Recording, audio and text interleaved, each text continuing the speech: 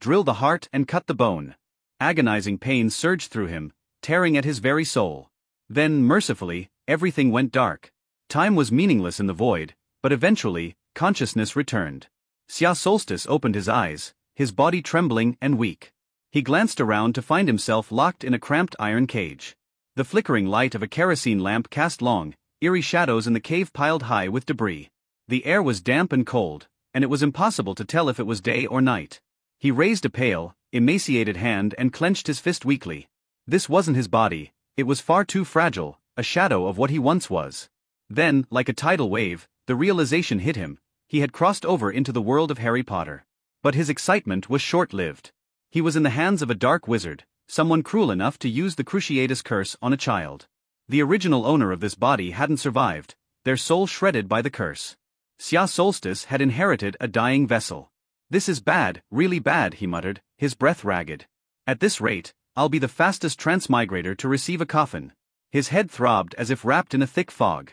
The memories of the body's previous owner were fragmented, offering only glimpses of torment. His strength was nearly non-existent, and the iron cage was far too sturdy for someone in his condition to break. Desperation clawed at him. He tried to think of an escape plan, but the fog in his mind made it impossible to focus. The only thing he could do was pray that the dark wizard didn't return before he found a way out. Hours or maybe days passed, Xia Solstice wasn't sure. Hunger gnawed at his stomach, and his limbs were numb from the cold. Just as he began to despair, a mechanical voice echoed in his mind. Ding! The strongest white wizard cultivation system is being activated. Xia Solstice's eyes snapped open, a glimmer of hope sparking within him. A system?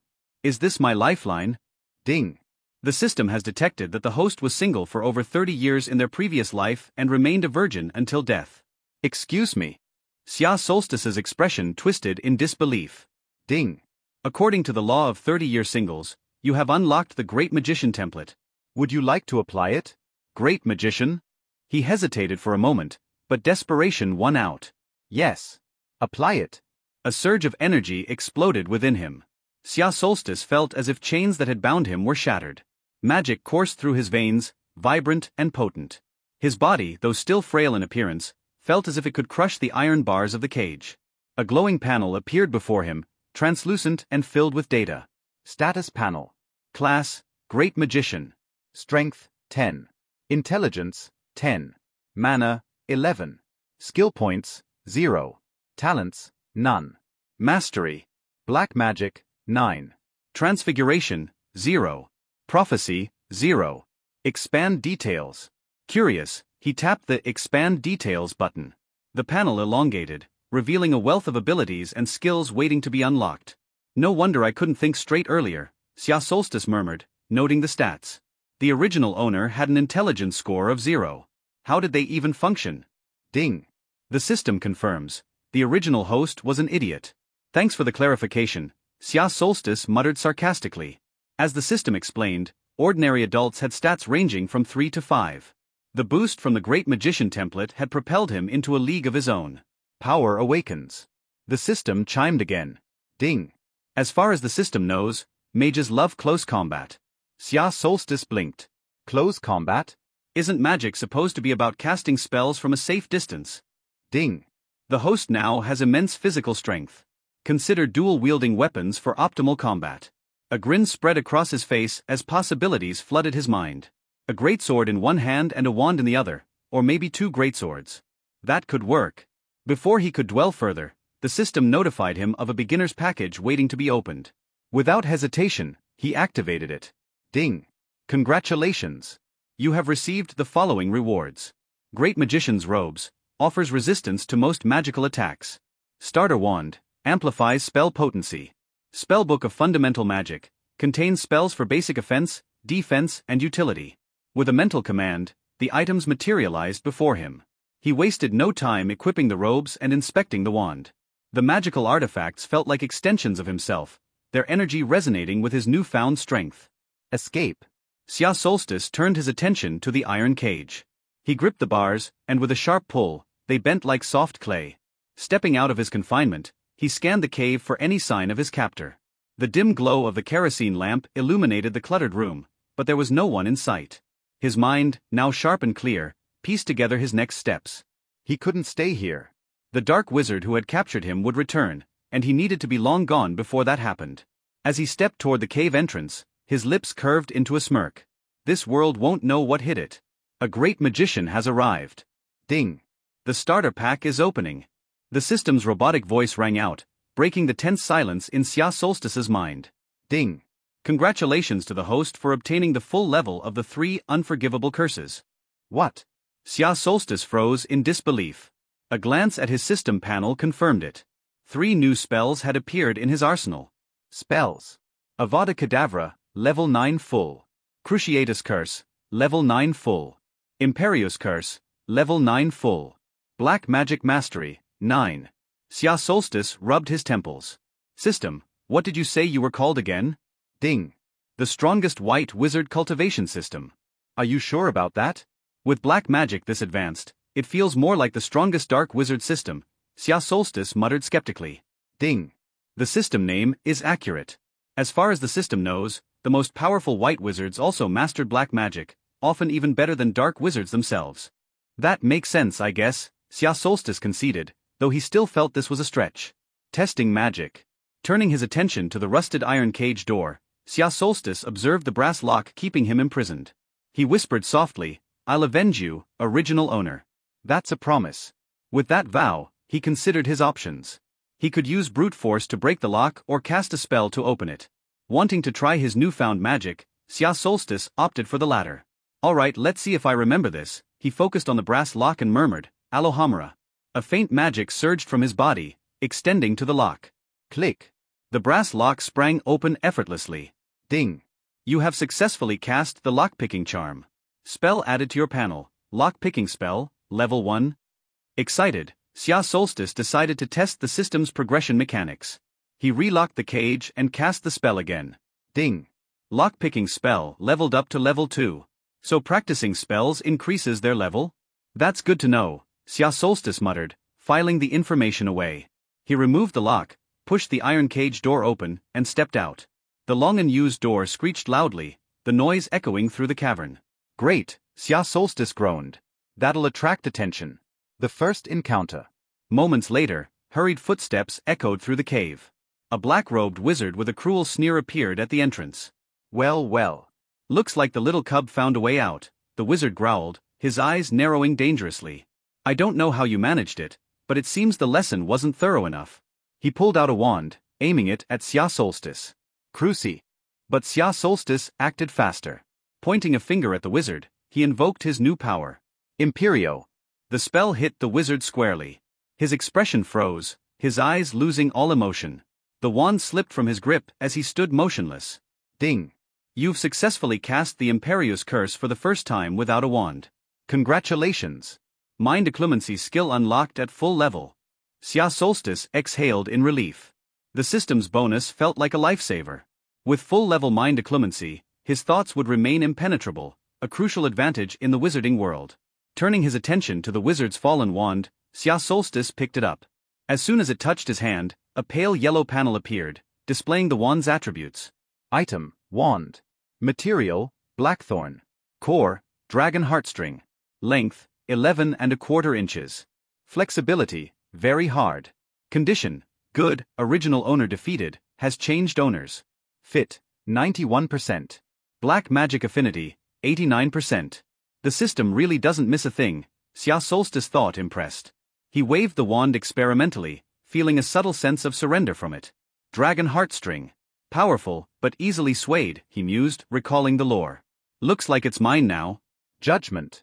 With the wand secured, Xia Solstice turned his gaze to the black-robed wizard, who stood motionless under the influence of the Imperious Curse.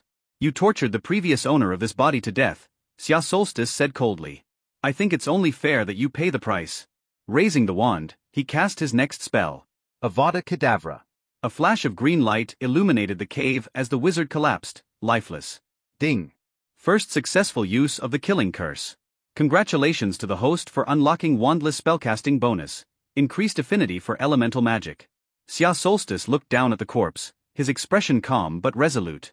This world is cruel, he murmured. If I want to survive, I can't hesitate. A new dawn. With his captor defeated, Xia Solstice began searching the cave. Among the debris, He found a small satchel filled with basic potion ingredients and a tattered map of the surrounding area.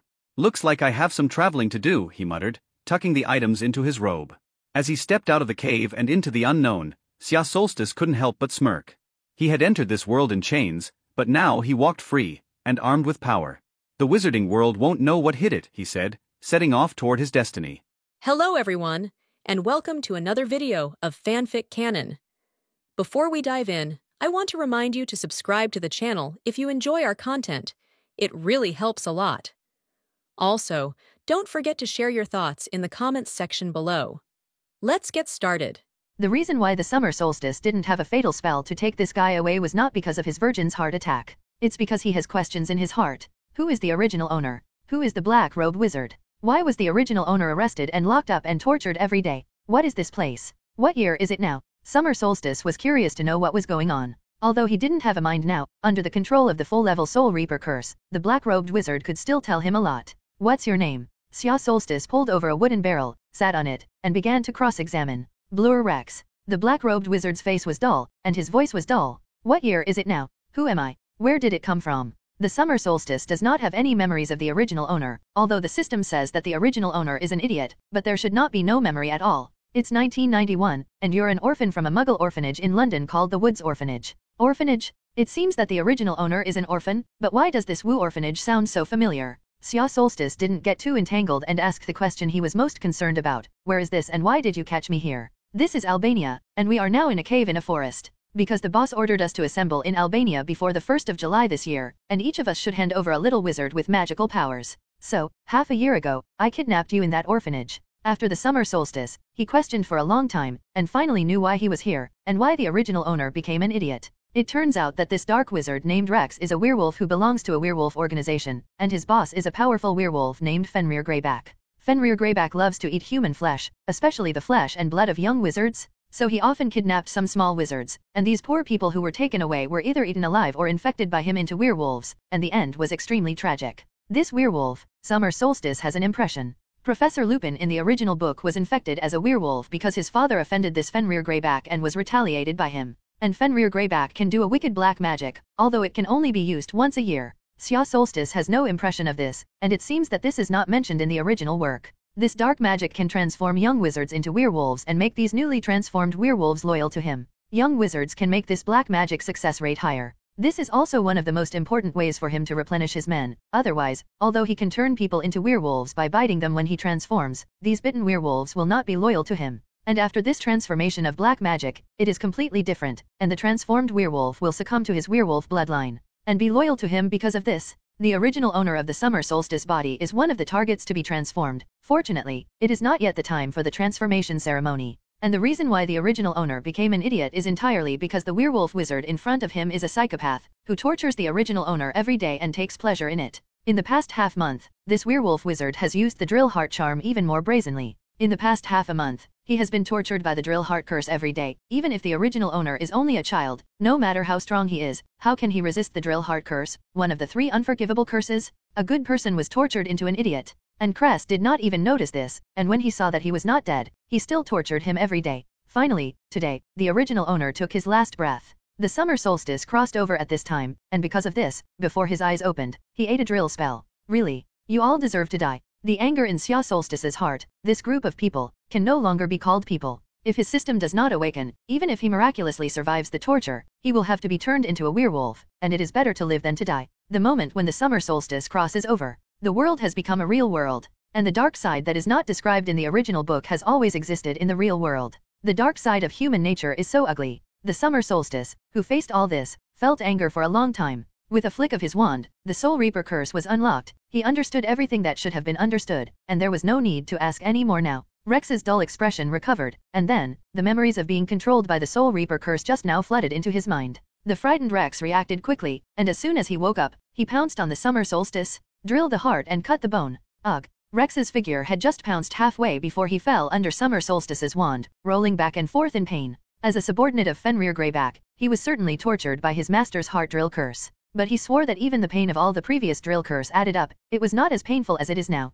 The summer solstice's heart drilling spell is full, and, most importantly, his heart is now full of hatred. That's right, not anger, but hate. Monstrous hatred. Xia Solstice knew that this hatred was caused by a trace of will in the original owner's body that had not completely dissipated, but Xia Solstice did not mean to stop it. It should be the original owner's own revenge. This hatred caused his heart-drilling spell to more than increase its power tenfold, and in order to make this bastard soberly tortured, he also specially unlocked the Soul Reaper curse. Spare your life. Let me go. Drill the heart and cut the bone. Ugh. Although, Summer Solstice did not know the original owner, and even now, he did not know the name of the original owner, because the werewolf wizard Rex who took him away did not know. However, this did not prevent the Summer Solstice from avenging him. Besides, when he first crossed over, this guy was torturing himself with the drill heart curse. Don't you like to torture people and take pleasure in it? So why don't you taste the drill heart curse yourself? Solstice's tone was flat, as if discussing what to eat in the evening. Rex looked at the thin figure in front of him in horror. His heart was full of despair and puzzlement. He did not understand why this little miscellaneous creature, who was still tortured to death during the day, could easily knock himself down at night, and skillfully tortured himself with the drill heart charm. But this is just a child after all. The heart should not be hard. Yes, this is just a child, and it must not be able to do the heart like an iron stone. Rex saw a glimmer of hope. He decided to beg for mercy. He planned to wait until the other party was distracted, immediately pounced. The other party is just a child. As long as he is fast enough, then he will not have time to cast a spell. So, Rex began his performance. Don't spare me. I know wrong. Xia Solstice watched the other party's clumsy acting skills with interest, and then stretched out his wand expressionlessly. Drill the heart and cut the bone. Ugh. Why do you think that a person who has been tortured for half a year will soften his heart? Xia Solstice stopped and said leisurely. He was not afraid of Rex pounce. 9 points of strength. Even if he didn't use magic, he could easily kick Rex to the wall. Rex's expression froze. He didn't expect his mind to be seen through. However, before he could continue to beg for mercy, drill the heart and cut the bone. Ugh. This time, the Summer Solstice never stopped again. I don't know how long it took. The screams in the cave gradually lowered, and then, the dazzling green light illuminated the entire cave, and the screams disappeared completely. For a long time, the Summer Solstice slowly walked out of the cave. Now, it is already morning, and the soft morning light looks extremely dazzling in front of the eyes of the Summer Solstice. This body has not seen sunlight for a long time. At this time, the violent feeling in Xia Solstice's heart finally gradually disappeared, and at the same time, he felt that the trace of will belonging to the original owner in his body had completely dissipated, and the swelling pain in his mind had completely disappeared. This means that the soul he has crossed through has completely merged with this body. At the same time, some very strange memories gradually resurfaced clearly in his mind. Perhaps it won't be long before the Summer Solstice will fully remember what the original owner has experienced. Now, Xia Solstice's breathing is a little short, on the one hand, because of the malnutrition caused by his long period of imprisonment, and on the other hand, because he has used the heart-drilling spell for a long time. No wonder it is said that black magic is used too much. It will erode people's hearts, and the 3 unforgivable curses of the Summer Solstice have been used over and over again, and the experience of this kind of aftermath is full of violent feelings, and the experience is extremely profound. Fortunately, because of the system, the side effects of black magic are minimal for him, and these weak side effects will disappear quickly. Ding! The host successfully used the 3 unforgivable charms. Congratulations to the host for obtaining a new treasure chest. Please open it. Open the chest. Although the Summer Solstice is very pleasant now, it is also very surprising, and there is still a reward for using the unforgivable curse. Something really wasn't right with the system. Ding! Congratulations to the host. Get controllable and silent power. Xia Solstice was shocked in his heart. Silently? He knew what silence was. If a minor wizard resists his magic and compresses his magic all the time, then a black magic creature called Silent may form in his body. The little wizard with silence is called the Silent One, and the Silent One generally does not live to be 11 years old. Ding! What the host gets is controlled silence, so there are no side effects. When the host avatar is silent, it can stay absolutely awake. The Summer Solstice opens the Properties panel. Spell, Avadiso Curse Level 9, Full Level, Drill Charm Level 9, Full Level, Soul Reaper Curse Level 9, Full Level, Lock Picking Charm Level 2. Talent, Silent One. Black Magic Mastery, 9. In the talent column, there is an entry for Silent Person. Xia Solstice closed the attribute panel, his mind moved, his body suddenly emitted countless black chi, and then, Xia Solstice's entire body disappeared, turning into a pitch-black black chi, floating in the air. The silent Summer Solstice is still clear, and he feels that this state is very wonderful. In this state, he seems to have a lot of magical abilities, for example, being able to fly. Another example is turning into a black fog tornado that can easily blow up a mountain. He felt like he could even turn into black mist and avoid spells. As soon as Xia Solstice's mind moved, the black mist condensed and became a human body again. He raised his hand, and a weak black chi emanated. He was amazed to find that even if he only released a little bit of silent power, his magic power and physical fitness could be significantly improved. It is worthy of the strength that even Grindelwald longed for. The current Summer Solstice can be regarded as truly having the strength to protect itself. Although silent, it is also a kind of black magic. This system is really very wrong. White wizard cultivation system. I believe you're a ghost. Werewolf wizards are actually very poor, so there is nothing valuable in the cave, and Summer Solstice only found a few gold gallons on the werewolf wizard. Summer Solstice finally saw the image of his life for the first time in the reflection of a bucket. To his surprise, he was surprised that he in the reflection had the same black hair and black eyes as in the previous life. After inquiring about the system, Xia Solstice learned that he was still a person from the Celestial Empire in this life, and this familiar image made Xia Solstice feel very close. Since I don't know what the name of the original owner is, then in this life, I will still call it Summer Solstice, and Summer Solstice secretly made up my mind. After getting acquainted with the new abilities for a while and eating a little casually, Summer Solstice did not stay longer and left the cave. Ding! It will be rewarded that being black. Crossed out. As a white wizard, you know that someone is being persecuted, and you should stand up bravely. Rescue them. Ding! Release mission, rescue children abducted by werewolf wizards. Successful missions will reward you with 2 skill points and a chest. There is no penalty for task failure. Does the host accept the task?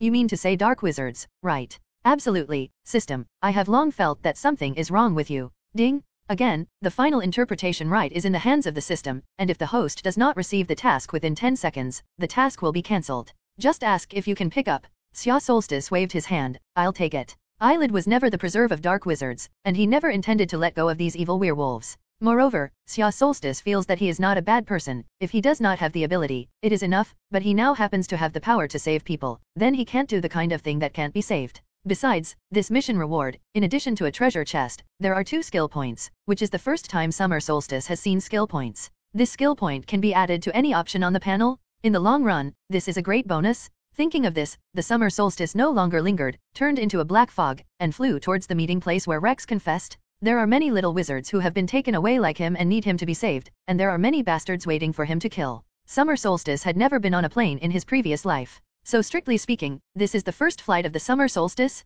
It was a wonderful feeling that had never been seen before, and almost as soon as it flew off the ground, Summer Solstice fell in love with it. Free and cheerful. If it weren't for the fact that the avatar was silently difficult to speak, he would have already cheered. Watching the mountains and rivers passing under him, Summer Solstice was full of thoughts. This is Albania, as if Voldemort was hiding here after the remnants of blood. He had previously learned from Rex's mouth that it was the end of June 1991, so would he meet Voldemort? It has to be said that this possibility is very large. The 100-legged worm, dead but not stiff, he must be well prepared. As for whether to take the initiative to find the remnant soul and solve him, Xia Solstice said that he was not interested for the time being. Because even if the current Summer Solstice is already very strong, and he can easily defeat the bloody Voldemort, there is no way to completely eliminate him. Just saying that Voldemort has a Horcrux, he is invincible? No one will be able to kill his main soul until his Horcrux is completely destroyed. So Xia Solstice planned to just destroy this group of werewolves and leave this place. On the Summer Solstice flying high in the sky, all senses become extremely sensitive. Just as he was enjoying the fun that flying brought him, he heard a loud bang.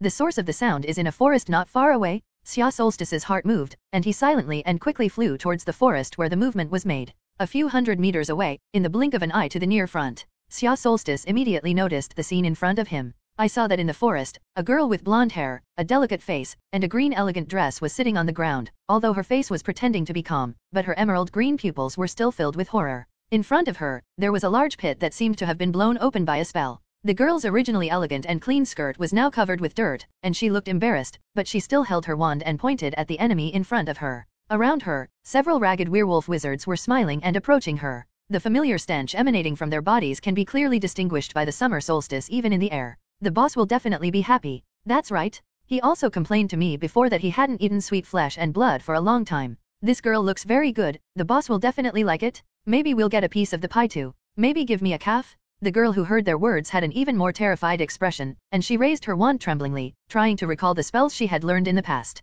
Except for your weapons. Before she could figure out what spell to use to get out of trouble, her wand was taken away by a werewolf wizard with a disarming spell. The girl who lost her wand was completely plunged into despair. Another werewolf wizard raised his wand. Drowsy. But before he finished his coma spell, a black mist, exuding an incomparably evil aura, swept down from the air. Directly swept all the several werewolves present into the sky. Yes. After the werewolves were caught off guard, their wands were all taken off, and several werewolf wizards were thrown to death alive. Only one werewolf wizard was not thrown to death, but was thrown to the ground by the black fog, losing half his life. The black mist fell to the ground and reformed into human form, which was the Summer Solstice that had just arrived. Without further nonsense, he stepped on the werewolf wizard's body while raising his wand. Drill the heart and cut the bone. Ugh. A moment later. Say, where is your camp? After Xia Solstice confirmed that the werewolf wizard on the ground had completely lost the ability to resist, he asked him a question. Because this place is still far from the meeting place where Rex confessed, but these werewolves have appeared here, which means that there is a high probability that there is a camp of werewolf wizards near here? So the summer solstice plans to leave a living Mao to ask. Otherwise, they will all be killed, and now the summer solstice, there is not the slightest mercy in the heart for these werewolves. Have mercy on them, and who will have compassion for the children who have been taken captive? For so many years, I don't know how many innocent children have died at their hands. You, who are you? The werewolf wizard gasped, his eyes full of fear. Drill the heart and cut the bone. I say. After the werewolf wizard honestly explained the location of the camp and the number of werewolf wizards inside, he looked at the summer solstice with a hopeful face. I'm wrong, please forgive me, let me go, I'm just a little brat. Xia Solstice said coldly, forgiving you is Merlin's business, and all I want to do is send you to see him. Avadiso. Green light shines and illuminates the entire forest, startled countless birds, ding. The host kills decisively, very much in line with being a black positive image of the white wizard. The system is very gratifying. Congratulations to the host for the charm +9 reward. Glamour? I remember that there was no charm in the panel. Summer Solstice looked at the panel suspiciously. Now the Summer Solstice has become accustomed to the system's daily mouth. Ding. I said yes. Then Xia Solstice saw that on his panel, the next item of magic was like being pressed the enter key, leaving a line empty, and then the word charm gradually appeared on it, and finally the number 10 appeared behind the charm. This seems to prove that the summer solstice only had a little charm value before, and the summer solstice looked at the face page again. Mana, 11. Charm, 10. Remaining skill points, 0. These projects can actually be added directly on site. I have to say that the system will still play, but charm +9, what is the use? Ding. This system does not allow any more Dark Lord to look like a socket elf. Lying Groove, the system you finally don't pretend, right? Showdown, right? I knew something was wrong with you, ding. The host doesn't actually hear the system, does it? After all, you don't want to send warmth without a system in the future, right? 10 skill points, I will lose memory immediately. Ding, 1 skill point Love Oregon not. Yes, what a cut. Xia Solstice muttered secretly, but he still chose to accept it when he saw it. It's already good to be able to prostitute a skill point for nothing. What is the composition of the system? The summer solstice has been touched from the moment it is activated. I'm not afraid that I will be led by the nose in the end. Suddenly, Xia Solstice noticed that someone was approaching behind him. He turned around and saw that the blonde girl didn't know when she had stood up. Hello, my name is Cassandra War. Although I don't need your help, I have a way to get out of trouble myself. But, thank you for your help. The Worley family will definitely thank you. The blonde girl said, pretending to be calm. But her slightly trembling body and the sound of rapid breathing still exposed her panic. It is unlikely that in front of a person who can be Avada and drill curse at any time, it is unlikely that he will not panic, and Cassandra is only 11 years old this year. Xia Solstice finally understood why she felt that she was very familiar. Isn't this the role in a pig farm mobile game in her previous life? He remembers that when he played this game, with this character card on the opposite side, he must be a fireworks riding face. Ahem, pulled away. But Xia Solstice is not too surprised, he can travel into the world of fiction. How strange can a mobile game character wear J? Hello, Miss Worley, no thanks. Summer Solstice smiled at Cassandra, put away his wand, and turned to begin his favorite scraping process. A moment later, he obtained several wands, several silver CKRs, and a few copper gnats, but there was no gold gallon. Astound? Rex turned out to be the richest werewolf he had ever met on the summer solstice? Because he has gold gallons on him? Xia Solstice turned around, picked up a wand, smiled and handed it to Cassandra. No, this should be your wand. Summer Solstice could see the panel of the magic item, and it was easy to tell which wand was Cassandra's, and besides, only this wand was brand new, and it should have been bought not long ago. Cassandra shivered, as if she had just come to her senses. Numbly took the wand that Summer Solstice had given her. Xia Solstice thought that this little girl was frightened. After all, she was just an 11-12-year-old little ghost. But he forgot one thing, that is, his own physical age, and he was also an 11-12-year-old little ghost. In fact, Cassandra was only frightened at the beginning, and she was still very bold. The reason why she was in a daze was because she came closer and found that the person who saved her turned out to be a little wizard about her age. She really couldn't equate the little wizard in front of her who looked a little thin with the person who killed decisively just now and raised his hand to be an unforgivable curse. So when she thanked her, she still habitually hardened her mouth. But, most importantly, she found that the little boy in front of her was so good looking. The good looks in Cassandra's eyes are of course not only the handsomeness of her face, but also her temperament. In her eyes, although the boy in front of her was ragged, his hair was messy and unkempt, and his face still had a pale face that seemed to be due to malnutrition. But all over his body, he exudes an indescribable cordial and elegant temperament, which makes people feel close. Especially when he laughed, Cassandra felt that at that moment, her heart was beating uncontrollably. It wasn't until she took her wand that she barely came back to her senses. Of course, the summer solstice as a party. I don't know that after the charm plus 9 of the system, under the blessing of 10 charm points. In Cassandra's eyes, his image had long become bling and shining. Hey, don't you think that after a lady introduces herself, a gentleman should also introduce herself? Cassandra regretted it after speaking. She felt that her tone seemed too rushed. Although this boy was the same age as herself, he was a person who could use death curses at any time. Thinking of this, Cassandra panicked again. The tone couldn't help but soften a little. At the very least, you should also tell me what your name is. Xia Solstice was stunned for a moment, and smiled a little embarrassed. He was busy searching just now, as if he had directly forgotten Cassandra aside, which was indeed a little rude. I'm sorry, my name is Summer Solstice.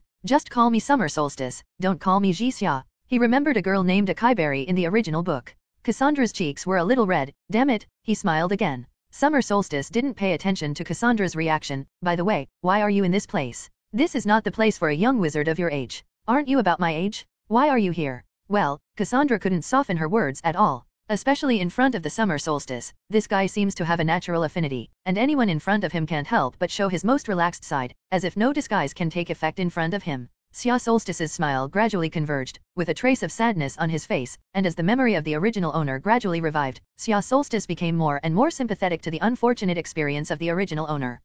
Of course, I was captured by them. Cassandra sensitively caught the sad look of the Summer Solstice, and her heart trembled slightly, and she even became sad. Why is he so sad? What exactly did he go through? Why do I have a little heartache? Also, why can he turn into black mist and fall from the sky? Cassandra's heart was full of curiosity about this boy who fell from the sky to save her life. Of course, Cassandra knew what silence was, but as far as she knew, silence did not have any conscious awareness. So she saw the silent state of the Summer Solstice and did not react. Since you were captured by them, then why are you now? Cassandra looked at Xia Solstice and stopped talking. She had many questions, but she didn't know where to start. And there was still a fear of the Summer Solstice in her heart, and her heart was warning her that in the face of a wizard who could unleash the unforgivable curse at any time, she should remain silent instead of asking this and that. But I don't know why, she still asked, as if subconsciously felt that the Summer Solstice would not hurt her. Of course, after asking, she regretted it again. What if he felt that he was in trouble and directly brought himself an Avada? I don't want to die yet. Cassandra's mood is extremely complicated and contradictory, and if Summer Solstice has mind reading, she will definitely be dazzled by the thoughts in her heart. Of course, Xia Solstice will not put Avada on her at will, and he is not a certain socket essence. Now he just wanted to hurry up and send Cassandra, because he had just learned about another camp and now there was work to do. According to the urine nature of the system, it seems that the more ferocious it is, the more excited it is. Then after the task of cleaning up the stronghold is completed, something will definitely be gained. Although the system is not quite right, it is still very powerful in terms of sending warmth. My business, it's a long story, sighed Xia Solstice, looking up at the sky at 45 degrees. Of course, this is not that Xia Solstice deliberately pretended to be 13, but he really felt that his story was a little long, and now he didn't know how to make it up, and he was a little depressed, and he subconsciously moved. Xia Solstice had no idea that he had now become an even more abstract existence than Viva, because the targets of his influence were both men and women, young and old. A random action he makes, a trace of emotion that he exudes at will, can drive the people around him. Of course, this is a trick of the system, you Dark Lord. Oh no, does the Great White Wizard want to speak? Should the speech stir the audience? As the strongest White Wizard cultivation system, I make you charm a little better, and slightly achieve the effect of 100 million points. Isn't it normal? I am simply so competent? Cassandra's emotions have been driven, and the somewhat depressed mood of the Summer Solstice has become melancholy under Cassandra's brain supplement. Looking at the big boy who acted a little melancholy, Cassandra actually felt the urge to help him desperately. Xia Solstice turned around and smiled. Miss Worley, my story is a bit long, but I still have some important things to do now. Why don't you go back to your family first? I'll tell you my story when I have the opportunity in the future. Well, I'll talk about it later, I haven't made it up yet. A young lady, well-dressed and delicately dressed, appeared in this forest. Of course, she did not come by herself. Most likely she came out to travel or something, and then temporarily separated from her family and met the bad guys. My 3 servants. 2 of them have been killed, and 1 is missing, which should have been. Cassandra's tone was a little low, although she always had a condescending attitude towards servants and the like on the surface, but that was only the surface. I'm sorry, Xia Solstice didn't know how to comfort her for a while. So can I follow you for a while? Don't get me wrong. I just wanted to find my missing servant, maybe he wasn't dead. Cassandra said, not opening her face, as if she did not dare to look directly at the gaze of the Summer Solstice. Xia Solstice touched her nose, and suddenly there was an extra oil bottle, and it became inconvenient to act, but she couldn't leave her alone in this forest. If she touched the noseless one, the strange picture of a face on the back of Cassandra's head circled in the mind of the Summer Solstice, and it was forcibly dispersed by the Summer Solstice, which was too responsive. No way, after the increase in intelligence, the imagination becomes too rich. Okay, then let's go together. Xia Solstice nodded, but if you encounter any danger, you have to hide. Of course, I'm not doubting your strength, it's just that my spells are not very well mastered, and it is easy to hit you. In case it hits you, it will not be good. You, an 11-12-year-old little wizard, can actually torture an adult wizard with a drill spell to roll all over the ground, so that the spell is not mastered well? You know, even if a young wizard at this age uses an unforgivable spell, at most, he can only make an adult wizard have a little nosebleed. Of course, Cassandra understood that Summer Solstice said this to save her face. Does he care so much about my feelings? Cassandra was cranky again, and she didn't know what came to mind, and after a while, the roots of her ears were red. Of course, only the existence of the summer solstice, the charm plus 10, can have such an effect. If a little wizard said such a thing, although she Cassandra would not immediately draw her wand to duel him, she would also be very unhappy. Ding! The host successfully obtained Cassandra's 100 million favor ability. Reward 1 random talent? Please ask the host if you want to collect it. P.S. The Chinese used to communicate with the system and the protagonist.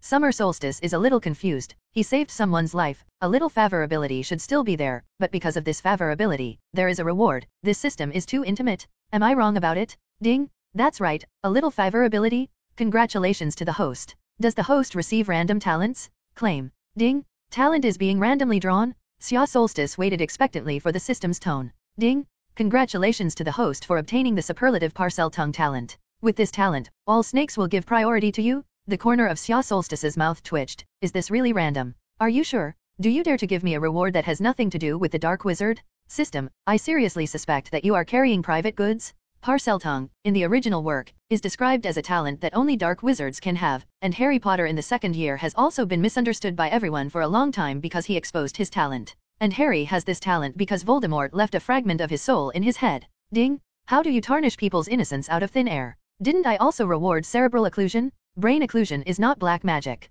With the brain closure technique, you can hide the black magic that the master and I have learned very well. The system, if it weren't for this reason, you wouldn't reward me with this, right? Ahem.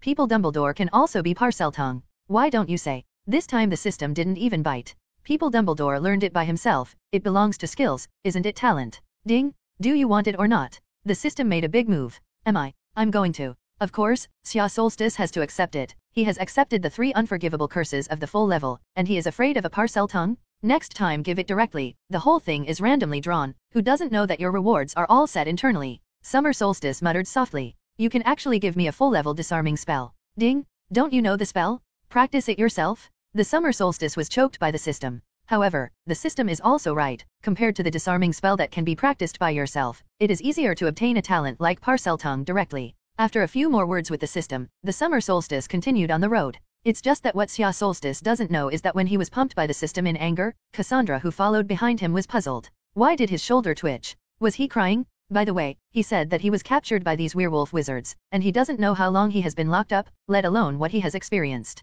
Cassandra walked all the way to the brain. I don't know how long those people tortured him before he used an unforgivable spell, so merciless, so effective. His heart must be full of hatred, and that's understandable. Those werewolves are so ferocious. They actually plan to grab me, give it to their boss, and eat me. It's terrible. This kind of horrible thing, he must have experienced a lot. He must have endured a lot in silence. Cassandra suddenly wanted to go around to see Xia Solstice's face. Is he really crying? However, Mom said that the boys don't seem to like being seen crying. But I really want to see what to do. I better hold back. I am really understanding. If he knows my thoughts, he must be very moved. Ding! Congratulations to the host. Cassandra's favor ability has increased by another 100 million points. No reward this time. Summer Solstice, inexplicably. With one more towing oil bottle, the Summer Solstice is naturally difficult to fly directly. Had to walk slowly with Cassandra. It's not that he didn't think about directly incarnating silently, and then rolling up Cassandra and flying. But, silently, this kind of power is too strong. If you are not careful, the force is too strong. Cassandra was gone. Forget it, let's go on foot, it's not far. Once at the camp, clean up a wave, rest for another night. After getting out of trouble, it seems that he hasn't rested properly. Summer Solstice secretly planned. Along the way, Summer Solstice also learned in Cassandra's mouth why Cassandra came to this forest where birds don't. Cassandra's parents have always been busy and have no time to spend time with their precious daughter. So he just entrusted his daughter to 3 servants to take care of her. The 3 servants were Marcus the butler and Vanessa and Delia, the 2 maids who cared for Cassandra. Cassandra, who was bored at home, accidentally learned from the housekeeper one day that the forests of Albania have a variety of interesting magical animals and countless beautiful landscapes. So Cassandra, who was extremely bored at home, had a hot head, so she hid from her family and pulled 3 servants over to travel. who knew that as soon as he arrived in the forests of Albania, he encountered a group of werewolf wizards. The two maids disappeared on the spot, and the butler is now missing. After listening to the summer solstice, he grinned and thought, this is also too bloody. If there is no problem with the housekeeper, I will wash my hair upside down. The camp wasn't actually far away, and soon they saw the campfire. The two quickly hid behind a large tree. Cassandra pretended to be calm, but the panic in her eyes betrayed her. How did you come across their camp here? Didn't you ask about their camp? Cassandra was puzzled. He thought that the summer solstice forced these werewolves' camp to not run head-on, and now he actually walked directly to the people's lair. Xia Solstice glanced at her strangely. I originally came looking for them. Isn't it normal to run into their camp? Huh.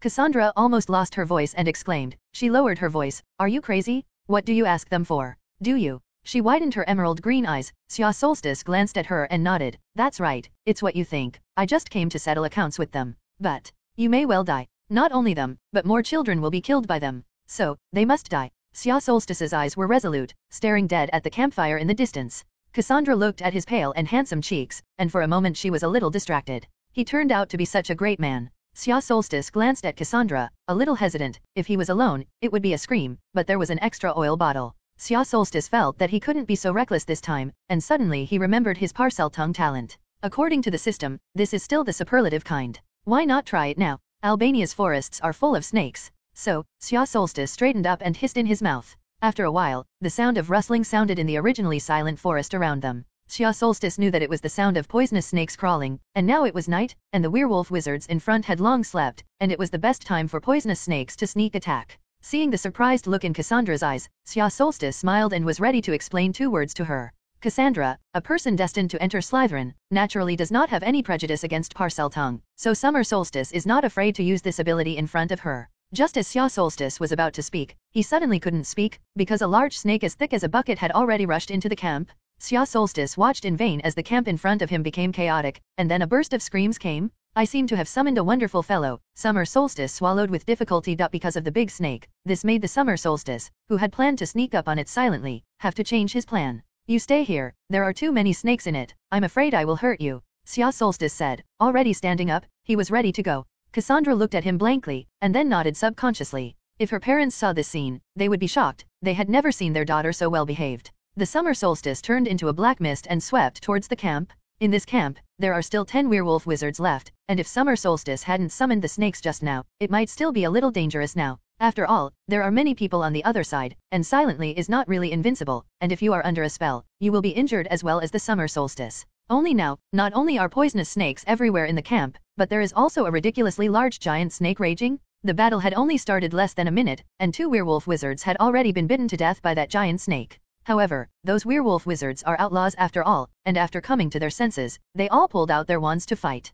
They get serious, those poisonous snakes can't help these adult wizards at all. So most of the attention of these werewolf wizards is focused on dealing with the huge viper. This large snake has amazing combat power, spells fall on its scales, and rarely work, but if it is bitten, it will definitely be dead. And its tail also has a powerful attack, and few werewolf wizards can withstand it. At this time, the summer solstice has arrived. The summer solstice turned into a state of black mist and swept through. Whether it was tents or trees along the way, he flew into the sky. Where the black fog passed, the ground seemed to have been turned over by a huge plow, leaving deep marks. Brush. The summer solstice rolled up the 2 werewolf wizards and flew into the sky, and in the black mist, the screams of the 2 werewolf wizards were constantly heard. After a while, the screams disappeared, and 2 stiff corpses fell from the sky and fell violently to the ground. What the hell is this? Oh, no, save me, I'm bitten, save me. Under the silent joint attack of the big snake and the summer solstice, in less than 5 minutes, all the werewolf wizards in the camp were eliminated. The summer solstice put away his silent state, reformed into human form, and fell to the ground. He gasped slightly, curiously looking at the huge viper in front of him. The giant snake crawled slowly in front of him, spitting out long letters, hissing. I've never met a wizard who can talk to a snake, and you're the first, so I came when I heard you say that you needed us to help fight. Xia Solstice looked at the huge snake head in front of him, a little confused. In his past life and this life, he had never seen such a big snake. However, the summer solstice quickly came to his senses, and then replied in Parseltongue, hiss. Thank you for your help, what's your name? After Xia Solstice asked, there was a faint guess in his heart. Hissing. My name is Nagini, I've lived in this forest for a long time, can I follow you all the time? There is an air in you that appeals to me. Summer Solstice was secretly shocked in his heart. This is indeed Nagini, Voldemort's pet in the future? Or is it now Voldemort's pet? Come over now, for the routine yourself. Although Nagini said that he was the first wizard he met in the forest who could communicate with him, Summer Solstice could not confirm that he was telling the truth. Xia Solstice cautiously looked at Nagini in front of him, and then called the system. He really couldn't see if Nagini in front of him had become Voldemort's pet. If Nagini had a socket essence attached to her right now, it would be dangerous. Ding! Very good. As the Great Black, the White Wizard, being able to cut off the Dark Lord's pet, is a far-reaching thing. This greatly weakened the power of the Dark Lord. Host, you've done another good thing. System, according to you, Nagini has not met Voldemort yet. Ding! Yes, according to my detection, Nagini has not yet met Voldemort, and it is now attracted to the breath on you and wants to be your pet. The breath on me? What breath? Ding! Of course, it's the breath of Parseltongue's talent that you dislike. Parseltongue is not just about being able to talk to snakes. Wizards with Parseltongue talent will have the breath of snakes willing to be close, otherwise why do you think Parseltongue can drive snakes? And you're still getting the highest Parseltongue talent. Of course, Nagini feels close to you and wants to follow you. Nagini saw that the summer solstice did not speak for a long time, thinking that the summer solstice was unwilling. Hiss. If you're feeling embarrassed, then forget it. Hope to see you again next time. Nagini turned the snake's head and prepared to leave. Hissing. Wait, of course, you can follow me if you want, but you have to listen to me. You can't hurt people casually. Nagini nodded happily. It has a high intelligence, but in this forest, only snakes can communicate with it, but the wisdom of those snakes is not too high, so it's actually very lonely. Now that he met Xia Solstice, a wizard who could talk to him and still had an aura that made him feel very close, he really felt very happy. Xia Solstice sighed, looking at Nagini's eyes with a trace of pity. Of course he knew that Nagini was actually a person, but he was cursed by the blood curse orc, so he completely turned into a snake, and even the memories of his time as a human were completely gone. In the future, we must find a way to break its curse, of course, because of the pity in Xia Solstice's heart, and definitely not because Nagini was a big beauty when she was still a human. Definitely not for this reason, but soon, the summer solstice is difficult. This Nagini is much more than it looks in the movie. How should I take it away? Then the summer solstice remembered the system. System, this wave I kill 5. No rewards? In this battle, Nagini killed 5 werewolf wizards with a single snake, and summer solstice rushed up to snatch 5 heads. He doubted that if Nagini collected all the heads, the system would not refuse to pay a reward. Ding! The host cleaned up the werewolf camp and cut off the Dark Lord's pet. Congratulations to the host for obtaining the full-level Traceless Stretching Charm. Good. This is good. Summer Solstice doesn't worry about taking Nagini with him now. He always felt that the Traceless Stretching spell was a bug-like spell. Newt's suitcase, just a little bigger, but it's so big inside. All kinds of fantastic animals, stuffed in a bunch, can still not interfere with each other. This spell is really too strong to make sense. Newt's Traceless Stretching Charm should not have reached the full level, but the effect is already so good. Now that I have obtained a full-level Traceless Stretching spell, how good is the effect? Summer Solstice is looking forward to it. Hissing. Summer Solstice, can I eat them? I'm a little hungry. Nagini Snakehead looked at the bodies of the werewolf wizards. Hissing. Better not to eat people. I'll find something else for you to eat. Summer Solstice did not accede to Nagini's request to eat the corpse. This is also for its good. If it breaks the curse in the future and remembers its experience of cannibalism, it will definitely leave a psychological shadow. Summer Solstice planned to scour the camp to see what to eat, and after Nagini mentioned this, Summer Solstice found that he was hungry too. Cassandra stayed behind the tree until the dust settled. Then I saw the Summer Solstice and the weird big snake. Hissing. The big snake was still very happy, and its tail flicked and swept off several small trees. In the end, Xia Solstice seemed to be talking to the big snake, and the big snake actually nodded. I must be crazy, Cassandra said to herself. She had already guessed that Summer Solstice had a talent for Parseltongue. She was originally a little curious about why Xia Solstice had a talent for Parseltongue, but when she thought that Xia Solstice was chatting with herself on the road before, she mentioned that she was from an orphanage, and she didn't plan to ask. Parseltongue's talent is generally inherited by bloodline, but you have to ask an orphan who his ancestors are, and then infer from that why he has Parseltongue? Cassandra asked herself if she wasn't such an idiot. So, you became friends? Cassandra walked over and looked curiously at the large green snake in front of her. Yes, I think I might have been hurt without Nagini's help.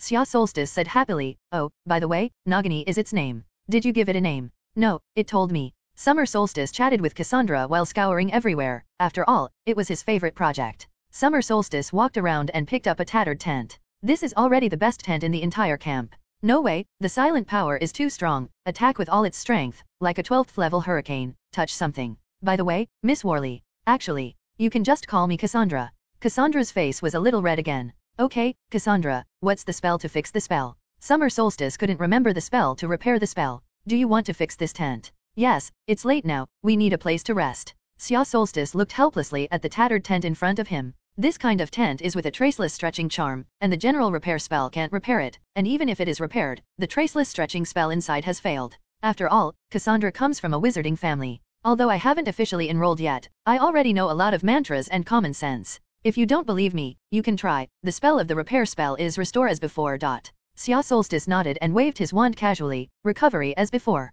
Of course, just knowing the spell is not enough, you have to know the casting gesture, it should. Before Cassandra finished speaking, she saw that the tattered tent in front of her had changed dramatically. It was as if there was a big invisible hand silently repairing the tent, and in just a few seconds, the tent became as new as when it was first produced. Cassandra opened her small mouth, her face full of incredulity, not to mention that the summer solstice was the first time to cast a repair spell. Even an adult wizard who wanted to repair the broken tent had to recite the repair spell several times, and it would take several minutes to restore the tent to its original appearance. But the summer solstice only cast the spell for the first time, and just read it once, and repaired the tent, and this tent has become like new. It's not that Cassandra hasn't seen someone restore items like new, but such a large tent, it takes a lot of time to restore it to a new appearance. Summer Solstice just waved his wand casually and recited a spell at random, just fine. What about spell casting gestures? What about syllabic pauses when chanting mantras?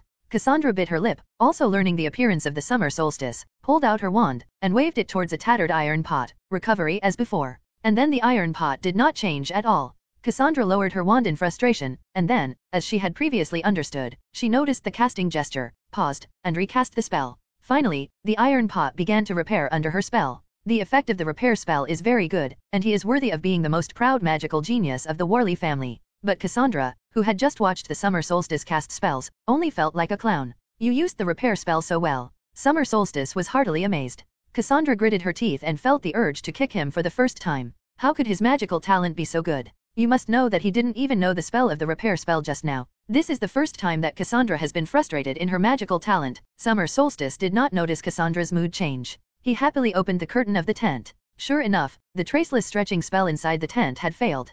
Cassandra also saw what was going on inside the tent. I'll just say it, the traceless stretch spell has failed. Suddenly, she said a little hesitantly, actually, this tent is not too small. If you have 2 people, it is okay to squeeze it. It's not a problem to have no trace stretching charm. Before Cassandra finished speaking, Xia Solstice said excitedly, traceless stretching spell, I just happen to be good at this spell. What? You? The summer solstice has already begun to cast spells, and the full-level traceless stretching spell has really worked very well. There was originally only a few square meters of space in the tent, but under the spell of the summer solstice, the internal space slowly lengthened, and finally, it stopped at about 80 square meters. This is certainly not the limit of the summer solstice, but he feels that the tent has such a large place, which is enough. So big, it should be enough. What do you say, Cassandra? Summer solstice looked at the tent with satisfaction. Cassandra snorted with a pretty face, and entered the tent, not taking care of the summer solstice again. Huh. Summer solstice is confused, this little girl is so decent, why is she suddenly angry? But the summer solstice didn't think too much, the little girl will always be inexplicably angry.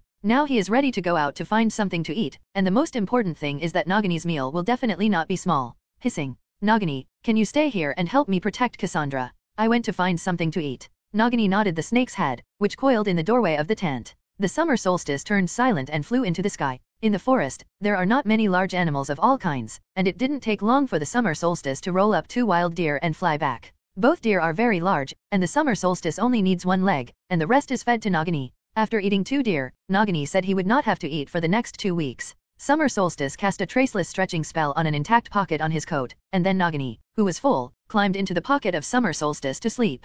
On the body of the summer solstice, it feels more at ease. After placing the Nagini, the summer solstice set up a fire, and after the meat was processed, it was put on the rack and grilled. He has been trapped for more than half a year and has not eaten enough for a long time. The venison has not yet been roasted, and the summer solstice has begun to drool uncontrollably. He flipped through the grill and sprinkled it with scavenged seasonings. Fortunately, he cooked well on the summer solstice in his last life, so, although there were few seasonings, the venison was still roasted by him. Suddenly, he heard what seemed to be footsteps behind him and knew it was Cassandra. This little girl hasn't eaten all day, and now she smells such fragrant venison, where can she still sit? The meat is almost ready, don't you come and eat a little? Humph. This kind of casually grilled meat is not delicate at all, I am not rare. Really? Then I'll finish it myself. You. Cassandra eventually lost under the roast, blushing and eating a large piece of roasted venison. Summer solstice is a great meal. How long has it been since this body touched meat? Just when he lamented that he should have left 1 more deer leg. Suddenly, a green light suddenly flew out of the forest. Avadiso. The green light flew straight to Cassandra. Cassandra had no time to dodge from hearing the sound to seeing the green light, and she stared at the green light blankly. This is a life curse, am I going to die? But I really don't want to die. This moment. Time seemed to be slowed down, and Cassandra turned her head and looked at the summer solstice blankly, as if to remember the figure deeply at the last moment of her life. Xia Solstice had already reacted when he saw that green light. Countless black mist came out of his body, which increased his speed to the extreme, and he pounced, knocking Cassandra to the ground. He did not completely turn into silence, because if he completely turned into silence, the power was really difficult to control, and Cassandra's fragile body would be easily shattered by him. Cassandra watched in a daze as the big boy in front of her threw himself down, and then the deadly green light hit the back of the big boy in front of her. Nope.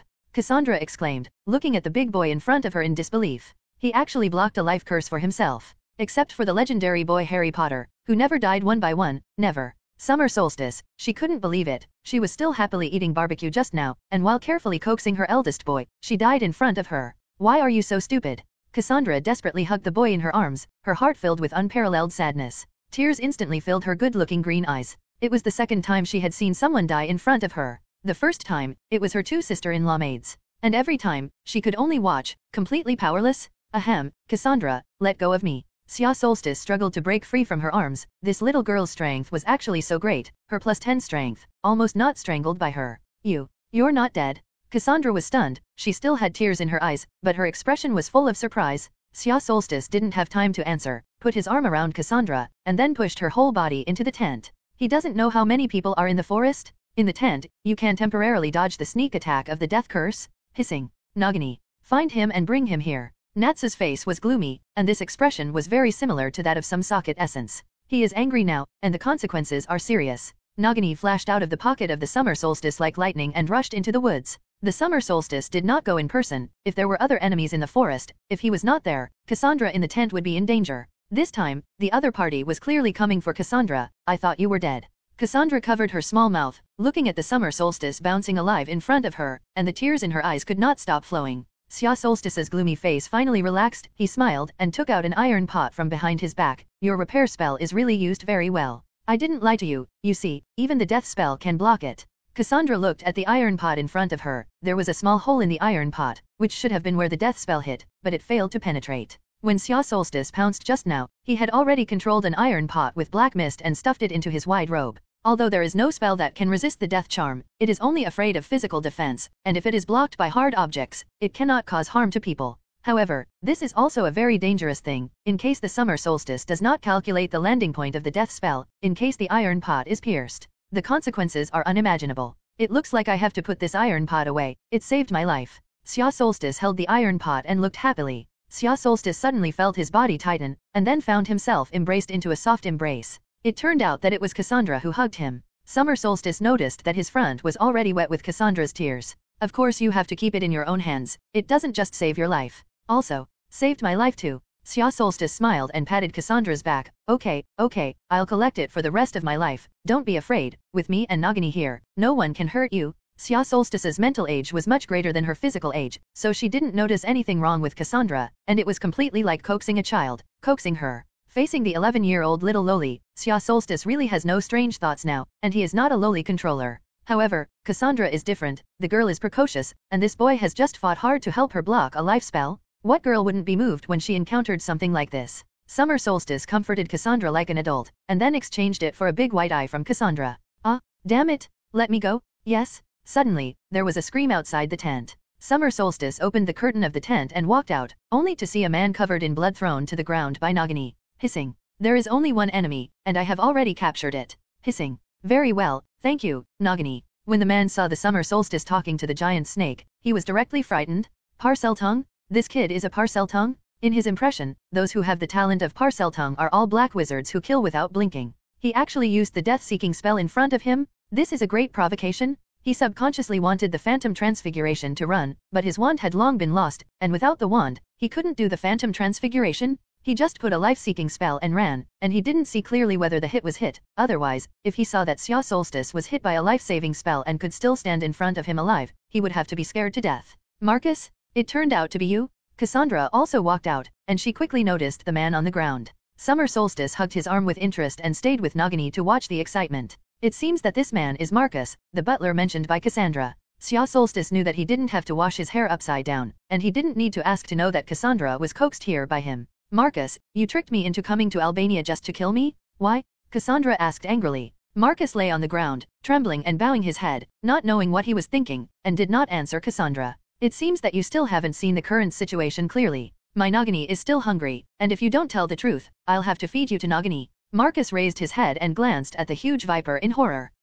I said, yes. Someone paid me to find a way to get rid of you, Cassandra. Who is it? Who paid you to kill me? Cassandra grimaced. I forgot. Marcus looked at Nagini's mouth with letters in horror. After the deal was negotiated, the other party cast a forgetting spell on me and deleted the memories of them in my head. They only left me a message to kill you, and a large sum of gold gallons. This time I lied to you to Albania to take the hands of the werewolf wizard and get rid of you. Marcus, our family has always been nice to you. You want to kill me, I can still understand. But Vanessa and Delia, they've always treated you like a brother. Why? Don't even let them go? It was an accident, Cassandra. I really didn't think about killing them together. Those werewolves don't talk about credit. Marcus's body trembled. Please forgive me. I really don't blame me. I'm really short of money. Drill the heart and cut the bone. Ugh. Marcus rolled in pain on the ground. Summer Solstice looked at Cassandra in surprise, because it was not him who used the diamond heart spell, but Cassandra, who was only 11. Although Cassandra is about the same age as the Summer Solstice, she is actually completely different from the Summer Solstice. Summer Solstice has a big plug-in for the system, so he can use the unforgivable curse casually. Now Cassandra actually used it just on her own, and it seems to work very well. Despite knowing that without the help of the system, Cassandra used the unforgivable charm, inevitably, there would be some side effects, but the Summer Solstice did not stop it. Because he has no power to prevent others from taking revenge. Do not persuade others to be good without suffering others. This is a truth that Xia Solstice has always understood. If he were Cassandra, he would only be more ferocious. Cassandra's heart is now full of hatred. Because of Marcus, she lost the maid who accompanied her since childhood and was like her sister. What's more, Marcus's spell almost killed the Summer Solstice. Unforgivable? For a long time, Summer Solstice held Cassandra's trembling hand. Enough. If it goes on like this, your body will not be able to withstand it. Cassandra finally couldn't help it, threw herself into the arms of the Summer Solstice, sobbing softly, showing such a weak side in front of others. This was the first time she had shown her weak side. Cassandra, can you go to the tent first? We seem to have guests coming again. Nope. I don't want to just watch. I can't help with anything. It's all so powerless. I don't want to go through it again. Cassandra's eyes were full of determination. Well, Summer Solstice motioned for Nagini to protect Cassandra. Russell. At this time, 5 werewolf wizards in the forest walked out. Haha, Marcus, are you and were actually put down by 2 little farts. Great. I'm missing a little wizard to hand over to the boss, and this is just right. There are 2. Gee, that little girl's fine skin and tender flesh, the flesh and blood must be delicious. The boss must love it. Wait a minute, watch out for that big snake. Don't worry, 5 of us, deal with 1 snake, that's enough. Several werewolf wizards noticed Nagini, completely ignoring the Summer Solstice and Cassandra on the side. After all, this is just a little girl and a thin boy, and in their eyes, these 2 children have long been their prisoners. Summer Solstice didn't talk much nonsense, and he didn't have the slightest mercy for the werewolf wizards of this organization. Raising your hand is a silent death spell. The green light flashed, and a werewolf wizard was hit by a spell. His body was hit by a powerful impact, and his body doubled in the air several times before falling to the ground, without a sound. The remaining 4 werewolf wizards were taken aback. They didn't expect that such a thin child could use such a powerful life spell. Cassandra saw that the Summer Solstice had moved, and also lost a disarming spell. She doesn't need a life spell. Those werewolf wizards are very strong. After all, they are all outlaws, and they have long died without 2 strokes. A werewolf wizard casually blocked Cassandra's spell, and then threw a stun charm with his backhand. He also wanted to capture Cassandra alive and sacrifice it to his boss. Nagini lazily raised his tail and easily blocked the stun curse. It didn't go up to fight, and according to the Summer Solstice, it had to keep Cassandra safe. The Summer Solstice turned into black fog and dodged several green rays of light that shot at him. Then the backhand is a few death spells? There is no need to chant mantras at all. After a while, only a werewolf wizard was left who had been injured in the calf by Cassandra's spell. And Marcus, who was originally lying on the ground dying, did not know whose death curse he had fallen into, and he was silent. The werewolf wizard glanced at his companions who had all been killed by the death curse, and his heart was terrified. Don't spare me, Avadiso. The green light flashed, and the last werewolf wizard was also killed by the Summer Solstice. Just when Xia Solstice breathed a sigh of relief and was about to put away his wand, he suddenly felt like he was being targeted by some fierce beast. Right behind him? This level of powerful magic, could it be Voldemort? But isn't he bloody? Voldemort, who is bloody, and has such powerful magical power? Before Summer Solstice could turn around, he heard Cassandra's exclamation, Professor Dumbledore. Summer Solstice almost fell to the ground, lying in the groove. Old Denkto, are you the legendary timing man? So you can seize the time? Hiss. I used the death curse in front of Dumbledore, what should I do? It's urgent, online and so on. Ding. Issue an urgent mission and ask the host to obtain Dumbledore's understanding. Successful mission will reward a Philosopher's Stone. The mission failed, the system did not continue. If you don't succeed, send it directly. The helpless Summer Solstice felt that his heart was cold, and he knew the difficulty of this task from the richness of the reward after success. With his current strength, the means are too single, and he will definitely not be able to defeat Dumbledore. Fortunately, his full-level brain occlusion is always on. Xia Solstice slowly turned his head, and saw an old wizard dressed in purple wizard robes slowly walking out of the forest. A tall thin figure, a waist-length white beard, half-moon eyes, azure pupils, and a curved nose bridge that seemed to have been broken several times. It was Dumbledore Bendor. He looked at the Summer Solstice with a serious expression. Xia Solstice looked into his eyes calmly, and then spoke first. Are you here to kill me too? It also makes sense for Summer Solstice to ask this sentence. After all, he's Summer Solstice, Muggle orphanage. It is normal not to recognize Dumbledore. Many times, it is a good way for the wicked to file a complaint first. Xia Solstice understood that there was nothing wrong with killing these werewolf wizards himself. After all, it is for self-preservation. The key to the problem is only in the use of the death spell with the Summer Solstice. And it's also an exceptionally skilled life-seeking spell. At this point in time, Dumbledore's nerves are very sensitive. After all, that socket essence has not really been eliminated. He would never allow a second Dark Lord to appear. Therefore, when he bumped into the 11-year-old Summer Solstice, and was actually able to use this powerful death spell without mercy, you can imagine how complicated and shocked his mood was. Naturally, he remembered someone when he was young. If Dumbledore can understand that he has to use the unforgivable curse, then there is still a chance to be forgiven. As for why he used the death-seeking spell so slippery, Xia Solstice also had a plan.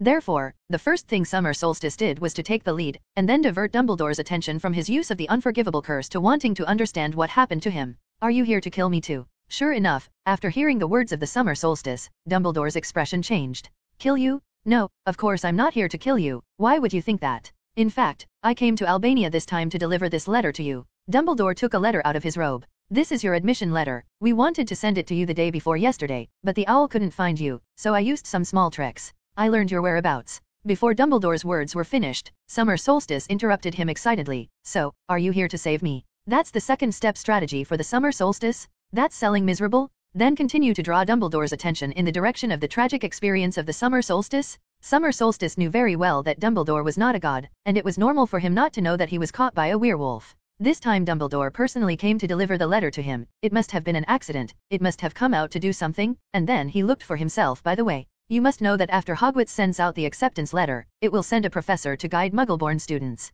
And this job, Dumbledore has not done for many years. But Dumbledore appeared here, although I don't know why, but this did not prevent the Summer Solstice from playing. Save you. Dumbledore really began to wonder. Child, can you tell me what happened?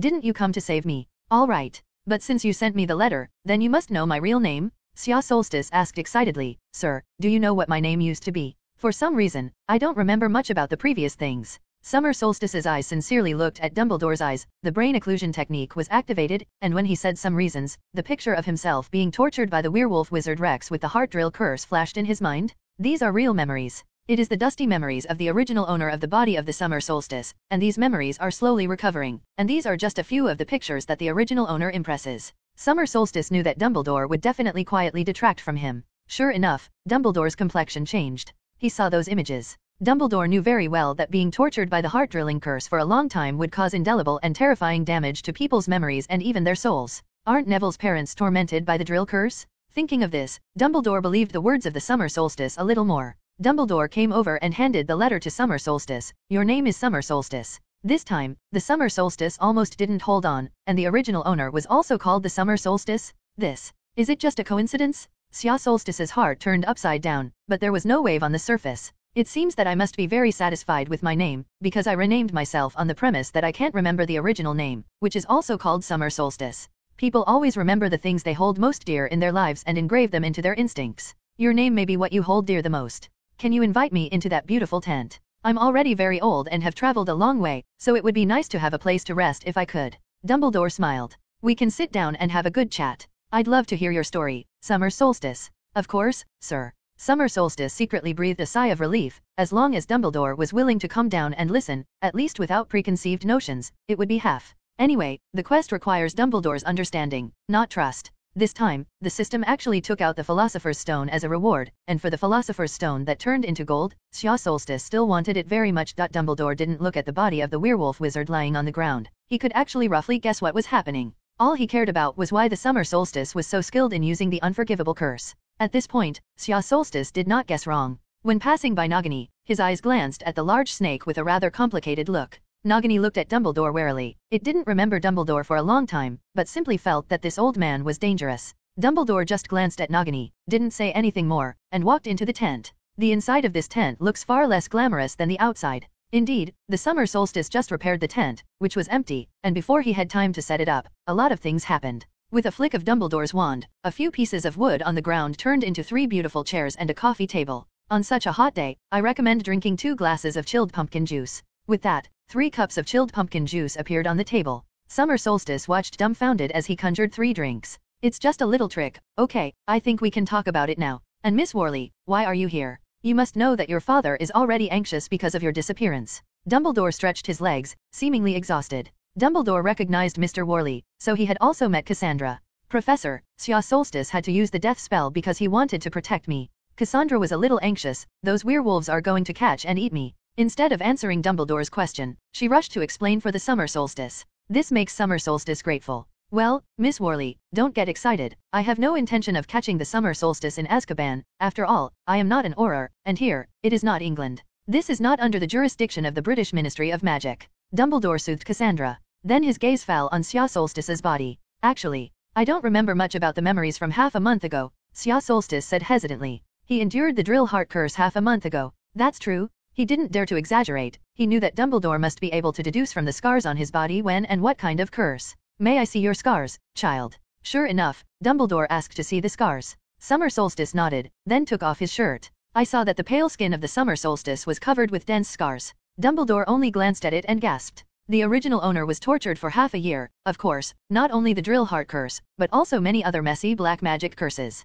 This led to all kinds of scars all over Xia Solstice's body. There are even some curses that have not completely dissipated until now. Under such inhuman torture, the original owner can actually support half a year, and the summer solstice once felt incredible, especially when those oozing memories gradually revived. Let the summer solstice be silent for a while. The original owner is really too difficult. Oh, my God. Cassandra looked at the scars on Xia Solstice's body, and an irrepressible heartache rose in her heart. Did they do it? Cassandra's voice trembled a little, and her eyes were shining with tears. You actually fought them with such injuries? I didn't even know you had so many injuries on your body. Even so, are you still going to go to them? Xia Solstice nodded. There are many children who are locked up like me, and I have to rescue them. It's not your duty alone to rescue those children, Summer Solstice. Dumbledore looked at the summer solstice, his gaze softened a lot. But I didn't know who to turn to for help. I don't even remember who I am. Xia Solstice lowered his head. With a flick of his wand, Dumbledore was removing curses from his scars that had not yet completely dissipated for the summer solstice. Take a sip of pumpkin juice, chilled pumpkin juice, it tastes great. Don't worry about those kids, I'll get them out. You can trust me in that. Dumbledore blinked and said, can you tell me how you escaped? Dumbledore's magical attainment was very high, and it took a while to remove the curse on the summer solstice. His azure eyes looked at the summer solstice again. Because of removing those curses, Xia Solstice felt an unprecedented ease in himself. He noticed Dumbledore's gaze and knew that Dumbledore's devotion was on again. I don't know what's going on. At that time, the man was still torturing me.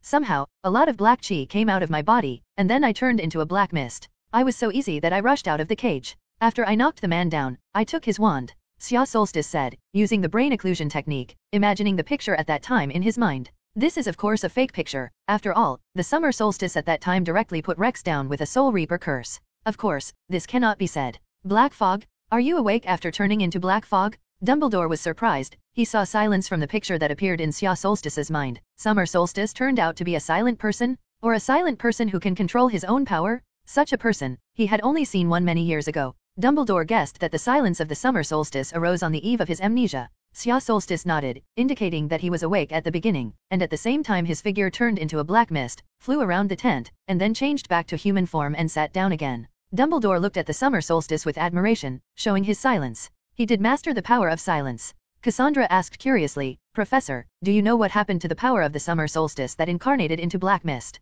This is the power of silence, Miss Worley. I think you should have heard of it. What? Is the summer solstice silent? I've heard that silent people don't live to be 11. Did that mean? Cassandra looked anxiously at the summer solstice. He has survived so many tribulations, but is he destined to live less than 11?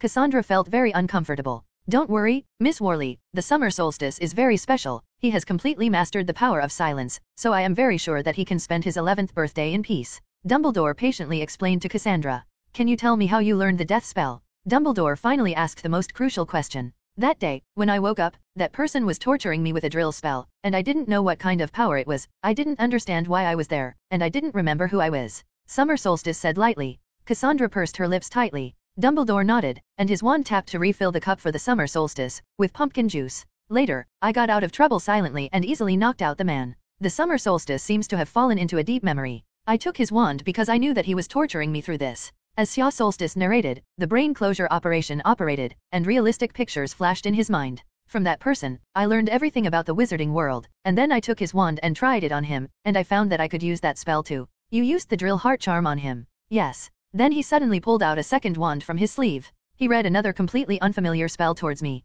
I saw that green light coming out of his wand. I subconsciously turned into a black mist and dodged his spell. He attacked you with a death spell. Xia Solstice nodded. At that time, I didn't know it was a life spell, so I hid behind the cage, brandished my snatched wand, and recited the spell he had just recited it, and then the green light from my wand hit him. After that, I learned that this spell can kill. Child, it's not your fault. If he had cast a coma spell on you, then he wouldn't have died. Dumbledore comforted the summer solstice instead. He now understood that Xia Solstice was highly talented in magic because he had mastered the power of silence. So he just watched the other party's spell casting, and he could subconsciously imitate the other party's spell to fight back. From this point of view, Summer Solstice did not intend to use the Unforgivable Curse, but he only learned the Unforgivable Curse from those werewolf wizards. As he said just now, those werewolf wizards have a trace of mercy. If the Summer Solstice casts a stun spell that does not hurt people's lives, then they will not die. At most they will only be knocked unconscious by the Summer Solstice who has learned the stun curse. Now that they are dead, they can only be said to deserve it. As for why does the Summer Solstice have the hatred necessary to cast the death spell? This better explains that the other party has tortured him for so long. The Summer Solstice is not a saint, he is very those werewolf wizards. Isn't it a normal thing? Especially when fighting, this emotion will definitely be infinitely amplified. The Unforgivable Curse is called the Unforgivable Curse because it is irreversible, like the Heart Drill Curse that permanently damages your memory. So, child, try not to use these black magic in the future. They can not only cause irreparable harm to others, but also corrupt the user's mind. Okay, I'll try not to, but I'll only use these few spells. The surface of the summer solstice promised that when it should be used in the future, it would still have to be used. Otherwise, everyone else will take my life, and I will remove other people's weapons. The summer solstice is not so virgin. Dumbledore smiled. Why don't you open your acceptance letter and take a look? Come to Hogwarts. I happen to be the headmaster of Hogwarts. There, you can learn a lot of fun magic and make a lot of friends. Children, remember that you should always believe in the power of love. Summer Solstice nodded happily. Dumbledore looked away. Summer Solstice knew that Dumbledore's preoccupation had finally been removed from his body. Ding!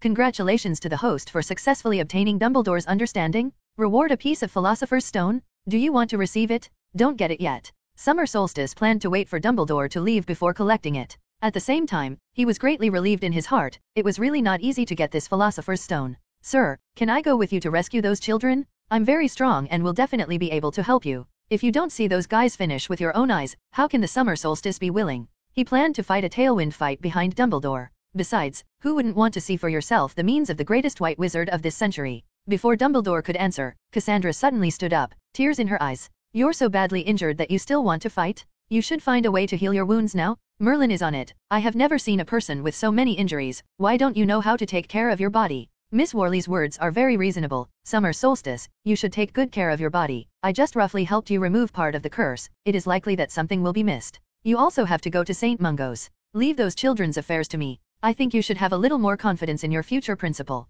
The Summer Solstice was a little confused for a while. To be reasonable, Cassandra thought so much about him, he was still very moved. But if he just gave up and went to Fenrir Greyback to settle the score, it would be impossible. If I just leave, what will happen to my mission? Do I want a reward? That's a treasure chest and 2 skill points. This was the task that the system had issued at the beginning, and if he hadn't encountered Cassandra halfway, he might have been strafing with Avada at the werewolf camp by now. Cassandra, Professor Dumbledore, I sincerely thank you for caring for me. Xia Solstice's eyes became very melancholy. You know, I was locked up by them for a long time, and I was tortured for a long time. Although I have lost my previous memory, I have had memories for half a month. Do you know how I live? Summer Solstice said, raising his head, his melancholy eyes slowly roaming between Cassandra and Dumbledore. The +10 charm of the Summer Solstice is at work all the time without him realizing it. Even Dumbledore didn't notice anything wrong, he only felt that this child exuded a very kind atmosphere, which made people feel close. This is actually one of the important reasons why Dumbledore can let his guard down so quickly. Because, people like Voldemort, they can't have such a temperament.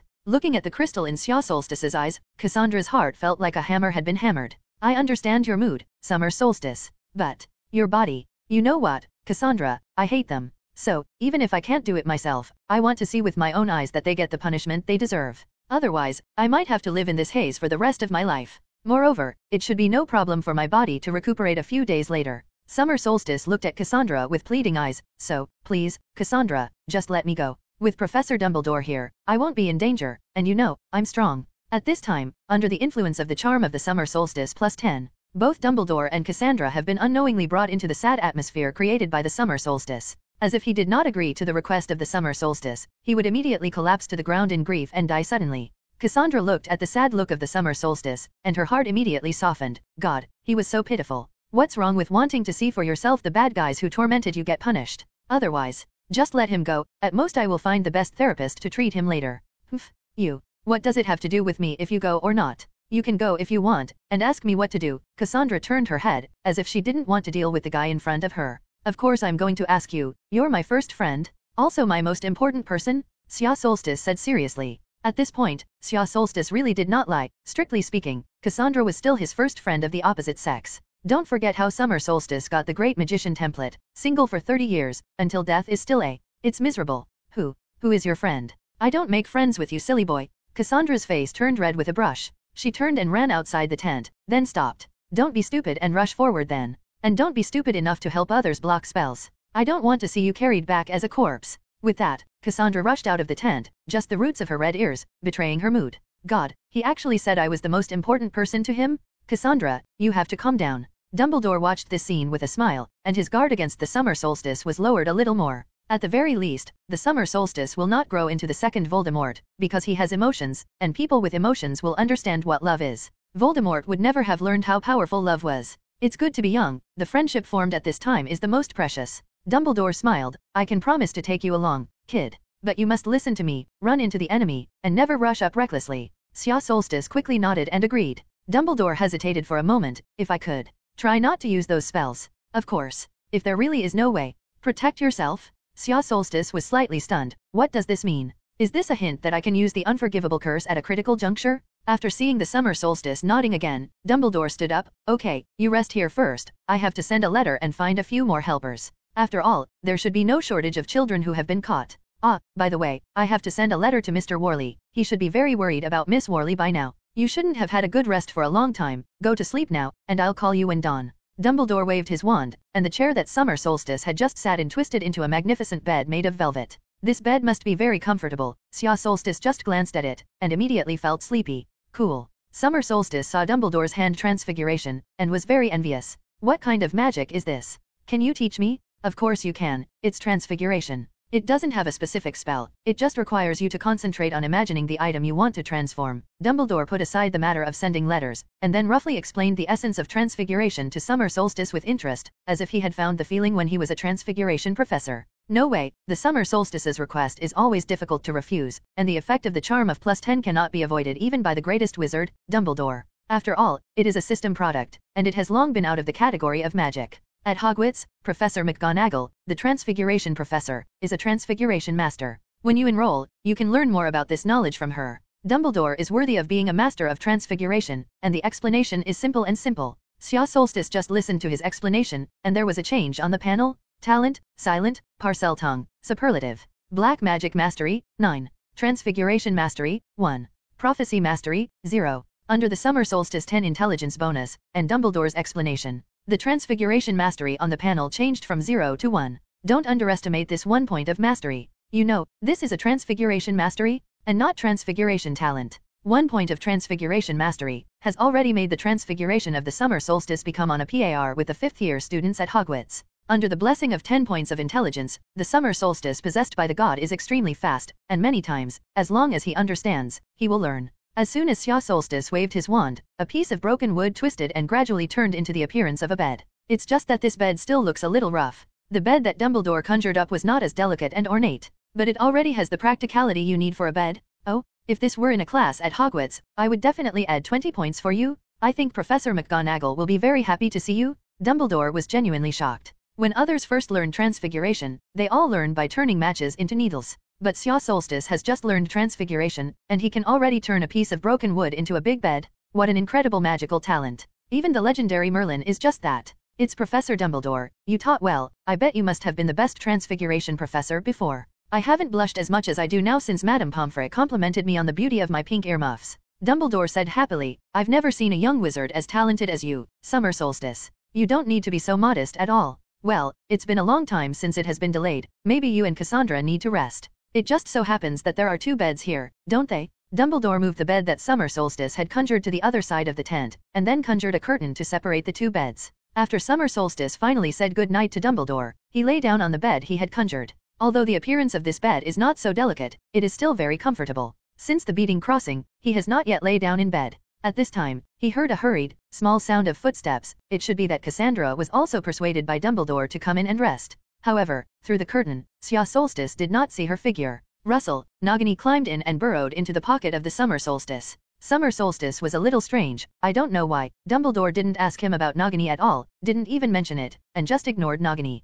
It's okay not to ask, so as not to have to work hard to make excuses. It is still very tiring to fake memories with cerebral occlusion. It's hard to think that Snape can lurk around a Master of Regents of Voldemort's level, and he can still disguise for so long. Voldemort was not as reasonable as Dumbledore. He uses his mind to get thoughts, and he has always been unscrupulous. Summer Solstice lay comfortably on the bed, opened his panel, and checked the recent harvest. He quickly noticed that his remaining skill points were not yet useful. I'll use it now, but which one do you want to use? Black Magic Mastery, 9. Transfiguration Mastery, 1. Prophecy Mastery, 0. Sya Solstice's gaze suddenly stayed on the Mastery of Prophecy. If I add points to Prophecy Mastery, will I learn Prophecy directly? Ding! Directly add a point to the Mastery of Prophecy, and the host can directly learn Prophecy? The system's tone came at the right time. Sure enough, Sya Solstice now intends to add this 1 skill point to the Mastery of Prophecy. Prophecy is the most talented. If there is no talent, no matter how hard you try, you will not be able to make progress in prophecy. It's just that all this is incredibly simple with the help of the system.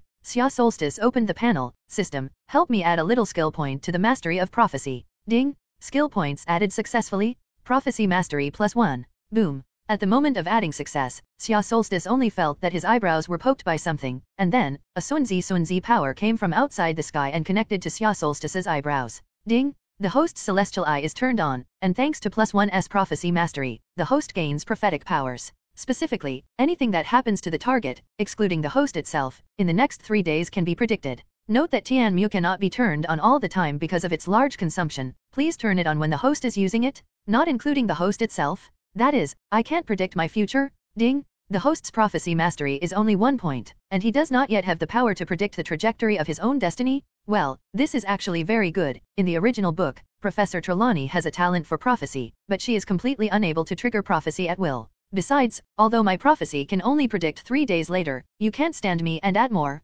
Sya Solstice plans to wait until tomorrow to serve the werewolf lair, and after getting those 2 skill points, they will all be added directly after the prophecy. Hissing. Nagini, please come out. Sya Solstice rubbed his hands. He was not sleepy all of a sudden, he just wanted to test his prophetic ability now. Cassandra and Dumbledore themselves were not bothered, and now no one else except Nagini could be test subjects. Nagini climbed out of the Summer Solstice's pocket again. It raised its head and looked at the Summer Solstice, not knowing what the Summer Solstice was looking for it for. Hissing. Is there something going on? Sya Solstice touched the huge snake head in front of him. Hiss. Sorry to disturb your break, but I thought you would help me test some things and it would be done soon. Nagini nodded, then looked at the Summer Solstice curiously, not knowing what he was going to test. Sya Solstice looked at Nagini in front of him and opened his eyebrows. He felt his eyebrows heat up, and then a magic force shot out from his eyebrows and shone on Nagini's body. At this time, Sya Solstice did not see his appearance, so he did not know that his pupils had turned silver at this time. Summer Solstice now felt wonderful. He felt that he suddenly floated up, floating towards Nagini in front of him. After a while, he noticed that there were countless light and dark lights on Nagini. Sya Solstice suddenly understood that this was Nagini's fate line. Each line of destiny represents a future that Nagini may experience. The brighter the destiny line, the greater the chance that Nagini will follow this destiny line. Sya Solstice understands that what he can do is to find the brightest line of destiny. If you want to change this destiny line, you must find the key node to change this destiny line. The Summer Solstice quickly found the brightest line of destiny in Nagini now. His consciousness was immersed in it. He discovers that he has become Nagini and begins to simulate what Nagini will experience on this destiny line. It looked fixedly at the handsome big boy in front of him, and then the big boy shook his head with tears and laughter, and then put it back into his pocket. Sya Solstice knew that the big boy in front of him was himself, but why did he have a crying and laughing expression? But soon, he understood why he had this expression. Nagini's simulation begins over the next 3 days. Day 1, sleep. The next day, the picture finally changed, and it crawled out of the pocket. Then he got into another object, and before it got in, he noticed that the handsome big boy was in a beautiful bedroom. Soon, it will see nothing again. The object into which it drilled into it seemed to be a ring-like thing. It is worth mentioning that this thing seems to be a little more comfortable than a pocket. Then it goes to sleep. Day 3, sleep. End of prophecy. Xia Solstice withdrew from that state, and countless light and dark light appeared in his eyes again. Instead of touching another line of destiny, he withdrew from the prophecy state and closed the celestial eye. Nagini spent the next 3 days sleeping. So, I predicted loneliness. Xia Solstice shook his head with laughter. Well, this expression of his own was at least predicted by himself. He put Nagini back into his pocket, and then remembered the ring after that. Did you capture this ring yourself? Or a magic item rewarded by the system? Or rather, I saw the future and was inspired to find that it was more convenient to hide Nagini in the ring than to hide Nagini in my pocket. Then bought a ring and cast a traceless stretching charm on it, triggering the development of this destiny line. Now he is only a little proficient in prophecy, and there is no way to predict the picture of major events in the future alone, or with the help of a crystal ball or something. He can barely see a corner or two of the future. But now he can only target a certain person and predict the future of this person. To reach the point where you occasionally exhibit prophetic power in Trilo, you should also throw a few more skill points on prophecy mastery. It can be seen that how difficult it is to prophesy. Even if it is rare to have talent, it may not be able to improve this ability. It is too difficult. Others do not have a system. Ding! Congratulations to the host for the success of the first prophecy. Reward the host for crisis alertness. Crisis alertness talent? What is that? Ding! This is the prophet's companion talent, which is very rare, and after having this talent, the host can sense its own sudden crisis in the next 10 seconds. Xia Solstice understood that this was a little similar to Spider-Man's spider induction, that is, in the next 10 seconds, if something happened to put him in crisis, then the crisis alert talent would be activated. Then he will instantly transmit the picture of his failure to experience this crisis in 10 seconds back to himself. I have to say that this talent is too perverted. This almost makes the summer solstice invincible. Thinking of fighting with others in the future, he dashingly dodged a few life spells, and then said proudly, I prejudged your prejudgment. The scalp is numb and woody. Xia Solstice was happy lying on the bed, but after continuous combat, his body had long been exhausted, plus he had just made a prophecy, which consumed a lot of energy, so before he knew it, Xia Solstice fell asleep and slept deeply. This is the first time in more than half a year that his body has fallen into such a peaceful sleep. Suddenly, the curtain moved slightly, and a small figure came from under the curtain. Cassandra sat on the floor at the head of the bed, with her elbows propped on the head of the bed, and her 2 snow-white palms supporting her delicate little face. She quietly looked at the sleeping summer solstice in front of her, and the corners of her mouth couldn't help but rise slightly. I am his most important person. The summer solstice was not awakened, and the talent for crisis alertness was not triggered. Because it's not a crisis, is it? The summer solstice slept exceptionally sweetly. By the time he was woken up by Dumbledore, it was already noon the next day. Soon, he found a note on his bedside, left by Cassandra. Summer solstice. My mom and dad came in the morning and I had to go home with them. Since we saw that you were still asleep, none of us intended to wake you up. When she heard that I had almost been hit with a fatal spell, my mother almost fainted. When they want to go back, they are still nagging to repay your life-saving grace. Of course, you saved me more than once, and helped me block that death curse. Don't be so stupid in the future. How can you help others block the curse? Also, after hearing what happened to you, my mother couldn't help but cry. My dad said he would book you the best room at St. Mungo's and book the best therapist. I think you could come to my house. My room is much better than St. Mungo's ward. Well, look forward to seeing you later. You are most important. Crossed out. Your friend, Cassandra. Summer Solstice folded the note and put it in another intact pocket, and was a little startled for a while. But it's good that Cassandra is gone. The place where he will go today is very dangerous. Not suitable for taking Cassandra with you. Solstice came back to his senses, and then found Dumbledore sitting in a chair in front of his bed, smiling at him. Parting for a better reunion, child. Sometimes that's not a bad thing. It seemed that Dumbledore had been sitting there just now, quietly waiting for him to finish reading the message. Xia Solstice's old face blushed slightly, and said embarrassedly, Professor Dumbledore, I seem to have delayed you a lot of time. He didn't expect that he would sleep until noon the next day. What a delay. No, it's not delayed. The helper I called has only recently arrived. Maybe we can have lunch before we go. Summer Solstice followed Dumbledore out of the tent. The camp, which was still messy last night, has now been cleaned up, and the bodies of those werewolf wizards have disappeared. At this time, several brand new large tents were camped, and many people were busy going back and forth. This is a little helper? Oh, of course, it's necessary, because we don't know the whereabouts of those children yet, so we'll have to spend the next few days here, and we need to search carefully. Dumbledore looked down at the summer solstice. Of course, I thought that if every child had a similar experience to you, they should be treated in time, so I brought in some healers from St. Mungo's. I think that after lunch, you can go to the White Tent and ask Madame Pomfrey to examine you first. Madame Pomfrey is the doctor of Hogwarts, but, believe me, Madame Pomfrey is very skilled at medicine. I spent a lot of effort inviting her to Hogwarts. Oh, Professor Dumbledore, actually, I know their meeting point. So there's no need to search. If you're lucky, you'll be able to find them today. It was a bonus. You know, if you find those children one day earlier, they will suffer one less day. Dumbledore was very happy. After lunch, Summer Solstice plans to show them the way. He did not go to Madame Pomfret, because with what he knew about Madame Pomfret, if she saw the scars on his body, then he would not think anywhere. In the original book, she even dared to throw Dumbledore out of the ward. The team quickly assembled, and these were all Aurors from the Ministries of Magic of various countries. This incident alarmed the Ministries of Magic in various countries. After all, this group of werewolves kidnapped many children in various countries. Before, they had not found the whereabouts of the children, but now that they had clear news, and Dumbledore took the lead, all of a sudden, the Ministries of Magic of various countries sent many elite Aurors, vowing to eradicate these crazy werewolves.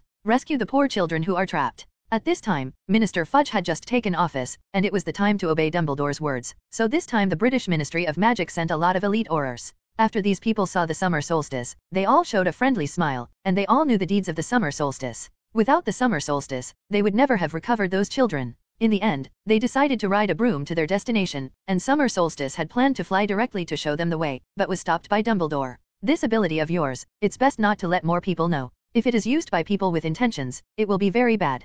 Dumbledore said seriously, this kind of thing has a precedent. Finally, Summer Solstice and Dumbledore ride a broomstick. Summer Solstice officially set off according to the place where Rex confessed in his memory, with a large group of Aurors who had all used the illusion charm. Summer Solstice was also cast by Dumbledore with a phantom spell. This feeling was very wonderful. A cold feeling like clear water schemed over his skin, and then he became invisible. Even with the broom under him, he disappeared. He felt like only his own eyeballs were flying, which was really strange. In fact, this camp is not too far from Witch Meeting Point, so they flew for more than an hour and saw the werewolf wizard camp hidden in the forest. When I got closer, I happened to see a werewolf wizard in the camp, torturing a dying child. Seeing this scene, all the Aurors were furious. Remember to follow me later, don't leave. Do you remember those spells I taught you last night? Well, remember. Last night, in addition to explaining transfiguration to Summer Solstice, Dumbledore also taught him a lot of spells, and he did not want Summer Solstice to use the unforgivable charm again. Good. So, let's get started. Dumbledore raised his Elder Wand and casually cast an anti-phantom transfiguration spell.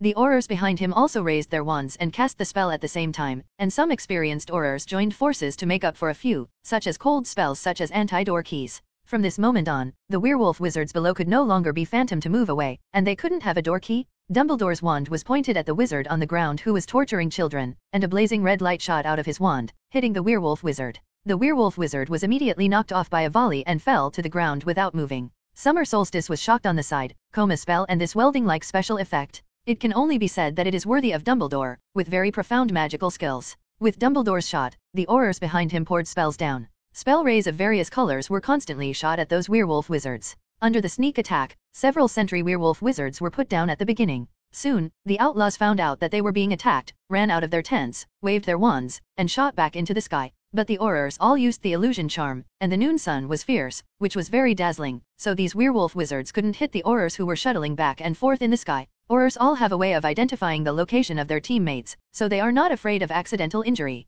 After another volley of spells, the Aurors fell to the ground and cast spells in the air, and the accuracy was finally a little worse, and there were quite a few children here. If you are not careful, you will accidentally hurt them. Dumbledore and Summer Solstice also landed on the ground. I have to say that Dumbledore's flying skills are still great. Just now, with the Summer Solstice, he flexibly dodged several green miserable death curses. Not even the Summer Solstice's talent for crisis alertness was triggered. The Phantom Curse is lifted, the ground battle is different from the air battle, and if the Phantom Curse is still hanged, it is easy to hurt your own people. After all, in the air, the enemy is on the ground, just throw a spell down, and on the ground, the enemy is in front. The Aurors followed Dumbledore and stormed the camp. Dumbledore was at the forefront, invincible, and no werewolf wizard could resist his spell. Summer Solstice followed behind him, throwing out a spell every now and then. Ding! Congratulations to the host, get the Coma Curse level +1. Ding! Congratulations to the host, get the Petrification spell level +1. Well, this time the Summer Solstice was so easy that it completely became a copy of the brush spell level. Dumbledore also noticed the spell of the Summer Solstice at this time, and he was surprised to find that the spell power of the Summer Solstice was constantly getting stronger. Obviously, this is because his proficiency in spells is getting higher and higher. Dumbledore sighed, a little wizard of the same age as the Summer Solstice may not even master the levitation charm. This kind of terrifying magical talent was something he had never seen in his life. Even his best friend back then, and even Tom later, did not have such a terrifying talent. Such a child, you must not let him go crooked like Tom, otherwise, the whole world will fall into darkness. However, if he goes on the right path, then Xia Solstice will definitely be able to take over his burden in the future and become the mainstay of the wizarding world. Summer Solstice didn't know what was going on in Dumbledore's mind in front of him, and he was now happily brushing the rank behind him. There was no need to even hide, and the spells cast by these werewolf wizards could not fall within 3 meters of his body. These little spells can't break Dumbledore's iron armor curse. The werewolf wizard has completely fallen behind, and people are constantly being knocked down by the Aurors. This is at noon, there is no moon at all, and even if there is a moon, it is not yet a full moon. Therefore, these elite Aurors, fighting these werewolf wizards who cannot transform into werewolves, is still extremely easy. The Aurors were divided into several squads, some attacking in front, others began to search for the cages where the children were being held, and rescue the children who were tortured to death. Just when Xia Solstice thought that this battle would end soon, suddenly a figure appeared in the largest tent in the distance. Fenrir Greyback?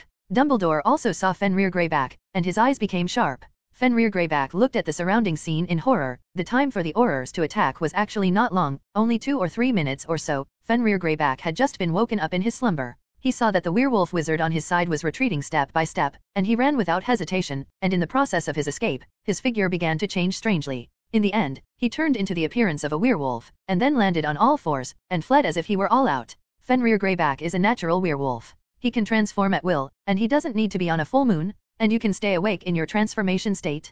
Dumbledore said to the summer solstice, "You stay here, I'll go after him." Now the remaining werewolf wizards have been subdued, and the rest of the people immediately lost their wands and surrendered after seeing the boss escape. It's already safe here. Summer Solstice nodded. He participated in this battle, and these Aurors, strictly speaking, came to surround the werewolf wizards because of him. So you don't need him to personally defeat the werewolf leader to get all the rewards, as long as he's present. Ding! Release a new mission? Ask the host to personally defeat the werewolf leader Fenrir Greyback. Successful mission and reward Grindelwald with a gas stove. Warning, this reward can only be obtained for this mission. Missing it will be a lifetime miss. Please cherish this opportunity. Nima. System, you are a hook. Fire spell. The summer solstice is actually not rare. This is something that can be practiced by yourself, and there is no need to take risks. However, if you say that this is Grindelwald's, it is another matter. This is a powerful fire spell improved by Grindelwald, and summer solstice wants it very much. But the system actually says that in order to get this spell, you must personally defeat Fenrir Greyback.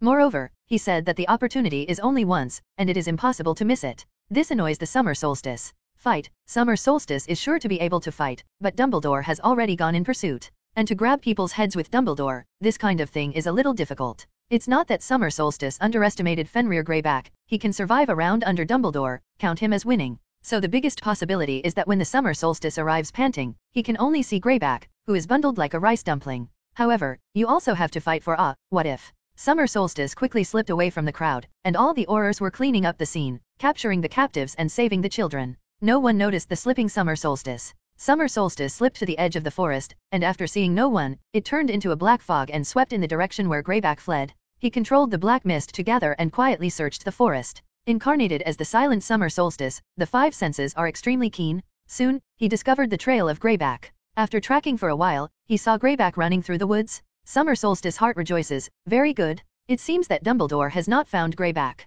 Greyback, who was in the form of a werewolf, ran too fast, and if it weren't for the Summer Solstice avatar silently, he really wouldn't be able to catch up with him. The silent of the Summer Solstice quickly approached Greyback. Boom. The silent mist instantly expanded, directly rolling Greyback into the sky. Bang. Greyback fell from the air and slammed into the ground. At such a height, if it weren't for the werewolf form, he would have been thrown to death, and the Summer Solstice changed back to human form, rushed up, and raised his hand to give him an Arvada. But when Summer Solstice's wand flung out, it was just a stun spell, because he sensed that Dumbledore was coming. It was not far behind him, and besides, the eyes were fixed on his back. Dumbledore did not know that the Summer Solstice's sensitivity was very strong, and his vast magic, under the silent perception of the Summer Solstice, was similar to a large light bulb in the night. At the same time, the Crisis Alert talent also gave Summer Solstice feedback, and within 10 seconds, Dumbledore would appear to stop him. So with foreknowledge, the Summer Solstice turned the death-seeking curse into a coma curse. Bang! Greyback, who struggled to get up, was hit by a full-level coma spell, just brushed on the Summer Solstice and was knocked away several meters away.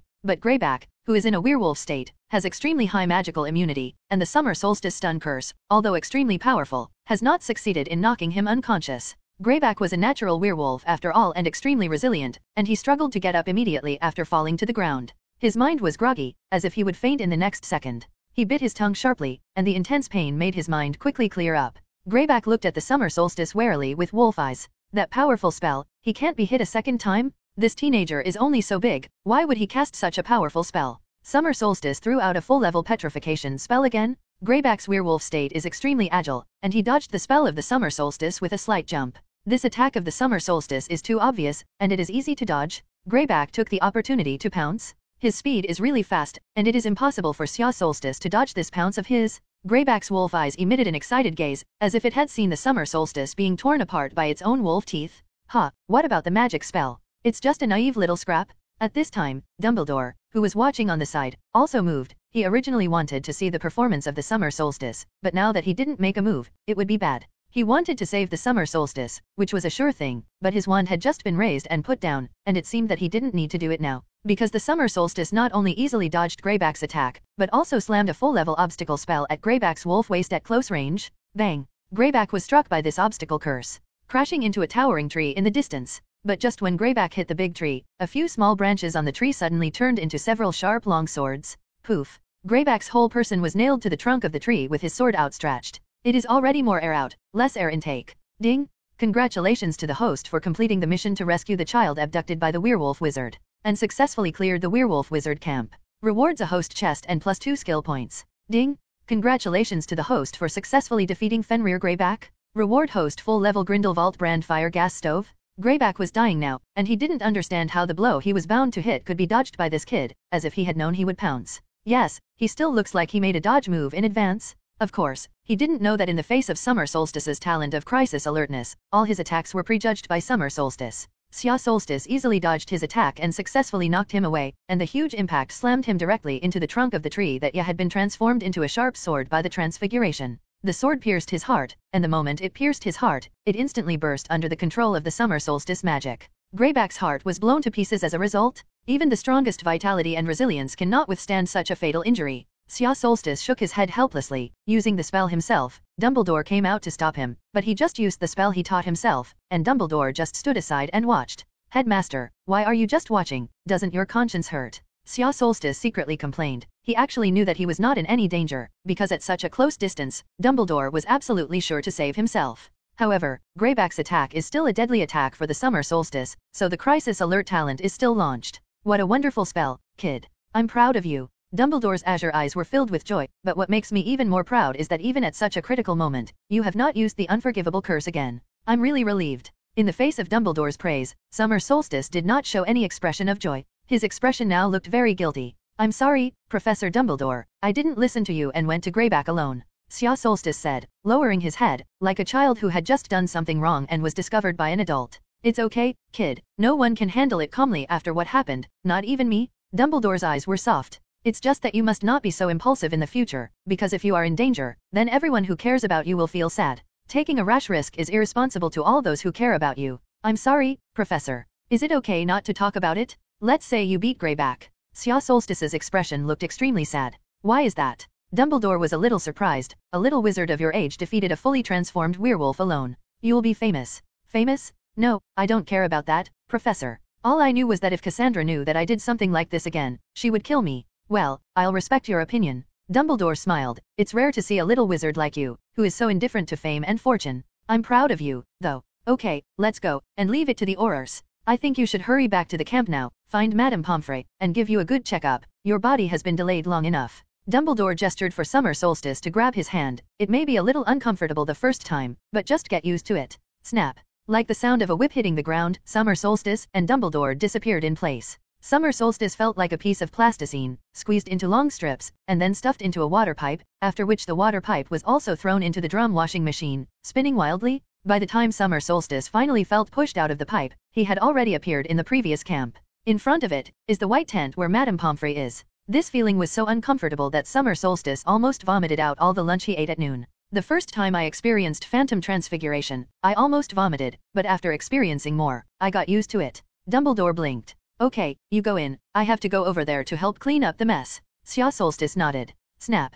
Dumbledore disappeared in place. Now Dumbledore is very satisfied with the Summer Solstice, and does not care about fame and fortune. He is different from Voldemort. He decided to educate the Summer Solstice well, and he must not let his path go crooked, because he was also worried that the Summer Solstice would become a person like Grindelwald. Ding! The host's acting skills are simply fantastic. This achieved Dumbledore's basic trust, which became the greatest black. The career of a white wizard lays an important foundation. It's not that I blame you yet. In that case, you issue an urgent task with a hammer? Wouldn't it be good for me to stay where I was and eat melons, so that I almost used the death spell in front of Dumbledore again? Ding. I won't force you to go, but you said it was a once-in-a-lifetime opportunity. Ding. After all, it's not you who is hungry yet. I am a crosser, and the crossers are all egoists, and when I see good things, I naturally have to collect them. After a few more words with the system, the summer solstice stepped into the white tent. The unique temperament of the summer solstice made Madame Pomfrey like this child at first sight. So when she saw the scars on Xia Solstice's body, her heart ached and she burst into tears. Oh, such cute children, how can they bear to get their hands on it?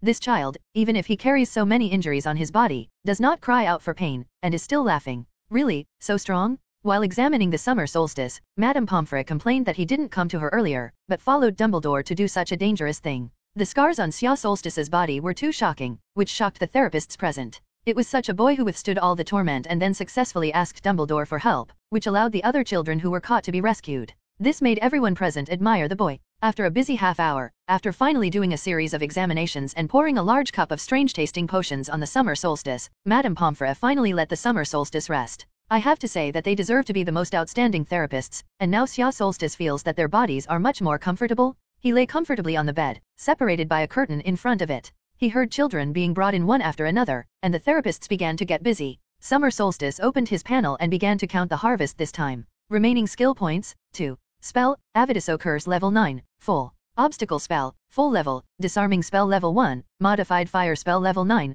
full level. PS, not water word count, omitted in the middle. Items, Philosopher's Stone, Treasure Chest. Talent, Silent, Parcel Tongue, Superlative, Crisis Alert. This time, most of the spells taught to him by Dumbledore, except for the Disarming Charm, were upgraded to full level, and they also got an improved version of the Fire Charm. The Disarming spell was dissatisfied because in the battle just now, this spell was not very practical. In a battle like the one just now, the primary purpose must be to subdue the enemy, otherwise what if you disarm your opponent's wand and the opponent has a second wand? Therefore, directly knocking the opposite side unconscious or petrifying is the best choice. Being able to take down the enemy with one spell is the best strategy. As for getting an improved version of the fire spell, Summer Solstice is still very happy. The threshold of the fire curse is actually very low, even a small wizard can release it, but releasing it is one thing, and whether it can be controlled is another. The reason why the fire spell is black magic is because it is extremely uncontrollable. It is easy to summon, but it is difficult to control. If left unchecked, then it will keep devouring items and growing. You even have a hint of your own consciousness.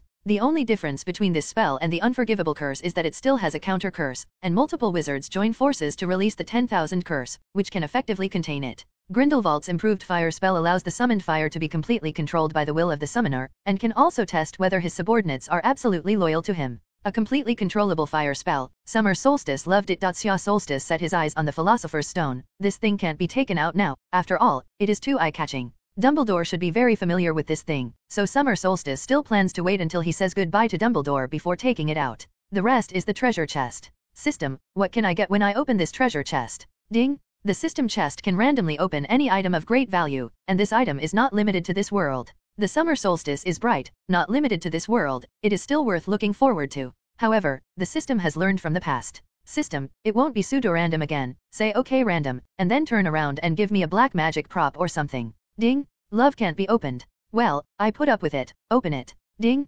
Opening system chest. Ding! Congratulations to the host for obtaining a ring from the world of immortal cultivation. Summer Solstice was so excited that he almost fell out of bed. NA ring? Is it the kind of vows I imagined? Maruna Mustard, a small ring, can hide a lot of things. Ding! There is a 5 cubic meter space in this ring, and the host can store things in it at will. And time in the vows is completely still. Is that okay to store living things? Solstice asked excitedly, remembering the prophecy he had made yesterday, that Nagini had gotten into a ring-shaped object on his hand. Ding! You can't store living things? Living objects cannot enter the vows. Moreover, this ring binding to the host cannot be lost anyway, and it can only be opened by the host alone, unless it is authorized by the host himself. Huh. Xia Solstice touched his smooth chin in wonder. How did Nagini get into this ring? Or is it this ring? However, with a full-level traceless stretching charm, maybe you can do some transformation on this ring? Ding! Will the host receive the vows now? Claim. Xia Solstice only felt that there was an extra ring in his hand. This ring had no decoration, it was grey, and there were intricate runes carved on it, which seemed very simple.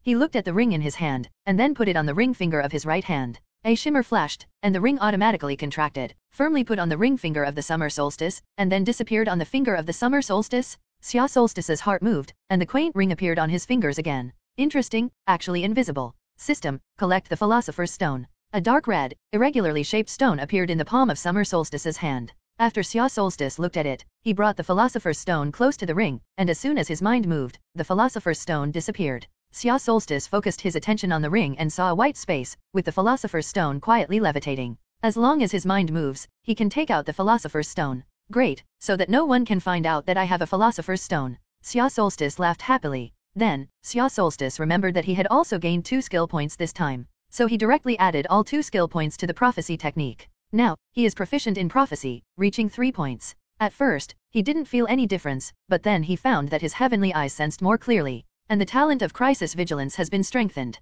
From being able to sense a crisis within the next 10 seconds, it has been strengthened to being able to sense a crisis within the next 20 seconds. System, to what extent can I reach now? Ding! The host's gift for crisis awareness is strengthened. Moreover, it can accurately predict what will happen to the specified target in the coming month. At the same time, the host has the ability to strengthen its prophecy through any medium. What is a medium? Ding! For example, crystal balls, tea leaves that drink dried tea, copper coins, lotteries, and so on. To what extent? Ding! The ability to allow the host to see some images of what will happen in the next month. The content of the picture is related to the thing or person that the host wants to predict. Ding! Remind the host not to rush to predict your future. Why? Xia Solstice was puzzled. He really wanted to see what would happen to his future. Ding! Any prediction about the future comes at a price. The host predicts the future for others, and with the help of the system, there is very little price to pay, such as when the phantom shifts, it will feel a little more disgusting than others. But predicting yourself, the price that the host needs to pay will be extremely heavy. Healers cannot heal themselves, and prophets must not prophesy themselves at will.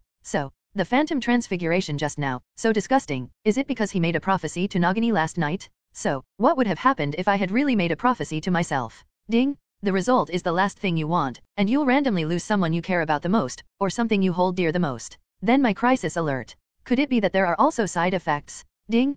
Crisis awareness is a natural skill of the host, and can only predict crises, so there are no side effects. Xia Solstice breathed a sigh of relief. Well, you can't predict yourself. After all, if you know what day you will die, it is not interesting. The summer solstice has finally counted all the harvests. Overall, the summer solstice is still very satisfactory. It's just that the summer solstice decided to make as few prophecies as possible to others in the future. Although the cost of making a small prediction is very small, it is also quite reliable. Now, everything is finally over, and the tense nerves of the summer solstice have completely relaxed. The relaxing summer solstice, coupled with the potion that Madame Pomfrey had just given him, played a role. The summer solstice gradually fell into a dream. At the same time, about 10 kilometers away from the camp, a strange snake slowly crawled through the forest. On the head of the snake, an afterimage of a human face quickly appeared. Hissing. Is the Snake King you are talking about named Nagini living here? Hissing. This is the territory of Nagini, the Snake King, but it doesn't seem to be in the lair. Hissing. Okay then I'll just wait here for it to come back, and I'll have to take it away.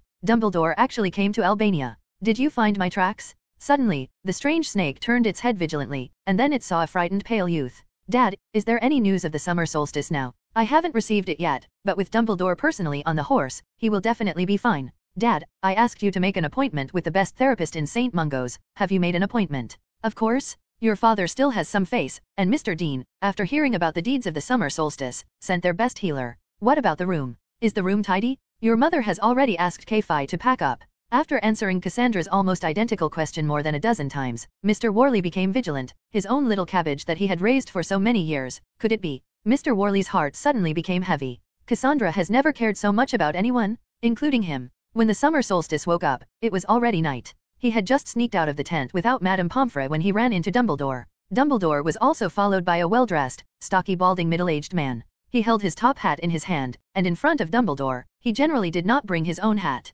When he saw the summer solstice, his eyes lit up and he stepped forward to shake hands with the summer solstice. After Dumbledore's introduction, Summer Solstice learned that this man who seemed to grovel to Dumbledore turned out to be the newly appointed British Minister of Magic, Cornelius Fudge. Summer Solstice exchanged a few pleasantries with Fudge, and then Fudge planned to leave here. After all, there are still journalists waiting for him to cope. Fudge was instructed by Dumbledore to wait for the interview to reveal the name of the summer solstice. This is also required before the summer solstice. However, as Fudge and Dumbledore were preparing to leave, Xia Solstice said something of unclear meaning, which made Fudge very puzzled. Your Honor, if you can, please wear your hat later, and beware of the crows flying in the sky. After Xia Solstice finished speaking, he was caught by Madame Pomfrey, and in desperation, he had to be escorted back to the tent to continue resting. Just as Fudge was about to say goodbye to Dumbledore and meet the reporters who had been waiting for a long time, Suddenly, there was a crow call in the sky. Then, several lumps of white guano fell on Fudge's bald top. Fudge and Dumbledore looked at each other, both remembering the words they had just said when they parted on the summer solstice.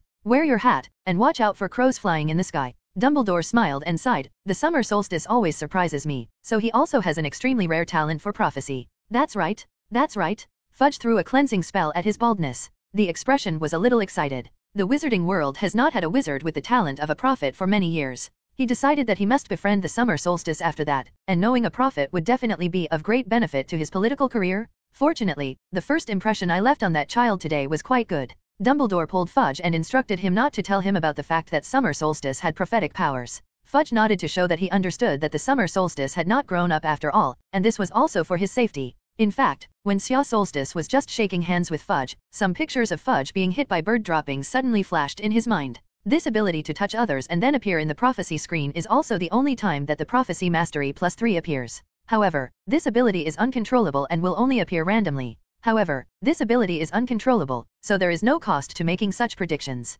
And after seeing the picture of Fudge being hit by guano, the words told to him, although they were decided temporarily, were also deliberately done by the summer solstice. The purpose is to show his prophetic talent in front of Dumbledore. In this way, even if you spoil some things in advance in the future, you can get a reasonable explanation. As for whether the matter of his talent for prophecy will spread, Summer Solstice believes that Dumbledore will handle it. But even if it gets out, there is nothing. There are really few people who can beat the Summer Solstice now. In the days to come, the Summer Solstice will only grow stronger. Summer Solstice was pulled back to the tent this time, and was suppressed by Madame Pomfrey for a whole night. It wasn't until early the next morning, when Dumbledore arrived, that Summer Solstice was allowed to leave the tent. Now that the remnants of the curse on his body have all been removed, all that remains is to rest and recuperate. The encounter in the past half a year has made Xia Solstice's body weaken to the extreme. If it weren't for the system +9 power, it strengthened a wave for him. I'm afraid Xia Solstice would have fallen long ago. Dumbledore looked down at the summer solstice and said a little seriously, regarding the fact that you have a talent for prophecy, it is best not to let too many people know. There are many people who covet this ability. If too many people know, you will become very insecure. Summer Solstice nodded. He didn't intend to talk nonsense, he just wanted Dumbledore to know that he had this ability. Well, your friend Miss Cassandra has already sent me letters many times with an owl. Dumbledore smiled. She wants to invite you to her family's manor to recuperate. Xia Solstice actually wanted to refuse. He still had a lot of things he wanted to do. For example, take the gold made from the Philosopher's Stone, take it to Gringotts for a lot of gold gallon flowers or something, or for example, buy a magic wand that really belongs to him. Moreover, when he lived in a girl's house, he always had a sense of shame, like he wanted to eat soft rice. I suggest you say yes. The Worley family has a long history. I heard that the family is in a holiday estate and even has a library, which is very rich. Xia Solstice's eyes immediately lit up. If you talk about the library, I am not sleepy. Now the strength of the summer solstice is already very strong, but the means are still too single. When encountering a wizard of the level of Dumbledore or Voldemort, his two single attack method can be easily defused. Although the reward of the system is rich, there is too much randomness after all. And if there was a magic library in front of him, he can completely use his godlike learning ability to become stronger on his own. Besides, if she refused, Cassandra would be very unhappy. Seeing that Summer Solstice agreed, Dumbledore immediately took out a tattered boot from his arms. Then he took out a pocket watch and looked at the time. The time is just right. Summer Solstice, put your hands on this boot. Xia Solstice recognized that it was a portkaya, but he still pretended to be puzzled and grabbed the other side of the broken boot. Because the current Summer Solstice should not recognize the door key. Swoosh. As soon as Xia Solstice's hand touched the broken boot, he felt that his navel seemed to be hooked by a hook, pulling forward frantically. It's also too uncomfortable. Fortunately, this experience did not last long. Plop. The unprepared Summer Solstice sat down on the ground like this. Dumbledore pulled the Summer Solstice up and cast a cleaning charm on the Summer Solstice, cleaning up all the dirt on his body. We had to come this way, because I hadn't been to the Worley family's holiday estate yet. Otherwise we can phantom transfiguration. Xia Solstice rubbed his butt, stood up with a grin, and then was immediately startled by the huge manor in front of him. It's just Cassandra's holiday estate. Oh, at first I heard that I was going to take you back to their house, but Miss Cassandra insisted on taking you to their best manor to recuperate. Dumbledore's tone was a little cheerful, looking at Xia Solstice's somewhat embarrassed face. Don't be embarrassed, kid, go. Cassandra is waiting for you. That. What about professors? Oh, I still have some things to do and leave first. You have a good rest, and when you are recuperating, you can read more books. Dumbledore winked at the summer solstice and said, snap. The sound disappeared in place. Apparently, Dumbledore hinted again at the summer solstice, and he could learn a lot from the library here. When Xia Solstice approached the big manor, he was only shocked at first sight. After all, he who owns the Philosopher's Stone, his wealth is almost endless, and if he needs to, he can also get such a manor. Snap. With a crisp sound, a small figure appeared in front of the summer solstice. Summer solstice looked down. It was a very clean house elf. My name is Kafei. I am a house elf of the Worley family. May I ask this honorable gentleman, are you Mr. Summer Solstice? I'm the Summer Solstice. Oh, Mr. Xia Solstice, please, my young lady has been waiting for you for a long time. Kafei is really grateful to Mr. Summer Solstice for saving Miss Cassandra. The elf was leading the way for the summer solstice while chattering. I've heard, God, Marcus actually used a life spell on the young lady. If it weren't for Mr. Summer Solstice helping Miss Cassandra block the death curse. Oh my God, Mr. Summer Solstice is so great. As Kafei spoke, he was almost moved to cry on the spot. Xia Solstice didn't know what to say. Here, sir, Miss Cassandra is in the pavilion ahead. Xia Solstice was already able to see the emerald green figure in the pavilion. Thank you. Xia Solstice thanked him. Oh, Venerable, the great Mr. Summer Solstice actually said thank you to Kafei. Mr. Summer Solstice is so nice.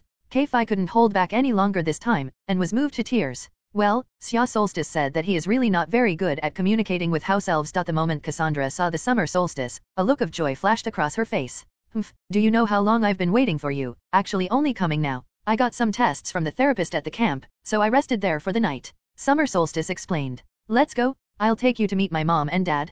Cassandra did not hold back after all. She pulled the summer solstice with a smile on her face and ran a long way. Cassandra's father, Nock Worley, and mother, Elena Russell. When I saw the summer solstice, I showed great enthusiasm. Because of this boy, their baby daughter was able to return home unscathed, and has often smiled like never before. I have to say that both Mr. and Mrs. Worley's first impressions of the summer solstice were very good. Although his clothes are old, they are clean, and his hair is a little messy, but it matches his unique and very intimate temperament. His smile, in particular, was so clean that both Mr. and Mrs. Worley felt heartache and pity. It is such a big boy who can still have such a smile after suffering for so long, which can no longer be described simply by the word strong. On top of that, the boy also helped their daughter block a death spell that would have died if it hadn't happened to hit the iron pot behind him. What a great character it is to make such an act of self-denial. That night, Summer Solstice and the Cassandra family enjoyed a sumptuous dinner, during which Summer Solstice once again played the acting skills of the actor level, and with the blessing of +10 charm, successfully won the hearts of everyone in the Worley family. The house elf Kafei was even moved to tears several times.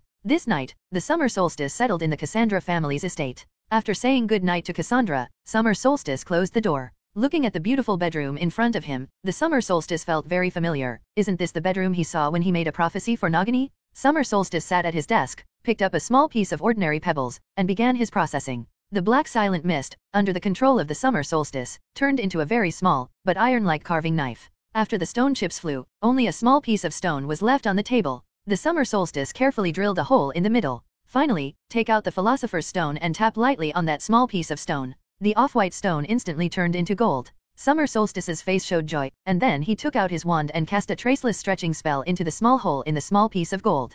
Gold's magic adaptability is strong, and the spell of the Summer Solstice falls on it and takes effect easily. In that small hole in gold, the internal space is constantly expanding. Although, the smaller the body of the object that has been cast the traceless stretching spell, the more difficult it is to cast the spell. But the Summer Solstice has a great magician template, and it also has a full-level traceless stretching spell, so this most difficult step is the easiest step for the Summer Solstice. After seeing that there was enough space in the gold piece to hold Nagini, Summer Solstice used a spell to glue the piece of gold to the Nagini. The shimmer flashed, and the ring disappeared, and even the small piece of gold on it disappeared completely. Xia Solstice was very happy. Perhaps, I can make a few such rings to give away. After all, few people could cast the traceless stretching charm on a small ring like him, and it could expand into such a large space. So there are no rings on the market that can store items. What if I make a storage ring for Cassandra? She'd probably like it, right? Hissing. Nagini, I've got you a new place, come out. Nagini crawled out of the pocket of the old blouse of the Summer Solstice, and the Summer Solstice stretched out his hand, revealing the ring on his hand, and the small piece of gold on the ring that was glued to the Summer Solstice suddenly emitted a faint light.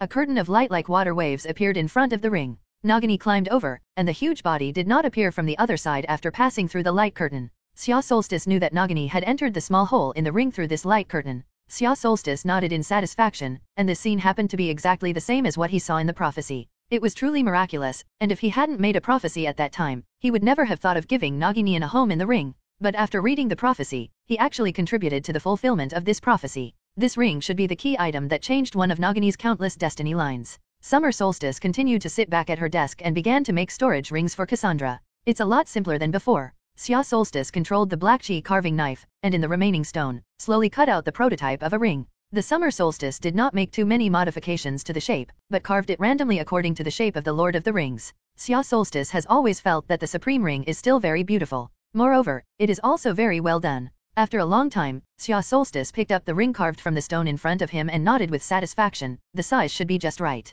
When Cassandra took his hand during the day and went to see her parents, he measured the size of Cassandra's finger by touching it. Xia Solstice took out the Philosopher's Stone again, and with a gentle click, the ring carved from the stone turned into gold. The summer solstice polished for a long time, and then the name of Cassandra was engraved on the ring. And then I made a little hole in the top. Finally, he cast the traceless stretching charm in this small hole, and a storage ring was completed. This storage ring was also expanded by almost 5 cubic meters by the summer solstice. Enough for Cassandra to store a lot of things. Summer Solstice picked up the finished ring and examined it under the magic lamp. I have to say that the ring carved after the Supreme Ring is indeed very good looking. After gently infusing the magic, Cassandra's glowing name will appear on the ring. Summer Solstice thought Cassandra would like it. After cleaning up, Xia Solstice put away the ring, lay down on the soft bed, and fell asleep after a while. Early the next morning, as soon as the summer solstice woke up, Mr. Worley brought in a St. Mungo's therapist to give the summer solstice a comprehensive examination. Although the summer solstice had been checked by Madame Pomfrey before, it was after all the kindness of Cassandra and Mr. Worley.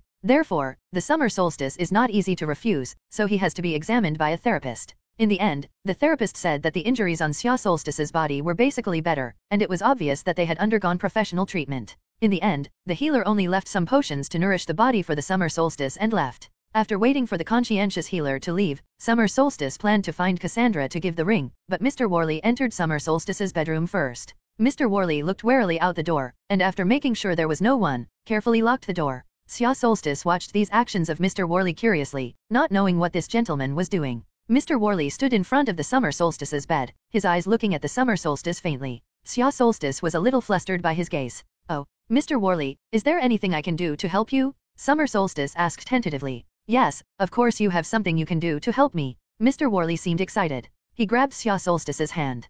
"Cassandra has never cared as much about anyone as she did for you." "Yes, don't be surprised, including me," said Mr. Worley with a wry smile. Xia Solstice didn't know what to say for a while.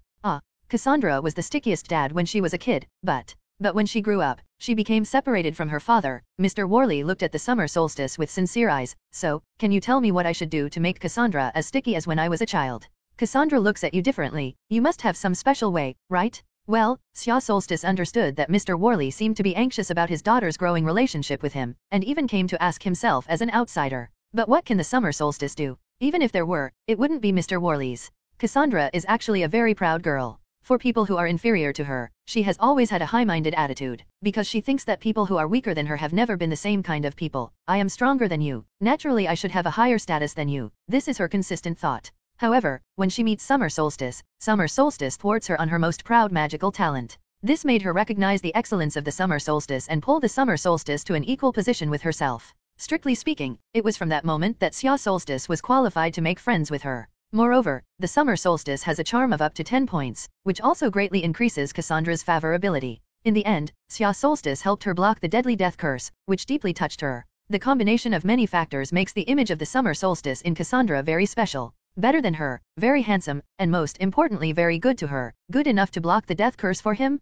These experiences deeply shook her already lonely heart. So even though Cassandra has only known the Summer Solstice for a short time, she still cares about the Summer Solstice. Not even that lofty arrogance. But these cannot be replicated in Mr. Worley. Summer Solstice pondered for a moment. "Do you remember, when exactly did Cassandra feel unfamiliar with you?" Mr. Worley thought about it carefully. "Well, it looks like 5 years ago. So, what were you up to?" "I remember that year I happened to be busy with a very important investment." So, Mr. Worley suddenly paused. "You mean?" "Yes, Mr. Worley, Cassandra is alienated from you because you are too busy to spend time with her." Summer Solstice shrugged. "Cassandra used to spend much more time with her maid than with you. She grew up without you. There is no way for Cassandra to become as sticky to you as before, but, believe me, Mr. Worley, if you can give up part of your work and spend more time with her, even if she resists at first, but over time, she will slowly accept you again and be close to you." So it was. I should have thought of it a long time ago. If it weren't for the fact that I didn't have time to accompany her, she wouldn't have been tricked into going to Albania by that damn Marcus. Yes, I should have known earlier. Why was I busy with other things? What a regret. If I had spent more time with her, she would still be sticking to me as before. "Thank you, Summer Solstice." Mr. Worley left the Summer Solstice's bedroom in dismay. Summer Solstice got up and moved his muscles, ready to find Cassandra. Unexpectedly, at this time, Cassandra had already arrived. She walked into the bedroom of the Summer Solstice with a suspicious face. "What did you do to my dad?" Why did he keep crying and saying sorry to me after he got out of you? Summer Solstice naturally can't tell the truth to Cassandra. Even if he wants to say it, it should not be him, otherwise according to Cassandra's character, Mr. Worley's next action can easily have the opposite effect. Oh, Mr. War just told me about our experience in Albania, and after listening to it, he felt very remorseful. Cassandra's lips pursed and did not speak, but Xia Solstice understood that his father was crying and apologizing to himself. This is still a big touch for Cassandra. Can you go out with me? Xia Solstice smiled and said, the therapist said that I should go out and walk more. Okay, I can show you around my manor. Seeing Cassandra smile again, Xia Solstice also smiled, and he suddenly felt that staying in Cassandra's manor to recuperate was also a very good thing. Cassandra's manor is indeed very large, and Summer Solstice and Cassandra walked together for a long time, and they did not completely visit it. Finally, they walked into the pavilion where Cassandra had greeted the Summer Solstice in the first place. Cassandra sat dignified across from the Summer Solstice. She picked up the teapot and poured herself and the Summer Solstice a cup of tea. Xia Solstice took out the ring that had been prepared long ago and handed it to Cassandra. I made this last night and gave it to you. Cassandra looked at the ring in front of her and was slightly stunned, and then looked at the ring in a daze, obviously not yet coming to her senses. Seeing that Cassandra didn't react, Summer Solstice directly grabbed her little hand and put the ring on for her. The size is just right, it is worthy of me, and the measurement is so accurate. Summer Solstice is secretly proud. Cassandra looked at the ring on her hand. The ring was so beautiful, the moment her finger touched the ring, a line of glowing letters suddenly appeared on the ring, which was Cassandra's name. Seeing this scene, Cassandra's eyes lit up. Did you do this yourself? Of course. Every line on the ring was polished by my own hands, and every letter on the top was carved by me myself. Xia Solstice said proudly. Before he started, he really didn't know that his manual work was so good. Cassandra looked at the ring on her finger, and the more she looked at it, the more she liked it. He made it himself, with my name on it, and this ring is very aesthetically pleasing, and so on. Cassandra quickly reacted to one thing. Yes, this idiot, does he know what it means to give a ring to a girl? And he also put it on me himself? I haven't refused yet. With a brush, Cassandra's face turned completely red. You, why did you suddenly give me a ring? Cassandra was so embarrassed that she stumbled. Xia Solstice was slightly stunned. Don't you like it? I thought you would like. Cassandra's face turned even redder, and she even felt steam bubbling above her head. Say don't like it. But I really like it. Say like it. Doesn't liking it mean accepting? But how did I just ask him to help me put the ring on? Summer Solstice was still gushing about the process of making his ring, and then he found that the Cassandra in front of him ran away. Turn around and run fast. Summer Solstice also seemed to see steam from the top of her head. Ah, shame on you, bad guy. Summer Solstice was stunned in the back, completely unaware of what was happening. What's wrong? I haven't told her yet, it's a storage ring. Ding! It is not for nothing that the host has been single for 30 years in his last life. The system shows mercy and rewards skill points +1. What the hell, it's just a storage ring, would she still think it's an engagement ring?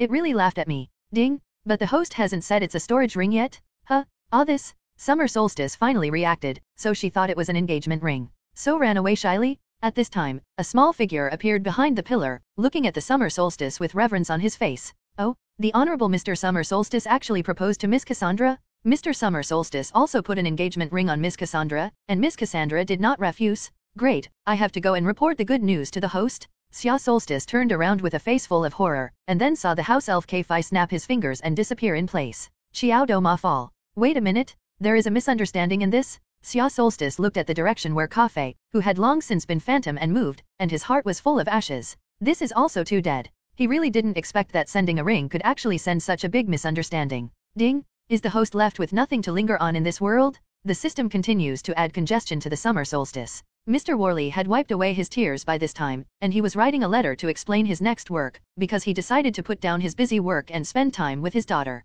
This young man on the Summer Solstice is very good, and thanks to his reminder, I know what I should do next. Mr. Worley has made a plan. As long as he starts today, then he is very confident that he can regain his daughter's closeness. Snap!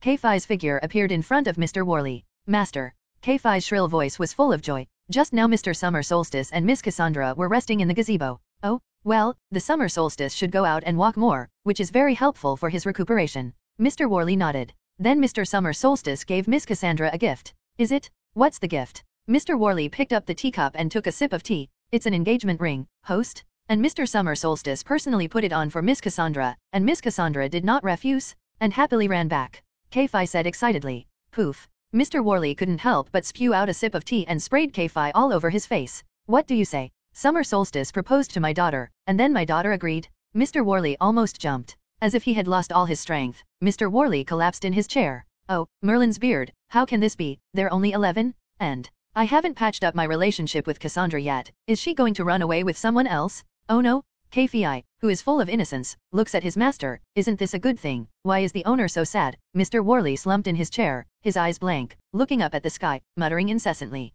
I thought it would take 10 years to come. Merlin's beard. She's only 11 years old? Is it because she dislikes my father and is in a hurry to leave this house? Oh, my heart is going to break. Ah, of course, Summer Solstice is a good boy, very talented, even Dumbledore is full of praise, and his character is also very good, and he looks even better. Although there are no assets now, with the support of our family, this is not a problem. But they're only 11 years old. Even Hogwarts hasn't enrolled yet. What would Elena say if she knew? Kei was frightened by the owner of his broken thoughts, and looked at Mr. Worley's broken thoughts, and seemed at a loss. It wasn't until he heard Mr. Worley's last words that his big eyes suddenly filled with surprise. Yes? What will the hostess say? Kei still has to go to the hostess. Tell her the good news? Ah, Kei is such a stupid elf. Kei should have thought of it earlier. The elf snapped his fingers and disappeared into Mr. Worley's study. Elena Rosso, aka Lady Worley, is now in Hogwarts, Dumbledore's office. One of the Worley family's businesses was the trade in rare herbs, and Mrs. Worley had come to Hogwarts this time to discuss with Professor Sprout the cultivation of some rare plants.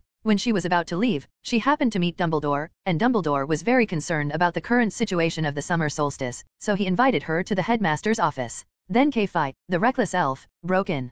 Kei, I remember I taught you etiquette. Don't just break in without saying hello when others are talking. Mrs. Worley's tone was somewhat stern. Kei shrank his head in fright, and then he lay on the ground and kept hitting the floor with his big head. Oh, yes, the hostess is right. Bad calf should be punished well. Okay. Elena frowned and stopped Kei's self-punishment. So, is there anything important for you to break in like this? Kei got back on her feet and hit her head continuously, and now she was a little dizzy. However, this did not prevent her from excitedly reporting the good news to her hostess. Well, Miss Cassandra just now accepted the marriage proposal of the noble, great Mr. Summer Solstice. Now the owner, after hearing the news, is crying with joy in his study. Kei felt that he should tell the hostess the good news at the same time. What? Mrs. Worley's face was full of incredulity, but her incredible point was not the same as Mr. Worley's, and he was not surprised by the proposal of the summer solstice. After all, how beautiful his daughter was, he knew that no little boy could resist her charm. The incredible thing about her was that Cassandra actually accepted it. His own arrogant, conceited daughter actually accepted it? Yes. Kei danced with excitement. Kei saw with his own eyes that Mr. Summer Solstice put the ring on Miss Cassandra himself, and Miss Cassandra did not refuse. So what did Nox say? Mrs. Worley endured the shock in her heart. Oh, Kei heard the master say that Mr. Summer Solstice is a good boy, very talented, even the great headmaster Dumbledore is full of praise, his character is also very good, and he looks even better, so Mr. Summer Solstice's marriage proposal is not a problem. Kei screamed. If Mr. Worley were here, he would want to strangle this elf with his own hands. Pass a word, spread it thinly. Professor Dumbledore, I think I have to leave first. Mrs. Worley took her leave, and she had to go back and ask Cassandra what was going on. Dumbledore was also shocked, and the little fart who was only 11 years old actually proposed marriage. He felt that he should persuade Summer Solstice and had an obligation to tell him that at Hogwarts, school rules did not discourage falling in love. Marriage proposal or something, in fact, it can be a few years late, and now it is indeed a little early. Mr. Worley came to Cassandra's bedroom door, which was tightly closed. Cassandra was shrinking under the covers, her face flushed, but she had no intention of removing the ring on her hand. She hid under the covers, staring at her shimmering name on the ring, sometimes smiling, sometimes embarrassed. Marriage proposal or something, how could he be so anxious? We can actually try to secretly communicate or something first. What would they think if Mom and Dad knew? Fortunately, they didn't know. As soon as she thought of this, she heard her father's voice coming in from outside the door. Cassandra, did you really put on the ring of the summer solstice and accept his marriage proposal? That bad guy? Running to tell my dad so soon?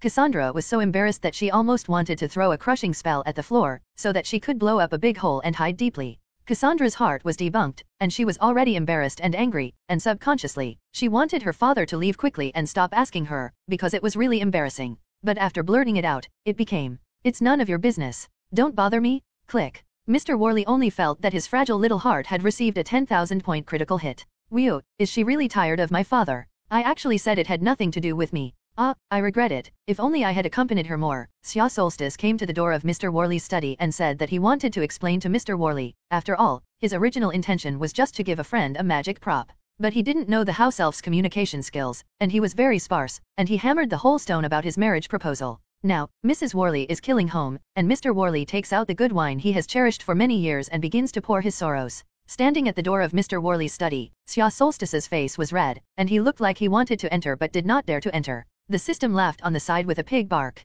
Ding! No wonder the host was single for 30 years in his last life. You're enough. Ding! Post the task, please host without reducing the favorability of the Worley family, to resolve the misunderstanding. Reward a random chest? The items or skills unlocked by this chest are not limited to this world? Does the host accept the task? The system started messing up again. I accept. Unexpectedly, Xia Solstice actually took the task in seconds, and then a smile of success appeared at the corner of his mouth. Ding! Pick up tasks in seconds? Is your embarrassment all feigned? Hehe, just waiting for you to release the task. Xia Solstice's smile flashed with confidence. I could have solved this matter, but there is no reward for solving it this way, so I pretended to be embarrassed. In fact, I have already understood you. As long as it is something that makes you feel interesting, you will most likely temporarily post tasks to lure me to do what I don't want to do. And the rewards must be great? Ding! Indeed, this time I didn't plan to send a temporary task, purely to see you deflated. It was actually calculated by you. However, don't be complacent, let's really solve the problem. What's so hard about that? Believe it or not, I can go in and explain directly to Mr. Worley now, and I can directly resolve the misunderstanding? Ding! Makes sense? I was deceived by you again? But in that case, Cassandra would have to be angry with me. So, it's not the best approach. The best way to do this is that I don't know anything? Xia Solstice smiled slightly, turned away directly, and after fishing 2 pebbles on the ground, he walked straight into the library of the Worley family. The library of the Worley family has long been open to the summer solstice, and he can enter it at any time to read books. Ding! What does the host do? Read. When Mrs. Worley returned, she saw Mr. Worley, who was pouring his sorrow on wine, and almost got his nose crooked. She twisted Mr. Worley's ears. What's going on with my daughter? I heard that you still shed tears with joy? Mr. Worley cried. Happy? Oh, Merlin's beard, I've never been so sad in my life. I just went to ask her, but she said it was none of my business and told me not to bother her. Oh, Elena, our daughter must be tired of this family, so she is in a hurry to get married. How did you ask? Mr. Worley repeated what had just happened, and then Mrs. Worley complained, if you ask like this, I have to let you go away. After all, Cassandra is still a little girl, how can she not be shy when she encounters such a thing? You asked so directly, it's strange that she would see you. Mrs. Worley came to Cassandra's bedroom door. Mr. Worley followed behind his wife and did not dare to make a sound. Cassandra, it's Mom, can you open the door? Mom, Cassandra's tone was a little alarmed, but after a moment, Cassandra opened the door. What are our little ladies doing in the middle of the day, hiding in the bedroom? Nothing, I'm suddenly a little uncomfortable and just want to take a break. Cassandra's eyes dodged. Oh, I heard that Summer Solstice sent you a delicate little gift, can I take a look? Mrs. Worley asked. Perhaps because she didn't mention any marriage proposals, engagement rings and the like throughout the process, Cassandra's mood gradually stabilized. She hesitated, then took off the ring still on her right ring finger. When Cassandra's finger touched the ring, Cassandra's name appeared on the ring. Mr. Worley watched from the side, and lamented in his heart, well, she must have agreed, otherwise she would not have worn it all the time, and as soon as she touched it, Cassandra's name appeared on the ring. Isn't this a wedding ring? There is such magic in the wedding ring of myself and his wife? Mrs. Worley took the ring in her hand and examined it carefully, and when the ring was in her hand, Cassandra's name did not appear, as if the ring had recognized Cassandra's magic. What a beautiful ring. Mrs. Worley sighed. Cassandra stared at the ring as if she was afraid that her mother would not return it to her. Cassandra, I think you should know what it means for a boy to give a ring to a girl, and what does it mean for a girl to put a ring on his own? Mrs. Worley suddenly fired a straight shot when Cassandra gradually let her guard down. Cassandra's face flushed with a blush. What does it represent? I don't understand. I do not know. It's just an ordinary gift. No matter what you say, I will die and not admit it. This ring looks handmade, and Summer Solstice must have taken a lot of thought, so let's go and thank him together. Mrs. Worley approached Cassandra's little face. Cassandra's little face was flushed and her gaze was evasive. Are you going to meet that bad guy now? God, can you not go? Cassandra, what's wrong with you? Are you afraid to see the summer solstice? I won't be afraid, just go. In the library, Xiaji pretended to read a very thick magic book. He maintained this state until Cassandra's family of 3 came to him. The crisis alert talent was not triggered. Well, we can talk. Xiaji raised his head as if he realized it belatedly. When he saw the family of 3 coming to him, he quickly stood up. Mr. Wallace, thank you very much for your generosity in opening the library to me. The collection of books here is so rich. Oh, that's nothing, Mr. Waller greeted quietly, his eyes involuntarily drifting towards his wife. Mrs. Waller came forward, holding Cassandra's ring in her hand, and was about to ask if Xiaji was really proposing by giving her the ring. Before she could open her mouth, Xiaji spoke first. Ah, yes, I almost forgot. Xiaji took out an equally exquisite ring from his pocket and handed it to Mrs. Wally.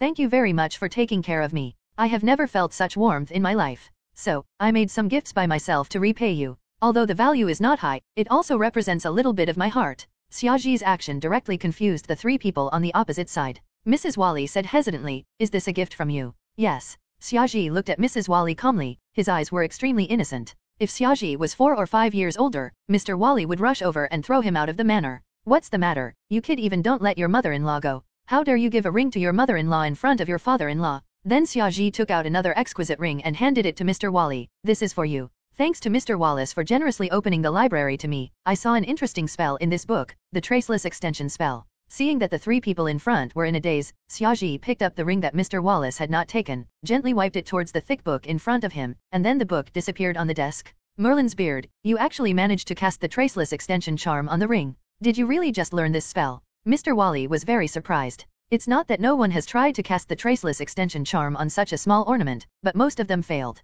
Even if they succeeded, they could only open up a small space and couldn't even fit a watch. But Xiaoji's ring can hold such a big book directly. Mr. Wally took the ring from Xiaoji's hand, and after looking at it carefully, he found the secret hole on it. He carefully used magic to explore it. "Running Gorgon, the space here can accommodate a whole fireplace." Madame Wally approached Xiaoji and said, "So these 3 rings were modified by you using the Traceless Extension spell." Xiaoji subconsciously took a step back. Madame Wally looked very similar to Cassandra, an enlarged version of Cassandra, full of queen power. It must be very stressful to be so close to her? Xiaoji nodded quickly. "Yes, I gave her Cassandra's ring today, but she ran away before I could tell her that it was a storage ring." At this time, Cassandra reacted the most. She said angrily, "So you gave me the ring not for..."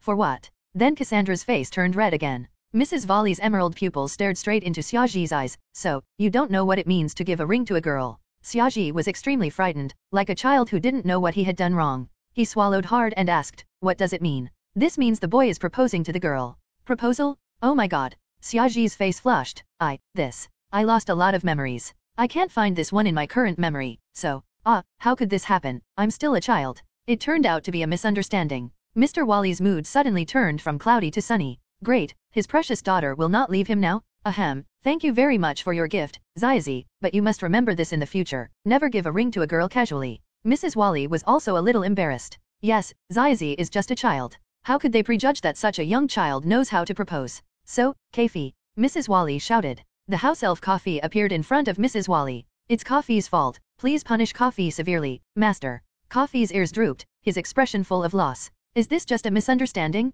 Oh, Mr. Xiaozi and Miss Cassandra are so well matched." Xiaozi said, "Mrs. Wally, this is actually my fault. I put the ring on Cassandra.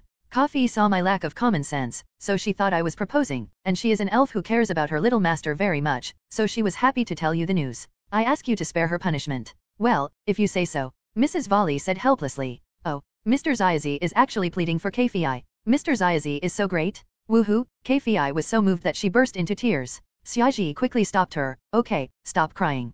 Can you make me a cup of black tea?" "Of course. Kafi will go right now." At this time, Cassandra on the side suddenly turned around and ran. Xiaoji saw this and hurriedly chased after her. Mrs. Wally said a little uneasily, "It's all my fault. I shouldn't have brought Cassandra with me." Now she might be angry with Xiaoji. What's the big deal about these little conflicts among young people? They will surely make up soon. Mr. Wally was in a good mood because his precious daughter would not get married early. He was now happily studying the ring that Xiaoji gave him. "Cassandra, where are you going?" Xiaoji quickly caught up with Cassandra and grabbed her arm. Cassandra's eyes were a little red. She struggled to get rid of it and said coldly, "I feel a little uncomfortable and need to go back to rest. Let me go." "Yes, this is all a misunderstanding. How could you propose to me? All this is just my wishful thinking? You are just a piece of wood? A hard big piece of wood?" Cassandra's heart was full of loss, shame, and regret. She was actually angry with herself. She knew that it was not Xiaoji's fault. After all, Xiaoji had lost a lot of memories. He didn't know this common sense at all. How could he be blamed? Cassandra's arm was just grabbed by Xiaoji. After she couldn't get rid of it, she looked at Xiaoji helplessly. Xiaoji pulled up her right hand. "You forgot this." Xiaoji took the ring and put it on Cassandra's ring finger again. Cassandra was stunned. Xiaoji already knew this common sense this time? Her heart was pounding. Xiaoji smiled and leaned close to her ear and whispered, "So, you actually really hope this is an engagement ring, right?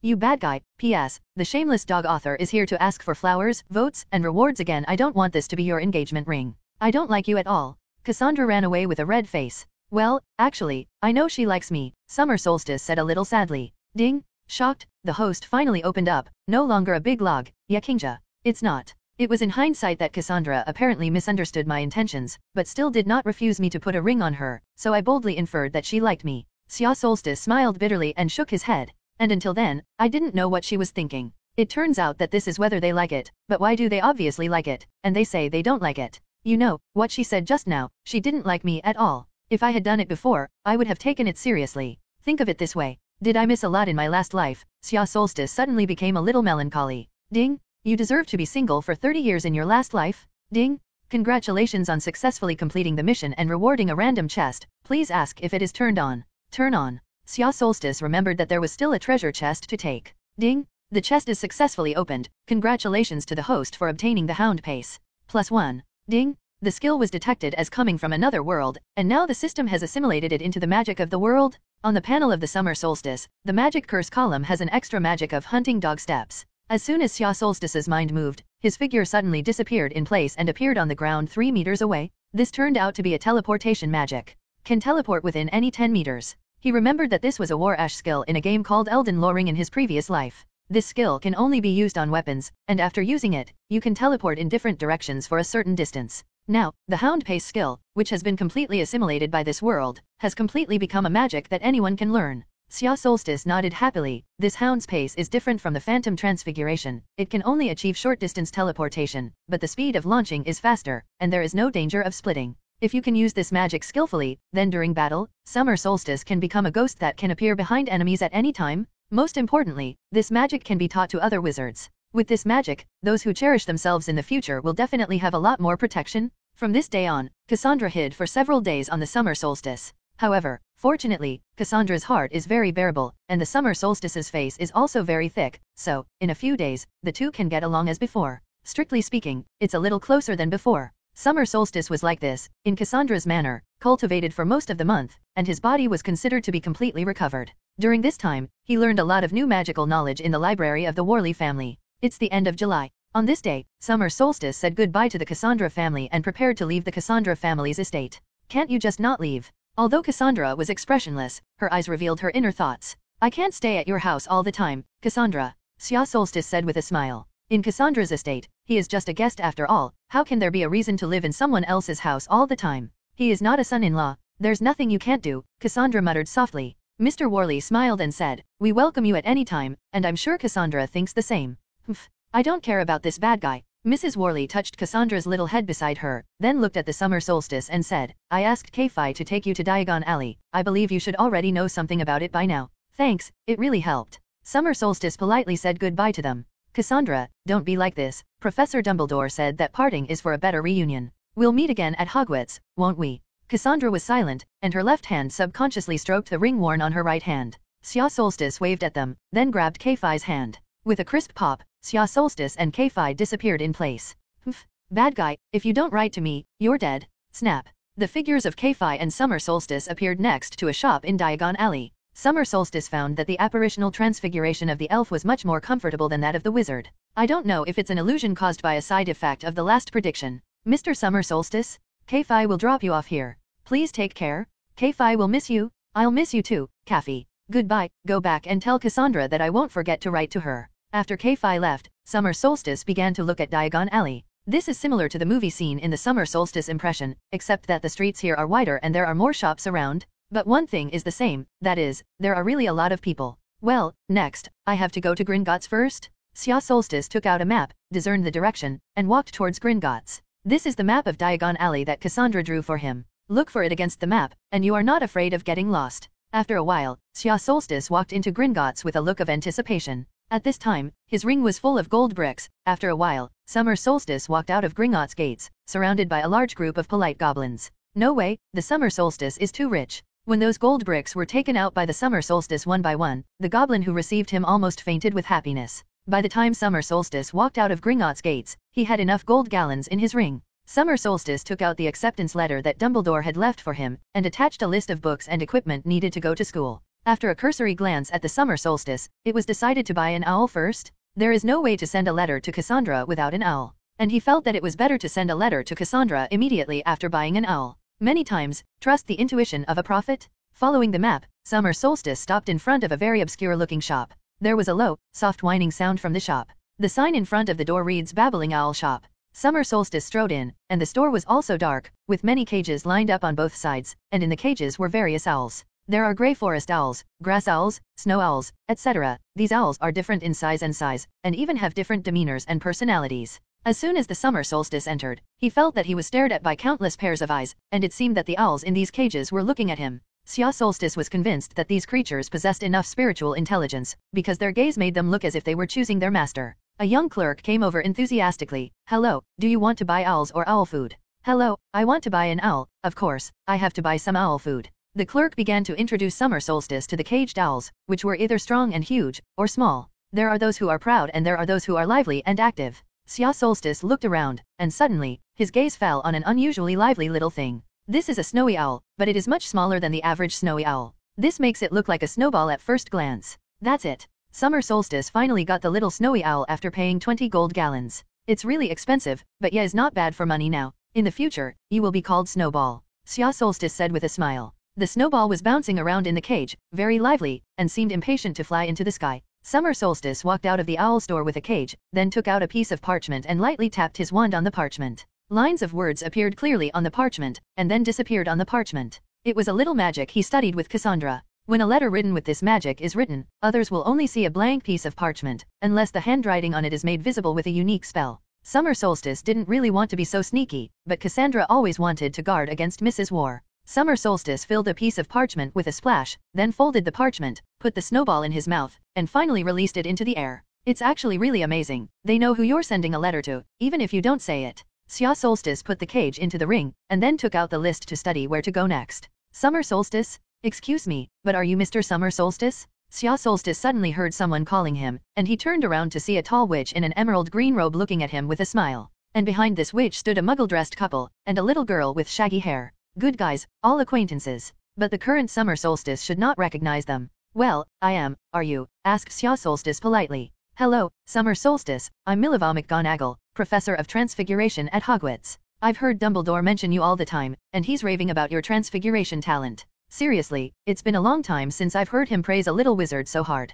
Professor McGonagall smiled and looked at the Summer Solstice. Xia Solstice blushed and said embarrassedly, "Professor Dumbledore is wrong, but Professor Dumbledore told me that you are the best transfiguration master, and I will learn more advanced transfiguration from you at Hogwarts." Professor McGonagall had indeed heard Dumbledore say that a young wizard with a very outstanding talent in transfiguration would be enrolled this year. Dumbledore told her that there will always be a unique temperament on the summer solstice that can make people close, and said that as long as they meet him, they can recognize him at a glance in the crowd. Professor McGonagall was a little incredulous at first, but just now, she had just led the Grangers and their daughter into Diagon Alley when she saw the older boy who was frowning and looking at a list. That unique temperament, even in the crowded Diagon Alley. It can also be noticed by Professor McGonagall at a glance. Although he simply stood there, he always gave people the feeling of standing out. So Professor McGonagall guessed that he was the summer solstice, so she stepped forward and asked, "And so, Professor McGonagall, where are you going?" "I'm directing Miss Granger and her parents to Diagon Alley to buy items for school. By the way, this is Hermione Granger, and you're going to be classmates this year." Professor McGonagall introduced Mr. and Mrs. Granger to Summer Solstice, and the future Miss Jack of all trades. Summer Solstice shook hands with them one by one. Yes, it was the movie version of Hermione. However, the Summer Solstice remains quiet on the surface. "I'm planning to take them to Gringotts right now to exchange for gold gallons." Professor McGonagall prepares to say goodbye to the Summer Solstice and continues with today's guided task. Redeem gold galleon. Summer Solstice pondered for a moment. "As far as I know, in Gringotts, there is a limit to the exchange of Muggle currency for gold gallons, and there are not many gold gallons that can be exchanged. Or else, I just came out of Gringotts, and I'm trying to exchange some Muggle currency right now, or I'll exchange it with Mr. Granger, where there's no limit." Summer Solstice did plan to buy a wave in the Muggle world later, and he really planned to exchange some pounds for some pounds. Rather than cheaper those goblins, it was better to exchange them with Mr. Granger. Because Professor McGonagall was here, the Grangers weren't afraid of the Summer Solstice to deceive them. "Of course, so how much currency can you exchange for wizarding here?" Mr. Granger asked. He didn't actually expect to exchange for many gold gallons for such a big child as the Summer Solstice.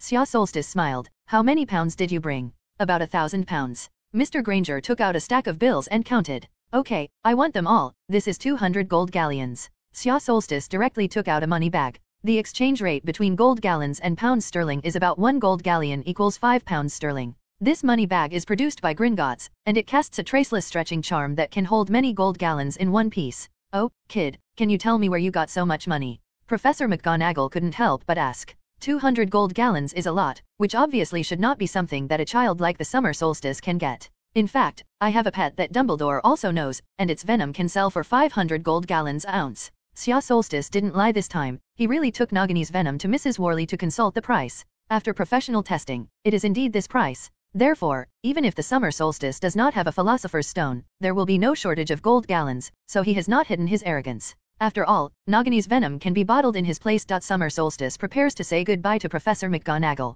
He had already decided where to go next. Summer Solstice now wants to buy a magic wand that truly belongs to him. The one he now has in his hand is the one he has obtained from the capture of the werewolf wizard, and although he has surrendered to him, he just wants to buy a new one. If you have money, why not buy a new one? After hearing about Summer Solstice's intentions, Professor McGonagall smiled. In fact, Mr. Granger now has enough gold gallons to no longer need to go to Gringotts. And we happen to be buying a new wand for Miss Granger now. Then let's talk to you about transfiguration. The Summer Solstice says it doesn't matter. In the library of the Worley family, after more than half a month of study, now the mastery of transfiguration on the Summer Solstice has reached 5 o'clock. This is a degree that he achieves entirely on his own, and does not use the skill points of the system. No way, the Summer Solstice of 10 points of intelligence, when learning, is the same as learning the possession of the god, and there is no difference from opening the plug-in. Along the way, Summer Solstice was exchanging transfiguration with Professor McGonagall. Hermione Granger hadn't spoken much, but she had been paying attention to the boy her age. He seems to know the wizarding world very well, maybe a little wizard from some wizarding family.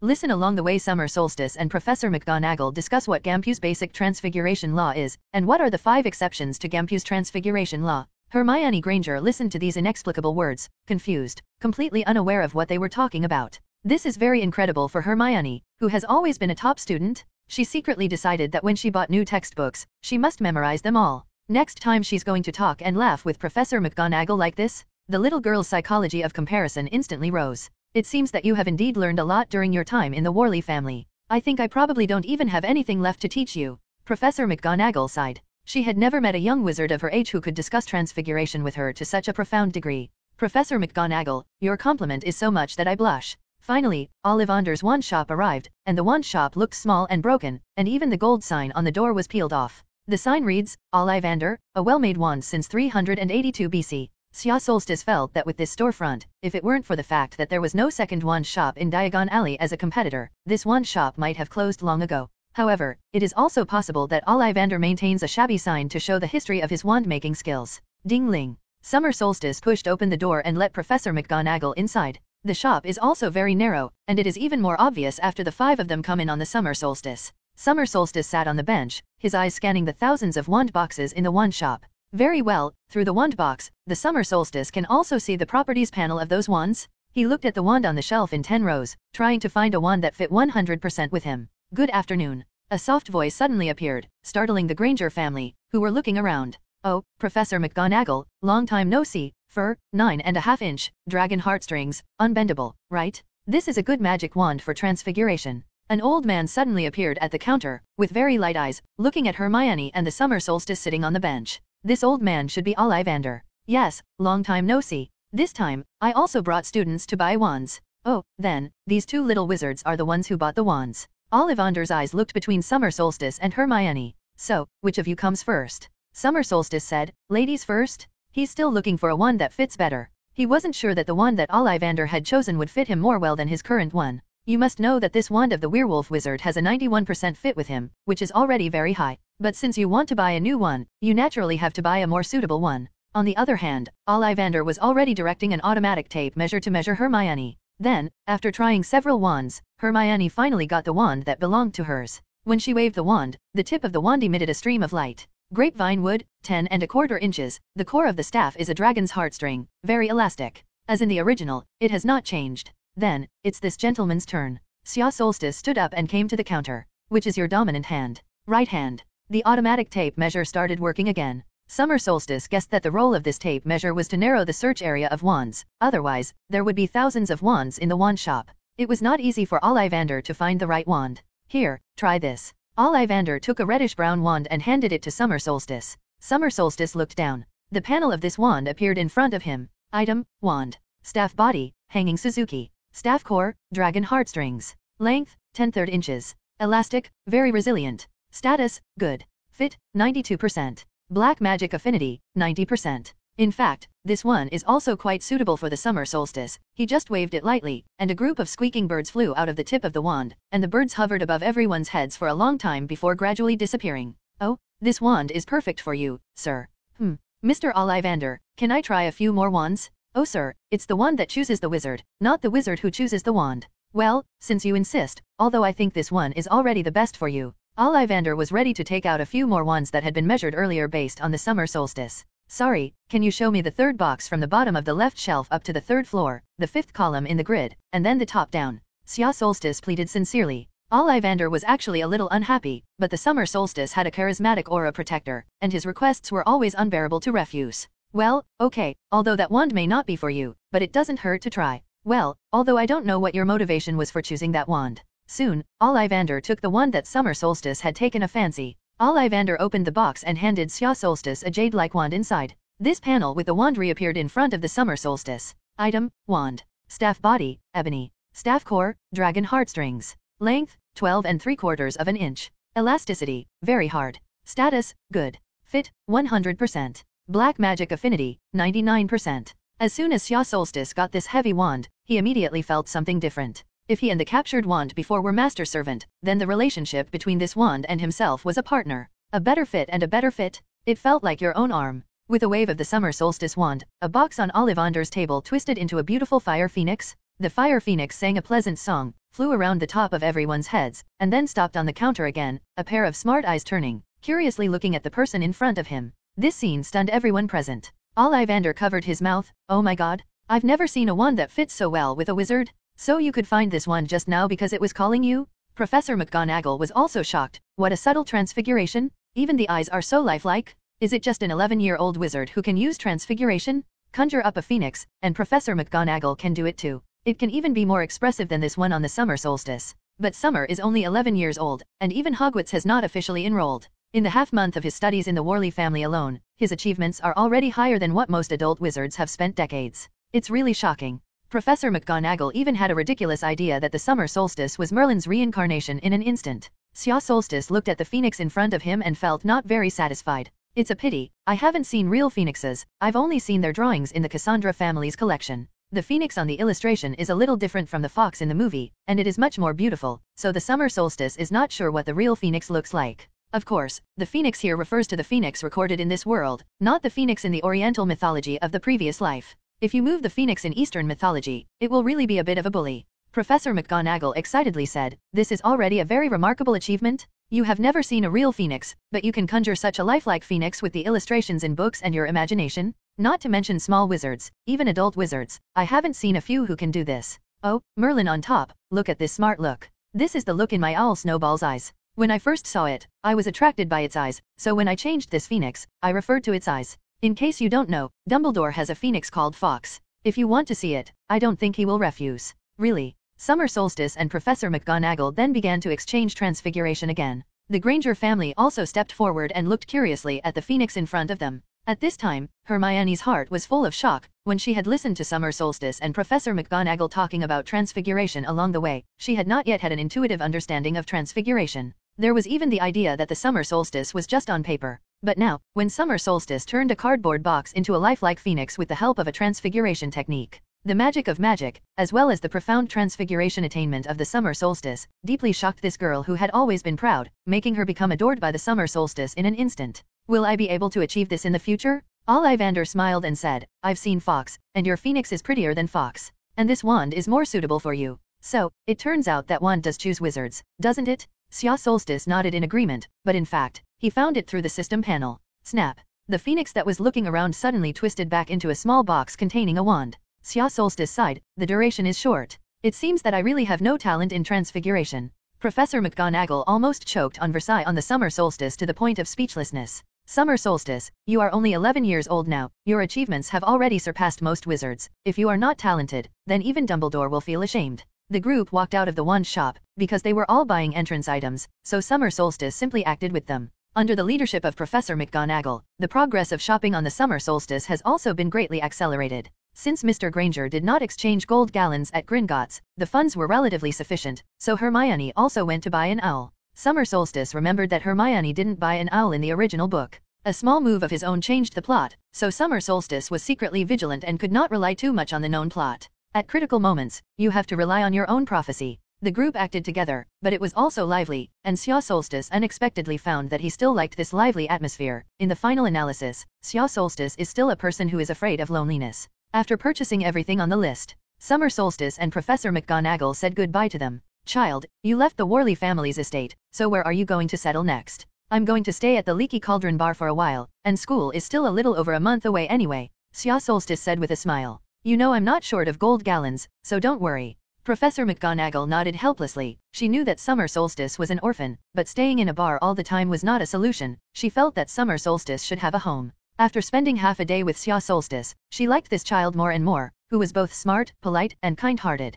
And most importantly, he does not lack courage. What happened to the Summer Solstice in Albania? She heard Dumbledore tell that she dared to copy her wand to find those dark wizards desperately after escaping. This is simply a natural Gryffindor. Thinking that Gryffindor was most likely to welcome a talented little wizard this year, Professor McGonagall's face couldn't help but have a happy smile on her face. After seeing off Professor McGonagall, Summer Solstice turned to say goodbye to the Granger family. After half a day of getting along, Xia Solstice and their relationship have become very familiar. No one can avoid the charm aura of the Summer Solstice, and he completely belongs to the kind of existence that can increase his favorability just after meeting. Hermione, if there are any questions you don't understand, you can ask me through the owl. Hermione might still be unconvinced if others say so, but Summer Solstice has just revealed her magical talent that Professor McGonagall admires. So Hermione nodded obediently. She held a small suitcase that had been cast by the Summer Solstice without a trace stretching spell, and secretly decided to go back and memorize all the textbooks and magic books in the box, so that kid gained a lot in the Worley family's library.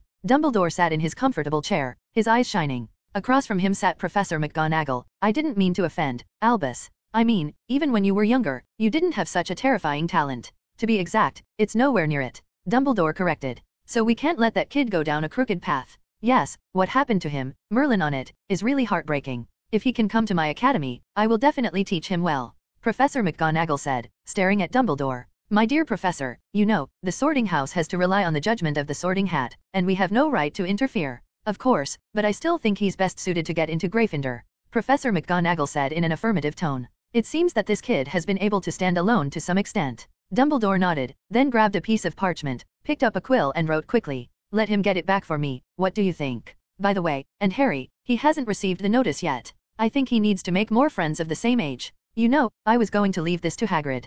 Dumbledore, Summer Solstice is still only an 11-year-old child. Are you sure he can really complete the task you gave him? Professor McGonagall was a little anxious. Why not? Instead, I felt that he was more than capable of completing the task. I think you've seen what he's capable of. Well, you're always right anyway. Professor McGonagall still seemed a little indignant. Professor McGonagall had been gone for a moment, and Dumbledore was still holding the parchment in thought. I don't know how long it took. He suddenly smiled, then folded the parchment and handed it to Phoenix Fox. Give him this letter, he really wants to see you. Fox picked up the letter, flashed the fire, and disappeared in place. Dumbledore turned his head and said cheerfully, Severus, are you coming? How about a glass of honey water and some lemon snow? I heard you're still going to let that kid enroll normally. Snape's face was gloomy. Of course, why not? I think you're old enough to be confused. Do you know how many people that kid killed with a death spell in Albania? Do you still want to raise another Dark Lord? Snape said coldly. No, on the contrary, if he is allowed to wander, it will prompt him to go crooked. Then put him in Azkaban. He killed with a death curse, that's a fact. Severus, the Summer Solstice is the victim, and when he resisted, he didn't even know what the death spell was. And we can't let the victims hold the victims accountable for resisting and hurting the perpetrators. Dumbledore said calmly, look at the children who were rescued by the Summer Solstice. I was in Albania at the time, and I saw with my own eyes what kind of torture those innocent children suffered. Snape was silent for a moment. I'll keep an eye on him. If he shows any horse's feet, I will definitely not relent. I also advise you, Dumbledore, not to trust this kid too much. In fact, just now, I decided to ask him to help me retrieve that thing, and he would reach out to Harry. Dumbledore crossed his hands on the desk and looked calmly at Snape. What did you say? Snape's face changed drastically. Dumbledore, how dare you? How dare you trust him casually? A captivated Albanian, amnesiac, gifted little wizard? Dumbledore, don't forget why you went to Albania. Of course I remember, Severus. It was because I found traces of that man in Albania that I went to Albania. Snape excitedly propped his hands on Dumbledore's desk and shouted at him, then you should understand that this kid is so ruthless, he is likely to be the Dark Lord's new servant. Or, more seriously, he is the Dark Lord himself. Maybe it's him? It's just that with a special means that neither you nor I know, he was resurrected into another person? Otherwise, have you really seen such a young little wizard with such a terrifying talent? Dumbledore? And as far as I know, that kid was born in the Wood Orphanage. That's where the Dark Lord grew up.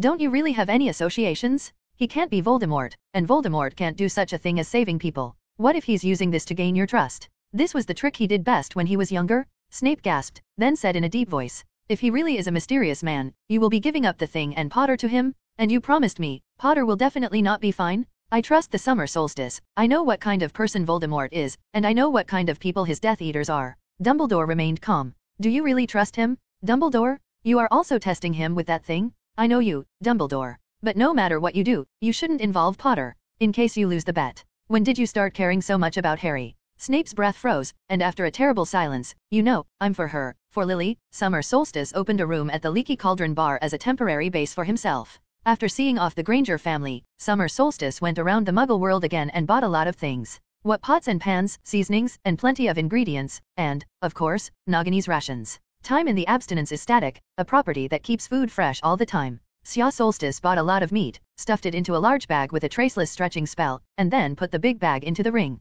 After testing, the meat in this large bag, although it was put into a bag with a traceless stretching spell, was still fresh in the ring. Of course, space with living creatures, such as Newt's suitcase, will never fit in the ring, unless all the magical creatures inside are cleared. Summer Solstice buys so many ingredients, naturally because I have long had enough of the so-called food in England. He was a good cook in his previous life. The mouth is also bad, after putting up with it for so long, it has now reached the limit. He ate hot pot in his room. Although there are not many suitable condiments that can be bought in England, they will still be available. So the Summer Solstice eats deliciously. He felt that he was indeed a better fit for Hufflepuff. The same love of food, the same desire to be indisputable and dull. As for the other 3 academies, he didn't want to go. Although he knew that Cassandra would definitely be sorted into Slytherin, he did not want to go to Slytherin either. He has just got rid of the suspicion of the future Dark Lord, isn't entering Slytherin looking for a draw? As for Ravenclaw, at the current level of the Summer Solstice, do you still need such a role? And Gryffindor? Summer Solstice didn't want to go in either, and although he might disappoint Professor McGonagall, he always felt that a lot of bad things would happen when he entered Gryffindor. So it's still good for Hufflepuff, at least it won't be suspected of being a Dark Lord reserve. You can live well in Hufflepuff, develop quietly, accumulate strength, and occasionally use the identity of a prophet to give Dumbledore spoilers. It is best to pit that noseless monster to death, even if he still fails to pit him to death in the end, he is finally resurrected, then at that time, he should have accumulated a certain strength. Self-preservation is always no problem. As for how to let the Sorting Hat sort itself into Hufflepuff, it is completely difficult to help the Summer Solstice with a full level of brain occlusion. The Summer Solstice, who was full of food and drink, lay on the bed, thinking cranky, and fell asleep in a daze. I don't know how long it took. Summer Solstice found that there seemed to be something hot on his body arching himself. He opened his eyes in a daze, and then he saw a large fiery red bird standing next to him. You're Fawkes. His mind finally cleared up. Fawkes threw a letter and a folded piece of parchment in front of Summer Solstice. Summer Solstice picked up the lamb that had not yet been potted on the table and handed it to Fawkes. Fawkes took a piece of lamb and swallowed it in one gulp. It seemed to taste good, and then I took a second slice.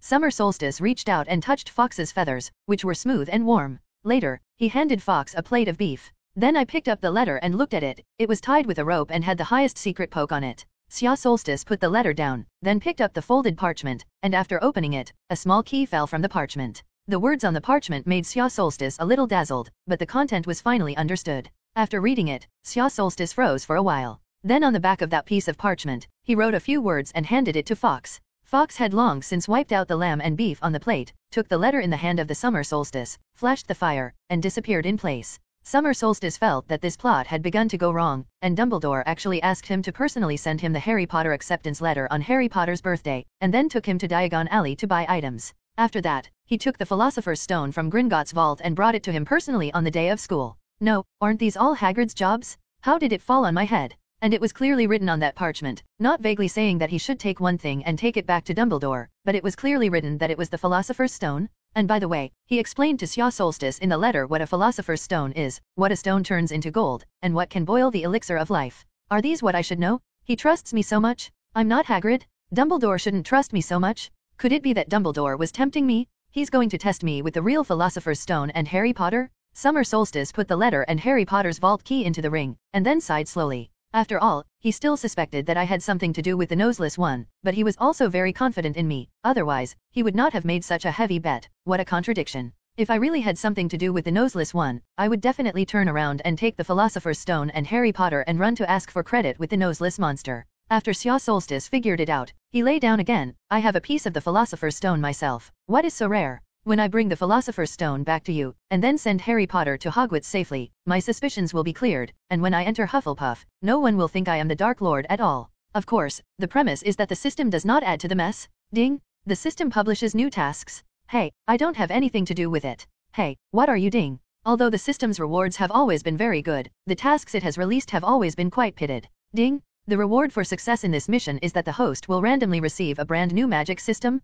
and there is no penalty for mission failure. A brand new magical system? What is that? Xia Solstice asked suspiciously. Ding! The new magic system is a magic system that this world does not have. That is, when the time comes, I will randomly comprehend a magic system from other worlds. Xia Solstice reacted immediately. Ding! That's right, as long as the host completes the task, you can randomly get a magic system from other worlds, and the magic level in it is full. Well, you managed to arouse my interest, but it's your first time talking about the mission reward and then the mission content. And it's such a generous reward. So, it's going to be a tough task. Xia Solstice said helplessly. However, he still plans to take it. After all, there is no punishment for failure, and if he succeeds, it will greatly increase his strength.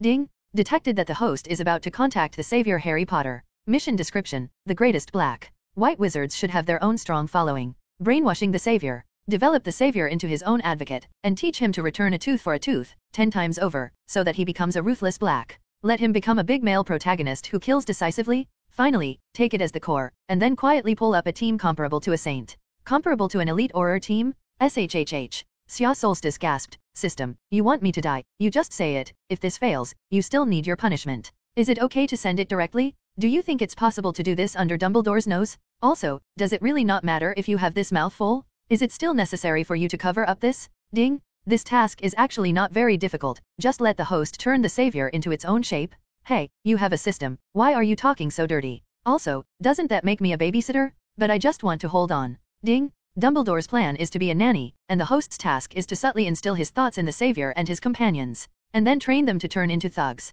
Oh no, it's training them to become stronger. There is a fundamental difference between the nanny behavior of training it to become stronger and caring for its growth. Xia Solstice understood the meaning of the system, and a picture suddenly flashed in his mind. Harry, I can't do it. I really can't do it. Crying face. The fierce summer solstice slapped Harry's face, and then roared, what is your look, what are your eyes? What are those 2 lines of your tears? Can your tears bring down those Death Eaters? Can it save the wizarding world? Think of the people who have died today. Don't you feel ashamed? Our battle is a battle that must be won. Stand up and let's continue training. The summer solstice fought a cold war. How this painting style looks and feels wrong. But it's so interesting. Then there should always be a criterion for judging whether the task is completed or not. How do I know to what extent it is considered to complete the task? Ding! At the very least, when the savior encounters an enemy, the first spell that comes to mind is not a disarming spell, but an explosion curse, a smashing curse and the like. Understood. In fact, the system's statement also has some truth. Against the Death Eaters, why use the spell of disarming the spell? The opposite side is all nibbling melons? It's all coming for your life? Kindness to the enemy is cruelty to oneself? Summer Solstice believed that to treat outlaws like the Death Eaters would be more ruthless and crazier than them. Just like Mrs. Weasley, raise your hand to Bella is a small combo of petrification spell and crushing curse, and send it away directly. It would be the right solution for these Death Eaters to even enter Azkaban. It's a difficult task, it's hard, everything has to be done under Dumbledore's nose, but it's challenging, and if you don't care, you have to be misunderstood. Can it not be easily misunderstood? Summer Solstice was originally from an awkward background, and had a history of unforgivable curses. Now not only bring the bad savior, but also pull gangs to form small groups, then the designation is to be the 3rd generation of the Dark Lord. But Summer Solstice doesn't want to be the Dark Lord? Xia Solstice sighed. Since the task was taken, let's work hard to complete it. A plan gradually took shape in the mind of the Summer Solstice. It seems that if you want to complete this task, then Hufflepuff will not be able to go. The road to the peak of the Summer Solstice. Broken. Yes. My fishing career. Well, the first step is to clear out Dumbledore's doubts about himself now, which is easy.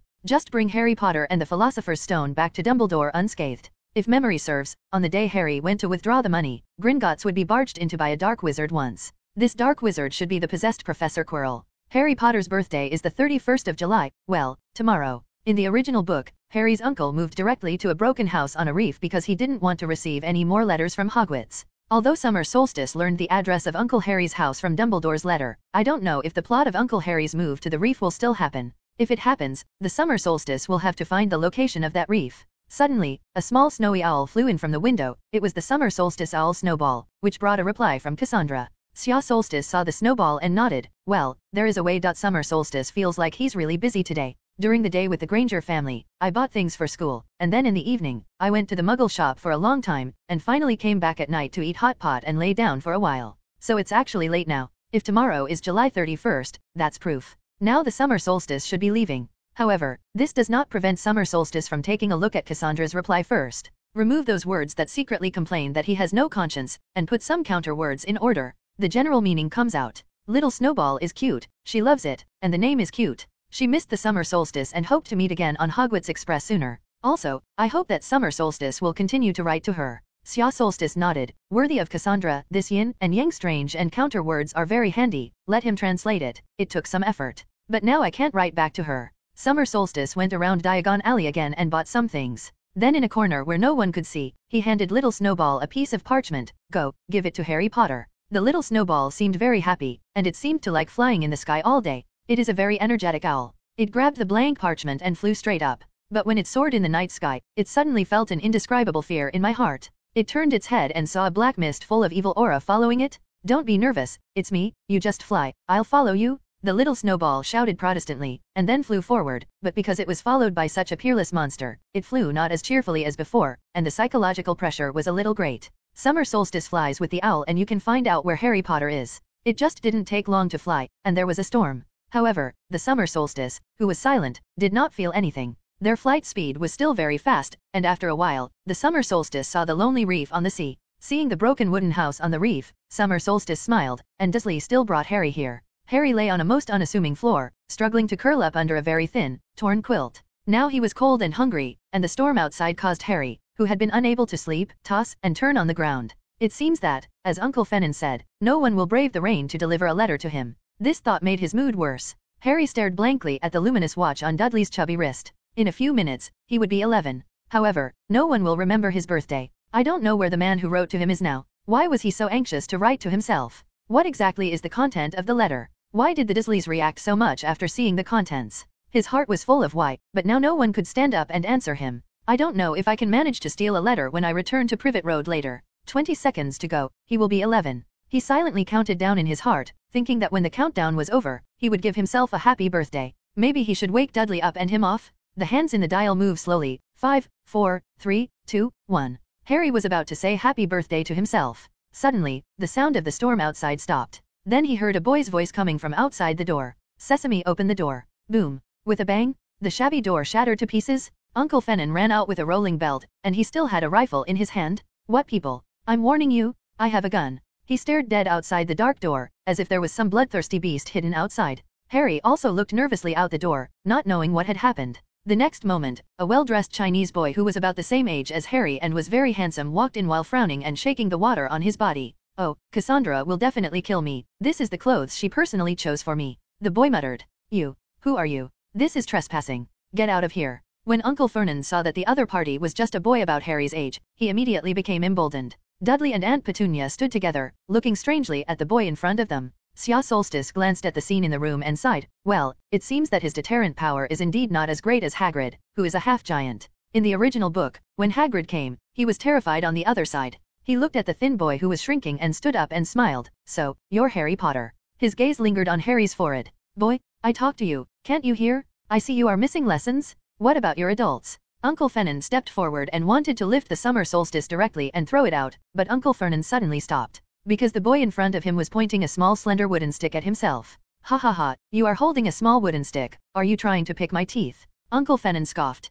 But Aunt Petunia on the side changed her complexion. No, Fennon? Come back soon? He's the same as those guys? What? When Uncle Fennon heard this, he quickly raised his rifle again and pointed it at the boy in front of him. Xia Solstice glanced coldly at the gun in his hand, and then the wand in his hand waved gently. Uncle Fennon found that the rifle in his hand turned into a slippery snake. What's going on? The terrified Uncle Fennon quickly threw the snake aside. Then he turned pale and stepped back in front of Aunt Petunia. You better shut me up, or I'll turn you all into rats. The Dursleys were so frightened that their legs and stomachs trembled, and they curled up in the corner of the room, not daring to speak again. Summer Solstice looked again at Harry Potter, who was already dumbfounded on the side. Happy birthday, Mr. Potter. Oh, thank you. Harry was also a little scared, but the boy looked about his own age and seemed to be very kind. The fear in his heart soon faded. Xia Solstice turned his head to look at the broken gate, and then said to himself, The ancient lock-picking spell of sesame opening the door is still too violent, or Araho is gentler to open the cave. He waved his wand, recovery as before. Then he turned and looked back at Harry. But Harry's gaze was attracted by the door behind him, because at this time, the door, which had been shattered into pieces, flew back into place piece by piece as if a videotape was played backwards, slowly repairing it to the original appearance. Summer Solstice stretched out his hand. Hello, Harry Potter, my name is Summer Solstice. Harry held out his hand and shook it with Summer Solstice. Excuse me, why do you know me? In the wizarding world, even a baby who just walks knows your name. The wizarding world. Harry looked at the Summer Solstice suspiciously. Summer Solstice shook his head helplessly. Well, the Dursleys really didn't tell him anything about the wizarding world. He looked at Mr. and Mrs. Dursleys. So you never told him about the wizarding world, did you? Live. Shut up. I will not allow you to say. Uncle Fennon's face flashed. Okay, you guys shut up for now. With a wave of the Summer Solstice wand, the Dursley family was petrified by the petrification curse. Harry, do you mind if I call you that? Don't mind. Harry now had countless whys in his mind and wanted to ask Summer Solstice. Okay, let's sit down and grab a bite to eat while we say okay. Summer Solstice waved his wand, and the wet clothes on his body became dry and neat. Then he waved his wand again, and a few stones on the ground turned into 2 comfortable sofa chairs and a coffee table. Oh, by the way, I almost forgot, I brought you a gift. Although it was in a hurry, I didn't have time to write on it. The Summer Solstice ring flashed shimmering, and a large cake appeared on the coffee table. This is the cake he bought on the street temporarily.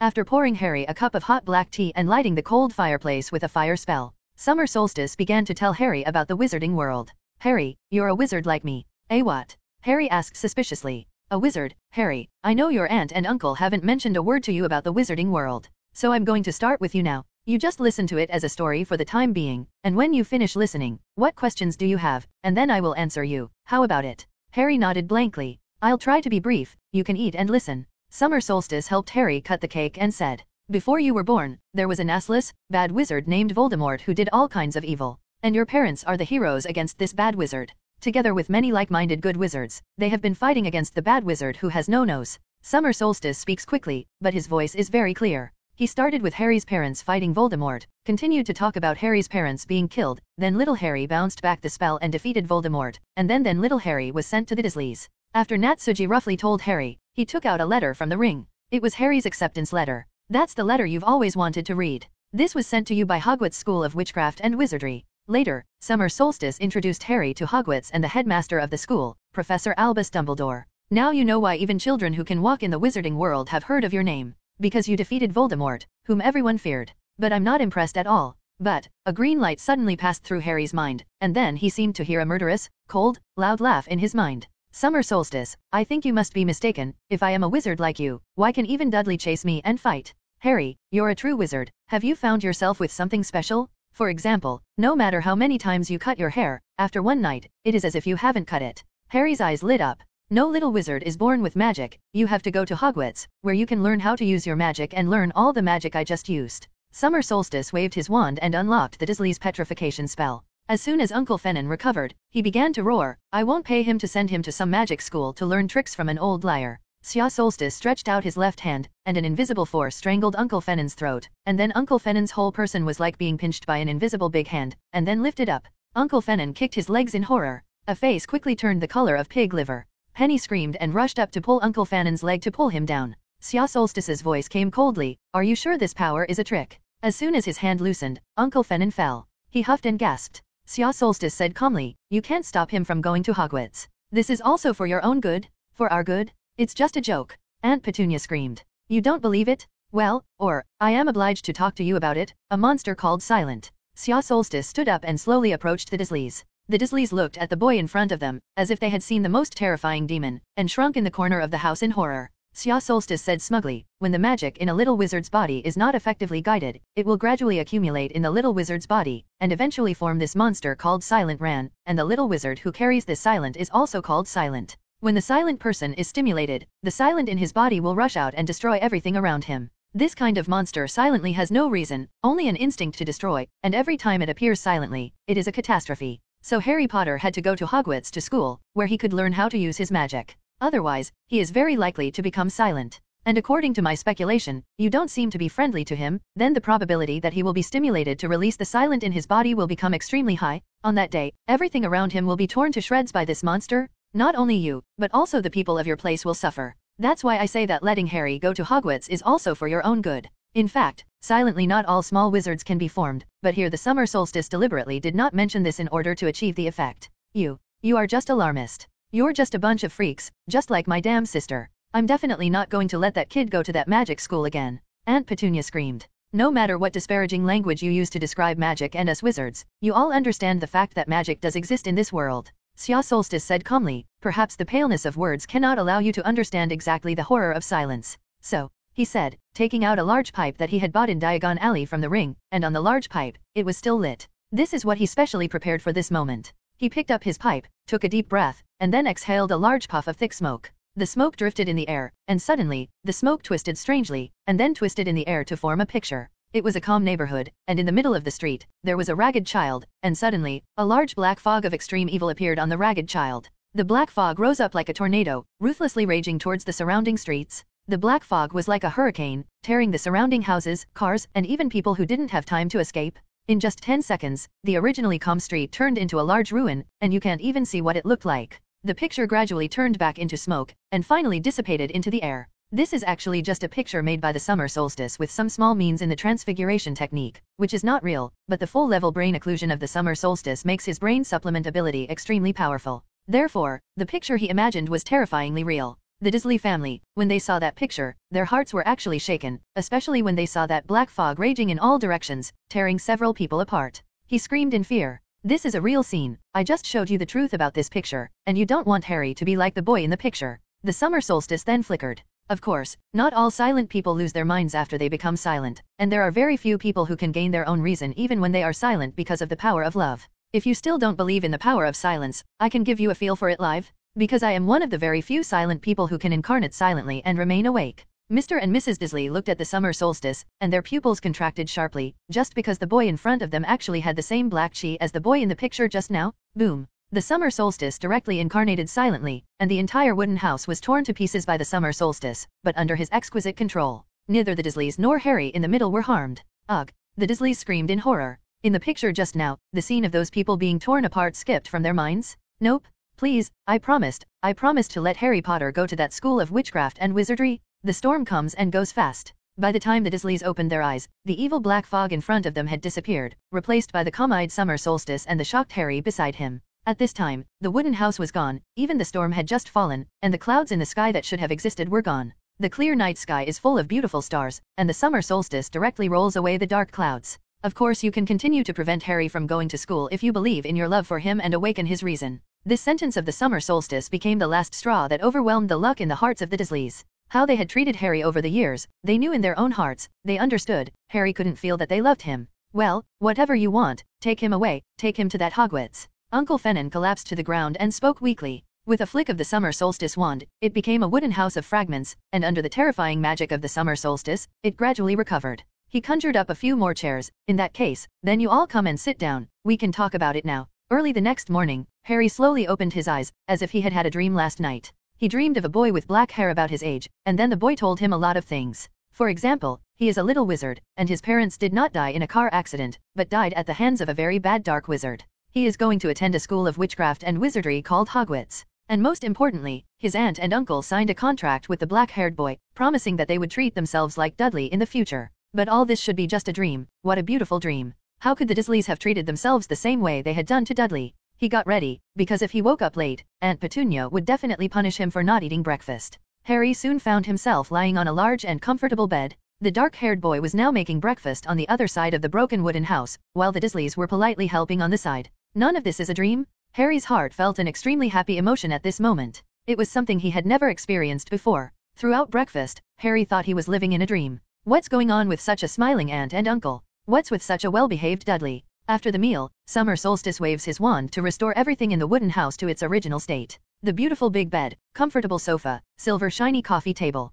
It all changed back to its original appearance, a pile of rotten wood. Harry watched all this with adoration on the side. This magical scene, no matter how many times he watched it, he felt that he could not see enough. Such a magical magic, I can learn it later. Summer Solstice took Harry out of the cabin and turned to hand Disley a piece of paper. If it's convenient, drive to this address this afternoon to pick up Harry and go back. And don't forget the contract we signed. Of course, I'm very contractual. Disley nodded, grinning so hard that his mouth went to his neck. Harry was surprised to see such Uncle Fennan. I don't know what summer solstice talked to Mr. and Mrs. Disley after he fell asleep last night. Obviously, when Uncle Feenan was forced to sign the contract last night, his expression was as uncomfortable as eating a fly. Harry found that Uncle Fernan looked at him with a hint of love. What a hell. Could it be that the summer solstice cast some magic on Uncle Fennan? Summer solstice, why? I mean, why Uncle Fennan they? How quickly did their attitude change? Watching the Disleys return to the cabin, Harry couldn't help but ask. Sia Solstice smiled and said, I just signed a contract with them and then made another deal.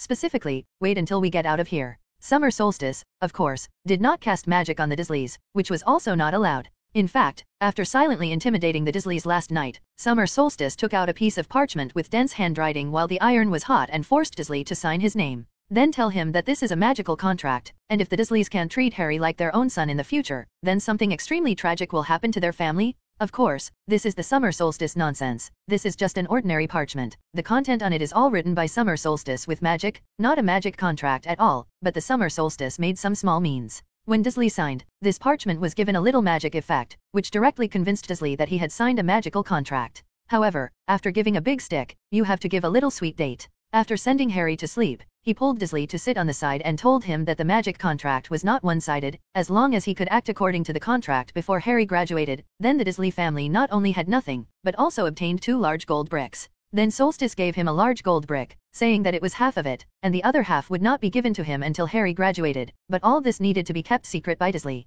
After all, Disley is just a businessman, and now he only needs to pay a small price. He can obtain a huge wealth that can be fed and clothed for the rest of his life. How can he not agree? Harry is now his cash cow or his life-saving charm, so the way he looks at Harry, of course, it is different. Adopting Harry in the past was only an obligation, except for giving himself an extra expense. It was useless, and Disley had always had a bad impression of Harry's father. That's why Harry had such a painful childhood. The Summer Solstice who has the Philosopher's Stone is not distressed at all about this golden brick. After all, it is turned into a stone that is picked up anywhere. Sia Solstice also doesn't think there's any problem buying the Disley family with money. The Philosopher's Stone is also one of his strengths, and it is stupid to hide it. As for whether there will still be people who doubt the origin of his gold, he can also explain it. My pet, an ounce of her venom is worth 500 gold gallons? I still have several barrels. Harry, grab my hand. It may be a little uncomfortable the first time. You have to be prepared. Summer Solstice stretched out his hand. Harry grabbed Solstice's hand suspiciously, and then the sound of a whip hitting the floor sounded. In place, there was no trace of Summer Solstice and Harry. Phantom transfiguration? This was when Summer Solstice was recuperating at the Worley family estate, and he specially consulted Mr. Worley. Mr. Worley readily agreed. Anyway, as long as Summer Solstice does not abduct his daughter now, you can do whatever you want. The Summer Solstice of the Great Magician template. The magic is profound. Learning this magic is as simple as drinking water. Snap. The place where they appeared was an alley not far from the Leaky Cauldron bar. After patiently waiting for Harry to spit out the breakfast he had just eaten in the morning, Summer Solstice led Harry towards the Leaky Cauldron. Along the way, he told Harry that he had tricked the Disleys into signing a magical contract. Harry laughed at the thought of the Disleys being deceived, and Harry felt that this was really relieving, and even the uncomfortable feeling caused by the phantom transfer just now had subsided a lot. However, Sia Solstice still hid the fact that he took money to buy the Disleys, only saying that he was entrusted to transfer some maintenance to the Disleys on behalf of his parents. You'll have to go back to Disleys during the summer vacation, but they'll treat you better than Dudley. If they don't treat you well, let me know. Of course, you have to pay attention to confidentiality and don't miss it. Thank you, Summer Solstice. Harry said seriously. It's okay, Professor Dumbledore asked me to pick you up, but I think if there's a way to make your life more comfortable in the future, why don't I do it? Summer Solstice blinked. Now Harry is extremely grateful to the boy next to him who is not much older than himself. Sia Solstice looked at his grateful and adoring eyes, nodded secretly, and agreed. First step plan, success. Only when you are grateful to a person will you develop a sense of trust. At this time, Summer Solstice wants to plant a seed of trust in Harry's heart. As for how to make someone grateful to you, just send charcoal in the snow. Even if the other person knows that you have other intentions, they can't help but feel grateful to you. What's more, a child like Harry, who is not deeply involved in the world, naturally will not feel that Sia Solstice has other intentions. The Leaky Cauldron soon arrived, and Harry was surprised to find that pedestrians on the street couldn't help but take a detour to avoid it when they passed by here. It's arrived. Summer Solstice looked at the shabby wooden door of the Leaky Cauldron bar in front of him. I'm staying here for the time being, just waiting for the official start of school on September 1 st. Summer Solstice pushed open the wooden door of the Leaky Cauldron bar and walked in with Harry.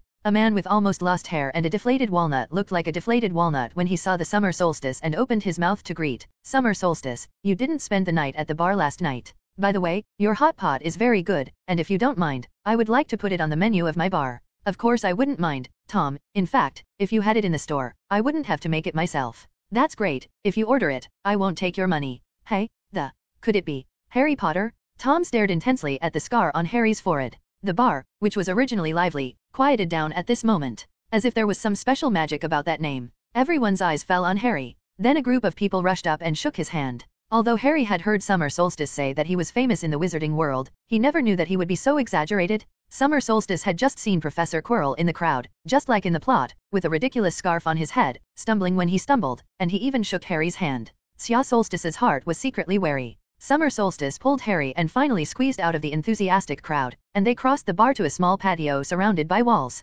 Remember this, Harry, when you come by yourself later, you will be able to find your way. Xia Solstice stood next to the garbage can, count 3 pieces up, and then count 2 pieces in the cross. Summer Solstice took out his ebony wand and tapped it lightly on the wall 3 times. Then the bricks on the brick wall began to automatically jump away one by one, and after a while, a passage appeared in front of Harry, and inside the passage, there was a lively Diagon Alley. Summer Solstice walked in with a stunned Harry. Is the letter I gave you last night still on you? Take a look at the list of things to buy on page 2. Wait a minute, we need to buy all these things. Harry took out the letter and looked at the row of equipment names on the second page. What wands? Crucibles. After a moment, Harry looked up a little embarrassed. Summer Solstice, I don't have any money, and the Dursleys never give me much pocket money, so. Summer Solstice took out a key and shoved it into Harry's hand. Your parents left you a large amount of money. This is your family's vault key. So, let's go to Gringotts first to withdraw money. Summer Solstice took Harry in the direction of Gringotts, telling him stories about the goblins in Gringotts along the way. Their figures faded away. Suddenly, a man in a cloak whose face could not be seen clearly suddenly appeared in the shadow of an alley. He quietly looked at their backs, and after a moment, he disappeared. Arriving at Gringotts, Summer Solstice spoke to an idle goblin and handed over Harry's vault key to it for testing. Then Solstice showed him the sealed letter that Dumbledore had sent him. Dumbledore told me to pick up that item from Vault 713. Harry asked Summer Solstice what that thing was, and Summer Solstice said that he didn't know, only that it was Professor Dumbledore's task. Finally, a leprechaun called Polring took them in a small car and galloped on the underground railway of Gringotts. After opening his vault, Harry froze. He never knew that he had such a large sum of money, hidden in the ground of London. Solstice helped him pack enough money for 2 semesters and handed it to Harry. 1 gold gallon is equal to 17 silver seco, and 1 silver west is equal to 29 copper nats. It's quite complicated. I remembered it for half a day. But Harry thought it was okay, and there was nothing difficult to remember. Summer Solstice let Harry take the money bag, and then the two of them followed the pull ring and got into the car again. This thing is like a roller coaster, and the Summer Solstice feels a little excited to sit. In a few moments, they arrived at Vault 713, and Xia Solstice successfully collected the dirty, brown paper-wrapped packet into the ring. Harry was tempted for Summer Solstice to open the packet to see what it was. But before he could say anything, Xia Solstice suddenly shouted, "Be careful." Then Harry felt as if his body was being pushed away by an invisible force. As soon as that force pushed him onto the school bus, Harry saw a green miserable light brush Xia Solstice's face and flew over. Xia Solstice threw the pull ring back into the car again. Take him right away. The pull ring didn't say a word. As soon as it fell on the car, he immediately started the car. Harry just felt the wind blowing on his face. He turned to look and saw the Summer Solstice behind him, and the figure was getting farther and farther away from him. Harry could still see clearly. A wizard in a black cloak who couldn't see clearly, unwillingly watched him ride away in a car, and then turned around and fought with Summer Solstice. Harry could still see from a distance that the battle was fierce. From time to time, the floor and walls are blown to pieces by spells. When Xia Solstice saw Harry go away, he didn't pretend, and immediately raised his hand to be a fateful curse. Boom. The full-level death spell is extraordinary. The flickering green light illuminated the originally dark underground passage. That dark wizard also did not expect that the Summer Solstice could silently release such a powerful life-seeking spell. He hurriedly rolled to the side and barely dodged the fatal spell. The green light smashed on the wall behind him, and the broken stones hit his back painfully. Xia Solstice understood that this black-robed wizard must be Quirrell. In the original book, he broke into Gringotts after Hagrid took the Philosopher's Stone, but now, he came in early. Summer Solstice guessed that Quirrell had only planned to break into Gringotts to steal the Philosopher's Stone. He should have been in the Leaky Cauldron bar and saw that only a child of his own took Harry Potter into Diagon Alley, so he temporarily planned to kill himself and Harry Potter when stealing the Philosopher's Stone. In the original work, it was Hagrid who accompanied Harry, and with Hagrid by his side, Quirrell naturally did not dare to hit Harry's idea. Don't think that Hagrid is weak. Hagrid's magic resistance is very high, and his magical ability is actually not weak, and the speculation of the Summer Solstice is not much different from the truth.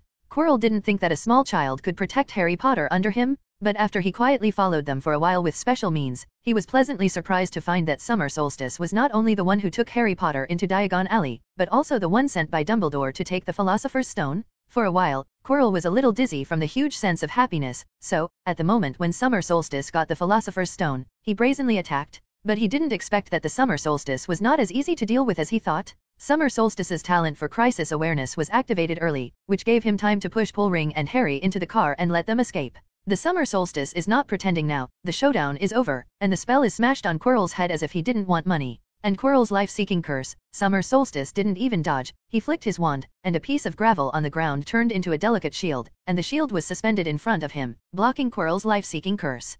Quirrell, who is like Han, also has a pit in his head and has been attacking with a life spell, but whenever he comes with an explosion curse, the shield of the Summer Solstice cannot be blocked. When Quirrell shot at the Summer Solstice with the death spell again, the figure of the Summer Solstice suddenly disappeared strangely. Hound pace. At this time, the Summer Solstice had teleported behind him. In his left hand, a long sword composed of dark blue fierce fire appeared, then stabbed Quirrell in the back of the heart. The fierce fire of the Grindelwald brand has this advantage, and does not burn its own people. The fire long sword almost stabbed Quirrell's back, but at the moment when Li Huo just set fire to his clothes, Quirrell's whole person turned into a black mist, and he fled away in a blink of an eye. In that black fog, Xia Solstice sensed an extremely evil, gloomy and cold aura. In the distance, Quirrell's miserable cry could still be heard on the Summer Solstice. Although the Liwo longsword only touched a little bit of clothing, this is Liwo? Quirrell is still not lightly injured?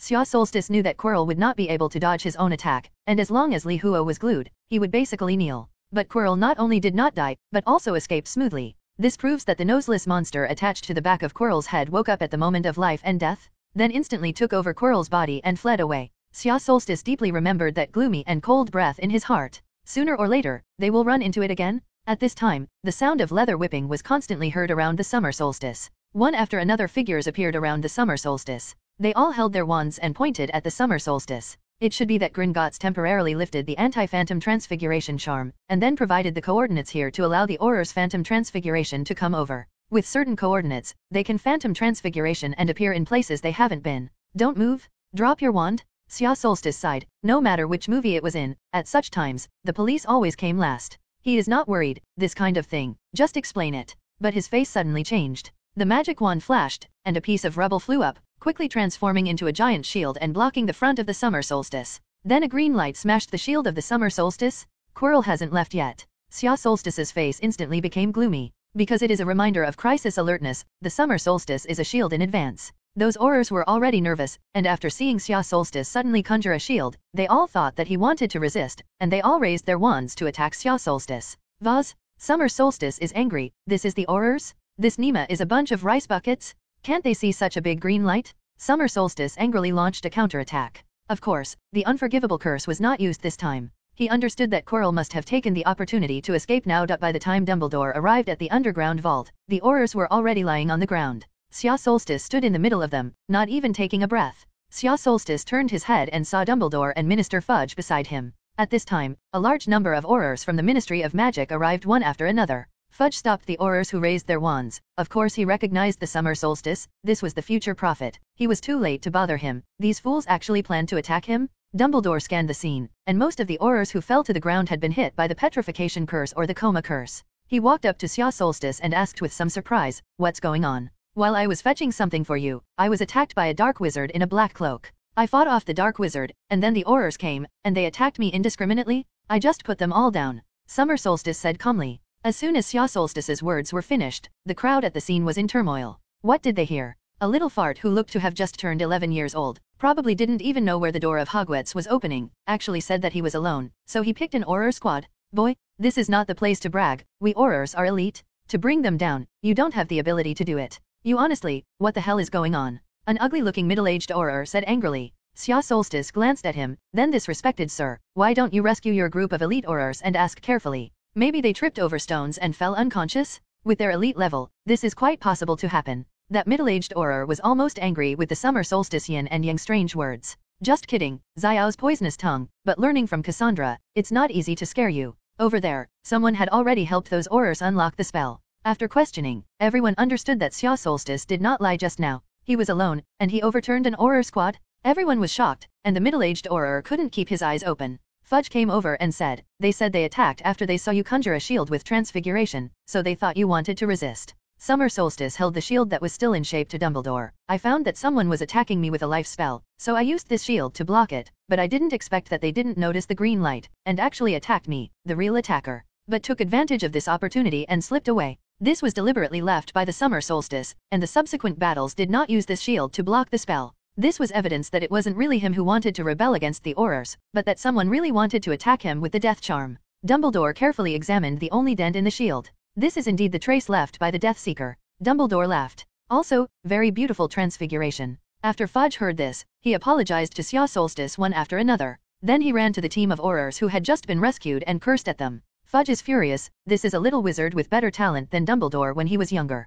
In time, it will be another Dumbledore. And also a prophet of the future? If you hate him because of these fools, you really want to cry. Professor Dumbledore, how is Harry? Just now I let him go first. Sia Solstice asked with concern. Dumbledore smiled. Thanks to your alertness, Harry is unharmed and waiting for us with Hagrid. Oh, and Hagrid is our Hogwarts hunting grounds caretaker and a good guy. That's wonderful. If something happens to Harry, I'll definitely feel guilty for the rest of my life. Sia Solstice said seriously. If Harry had an accident, then his reward would also be lost. Under the full level of brain closure, Dumbledore felt his sincerity. Fortunately, you are all right. Okay, let's go up. Here they can handle it. Harry is still waiting for you, and it seems that you are getting along very well. Of course, we're friends now. When he heard the word friend, a flash of joy flashed on Dumbledore's face. By the way, Professor Dumbledore, this is what you asked me to take. That dark wizard should have come for it. Solstice took out the dirty little bag and handed it to Dumbledore. Dumbledore glanced at the summer solstice with a somewhat complicated face. He took the paper package, and said guiltily, I have to apologize to you for this, summer solstice. If I hadn't asked you to fetch this item for me, you and Harry wouldn't be in danger. Sia Solstice shook his head. It's just an accident, no one wants it. If you're really sorry, treat Harry and I to an ice cream. Oh, of course. Of course. I also love ice cream. I know a shop where the ice cream is the best. At the mention of sweets, Dumbledore's mood immediately rose. This was indeed an accident, and when the original Hagrid came to get it, nothing happened. Now it's just because Quirrell thinks he's better bullied than Hagrid. Harry was relieved to see Summer Solstice appear in front of him unharmed. I see you're talking to that guy. In battle? I'm really worried about you. I'll be fine, Harry. This is Professor Dumbledore, the headmaster of Hogwarts. I think you've seen it. Harry nodded. Okay, it's okay. Professor Dumbledore said he wanted us to eat ice cream. I have to say that the ice cream recommended by Dumbledore is indeed delicious, and Summer Solstice likes it very much. Florine Fosco, the owner of the ice cream parlor, was talking enthusiastically to Dumbledore. Summer Solstice and Harry, on the other hand, were sitting on a chair on the side eating alone with a huge ice cream. Hagrid thanked Summer Solstice on the side. Thanks to you, Summer Solstice. If it weren't for you, Harry might be in danger. Oh, Galloping Gorgon? How could anyone dare to break into Gringotts in a frenzy to commit murder? Hagrid had been expressing his gratitude, and he was a little embarrassed to make the summer solstice. You know, if it wasn't for him to take Harry into Gringotts, but Hagrid took Harry to Gringotts, this would not have happened at all. In the original book, Quirrell was plotting to steal the Philosopher's Stone, so there was no need to risk going against this big man, so he would not have followed Hagrid into Gringotts in advance. And he didn't know that Dumbledore would actually let this big man take the Philosopher's Stone. So when he broke into Gringotts, he happened to miss Hagrid. Perhaps worried about safety, Dumbledore and Hagrid did not leave Summer Solstice and Harry for half a step for a whole day. As for how much wind is pulled by Dumbledore to buy things the whole time, it is really difficult to describe. Anyway, it is very windy. Everywhere such a big man went, were wizards who saluted him politely. Therefore, Summer Solstice did not find the opportunity to say something special to Harry. The task of instilling ideas is a long way off, and it seems that we can only find opportunities in the future. Hagrid bought a snowy owl for Harry as a birthday present, and Harry happily named it Hedwig. It seems that at this moment, the plot slowly turned back to the original. But Quirrell has been hit hard by the summer solstice, and I don't know if I will be able to see this guy when school starts. In the evening, the group planned to have dinner at the Leaky Cauldron bar before saying goodbye. Then something happened that made the summer solstice very dead. He actually received a yelling letter. He finally understood why he had been restless all day today. He forgot to write back to Cassandra last night. Dumbledore smiled and reminded Summer Solstice that if he did not open the letter in time, the consequences would be quite bad, and then he reminded Harry next to him to plug his ears in advance. With shaking hands, Sia Solstice opened the red envelope that had begun to emit black smoke. The envelope suddenly turned into a mouth, and then Cassandra's voice resounded throughout the Leaky Cauldron. Summer Solstice? How dare you do that? I've been waiting all night for your reply. You haven't replied to me until now. It wasn't until just now that my mother told me that you had a fight with a dark wizard and an Auror squad at Gringotts. Dad, Mom is saying you're awesome. Do you also feel very good now? How dare you? Have you forgotten what you promised me? What if you die? You're only 11 now. You haven't even been to Hogwarts. Right now? Immediately? Right away? Let your stupid owl bring me your reply. If there is another time, I swear, be sure to strangle you with your own hands before you die. As soon as the words fell, the envelope automatically burned and turned into a cloud of ashes. Xia Solstice rubbed his ears palely. I know. The entire Leaky Cauldron bar fell silent after this yelling letter. A moment later, the wizards of the entire Leaky Cauldron bar suddenly cheered together. Tom, the tavern owner, raised a glass of butterbeer and shouted, "Salute the summer solstice. Boy, you are amazing. Oh, an Auror who can take down a squad at such a young age.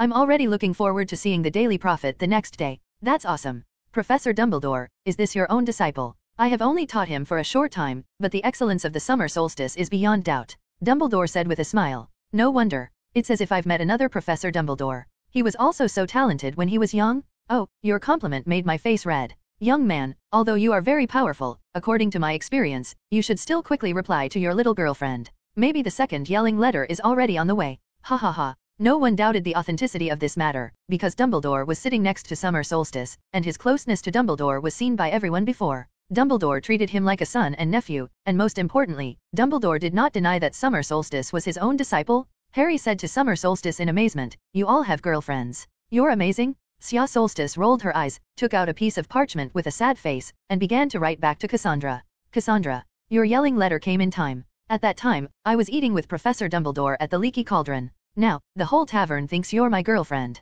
Can't let me die alone." Summer Solstice thought silently. The next day's Daily Prophet was wonderful. The boy who can't die, Gringotts, is under attack. Dumbledore's own admitted personal disciple Summer Solstice. Shock. Little wizards sweep the Auror squad. Does the Auror team need to be reshuffled? Harry Potter in distress at Gringotts. Gringotts refused to respond to the matter. Gringotts' record of never being broken into is broken. Minister Fudge delivers an important speech. Xia Solstice didn't want to be famous, but there were too many people present at that time. And afterwards, Dumbledore took him and Harry around Diagon Alley all day, plus Cassandra's yelling letter. So now everyone knows. This little wizard called Summer Solstice, although he has not yet enrolled at Hogwarts, but he is alone in Gringotts and repels the dark wizard who broke into Gringotts. Moreover, if it weren't for those Aurors who mistook the summer solstice as an enemy siege, that dark wizard might have been caught by the summer solstice. Even so, Summer Solstice single-handedly swept the entire Auror squad that besieged him. These terrifying achievements all come from a little wizard who has just turned 11 years old? For a while, everyone couldn't believe it.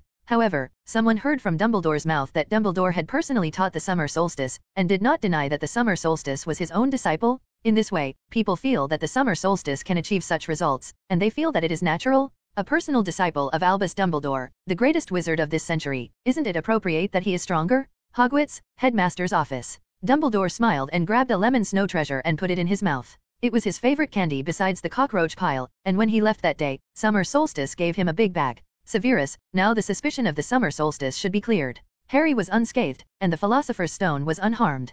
Snape stood at the desk, a soft hum coming from his throat, and if he didn't listen carefully, he must have thought he didn't say anything. However, this only clears his relationship with the Dark Lord. I still don't trust that kid. Snape kept his face cold as usual. Severus, what do you have to worry about? He saved Harry, as well as the Philosopher's Stone. Even if it turns out that he is not related to the Dark Lord, but it cannot be ruled out that he will become a new generation of Dark Lord in the future, Snape said word for word. This one requires us to work together, Severus. He will soon be our student. Dumbledore said happily, isn't our duty as professors to teach students well so that they don't take detours? I only hope that his ridiculous monster head has not been carried away by the praise of others. Dumbledore's own disciple? Scold? Is that what you're aiming for? Label him early? Snape said with a cold face. Oh, Severus, it's really sad that you're so suspicious of an old man.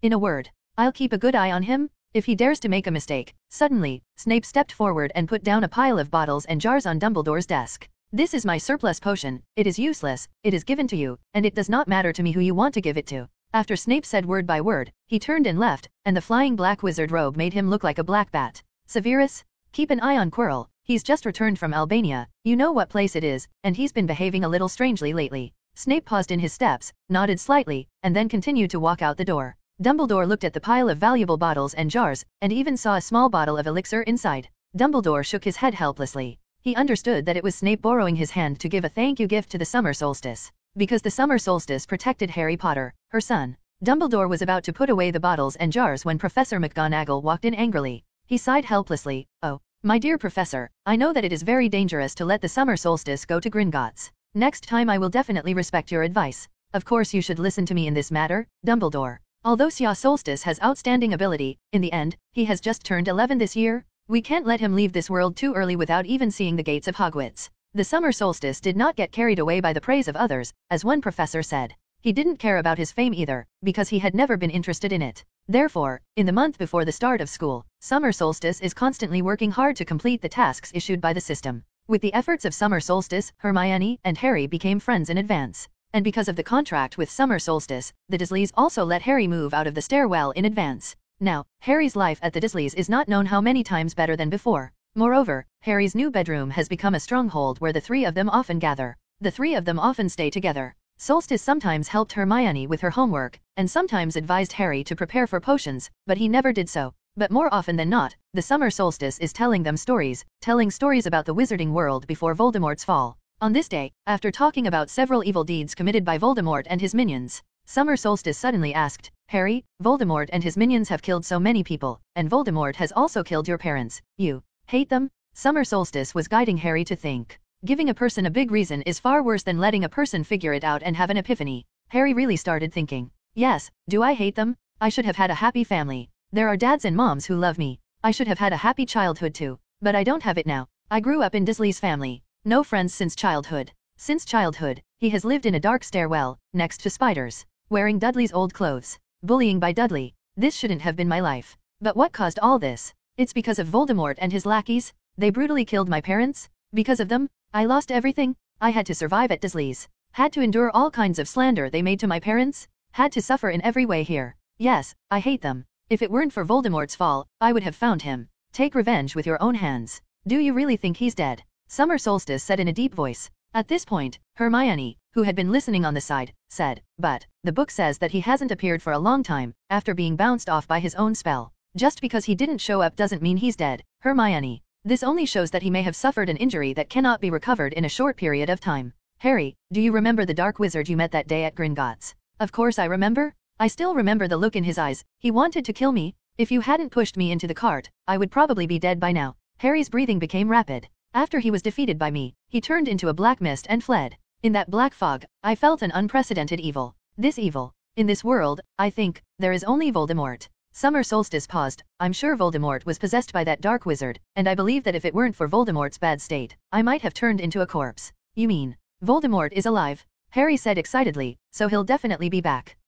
Oh, my God. Hermione covered her mouth. She had long believed in the horror stories about Voldemort told by the summer solstice, so she was also full of fear of those dark years, and did not want the day when Voldemort would recover. Have you told Professor Dumbledore about this? Professor Dumbledore must have known for a long time, that's why he asked me to get that thing. Although I don't know what it is, this thing must have a major effect on his recovery. Summer Solstice didn't say it was a philosopher's stone. Harry said solemnly, so he has now begun to act and prepare for his return. That's right, he has only temporarily lost his mana now, but no one can guarantee that one day in the future, he will be able to recover his strength and return in full bloom. The summer solstice paused again. Harry, he still has a lot of lackeys like the dark wizard that day, lurking silently. The wizarding world is not as calm as it seems. Harry suddenly said calmly, so I've never really been safe, have I? Summer Solstice didn't answer. He asked rhetorically, Harry, are you afraid? I'm not afraid. Harry shouted angrily, let them come, I'll make them look good. But you are still weak and rely on the protection of others. I want to be stronger, Summer Solstice. Harry looked at Summer Solstice fixedly. You are about the same age as me, why can you be so strong? Is it because of talent? Of course not, Harry. Summer Solstice covered his conscience and said, I can become stronger, and it has nothing to do with talent. What's that for? Of course it's because of hate. Summer Solstice's eyes were still calm. Human potential is infinite, and hatred can urge me to tap my potential and make me stronger. Hate? Summer Solstice, in fact, I have always wanted to ask you, what happened to you before? I asked Hagrid, but he wouldn't tell me and told me never to ask you if I could. Harry said in one breath. His curiosity has always been strong, so he took the opportunity to ask. Summer Solstice, like himself, is only 11 years old this year, but why is he able to fight such an evil and powerful dark wizard? Can you still sweep the Auror Squad? What exactly did he go through? Hermione had also known what happened to Harry that day, and after she tried transfiguration herself, she really knew how difficult it was to transform a phoenix like the day of the solstice. So she was equally curious about what the summer solstice had gone through. Solstice was silent, looking out the window and not speaking, but Hermione noticed that his gaze was unfocused. I'm sorry, Summer Solstice. I didn't mean to ask. Harry apologized. He felt that the past of the summer solstice must have experienced a lot of unspeakable pain. In fact, he just finished asking, and regretted it. There's nothing you can't say, Harry. You're all my friends, aren't you? Summer Solstice said with a smile. Harry and Hermione heard the word friend, and then heard that summer solstice was willing to tell them the secret of their hearts, and their hearts couldn't help but warm, and then there was a strong sense of guilt. Harry was guilty, he shouldn't have asked, Hagrid had already told him. It's okay, it looks like it happened many years ago. Sia Solstice smiled and continued, actually, these things only happened almost 2 months ago. Harry, actually, 2 months ago, I didn't know what the wizarding world was, nor did I know what magic was. Harry and Hermione's eyes widened in shock. In other words, the summer solstice only took less than 2 months, and did it have such strength as it is now? Harry's heart was full of excitement. After learning about the past of the summer solstice, would he be able to know his tricks to becoming stronger? If you can become stronger as quickly as him, then it will definitely make Voldemort pay the price he deserves. Sia Solstice did not speak, but stood up and took off his shirt, revealing his emaciated upper body, and those densely packed scars. These scars are so hideous, so terrible. It seems that every scar has a tragic story. Harry and Hermione were so shocked by this scene that they couldn't speak. Looking at the shocked expressions of the two, Sia Solstice put on his blouse again. Hermione was a girl after all, different from Harry, with a more delicate mind, and Summer Solstice said that 2 months ago, he didn't know what magic was. In other words, these scars have not healed for a long time, or in other words, they have just healed. What exactly have you been through? I want to say that must be terrible, otherwise, Hagrid wouldn't have told Harry not to ask you. Hermione's voice trembled a little. To be honest, those scars hit her a little big. She was still a child after all, and she had grown up in a happy environment since she was a child, and she had never seen the darkness of the world. The same goes for Harry. In fact, he always thought that he was often beaten by Dudley, even if it was a very miserable thing. But I didn't expect it. Are you ready? What? Harry hadn't come to his senses yet. Of course, it is the preparation to understand my past. Harry and Hermione nodded, ready to listen. From his magical ring, however, the summer solstice took out a somewhat worn, shallow stone basin with intricate rune-like symbols carved on the edges and bright silver substance inside. Meditation basin? There is money to make ghosts push and grind, which is specially bought by people on the summer solstice for today. It is said that its former owner was a tomb robber. Its origin speaks for itself. But this has nothing to do with the summer solstice. Summer Solstice took out his wand, pointed it near his temple, and then slowly pulled out a white mist from his temple. Harry and Hermione watched in amazement as Summer Solstice threw that trace of white chi into the basin and stirred it with their wands. Then they saw several flashing faces in the silver substance in the basin. Come on, come here, sink your face in. Harry and Hermione looked at each other, then propped up on the edge of the basin and put their faces into it. After just touching those bright silver liquids, Harry and Hermione found themselves planted in the basin. They panicked at first, but then they found themselves on the ground. Harry and Hermione looked around. This was no longer Harry's new bedroom. Is this a magic item with teleportation ability? Then they discovered that it was a cave with miscellaneous things piled up in a mess, and the most striking thing was the iron cage in the middle of the debris. Hermione soon noticed that in the iron cage, there was a ragged boy. He was in the cage, his head bowed, curled up. Oh, hello, excuse me, where is this? Harry's voice came out as if it had echoed through a hall, hollow and reverberating. But the boy didn't hear it. Just as Harry and Hermione were about to step forward to see the boy, a rush of footsteps came from behind them. Harry and Hermione quickly turned around. They saw a middle-aged wizard with a fleshy face walk in quickly, pulling out his wand as he walked. Harry and Hermione were flabbergasted. This wizard didn't look like a good person. Just as they were pulling out their wands, the middle-aged wizard had already walked past them, as if he hadn't seen them. Boy, I just developed an interesting little magic, let me try it on you. The boy in the cage, his body trembled in vain, as if he had heard the most terrifying words in the world. The middle-aged wizard opened the cage door and pulled the boy's hair without mercy, pulling him out whole. You, stop it! Harry shouted angrily, but the wizard dragged the boy far away as if he hadn't heard. Suddenly, Hermione pulled Harry, who wanted to rush forward, and her voice trembled and said, Harry, look at that boy. Harry looked over suspiciously. The boy was pulled by his hair, just showing his face. Summer solstice? That boy is the summer solstice. What's going on? I'm going to save him? Harry hurriedly wanted to rush forward again. Harry, don't you understand yet? We are in the memory of the summer solstice? Hermione finally understood now. Didn't you find out? They didn't notice us at all. Yes, that's right. That's what I remember. The gentle voice of the summer solstice came from the ears of the two, and they turned around and saw the summer solstice slowly walking over. He looked at the boy in the distance who was pulled by his hair, and his mood was a little complicated. These are the memories of the original owner's recovery, and at that time, the summer solstice had not yet crossed over. What's going on? Harry asked. It's the meditation basin, Harry, who can make people feel the memories of others. You can't touch everything here, and here you can only be a bystander. At this time, the dark wizard smiled viciously and pointed his wand at the summer solstice. A black light instantly shot out from the tip of the wand and disappeared into the body of summer solstice. Ugh! Summer solstice rolled on the ground in pain. But that middle-aged wizard still didn't stop, and another spell shot onto the body of summer solstice. Summer solstice emits inhuman screams. I was tortured by him for a long time. Such a scene is played out almost every day. Solstice's voice was gentle, but like a sledgehammer, it struck Harry and Hermione's hearts. Okay, let's go out. Summer Solstice grabbed Harry and Hermione's arms. Harry and Hermione only felt the scene change in front of them, and their bodies turned upside down again. When they came to their senses again, they were back in Harry's bright new bedroom. Hermione was already in tears now, and she couldn't help but give Summer Solstice a hug. Summer Solstice gently patted Hermione's back. It's okay, Hermione, it's gone. As the person concerned, Summer Solstice began to comfort Hermione. Harry was a little confused. I'm sorry, Summer Solstice. Because of me, I reminded you of those. Encounter. When I show you this, it proves that I have come out of the past. Xia Solstice said. Harry, if it were you, what would you do after all this? Harry froze. If it were me, I will grit my teeth and hold on, just like you, and finally wait for rescue. Professor Dumbledore must have saved you, right? Summer Solstice asked calmly. Harry, do you think Professor Dumbledore saved me? Oh, I'm just guessing like this. I'm guessing someone saved you. Not so, Harry. Xia Solstice said in a deep voice. I was trapped in that cave for half a year, and I had to be tortured in humans every day. I persisted for half a year, and no one came to my rescue.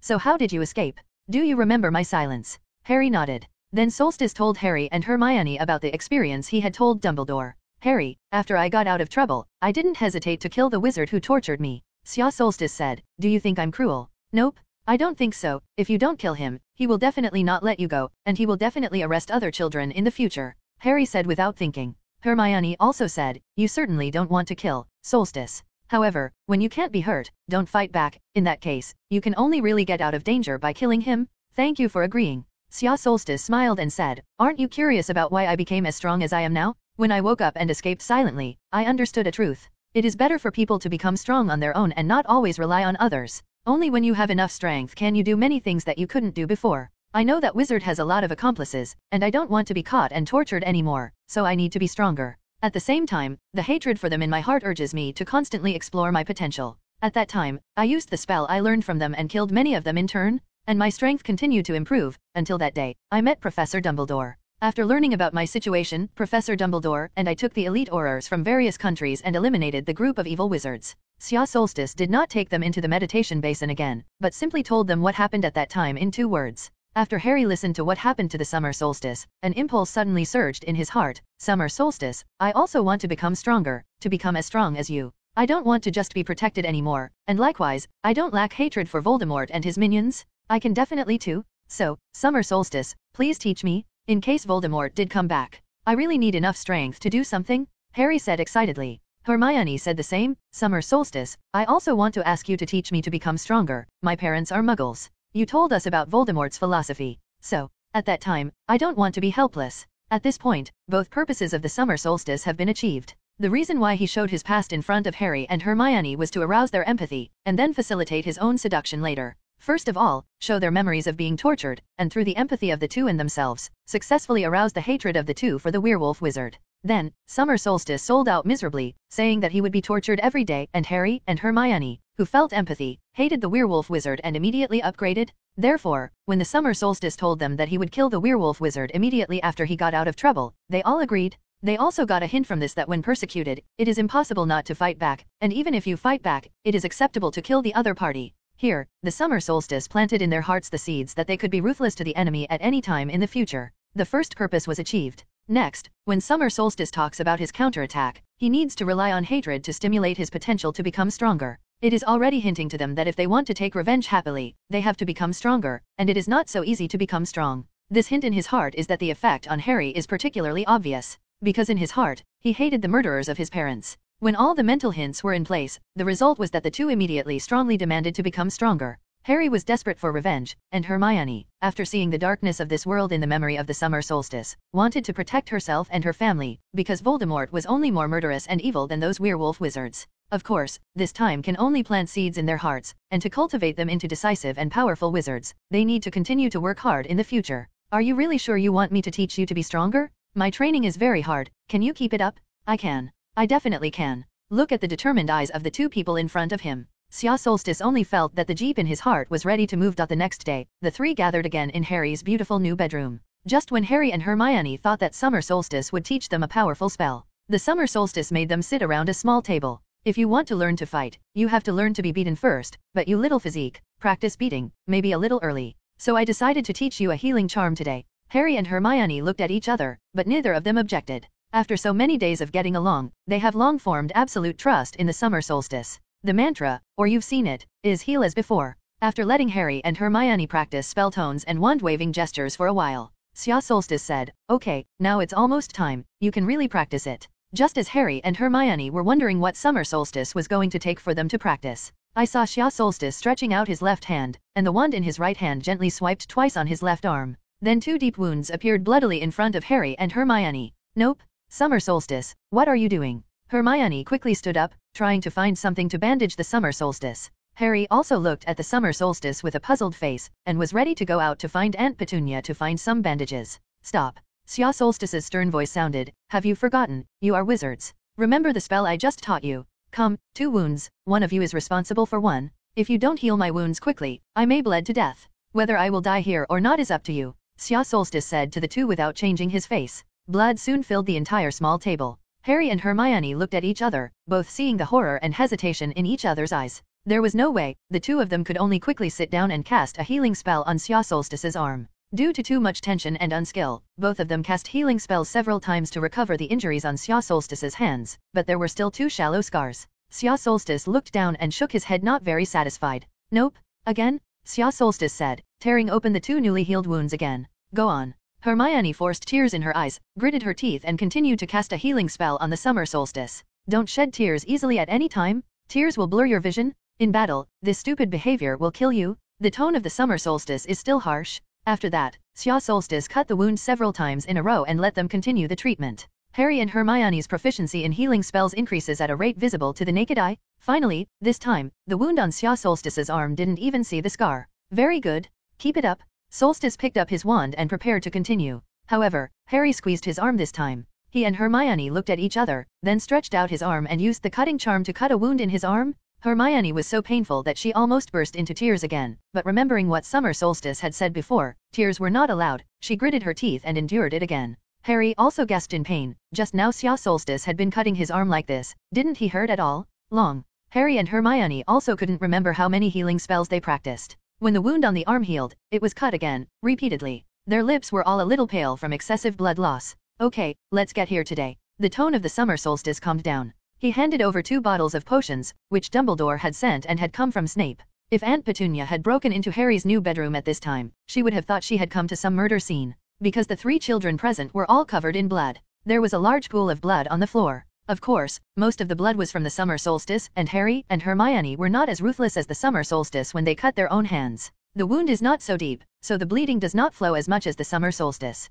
Xia Solstice nodded secretly. The purpose of his coming today was not to teach any healing spells. How difficult can healing spells be? There is simply no need to practice so many times. His ultimate goal is to exercise the psychological endurance of the 2, because only those who are cruel to themselves can be more ruthless when dealing with their enemies. Harry and Hermione drank the potion and felt so much better. As I said yesterday, my training style is very hard, and today's is just an appetizer, and there will be more difficult training in the future. Are you sure you want to keep going? Harry thought of his parents, then said with a firm gaze, "I can still hold on. Compared to those injuries on your body, what are these things I suffered today?" "Me too." Hermione's eyes were red, but she still insisted on not giving up. "Well, I hope you don't regret it." Xia Solstice shook his head, looking helpless. In fact, his heart has long blossomed. "Oh, that's easy to do. Clean up." Xia Solstice waved his wand and cleaned up the blood on the ground, as well as the blood on everyone's body. "Then tomorrow, we'll see you here." Since this day, they have trained with the Summer Solstice almost every day. In addition to attacking spells, the Summer Solstice also takes them to run and exercise.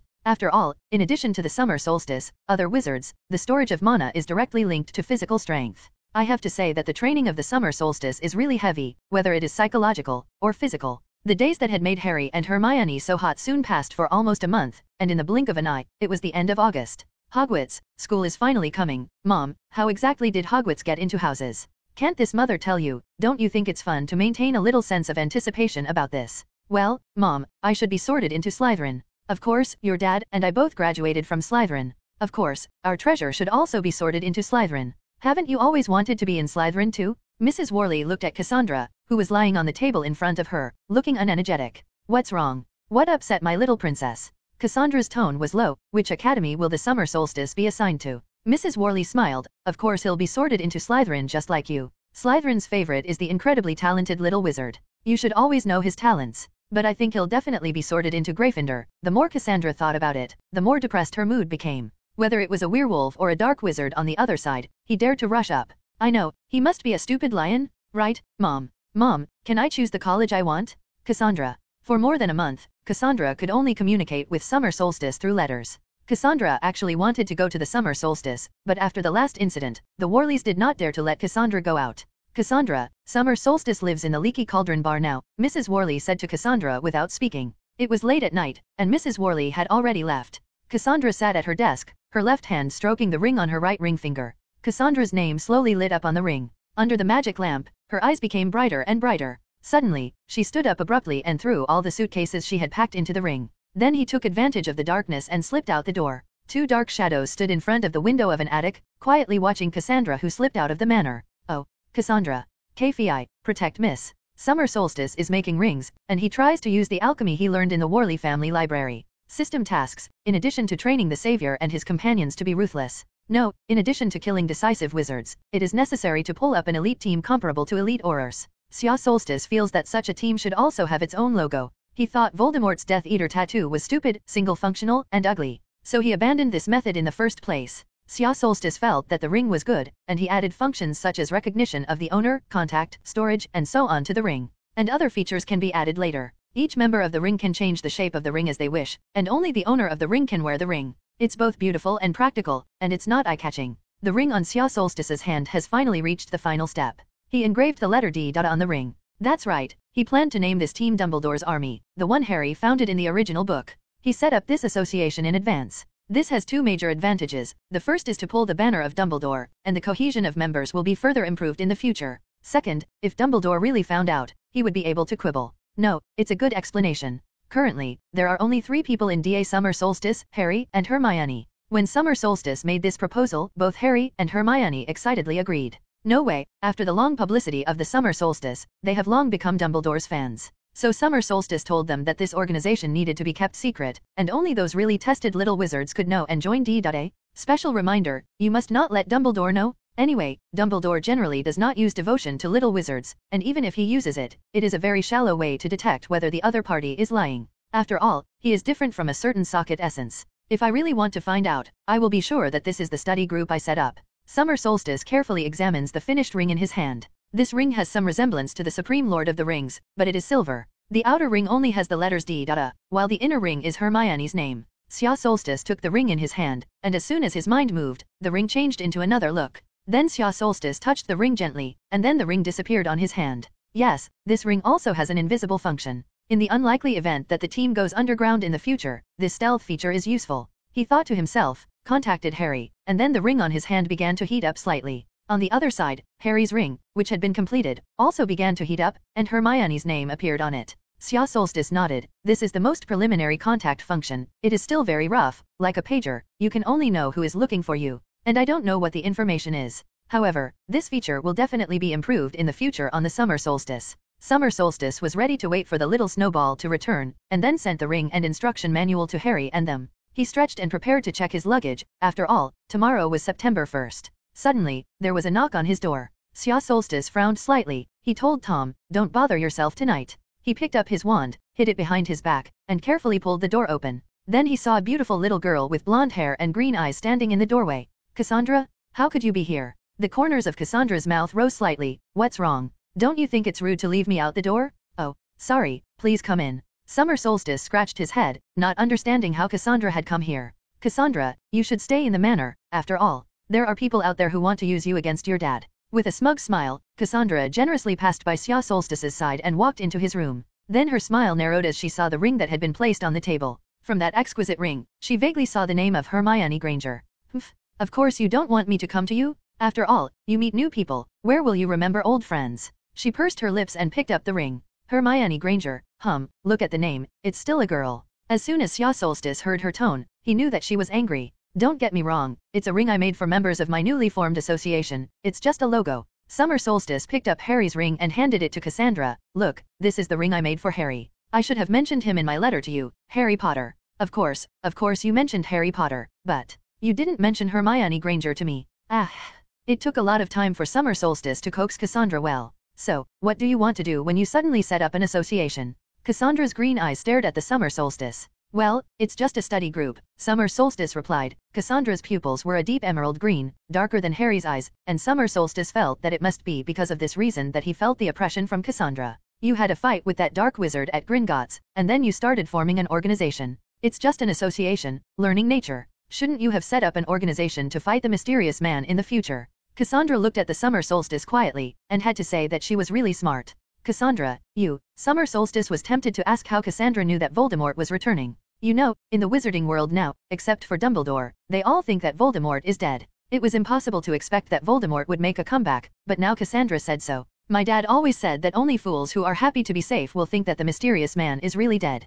Cassandra sighed. So, I guessed right, you set up the organization to confront the mysterious man in the future. Xia Solstice wanted to say no, this is just the task of the system, but what the system is, you can't tell Cassandra. So he could only reluctantly acquiesce, and then waited for Cassandra to call him an idiot, scolding him for not knowing how to value his life, and scolding him for why he rushed forward knowing the danger. But he waited for a long time, and Cassandra did not scold him. Cassandra just looked at him and said calmly, then, I want to join too. Huh. Xia Solstice looked at Cassandra in surprise, not understanding why she had made such a decision. Wasn't she always a typical Slytherin?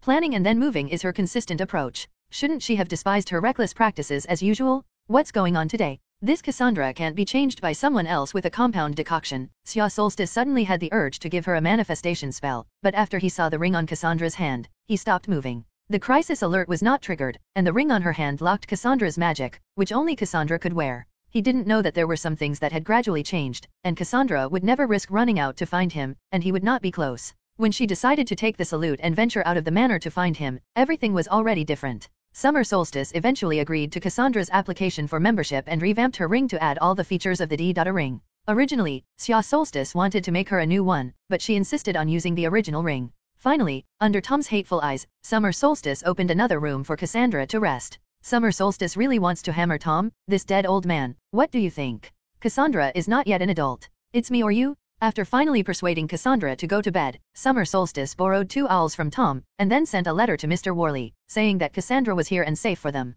After that, Summer Solstice gave Harry and Hermione their rings in borrowed owls and snowballs. And in the letter, he explained that his good friend Cassandra had joined D-A, and told them to introduce them to each other tomorrow on the Hogwarts Express. Then the Summer Solstice washed roughly and lay down to sleep. The estate of the Worley family. Mr. Worley put down the letter in his hand and walked out. Where are you going? Mrs. Worley asked suspiciously. To find Cassandra, of course. The Summer Solstice told me not to worry, but I worry more now. Knock, don't you still believe in the skills of the Summer Solstice? With him, we don't have to worry. No, Elena, that's what I'm worried about, said Mr. Worley faintly. You have to have some faith in Cassandra. Our daughter is not a random person. That's because she stayed up late last night to tell Cassandra some of Dumbledore's ideas, and then helped her transform the ring. So by the time the Summer Solstice woke up, it was already 10 o'clock. Oh my god. Summer Solstice quickly climbed up, and the Hogwarts Express left on time at 11 o'clock sharp. He's going to be late. He hurried to the next room and knocked on Cassandra's door. Of course, Cassandra did not get up so early, when she was at home, but the eldest miss, who slept until she woke up naturally, had the habit of sleeping in. Coupled with the fact that I came to find the Summer Solstice in the middle of the night last night, I was already tired, and when I rested, it was already late. So she just woke up. By the time she slowly dressed and washed, it was almost 10:30. And the Summer Solstice on the side has long been waiting anxiously. Although he didn't have to take the train and had a way to get to Hogwarts, he didn't want to miss the Hogwarts Express. He would love to see Platform 9 3/4, and he would love to see the Hogwarts Express. Because of the storage ring, neither of them took any luggage. Summer Solstice dragged Cassandra out of the Leaky Cauldron bar, then hailed a taxi and rushed to King's Cross Station. No way, Summer Solstice hasn't been to the station, so there's no way to phantom shift. Along the way, the taxi driver wondered why his car suddenly ran so fast. Cassandra was the exact opposite of Summer Solstice's anxiety, sitting curiously in the car, constantly looking out the window at the street. She really hasn't been to Muggle streets very much. Fortunately, the taxi driver's skills were great, and it only took more than 20 minutes to arrive at King's Cross Station. Solstice and Cassandra get out of the car, and then quietly cancel the magic cast in the taxi. By the time they found Platform 9 3/4, it was already 10:55, and there was no one around. But when they passed through the wall, the scene in front of them suddenly became lively. The liveliness on the platform is no less than Diagon Alley during the day. Many parents are standing here, ready to see off their children. Summer Solstice saw the Worley couple here. Mr. Worley was not very energetic, as if he had not slept well last night. After seeing Cassandra, he quickly trotted over, pulling Cassandra up and down and looking left and right, as if to check if Cassandra would be missing any parts. Mrs. Worley breathed a sigh of relief. I thought you were going to be late. Cassandra bowed her head slightly in front of Mrs. Worley. After all, she sneaked out of the manor last night. She thought her mother would teach her a few lessons. But Mrs. Worley didn't say anything more, but urged the two to get in the car quickly. It's not early, get in the car quickly, remember to write to your mother. Cassandra seemed to see the smile in her mother's eyes, and then she laughed too. Once in the car, Solstice saw Harry and Hermione waving at them at the door of a carriage. They had just seen Summer Solstice and Cassandra in the car window, so they specially greeted them at the door. Summer Solstice took Cassandra to Harry's carriage. I saw that in the carriage, in addition to Harry and Hermione, there was a little boy with fiery red hair and freckles on his face, and a little stain on his nose. On his hands, there is also a chubby rat. As soon as Summer Solstice glanced at it, he recognized that this was Ron Weasley. It seems that Harry, who did not set off with him because of his lateness, still met the Weasleys. Cassandra, these are the Harry Potter and Hermione Granger I told you about earlier. It's all my friends. Summer Solstice introduced them when he entered the door. You didn't mention Hermione Granger to me. Cassandra whispered to the side. Solstice's ear power is very sensitive, and after hearing Cassandra's words, he couldn't help but blush. Ahem, Harry, Hermione. This is the Cassandra Worley I mentioned to you, and she was my first friend. Cassandra shook hands with the two men reservedly and exchanged a few pleasantries. Solstice was very strange on the side. Something is wrong. At this time, shouldn't Cassandra be yin and yang weird? What about your poisonous tongue? He had long been prepared for Cassandra's spray. After all, Cassandra was a condescending posture towards everyone except him. In the plot of the game, Cassandra is still a villain, and she will never forget to scare people from above. But what's going on with the harmonious picture that appears in front of him now? Something is wrong? Cassandra greeted Harry and Hermione politely, and the delicate and polite Cassandra quickly gained the favor of Harry and Hermione. Harry then introduced Ron Weasley to Summer Solstice and Cassandra. Ron looked at Cassandra in amazement. Is it that mysterious Worley family? Your family is famous. My dad said the Worley family was amazing. Cassandra responded politely. I have also heard of the Weasley family, and you are also amazing, especially during the reign of the mysterious man. You have made a great contribution. Ron suddenly became happy. A pure-blood wizard with a noble status actually praised their Weasley family? You know, the average pure-blood family is scornful of the Weasley family. But Solstice was puzzled on the side. How could this Cassandra not be poisonous at all? Although Cassandra is really cute like this, Summer Solstice originally thought that with her personality, she would have to make a mockery of the Weasleys, just like Malfoy. Cassandra looked at the surprised eyes of the Summer Solstice next to her, and the corners of her mouth rose slightly. She smiled. She really has a conspiracy. I have to say that Cassandra is so dazzling wherever she goes. Her elegant conversation and exquisite and beautiful face make her the focus of the audience no matter where she is. She quickly got acquainted with Harry. I have to say that people with poisonous tongues, once they are not poisonous tongues, speak really well. Since she can say things that make you break your defense, it is naturally because she can easily see what you care about. So, when Cassandra gave up her poisonous tongue and started pandering to Harry and they immediately thought that Cassandra was good-looking, good-talking, and polite, and really liked her. Miss Cassandra is so nice. It's great to be able to make friends with her. Summer Solstice. Although I don't know why Cassandra has changed so much. However, this kind of Cassandra is really much cuter than before, at least much more frank. At this time, a smiling witch pushed a cart full of various snacks and knocked on the door of the carriage. Solstice stood up, bought a bunch of snacks and hugged them in. Everyone ate and chatted, and for a while, the carriage was full of joy. Suddenly, Harry asked Cassandra, I've always felt that your voice is familiar, I just remembered it. Did you send a yelling letter to the Summer Solstice? Poof. Solstice was drinking pumpkin juice, and when he heard this, he directly sprayed out a mouthful of pumpkin juice, pouring Harry on the opposite side with a thorough coolness and his heart flying. Summer Solstice now really wants to give Harry an upside-down golden bell, which pot does not mention which pot. At that time, his reply letter that asked Cassandra to die with him made Cassandra not send her another letter for a week. Cassandra remembered the yelling letter she had sent impulsively, and suddenly felt a little uncomfortable. She raised her wand and cleaned the pumpkin juice from Harry, but her expression seemed to be very calm. Yes, it was the yelling letter I sent him. He has always been quite worrying. Oh my god, he stayed alone to fight the Dark Wizard? At the time I was worried that it was broken. At this, Cassandra glanced at Hermione, as if declaring sovereignty. But now Hermione, because she had seen the level of the Summer Solstice, she no longer had the arrogant attitude she had at the beginning in the original book. Yes, I can't believe it. Hermione echoed, but she sensitively saw a hint of hostility in Cassandra's eyes, and she didn't know why. Harry, I advise you to take out your potions textbook and prepare for it now. Otherwise, when school starts, something bad will happen to you. Solstice said with a calm face. If you can't speak, you can shut up and read.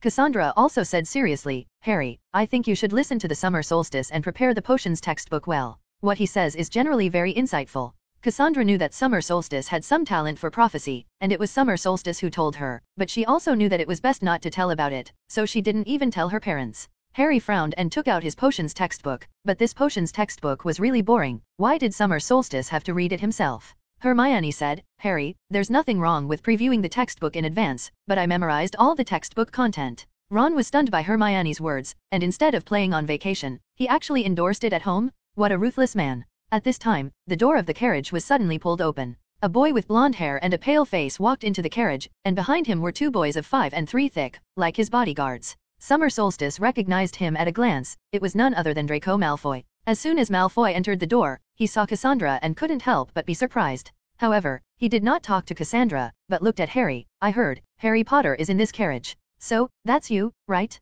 There were just a few people in the carriage, Summer Solstice black hair and black eyes, an Asian face. Ron's red hair had betrayed his identity. So, he recognized Harry immediately. Harry nodded. They hadn't met at Lady Morgan's robe shop before because of the summer solstice. Harry nodded and admitted that he was Harry Potter. This is Crabbe, this is Goyle. My name is Draco Malfoy. He introduced himself and the 2 attendants behind him. He glanced at Ron, who had red hair, and Summer Solstice, who was sitting next to Cassandra. Actually, some wizarding families are much better than others, Potter. He held out his hand. You don't want to make friends with someone else. At this point, I can help you. I think I can tell who is different. Thank you. As in the original, Harry thought the boy was annoying, and he actually said that his friends were different. So Harry didn't shake his hand at all. Cassandra suddenly said, Malfoy, in this way, you also think that I am a different person. Malfoy's cheeks, which had been slightly flushed from the rejection, suddenly turned red. I'm certainly not talking about you, Miss Worley, but in fact I was about to invite Miss Worley to take a seat in my carriage. My father said that the Worley family is a wizarding family with a very noble blood. That's why we should be friends. I'm sorry, I don't want to make friends with such an unruly and inelegant person. Hearing Cassandra's words, Ron coughed lightly to the side, so as not to laugh out loud. Malfoy, who had been rejected again, came up angrily. Do you think it's funny? My dad told me that the Weasleys were red-haired, freckled, and had too many children to raise. You're the Weasleys? Ron blushed with anger. Malfoy turned his head again and said slowly to Cassandra, have the Worleys also fallen, and they are making friends with these lowly mudbloods like the Weasleys. With that, Malfoy swept his gaze over Summer Solstice and Hermione. Obviously, before he came, he had already learned some information about this carriage. Solstice and Hermione were both mudbloods in Malfoy's mouth. Ding! The greatest black. White wizards must not be humiliated. Throw Malfoy out of the carriage and reward skill points with 2 points. Summer Solstice originally planned to teach Malfoy a lesson, and when he heard that the system that had been disconnected for a long time suddenly issued a task, he naturally would not refuse. When Cassandra heard Malfoy's words, her face changed immediately. But before she could raise her wand, a figure beside her rushed up. Touch, touch, touch, Summer Solstice didn't even use his wand, and directly pressed the 3 people on the opposite side to the ground with a hammer. If you dare to say the word mudblood in the future, I will immediately turn you into maggots in a cesspool. Summer Solstice said word by word. The 3 of Malfoy were beaten by the Summer Solstice, which was of course the result of the Summer Solstice's left hand. Otherwise, with the power of the Summer Solstice's +10, one punch could beat them to the wall. You're done. I'll definitely tell my dad. My dad is a school director. He will definitely find a way to fire you. Malfoy's face was full of horror, but he still threatened Summer Solstice. Touch. Ugh. Didn't you read the newspaper? My teacher is still Headmaster Dumbledore? You fight with me on the Summer Solstice? Do you have the strength? Summer Solstice picked up the 3 of them directly like garbage, and then threw them out one by one. He closed the compartment door, then turned to pat the non-existent dust on his hands. Cool. Ron looked adoringly at the Summer Solstice. Everyone looked at him in amazement, but they didn't expect his strength to be so great. Summer Solstice glanced at the people in the carriage, and then said to Hermione, Ahem, Hermione, if someone says this word in front of you in the future, don't hesitate to punch him directly.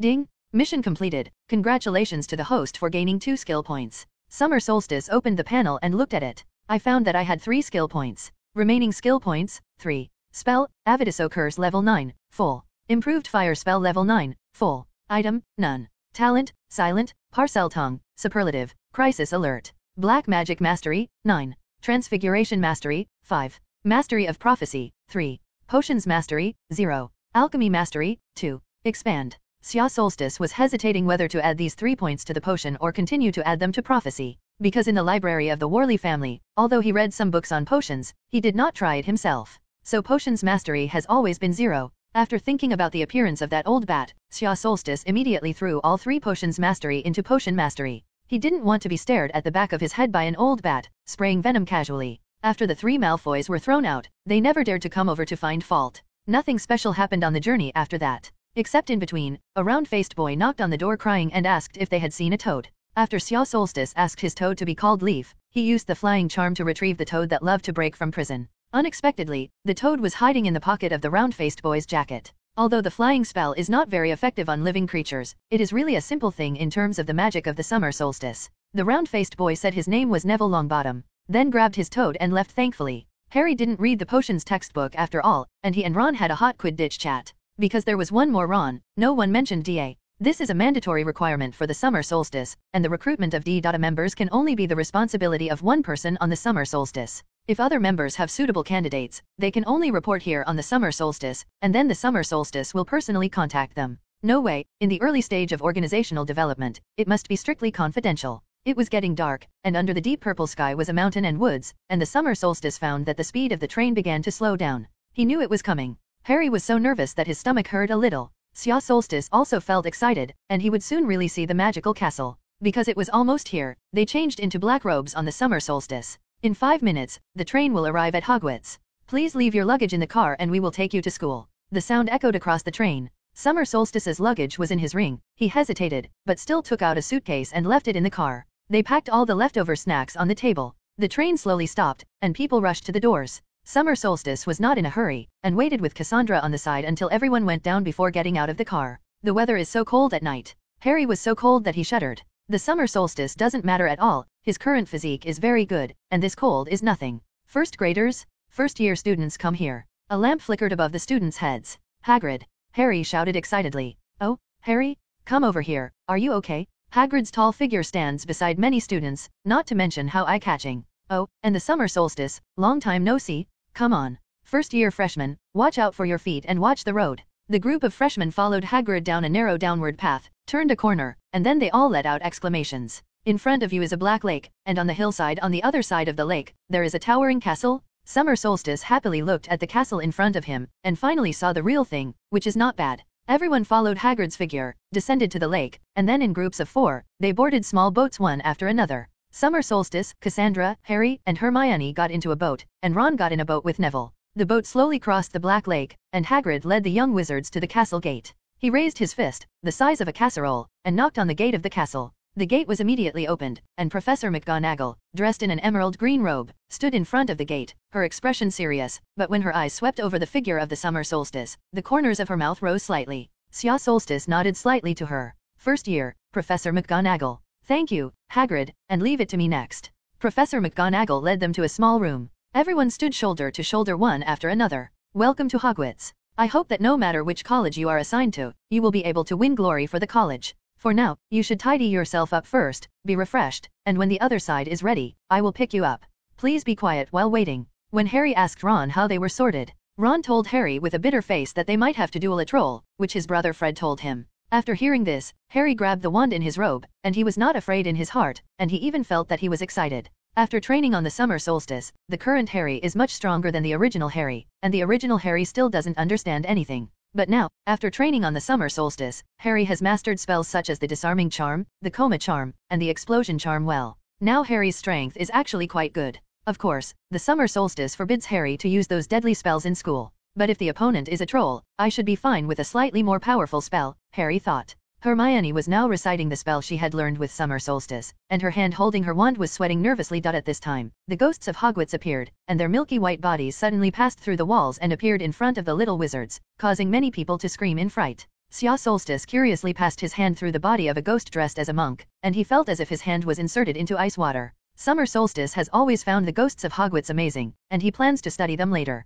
The sorting ceremony is about to begin. Please move forward. Now, line up and follow me. When Xia Solstice walked forward, he suddenly felt that his hand was held by a cold little hand. When Xia Solstice looked back, it turned out that it was Cassandra who grabbed his hand, but Cassandra, who had always been calm, was now pale. She seemed very nervous. Xia Solstice thought that she was worried about the next sorting ceremony, so she comforted her. It's okay, the sorting ceremony is not scary at all. Cassandra glanced at him, stopped talking, and then silently let go of her hand, followed behind Summer Solstice, and walked into the auditorium. In the luxurious auditorium, students from other grades of the 4 colleges were already sitting around 4 long tables, and above the tables, thousands of candles floated in midair, illuminating the auditorium. On the top table of the auditorium, there is another long table. That's the teacher's seat. Xia Solstice looked up, and he quickly noticed Quirrell's figure, still wrapped around the ridiculous turban. It's just that his face is terribly pale. He also saw the summer solstice, but his gaze only swept over the body of the summer solstice and did not stay. Xia Solstice smiled slightly. The taste of fire should be very uncomfortable. At this point, Professor McGonagall brought in all the first-year freshmen. Then they came to the front of the classroom seats and stood in a row facing all the senior students. Professor McGonagall placed a four-legged stool in front of the new students, and then placed a dirty pointed wizard hat on the stool. The hat was dirty and torn, as if it hadn't been washed in centuries. The hat opened suddenly twisted, and then a wide slit opened in front of it, opened like a mouth, and began to sing. You may think I'm not pretty, but don't look good. When the Sorting Hat finished singing, Harry finally understood that he seemed to be able to complete the sorting house just by wearing that hat. There was no need to duel with the trolls at all, much to Harry's disappointment. He had to regretfully let go of his wand hidden in his robe. Professor McGonagall came forward with a long roll of parchment. Whoever I read now, put on his hat, sit on a stool, and listen to the sorting house. She glanced at the parchment. Hannah Abbott, a little girl with 2 blonde hair braids, stumbled up, put on her hat, and sat down. After a while, Hufflepuff. The hat shouted. Hannah Abbott put down her hat and walked towards the long table where she was cheering. Susan Bones. The sorting ceremony was going on, and Xia Solstice found Cassandra next to her shoulder, trembling slightly.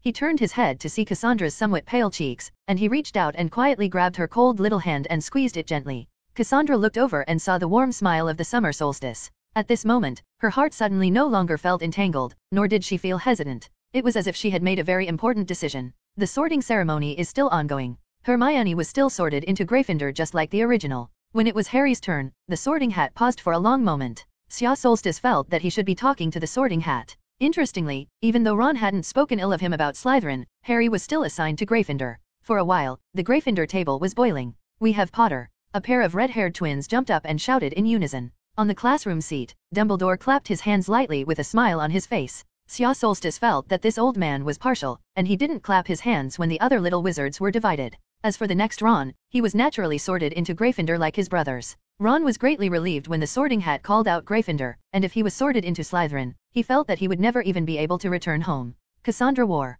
Finally, after ending the sorting of several small wizards, it's Cassandra's turn. Summer Solstice let go of her little hand. Cassandra stepped forward, and suddenly, she turned to smile at him, and then put on the sorting hat. Solstice knew that she would definitely be sorted into Slytherin. It was described in the game synopsis before, and the sorting hat called out Slytherin as soon as she touched her head. But soon, Xia Solstice realized that something was wrong, because she had been wearing the sorting hat for too long. 1 minute passed, 2 minutes passed. The people in the auditorium began to talk about it. Summer Solstice looked at Cassandra's back sitting on the stool in bewilderment. Finally, a full 5 minutes have passed. The sound of the sorting hat sounded again. Well, since you insist. Gryffindor? Huh? Which? Summer Solstice almost sat on the ground. It's not. Cassandra went to Gryffindor? Xia Solstice suddenly felt a sense of absurdity. It's like Harry Potter went to Slytherin and Draco Malfoy went to Hufflepuff. Cassandra put down her hat, then smiled sweetly at the Summer Solstice, and then ran to the Gryffindor long table that was welcoming her. Xia Solstice suddenly understood the meaning of her smile.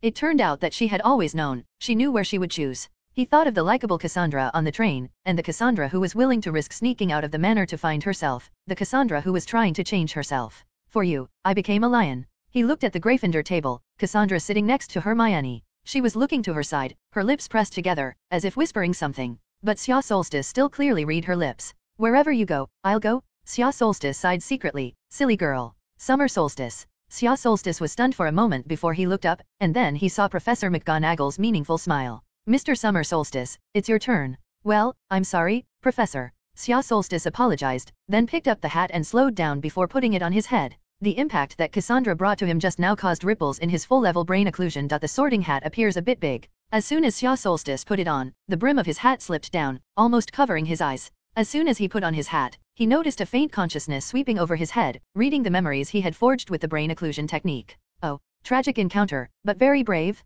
Oh, after getting out of trouble, you still bravely want to save others? Ah, I have never met someone as brave as you. Oh, brave, and talented. Seeing you is like seeing Gryffindor himself. Well, since you yourself have such a will, then I understand where you should go. The thin tip of the sorting hat kept ringing in Xia Solstice's mind. Xia Solstice suddenly asked, Dear Mr. Sorting Hat, may I ask you a question? Oh, of course, polite little wizards. Of course I know what you're trying to ask. Do you want to ask what that girl was talking to me just now? Well, there's nothing I can't tell you. It might have something to do with you. She really knows you well. He knows you're for Gryffindor, and then she wants to go to Gryffindor too. In fact, maybe Slytherin might be more suitable for her, but, since she strongly requested it, the sorting hat also respects the wishes of the little wizard.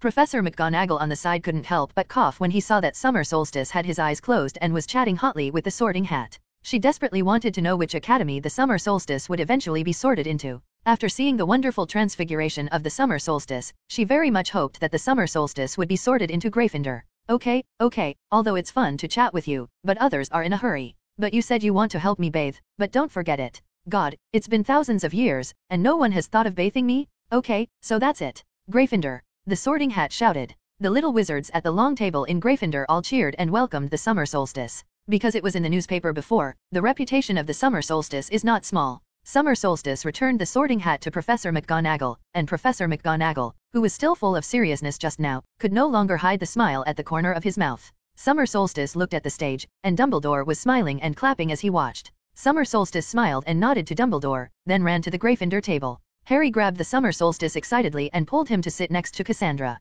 Fred and George appeared behind Summer Solstice at the same time. Is it true that the newspaper says that you are Professor Dumbledore's personal disciple? Summer Solstice looked at the red-haired boy in front of him who didn't know whether it was Fred or George. In fact, as long as they study at Hogwarts, they are all Professor Dumbledore's personal disciples. Oh, come on. You speak like Percy. Summer Solstice looked at Cassandra to the side. She was now blushing, secretly looking at Summer Solstice. Summer Solstice ruffled her neat blonde hair, messing them all up. Then whispered in her ear, "Silly girl, in fact, no matter what you become, I like it." Then Cassandra even turned red at the roots of her ears. Dumbledore understood everyone's mood very well, stood up without saying a few words, and officially opened the meal. The rectangular table is filled with all kinds of delicacies in an instant. Ron picked up a chicken leg in one hand and stuffed his mouth full. It was already evening, and he was hungry for a long time. Sya Solstice was surprised to find that there was actually a small hot pot in front of him. Then he looked at the rostrum and saw Dumbledore winking at him. Well, when eating together at the Leaky Cauldron, the bar owner Tom mentioned that the Summer Solstice liked hot pot the most. Unexpectedly, Dumbledore kept remembering. I have to say that the house elves of Hogwarts are not bad at craftsmanship. The soup base of this lamb consommé is very mellow, and it is quite good to be picky with the Summer Solstice. When everyone around found the hot pot in front of the Summer Solstice introduced them to a hot pot. It's much better than baked potatoes or looking up at the stars. Harry suddenly covered his scar and exhaled in pain. Percy next to him quickly asked, "What's wrong?" Solstice looked at the teacher's table, and then saw Quirrell, who was talking to Snape with his back to Harry. Summer Solstice knew that Harry had actually been stimulated by the noseless one on the back of Quirrell's head to the point of brain pain. He secretly thought about how to kill this noseless man. Finally, after the dessert was also eaten, the dinner was finally over. Dumbledore stood up. Now that everyone is well fed and drunk, then I have a few words to say to everyone. First-year freshmen, pay attention. The Forbidden Forest strictly forbids any students to enter. Of course, not only first-year freshmen, but also some of our senior students should remember this. Finally, I must tell everyone that those who do not want to suffer an accident, painful and tragic death, please do not enter the corridor on the right side of the 4th floor. Summer Solstice heard Harry next to him ask Percy, "He can't be serious, is he?" Summer Solstice knew that Dumbledore must have sensed that Voldemort had started the idea of the Philosopher's Stone, and knew that Gringotts was no longer safe, so he took the Philosopher's Stone in advance and kept it himself. Sya Solstice is sure that this so-called puzzle game on the 4th floor is just a trap for Quirrell. In the original work, the Eris magic mirror with the Philosopher's Stone hidden was also put into the bottom of the pass in the later stage. Of course, Sya Solstice will not foolishly think that things will develop according to the original plot. He must do something, because since the fight with Quirrell at Gringotts, he has officially joined the plot. Subsequent developments cannot be 100% as they were. Voldemort already knew of his existence and might take action against him. After all, their strength has already been shown in front of their eyes, so they can't pay attention to it. Solstice believed that Quirrell and Voldemort must have heard that they were Dumbledore's own disciples. Whether it is true or not, at the very least, in the eyes of Quirrell and Voldemort, the Summer Solstice has been branded as Dumbledore's faction. At this point, the dinner party was over, and Dumbledore was proposing that everyone sing a school song before going to sleep. The professor's smiles froze. Many senior students also had an uncomfortable expression. Dumbledore took out his wand and waved it gently, and the lyrics of the Hogwarts school song suddenly appeared in the void. You can sing to the tune you like. He waved his wand happily as if he were conducting a choir. Then look expectantly at everyone in the auditorium.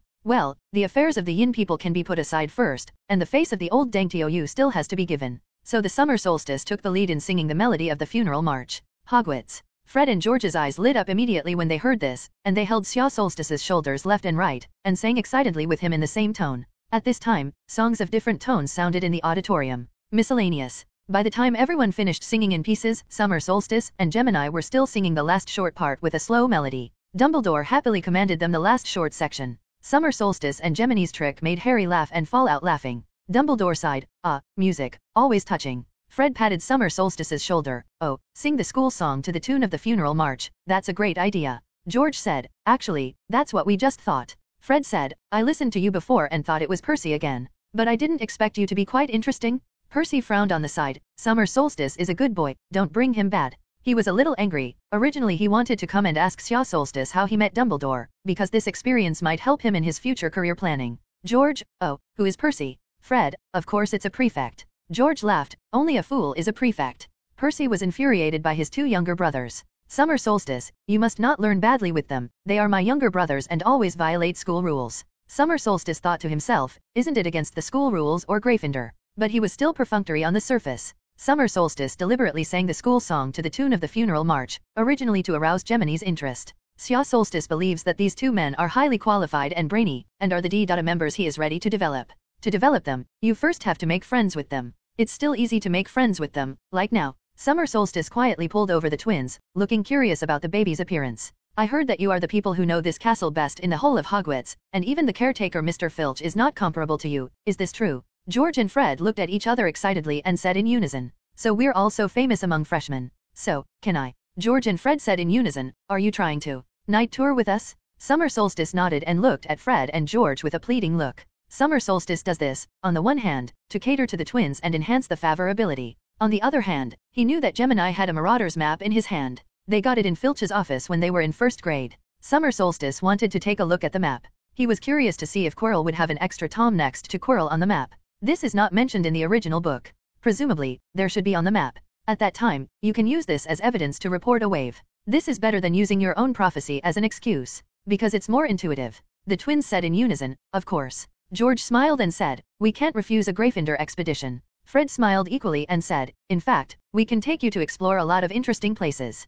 Great. In return, I give this to you? Sya Solstice took out a thing he had refined in advance and handed it to them. What is it? George took the candy like a toffee. This is my own puffy toffee. Sya Solstice said excitedly, as long as you eat it, your whole body will swell, and then float directly into the sky. However, how long it will float down, I haven't tried yet. Fred and George looked at each other and said excitedly, Summer Solstice, you are a genius. In fact, we had a similar idea. But we only worked out toffee that inflate the tongue. Oh my god, a swollen toffee? Why didn't we think of that? Oh, Summer Solstice, we're going to fall in love with you. Summer Solstice and Gemini gathered together, whispering. Then Fred and George were shocked because the idea of the Summer Solstice was so interesting. This is simply a prank genius. Hearing Sya Solstice say, he was still working on what daydream potions, quick-acting truancy candy, biting quills. Although these things have not yet been studied, this genius idea, just listening, is enough to make Gemini excitedly introduce the Summer Solstice as a confidant. Gryffindor first-year students come with me. I'm Prefect Percy Weasley, and I'm taking you to our common room.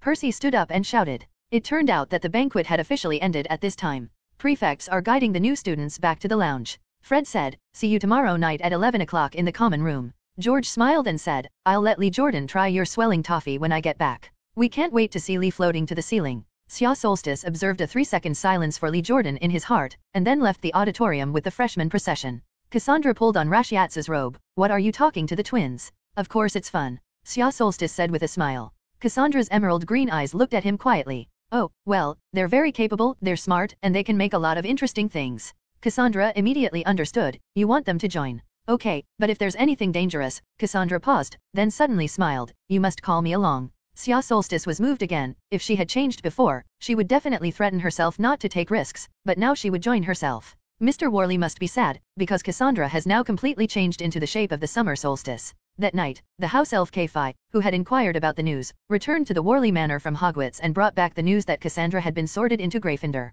Mr. Worley was so sad that he drank 2 bottles of his treasured wine in a row. Mrs. Worley seemed particularly happy. She thought that this was her daughter's choice. She had no right to interfere, and the Summer Solstice was indeed very good, and she was very satisfied. The Gryffindor common room is very homely furnished. Many little wizards like it at first sight. Summer Solstice said good night to Cassandra and Hermione and separated. They were taken to the girls' dormitory. Summer Solstice, on the other hand, went to the boys' dormitory with Harry and Ron. After Sya Solstice found his dormitory, he was surprised to find that he was different from Harry. He actually lived in a dormitory by himself. Harry, on the other hand, they were all 5 people in a dormitory. Why do you live alone in a dormitory? Harry and Ron asked curiously. Sya Solstice didn't know why. Could it be because there was just one more of him, so he could only be put in the new dormitory? But that's fine. His gaze swept over the rat spots on Ron's hand. In a room with Peter Pettigrew, he felt quite responsive. Regarding Peter, the summer solstice does not want to be alarmed for the time being. Keep him, and it will be useful in the future. After a simple wash, the summer solstice fell on the bed.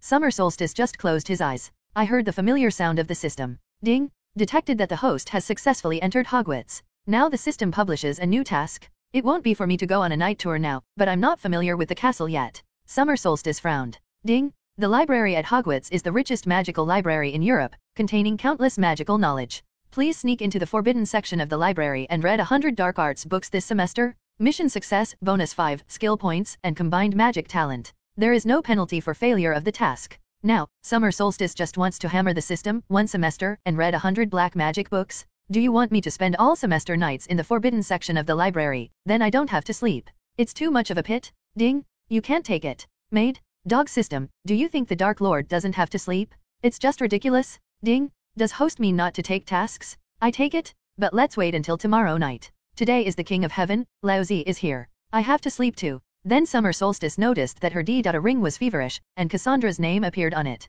Well, there is no way to stop me from sleeping unless Cassandra summons. Early the next morning, Xia Solstice appeared in the auditorium with 2 dark circles. He talked to Cassandra for a long time last night, and he didn't know what time it was when he went back to sleep. Summer Solstice sat at the long table in Gryffindor. He looked at the empty long table in front of him, and tentatively said, "A loaf of bread and a glass of milk. Thank you." As soon as the words fell, an extra piece of bread and a glass of milk on a delicate silver plate appeared on the table. Summer Solstice sighed while nibbling on bread. It is so convenient to have house elves. Suddenly, he felt his shoulder being tapped hard. "That swollen toffee of yours is amazing." Lee Jordan floated on the ceiling and couldn't get off and had to sleep on the ceiling all night. Fred and George excitedly sat down next to the Summer Solstice. Xia Solstice forced a smile. "That's great. Did you not sleep well last night? Can't you wait last night and go out for a night out?" Summer Solstice, of course, didn't tell the truth. He took out 2 cookies from the ring and handed them to George and Fred. "I was doing this last night. How about breakfast for you?" George and Fred took the biscuits separately and looked at them with interest. "What effect does this have?" Xia Solstice smiled and said, "Do you want to try it?" George and Fred looked at each other, and then ate the biscuit in their hands at the same time. As soon as they ate the biscuits, their faces grew white beards like crazy. After a while, the 2 turned into 2 little old men with white beards. Fred and George couldn't help but laugh when they looked at each other. "I have to say, your beard is so beautiful." Xia Solstice turned around and saw the smiling Dumbledore. The old man seemed to have come down from the teacher's seat on purpose. "Summer Solstice, after class, can you come to my office? My office is on the 8th floor, and there is a striking stone beast at the door, which is easy to recognize. The password is chilled lemon juice." "Yes, Professor." Xia Solstice nodded. Dumbledore smiled and left, but before leaving, he suggested that Fred and George could tie a bow around their beards. By this time, the beards on Fred and George's faces had begun to fall. "Oh, it doesn't look like the statute of limitations is long enough," Xia Solstice said regretfully. "Summer Solstice? That's awesome enough. I don't want to be like Lee Jordan. Take a day's class with a beard. What's the name of this cookie of yours?"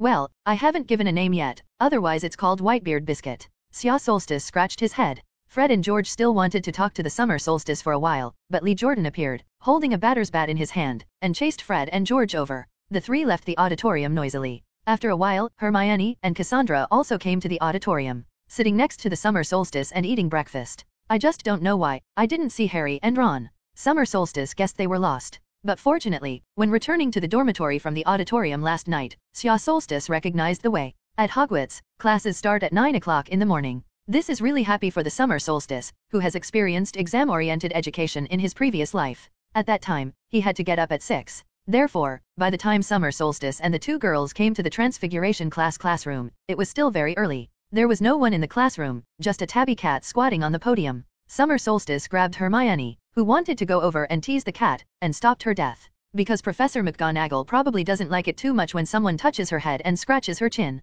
Xia Solstice found a place with them to sit down. As soon as Hermione sat down, she opened her Transfiguration textbook and chanted words in her mouth. She tried Transfiguration many times at home, but nothing went on. In the Summer Solstice training program, there is no Transfiguration for the time being. After all, in addition to his hanging ratio, Transfiguration is too profound for a young wizard of this age, and it is difficult to form combat effectiveness. Might as well spend more time learning an explosion spell. At the current level of the Summer Solstice, of course, there is no need to prepare textbooks. He glanced at the cat that Professor McGonagall had turned into, then asked Cassandra, "Guess what animal I would transform into if I became an animagus?" Cassandra tilted her head and thought for a moment. "A small snake?" Please, I'm a Gryffindor. Summer Solstice defended. Although, without cerebral occlusion, he would have been assigned to Azkaban. Hermione said on the side, it's nice to be a kitten. Why don't you all think? Can I turn into a mighty lion? Hermione and Cassandra looked the Summer Solstice up and down, then shook their heads at the same time. Hermione said, I've seen in books that shape-shifting animals are related to wizards' personality and weight. Cassandra covered her mouth and smiled and said, your personality is similar, but this little body. Maybe you can really turn into a kitten? Summer Solstice was speechless. If you turn into a kitten, make sure I hold it first. Cassandra looked at the Summer Solstice expectantly, and then realized that she had said the wrong thing, and her face turned red all of a sudden. The tabby cat on the podium suddenly jumped down and turned into Professor McGonagall from the air. She looked at the Summer Solstice with a smile on her face. If you want to learn Animagus, you can always come to me. Your level should be enough, but promise me that you must not try it alone. Finally, Professor McGonagall's tone became serious. Animagus is hard, it's dangerous to make mistakes, and if something goes wrong, it may not change back for the rest of your life. Hermione looked at Professor McGonagall, who had changed from tabby cat to back in shock. She was just thinking about stroking Professor McGonagall. Oh, my god. Fortunately, it was pulled by the Summer Solstice. Don't worry, Professor, I won't try it myself. Summer Solstice nodded. In fact, Summer Solstice did not intend to practice Animagus, because the steps are too cumbersome, and it is also very uncomfortable. The first step alone dissuaded the Summer Solstice to retreat. A single leaf of a mandrake for a month in a row, during which it cannot be taken out or swallowed. Summer Solstice said that it was better to wait for the wool of Uncle Shwes system later. Contains a month of leaves or something. It mainly affects dry rice too. After Professor McGonagall and Summer Solstice chatted a few words, she changed back into a tabby cat and continued to sit on the podium. When Harry and Ron arrived at the classroom, they were already late, and they were still glad that the professor hadn't arrived yet, only to be reprimanded by Professor McGonagall, who had changed back into human form. Harry said to Summer Solstice aggrievedly, it was the road in the castle that was too naughty, and they were also unlucky enough to meet Peeves. Professor McGonagall began the class. She stood on the podium with a serious expression. Transfiguration is the most complex and dangerous magic you have studied at Hogwarts. If anyone is naughty in my class, I will ask him out and never allow him to come in again. I warned you. Professor McGonagall casually turned the podium into a humming piglet. Then he turned the piglet back into a podium. This hand can calm the little wizards. They all want to learn this. However, this requires a very advanced transfiguration, and they are still early. Professor McGonagall talked a lot about theory, and the little wizards took a lot of notes. This process is very boring, so the lack of sleep of the Summer Solstice began to fish the head little by little, and finally directly lay down. Summer Solstice slept soundly, and then found that his left and right feet were stepped on separately. It was Hermione and Cassandra. He looked up and saw Professor McGonagall looking at him with her mouth pursed. The old man of the Summer Solstice blushed and secretly called for the end. Sleeping in Professor McGonagall's class? Why are you so brave? Summer Solstice, you come up, show me your transfiguration. If your transfiguration has improved, I can consider giving you extra points. If I didn't make any progress, I would have to deduct points for my own academy? Professor McGonagall said solemnly. Your favorite student actually takes classes in their own class? Gotta knock it up? Summer Solstice could only walk up and pull out his ebony wand, and he waved it gently towards the podium. The podium twisted into a lifelike fire phoenix. This fire phoenix is exactly like Fox, its eyes are extremely agile, and its singing makes the little wizards in the entire classroom feel like a spring breeze. It circled over the heads of the little wizards several times before landing on the shoulders of the Summer Solstice. Oh my god! Summer Solstice conjured a fire phoenix. I heard he learned a lot from Professor Dumbledore. This phoenix is so beautiful, I really want to touch it. Professor McGonagall couldn't help but smile with satisfaction. Wonderful transfiguration? Gryffindor plus 20 points? Summer Solstice reacted, hey, Professor, you want to add points to your college, say it earlier, I thought you really wanted to punish me. Summer Solstice knew that letting himself come to the first grade course was completely a full-level boss wreaking havoc in the novice village. Of course, Professor McGonagall understands this. But if you have the opportunity to score your own academy, why not? You know, in the House Cup, Slytherin has won 6 consecutive championships, and Gryffindor has never tried so long without winning the House Cup. Now, there is the Summer Solstice, a tool that can be brushed points, why not use it? In the next lesson, Summer Solstice finally did not dare to doze off anymore. Fortunately, the theoretical knowledge has already been told, and the rest is practical time. Professor McGonagall gave everyone a match and asked them to turn it into a needle. Just after seeing the exquisite transfiguration technique of Summer Solstice, everyone is now like a chicken blood, and they want to try it quickly. Everyone is about the same age, he can do it, why can't we do it? What if I'm a genius too? But the truth is brutal, most of the little wizards use a lot of effort, but the matches on the table have not changed in any way. Professor McGonagall directly named Summer Solstice and asked him to serve as a temporary teaching assistant with him, instructing young wizards everywhere to use transfiguration. Of course, Professor McGonagall again generously added 5 points to the Summer Solstice on this basis. In fact, Summer Solstice thought that this score was really not much. The potions class had not yet been taken, and Harry did not listen to the advice, did not read the potions textbook. Estimate this score, not enough for the old bat button. Under the intimate guidance of Summer Solstice, Cassandra and Hermione also succeeded in changing the needle. This made Professor McGonagall happily add 10 points to her house and Cassandra and Hermione 5 each. As for Harry and Ron, Summer Solstice didn't teach them much. Guidance or something, very tiring. Therefore, the Summer Solstice had to leave ID for women, and men were self-reliant. Throughout the lesson, no progress was made on other people's matches. Of course, if Simona's inexplicable exploding match is also a change. After class, Xia Solstice went directly to the 8th floor and came to the door of the principal's office. He looked at the somewhat ugly stone beast in front of him and said the password, chilled lemon juice. The stone beast jumped to the side, revealing a spiral staircase. When Summer Solstice walked into Dumbledore's office, he didn't seem to be in the office. It was a spacious, beautiful round room. The surroundings are filled with all kinds of funny little sounds. On those slender-legged tables, there were many strange silverwares, spinning, spewing out small puffs of smoke. The walls of the room were covered with portraits of old principals, men and women, all snoring softly in their frames. There is also a huge table in the room with claw-shaped legs. On a shelf behind the desk lay a tattered, crumpled wizard hat, the Sorting Hat. The Sorting Hat cracked the big mouth. Haha, it's you, come today, is it to fulfill yesterday's agreement and give me a bath? Well, in fact, Professor Dumbledore called me here, and I'll help you take a bath when I talk to him about things. That's great, can I choose a cleaner with a different flavor? Dumbledore thought that the cleaners of the Muggle world were very good, and many of them smelled good. Well, maybe I don't have that, but I have a very good magic cleaner. In short, I won't let you down. Summer Solstice was still chatting happily with the Sorting Hat, when he suddenly heard Dumbledore's voice coming from behind him. It seems that you guys are having a good chat. In fact, when I was young, I also had the idea of washing it, but then I gradually forgot about it. Dumbledore let Summer Solstice sit in front of his desk, and then he sat back in his chair. Would you like some chilled lemon juice? Sweet and sour, I think it tastes good. Xia Solstice nodded, and then there was twice as much chilled lemon juice on the desk. Dumbledore pushed a small plate of cookies and candy in front of Summer Solstice. Xia Solstice took a sip of lemon juice, and then he picked up the cup suspiciously and looked at it. Why is lemon juice not sour, and it is very sweet? How did it feel to start your first class in the new semester? Dumbledore laughed. It feels great. Professor McGonagall is a master of transfiguration. Summer Solstice said happily, Cassandra on the left and Hermione on the right. Indeed very pleasant. It's really good that you can get used to it, and you will definitely miss the time now. Dumbledore's expression suddenly became serious. I called you here today to confirm something with you. Can you tell me more about the dark wizard you met that day at Gringotts? Like, what are his characteristics? Summer Solstice is a little strange. He had already told Dumbledore about this at that time. Why did he ask now? Any feature will do. Dumbledore added. Xia Solstice suddenly felt a movement in his heart. Okay, I want to think. He frowned, trying to make a contemplative look. Is any feature okay? Dumbledore nodded. I remember smelling a very strong garlic-like smell. Professor, you know me, I am very familiar with this taste. However, I did encounter plans that day, and I thought it was my own, so I didn't pay much attention. But now that I think about it, if it is a smell that sticks to my body, it can't be so strong. This time the Summer Solstice wanted to direct Dumbledore's thinking to Quirrell. In fact, he really didn't pay attention to what smelled on the other party at that time. Dumbledore's face turned pale when he heard the words of garlic. The face has already slowed down. This information is important to me, and I have identified some things because of it. What's going on? Here, let me sell a little pass, I'll tell you later. Dumbledore then took out a small jar from the drawer. Oh, this is the cleaner I specially brought back from the Muggle supermarket. It smells good. I think the Sorting Hat will like it.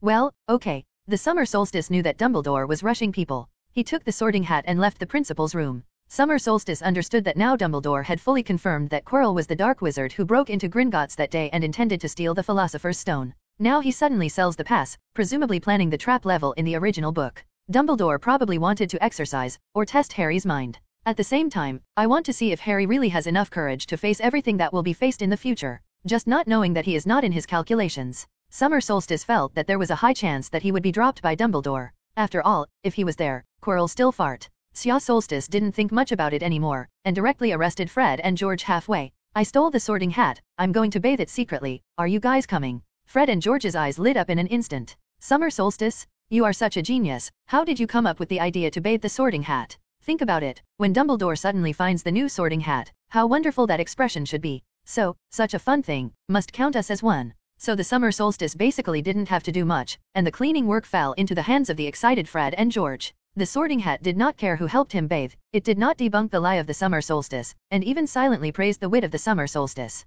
The Charms class is taught by Professor Flitwick, a surprisingly small wizard. Xia Solstice suspected that he had goblin blood, and Xia Solstice thought of Hagrid's half-blood giant bloodline, which felt very reasonable. Professor Flitwick is standing on a stack of books, so that he can get a lecture table. At the beginning of the first class, he took out the roster and called Harry's name. He screamed with excitement and fell to the ground. Because this is the first charms lesson, there is no practice. He just talked about theoretical knowledge. Summer Solstice remembers that the levitation charm only began to be practiced by the little wizards themselves on the eve of Halloween. So, Summer Solstice fell asleep shamefully again, and of course, Cassandra and Hermione, who had already experienced this, had not sat in the front row since that transfiguration class. Since the start of school, the Summer Solstice seems to have always been sleep-deprived, and Cassandra suspects that he goes on night excursions every night. Every time asked, Xia Solstice would find a reason to prevaricate. Indeed, on the evening of the first day of school, Summer Solstice embarked on the first night tour with Fred and George. Summer Solstice, who had gained the trust of the twins, soon saw the long-known map of the Marauders' Point.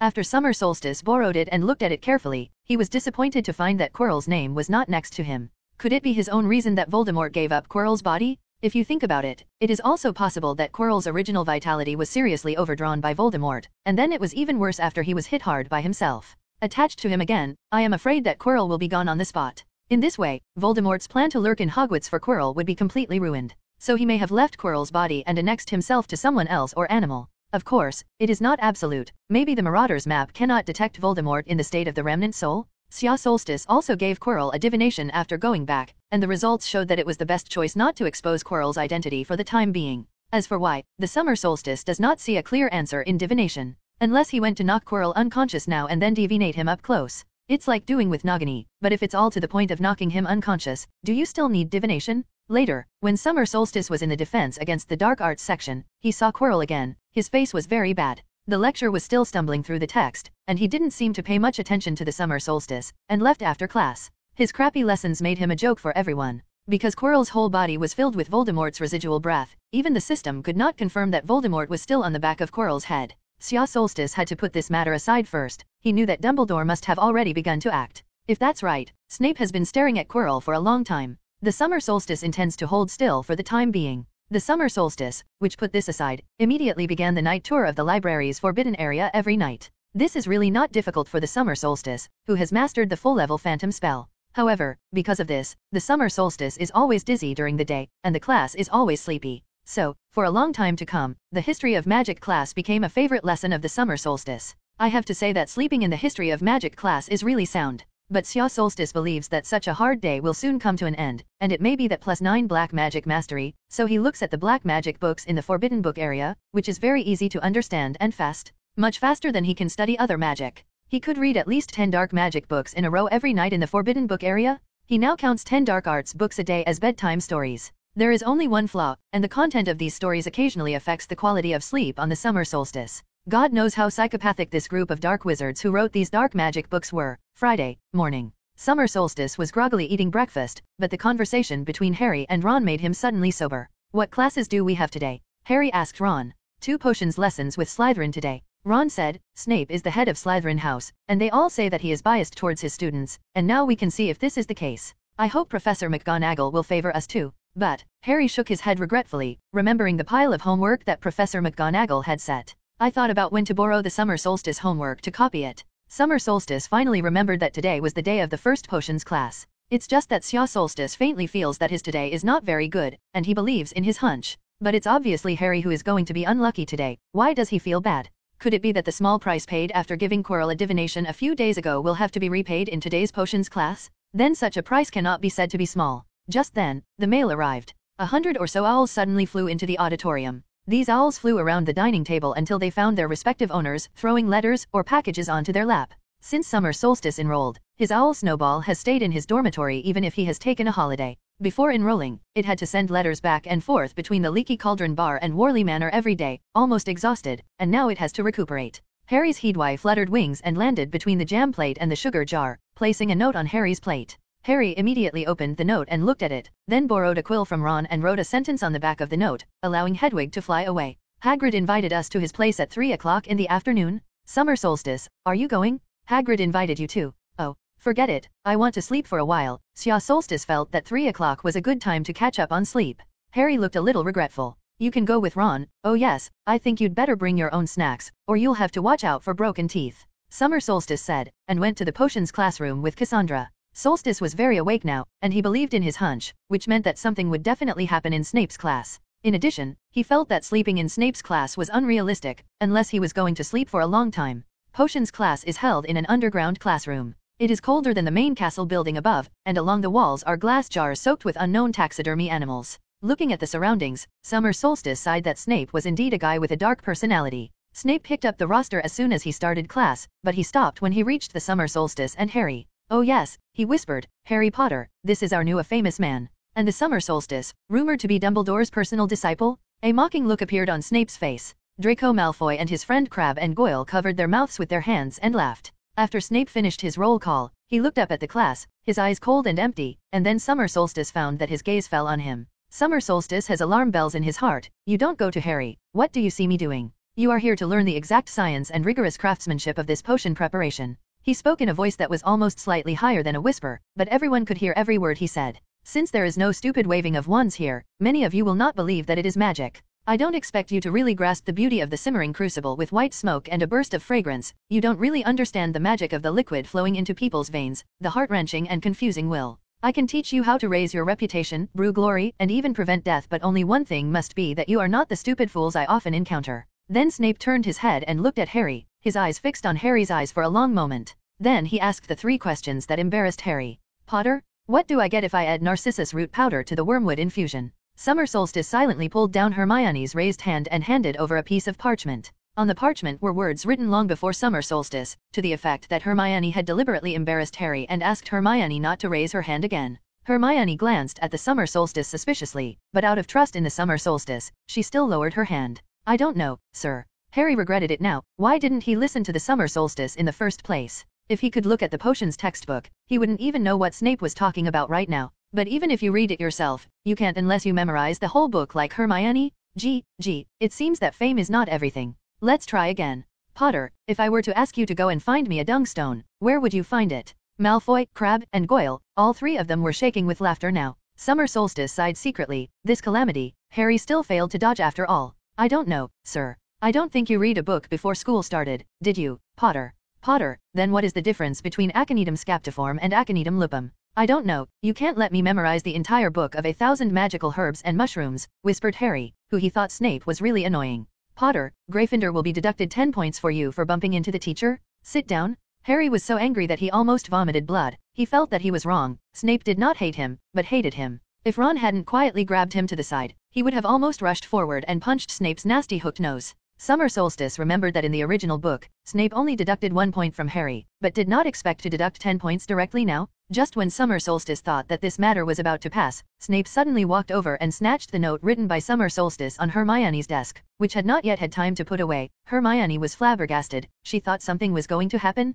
On that note, Summer Solstice didn't seem to be very polite to Snape, and he directly called Snape an old bat. Just as Hermione closed her eyes in despair, waiting for Snape's attack, the parchment was thrown back in front of her by Snape. She was surprised to find that not a word was missing on the parchment. Of course, this was done by Summer Solstice, and when he handed over the parchment, he already thought that he might be discovered by Snape. Therefore, he directly composed the text with magic power, and when Hermione finished reading it, he removed the magic power, and the handwriting on it naturally disappeared. This kind of means can only be done by the Summer Solstice. It's impossible for other little wizards to do it. "You passed Granger a blank piece of parchment." Snape stared closely into the eyes of the Summer Solstice. Sya Solstice looked into his eyes calmly. "Professor, as far as I know, borrowing a piece of parchment to a classmate is not a violation of classroom discipline." Snape stared at him for a full 10 seconds before he said in his hollow voice, "Since you are so eager to help your classmates, how about you help him answer the question I asked Potter just now?" Malfoy began to snicker again. He had been taught by the Summer Solstice before, and he had always remembered it, but his father did not allow himself to take revenge on the Summer Solstice. Now seeing Snape begin to trouble the Summer Solstice, his heart was very happy. But Harry, they weren't worried about the Summer Solstice at all. Because although the Summer Solstice class often sleeps secretly, so far, there is no subject that can rarely live the Summer Solstice. Harry even thought that Summer Solstice could graduate early and come back to be a professor. Narcissus root powder and wormwood together can be formulated into a very potent sleeping pill, which is a dose of life and death. Pickle stone is a stone taken from the stomach of a goat and has a strong detoxifying effect. As for Aconitum scaphoid and Lupus aconitum, they are the same plant and are also collectively known as Aconitum. Sya Solstice replied calmly. "This is equivalent to an open book exam. How can it be rare to live on the Summer Solstice? Even if Snape had a problem with summer solstice from the textbook of the senior year, summer solstice was not afraid at all. He had 3 mastery of potions. Suddenly, Xia Solstice's heart moved, and he couldn't help but say, "Professor, it is said that Narcissus is a type of lily, her flower language is love, and wormwood flower language is pain, regret." "Shut up!" Snape roared, his face extremely strange, and he stared at the summer solstice as if looking at a monster. Summer solstice looked at Snape with an innocent face, but in his heart he was admiring, knowing the big guy knew by. In the previous life of the summer solstice, I had seen that the big man who knew how to analyze the meaning of the 3 questions asked by Snape. They discovered that daffodils are a type of lily, and Harry's mother, Lily, whose name Lily also means lily. The flower language of daffodils is the memory of crossing life and death, and wormwood is generally associated with regret, and the literal translation of the water of life and death configured by the 2 is that life and death mean that life is better than death. So the hidden meaning of Professor Snape's 3 questions is most likely Lily, I regret your death or my remorse will always be with you. Summer Solstice had always thought that it was an overinterpretation of those big guys, but after seeing Snape's annoyed look now, "I'm here in potions class, if you want to know what flowers and plants are, then you'd better go to Professor Sprout." Snape gasped and said word by word, "Or maybe your troll-like mind can't understand the subtleties of potions, and if you babble something unrelated to the course next time, I'll throw you out of the classroom right away." Snape suddenly stretched out his hands to support the table of the summer solstice, then brought his face closer to the summer solstice, and slowly said in a voice that seemed to be clearly heard only by the summer solstice, "Boy, don't think about tricks. I will always keep an eye on you." After Snape finished speaking, he turned around sharply, and the rogue behind him hunted. Summer Solstice knows the answer, but he didn't prompt Potter, and he also said something unrelated to the course, so Gryffindor deducted 50 points. Xia Solstice now just wants to pump himself in a mouth. What do you say you owe your mouth? Professor McGonagall's score for her house, Snape completely deducted in 5 minutes. Cassandra was comforting Summer Solstice. "This score is nothing, Hermione, and I can easily earn it back from other professors." "Only, what do you mean by that word later?" Why was Snape so angry? "Ah, Lily's flower language. When I swept the corner of my eye to you, I suddenly thought, and then my brain was hot and I said it." Cassandra's face turned red with a brush. She had just heard that the flower language of lilies was related to love. Hermione quickly tugged on the sleeves of Lausulist's coat, signaling that Snape was watching him. The summer solstice crisis alertness was launched, and he quickly lowered his head, and then a textbook smashed on Ron's head behind him. The potions class continued, and Snape divided them into teams of 2, instructing them to mix a simple potion to cure boils. Snape dragged his long black cloak around the classroom, spraying his venom casually behind the back of every Gryffindor student. Suddenly, Xia Solstice found a very loud hissing sound around him. Neville somehow burned Seamus's crucible into a crooked piece. Before the potions in the crucible were splashed on the floor, Summer Solstice would move his wand and the potions would be cleared. Neville was not spared after all. His right hand was soaked with the potion, and at this time his arm was full of red and swollen boils, causing him to scream in pain. "Idiot!" Snape growled. "I guess you probably put porcupine thorns in without taking the crucible off the fire, did you? Porter, why didn't you remind him? Seeing him make mistakes highlights your excellence." Gryffindor deducts 10 points. Malfoy snickered over there again. After all, the whole class, even Summer Solstice, had been reprimanded by Snape who picked bones and eggs, and only he received Snape's praise. Summer Solstice was angry in his heart, and while Snape lost his temper, his fingers moved slightly, and then the fangs of an unprocessed snake on Malfoy's desk quietly fell into his crucible. Boom. Ugh. The crucible in front of Malfoy exploded. "Idiot! Why do you still put poisonous snake teeth in the crucible?" Snape roared. Malfoy was also very strange in his heart. He obviously didn't put poisonous snake teeth. Why did he suddenly explode? But now he was drenched in his own potion, covered in red and swollen boils, and cried out in pain, unable to say anything to justify it. There were also many Slytherin students who suffered.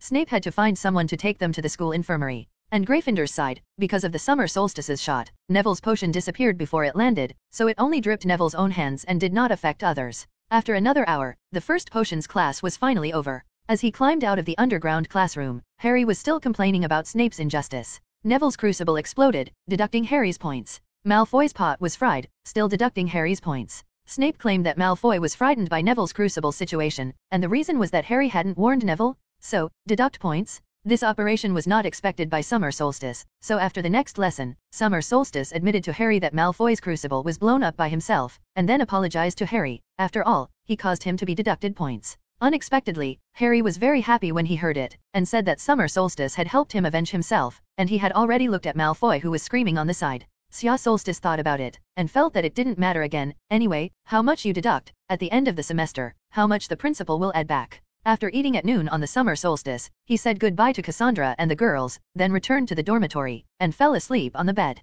Last night was already his 3rd day in the Forbidden Book area, and he read more than 30 dark magic books. Before, because I had to go to class the next day, I went back to sleep at 2 o'clock in the morning, and my time was limited. But it's Friday and Saturday is no class, so Summer Solstice plans to spend the night in the library. He plans to work hard to get together 100 dark magic books by Sunday. Summer Solstice still underestimated his 9-point mastery of black magic. After the Summer Solstice opened up, he had already read the 99th dark magic book on Saturday night. Now, it's 5 o'clock in the morning, which is technically Sunday. It stands to reason that the Summer Solstice should go back. But now that there is only one copy left to complete the task, Xia Solstice decided to read it before leaving. Anyway, no one from the library came so early. According to the system panel, Summer Solstice accurately pulled out a black magic book, and this is the last one. He secretly decided that he couldn't stay up so late in the future, and if he continued like this, he would be bald. The last book of black magic is wrapped in unknown black leather throughout. The cover doesn't even have a word. But through the system panel, Xia Solstice learned the name of the book, Soul Magic, and it could not be opened directly. If someone opens the book directly, they will pass out and forget any memories of themselves having seen the book before. Fortunately, Xia Solstice can see the reminder through the system panel, otherwise he may pass out directly in the forbidden book area, and then be dragged to the principal's office by Mrs. Pants the next day. And this book will be, because of the library's specific management magic, automatically fly back to the bookshelf. Then no one knows what caused the Summer Solstice to faint. Seeing this, Xia Solstice was full of interest in the content of this book. According to the system instructions, he used his fingers to draw circles clockwise on the cover, and after drawing 3 circles in a row, the cover of the book has gradually changed from the original black to blood red. Suddenly there was a slight click sound in the book cover, like opening a lock. Xia Solstice slowly opened the book, and what came into view was a lifelike map of human anatomy. Why put anatomical drawings in books about the soul? The curious Summer Solstice reads slowly. The original anatomical diagram at the beginning is the author's discussion of where the human soul should be hidden in the human body. Summer Solstice felt that this question was a good question. The world just knew that when people died, souls left or preserved time in a special way, like the ghosts of Hogwarts. But where is the soul hidden when a person is not dead? The book describes the author's series of indescribable experiments. He also raised the question that when the human body is slightly injured, the human soul is not injured, but when the person is severely injured by the incurable. For example, muggles who lack arms and legs also begin to mutilate their souls the moment they lack limbs. And those wizards who have experienced amputated limbs but recovered with magic have their souls intact. What is the reason for all this? What exactly causes changes in the human soul? After another series of indescribable experiments, the author concluded, only when a person thinks that he is missing a certain part will his soul be missing a part. A muggle, if his hand is amputated due to an accident, then he thinks his hand is gone and believes in it. So his soul will also become missing a hand. And those wizards who also lost a hand, because he was not a hand broken by an evil spell, can easily use magic or potions to make the hand grow back. From the bottom of their hearts, they believe that their broken hand is a minor injury that can be easily recovered. Therefore, their souls are still intact. The degree of completeness of the soul, lies in his subjective consciousness. The author of this book thus invented a spell that directly harms someone's soul.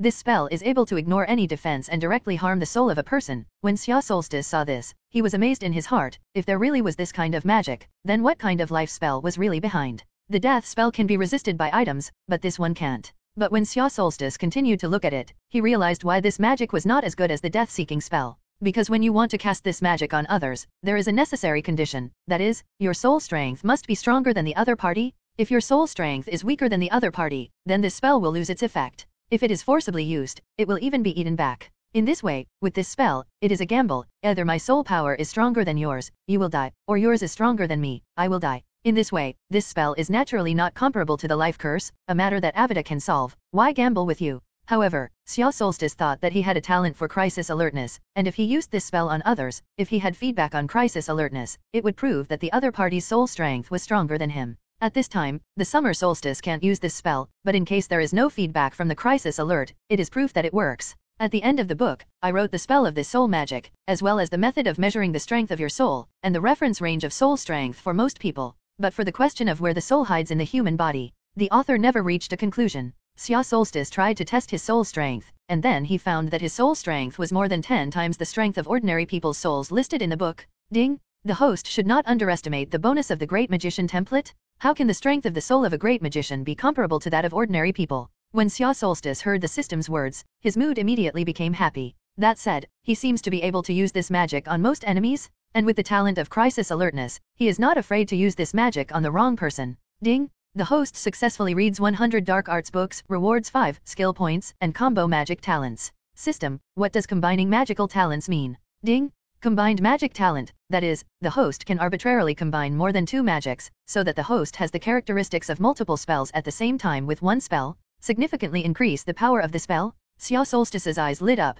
This is good. For example, the combination of soul magic and the life spell that has just been learned. Soul magic can ignore defense, and the life spell can be fatal. Xia Solstice felt that there were really few people who could resist this combination magic. The fatal spell that cannot be resisted, there is no way but to dodge, and it is terrifying to think about. Then there's where these 5 skill points belong. Xia Solstice thought about it for a while, and now the first thing is to strengthen his strength. Now, except for the mastery of black magic and transfiguration, the rest are not options that can immediately increase their strength. Black magic mastery is originally 9 points. This summer solstice feels actually very high, but now it's only 5 o'clock transfiguration, and summer solstice still feels too weak. Although his strength can still be improved by being proficient in black magic, he is often unable to use black magic on the bright side. And if you add it to the transfiguration, it can also bring a huge increase in combat power to yourself. And it can be used on the bright side. So in the end, Xia Solstice decided to add all 5 skill points to Transfiguration Mastery. Ding! Host Transfiguration Mastery breaks through to 10 points, and rewards Transfiguration with a random talent?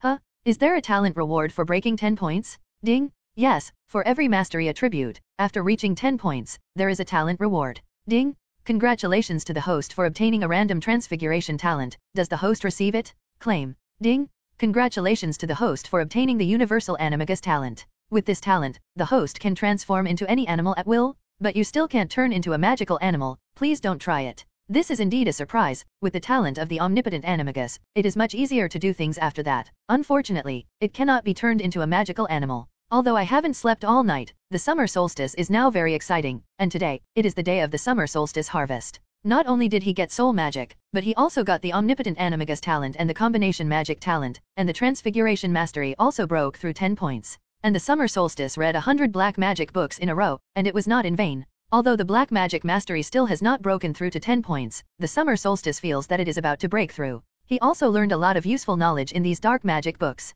Before I knew it, the time had come to 6 o'clock in the morning. Xia Solstice decided to go back. The system task has been completed, and there is no need to come to the Forbidden Book area at night. When he thought of this, he couldn't help but be happy, and finally had a good night's sleep to sleep. Summer Solstice withdrew his wand into the ring, and then his body slowly shrunk, turned into a cute little black cat, and quietly slipped out of the library. After coming to the corridor outside and confirming that there was no one around and no portrait to watch, he changed back to human form. Xia Solstice nodded in satisfaction. As long as he became an animal, his body would have the ability of which animal. It's really nice. It's past 6 o'clock, and it's not night. So he swaggered to the auditorium, ready to have some breakfast and go to sleep. It's just that when he turned a corner, he happened to see a familiar figure. Quirrell looked at the summer solstice with a pale face, and he seemed surprised to see the summer solstice. Xia Solstice was also stunned for a moment. Early, Professor Quirrell? Do you also like morning exercises? Oh, you are also early. I am. I'm going to go have breakfast. Oh, but you're on the wrong track, Professor, and the auditorium is over there.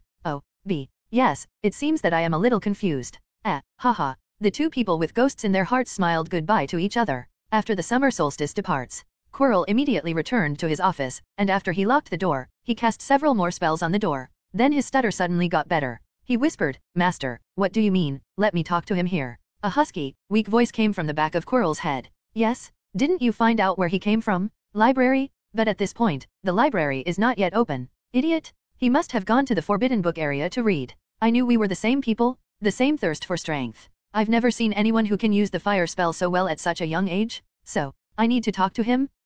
Master? Do you want to talk to him in person? Idiot! Of course, try it first." Quirrell screamed and fell to the ground, as if he had just been tortured inhumanely. He weakly begged for mercy. "Master, spare me." The hoarse voice sounded again. "As long as he craves strength, he will definitely stand with us. Dumbledore, that old thing, would not allow him to gain that kind of power. So, he will definitely stand with us?" Summer Solstice didn't know about Voldemort's calculations. Even if he knows him, he will not be afraid, and now his strength has greatly increased, and he has also obtained soul magic. It can be said that it is Voldemort in the state of the remnant soul of Tianqi. Since he no longer needs to go out for a night tour in the middle of the night, he no longer has that dizzy state. In this way, he spent several days in a dull manner, during which nothing happened. Except that Harry had looked for him and wanted to go with him to find out what the small bag that Summer Solstice had taken out of Gringotts was. Xia Solstice did not agree. He finally completed a task. He now just wants to lie down, take a good rest, and make up for the energy lost last week. He doesn't want to get involved in the Savior's expeditions now. Since the summer solstice no longer needs to catch up on sleep, when I took the history of magic class, the summer solstice never felt happy again. He finally understood the horror of this class. Professor Bin's lecture was really hypnotic, like the Chinese teacher in his previous life. In desperation, Xia Solstice pulled out a piece of parchment, and then wrote on it casually. After he reached 10 mastery of transfiguration, he would always have a lot of new ideas about transfiguration popping up in his mind. Xia Solstice took advantage of the present to write down these ideas on parchment. As he wrote, Xia Solstice suddenly pulled out another piece of parchment, and he realized a question: his omnipotent animagus, can other wizards learn it? So, he wrote down his thoughts on parchment, and all kinds of whimsy made the summer solstice write very freely. He secretly planned to let Professor McGonagall see it later to see if these ideas were feasible. Cassandra on the side had long been asleep next to the summer solstice, and Hermione was still holding on, but when she turned her head and saw that the summer solstice was still taking notes with a bright look, she couldn't help but admire it. So she immediately picked herself up and worked hard to take notes. So when summer solstice came to her to borrow notes after class, her surprised expression puzzled Xia Solstice. In the next defense against the dark arts class, Quirrell stumbled through the text. The summer solstice, on the other hand, resisted the strong smell of garlic in the classroom, continued to summarize those experiences into a paper, and then continued to improve them. It's just that he didn't notice that Quirrell had been falling on summer solstice intentionally or unintentionally when he was in class. Finally, the defense against the dark arts class was over, and summer solstice put away the parchment and prepared to pull Cassandra out to breathe. Summer solstice hadn't touched garlic since taking Quirrell's defense against the dark arts class. The summer solstice. You stay, you can come. It's mine. Office. Sit. Quirrell's voice suddenly came from behind summer solstice. Xia Solstice frowned slightly. Quirrell actually took the initiative to find himself? Was this what he meant, or was that what Voldemort meant? Is Voldemort going to take action on himself after all? Summer Solstice asked Cassandra to go first, and then replied politely, "Of course, Professor Quirrell, if I can. I actually have a lot of knowledge to ask you." Summer Solstice followed Quirrell, not looking at the back of his head, but just leaning his right hand into his robe, clutching his wand tightly. He was ready, and as soon as Quirrell made a move on him, he would immediately make Quirrell pay. Quirrell opened his office door, and an even more smoky smell of garlic almost smoked the summer solstice. Xia Solstice endured and focused all his attention on Quirrell, but on the surface, Xia Solstice looked as relaxed as if he was going somewhere for a spring outing. To his surprise, Quirrell did not attack him, but instead poured him a cup of black tea and served refreshments. Of course, the summer solstice will not touch it. It seems that this is really trying to talk to yourself. Does he want to have a showdown with himself now, or does he want to hear something out of his mouth? I started with, "Other. Professor, heard about you." Summer solstice. Quirrell still stumbled. Xia Solstice understood that Quirrell was not ready to have a showdown with him, and if it really did, it would not be this stumbling tone. "I heard. You are alone. Just beat off one. Dark wizards, but also swept. An Auror squad? Frankly, I've never seen it yet. A wonderful little wizard like you. It's just that the Aurors didn't want to embarrass me as a kid and let me, but that dark wizard is really waste." Summer Solstice smiled and said something that made Quirrell break his defense. Sure enough, the corners of Quirrell's mouth twitched slightly, and then he reluctantly suppressed his mood swings. Xia Solstice keenly noticed his abnormality, and my heart was happy. I just like to see you incompetent and angry, and pretend that nothing happened. I don't know if you stopped me. What's the matter? Summer Solstice asked directly. Oh, yes, the summer solstice. I was away from school, traveled. A year, the experience in between. I learned a lot. This is what I got by accident. A book of magic notes with a lot of useful ones on it. Knowledge. I noticed that you are a very gifted little wizard, so I think it will help you, Quirrell said, pulling out a booklet from the drawer and handing it to Summer Solstice. Summer Solstice at this moment, the mind turns. Quirrell called me here just to give me a magic note? What is his purpose? But shouldn't he be far away from me? However, the thoughts in Xia Solstice's heart still did not appear on his face. A look of surprise appeared on his face at the right time. Is this really for me? Professor, I mean, it's really a very precious gift. No thanks, Summer Solstice, if what you do to it. What is the knowledge? If you have any questions, you are welcome. Come again. I'll take a seat here. Then Summer Solstice came out unscathed in Quirrell's office. He thought that he would have to face Voldemort directly this time, but what did he mean by giving himself a magical note and showing favor to himself? Xia Solstice walked on the road and casually opened the magic note. After a while, a smile appeared at the corner of Xia Solstice's mouth. It turned out that Voldemort saw his own ability and wanted to incorporate himself. Because this magic notebook describes some powerful black magic throughout the text, and even at the end, it also tells about the powerful fire spell. And the fire spell in this note is improved, although it is not complete, the content is missing, but it seems that its complete version, the power will not be worse than the improved fire of his Grindelwald brand. It seems that this magical note is completely from the hand of Voldemort. If Summer Solstice is really a little wizard who craves power, it's like the young Tom Riddle. Then you will definitely be seduced by the powerful black magic here, and thus follow the path of the Death Eater. Unfortunately, although this notebook of Voldemort is really attractive to ordinary little wizards, it is really too simple for the summer solstice. This is not tempting for the current summer solstice, and even a little want to laugh. Voldemort's operation quite felt like seducing a college mathematics professor with a mathematics textbook for elementary school students. In fact, this really does not complain that Voldemort feels that there is an opportunity to reverse the summer solstice. He asked Quirrell to check some background information about the summer solstice, and then he felt that the summer solstice was exactly the same kind of person as himself. First of all, summer solstice, like Voldemort, was born in the wood orphanage and has no friends since childhood. Then, under Quirrell's deliberate investigation, summer solstice used black magic to kill all sides in the forests of Albania, and he was partially known by Voldemort. Voldemort was overjoyed when he found out, this is a natural dark wizard? At such a young age, he used the unforgivable curse to kill all sides, which even his original self could not match. And the origin is so similar to himself? Voldemort felt that this wave was really stable, but for the sake of safety, Voldemort decided to try the attitude of the summer solstice with a book of dark magic notes. If he is ecstatic and gives his notes as a treasure, then summer solstice is the kind of person he is looking for. And if he reported it to Dumbledore, then he could say that he had taken the wrong magic note. But Voldemort is 90% sure that summer solstice will not report it. This kind of little wizard who is hungry for power, Voldemort said, he is really too familiar with this kind of person. As for whether the summer solstice will rebel in the future, joke? Voldemort thinks that as long as he is resurrected, he is invincible, and a little wizard like summer solstice can only submit in front of him. After summer solstice left Quirrell's office, he casually put the note away in the ring. However, after that day, when summer solstice saw Quirrell again, she would smile gratefully at him. In the meantime, summer solstice also went to Quirrell a few times and asked some questions in the notes, which made Quirrell and Voldemort gradually determine that summer solstice was the kind of person they imagined.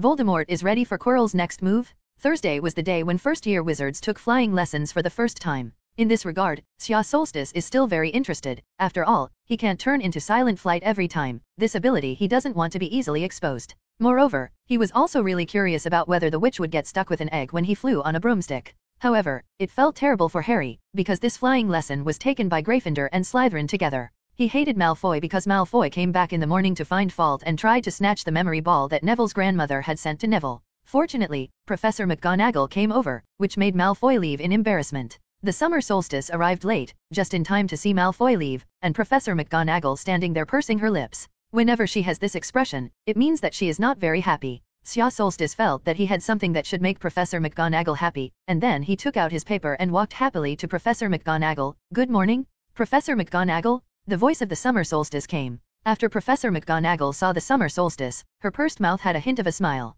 Summer solstice was her favorite student, and before he was enrolled, she was looking forward to him entering her academy. Good morning, summer solstice. Professor McGonagall responded. Oh, Professor, I wrote a paper myself, and if I can, I want you to help me see it. Sya Solstice took out his paper and handed it over. Of course. Professor McGonagall happily took the parchment from Summer Solstice's hand. She knew her level as a student, so she was pretty sure it would be a pretty good paper. She plans to give him advice after taking it back, and if it is particularly good, maybe she can help revise it and publish it in the journal Transfiguration Today. Professor McGonagall is a fan of the journal Transfiguration Today. Not only was she selected by the magazine as the Most Promising Newcomer Award when she was a student, but after becoming a Transfiguration professor, she also revised articles for her in her spare time. So she would be happy if Sya Solstice's paper could be published in a journal. After Professor McGonagall left, Summer Solstice ordered breakfast. Hermione was still there talking about the precautions of flying on a broomstick. Neville, on the other hand, listened intently next to her, afraid of missing a single detail.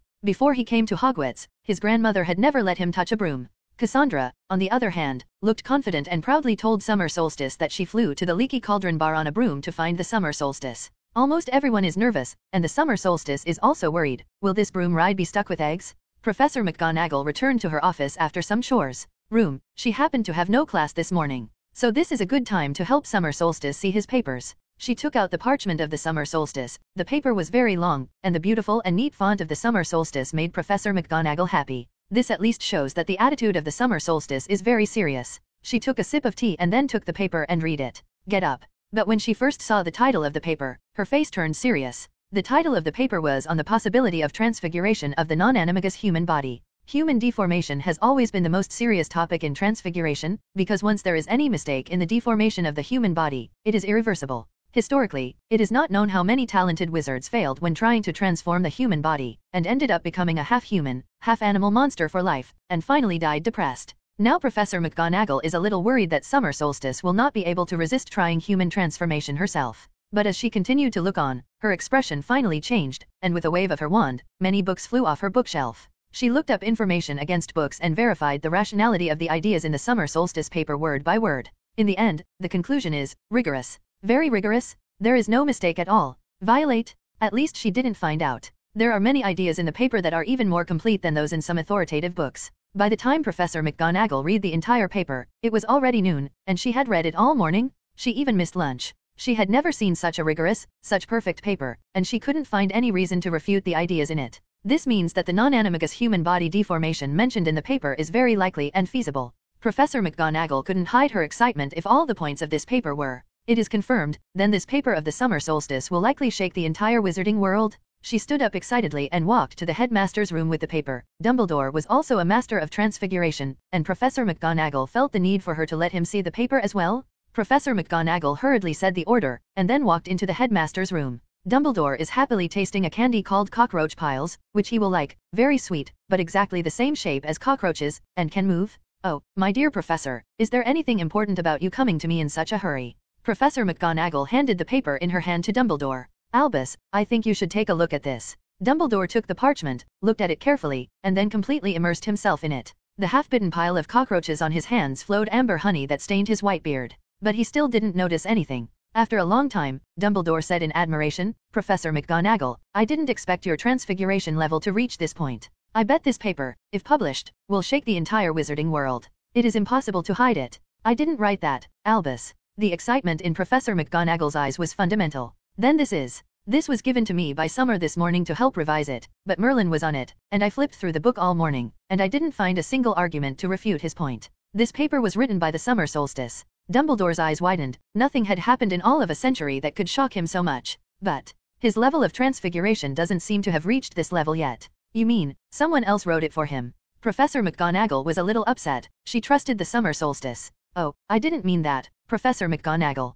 I fully believe in the transfiguration talent of the summer solstice. I noticed it when I was teaching him transfiguration. Dumbledore continued. Now that after so long, he has made such progress, and I don't think it's impossible. My dear Professor, I feel like we have met a genius little wizard comparable to Merlin's regeneration. Now Summer Solstice is listening carefully to Cassandra's instructions on riding a broomstick. He just wanted to ask if riding a broom would get stuck with eggs, but when Cassandra asked, what is an egg, he still immediately closed his mouth. Flying lessons were coming up in the afternoon, and he was looking forward to it too. But he seems to remember this lesson. Neville will have a little problem, as if he broke a hand or something. But now that the summer solstice is there, he certainly won't let Neville break his hand. Just as Sia Solstice was thinking about it, a senior came over and said to Sia Solstice, Summer Solstice, Professor Dumbledore asked you to go to the headmaster's office to find him now. Sia Solstice thanked him and walked to the headmaster's office on the 8th floor. He still didn't know how much the paper he wrote casually had shocked the hearts of Dumbledore and Professor McGonagall. He also thought that Dumbledore had discovered something new about Quirrell, and wanted to find himself for confirmation.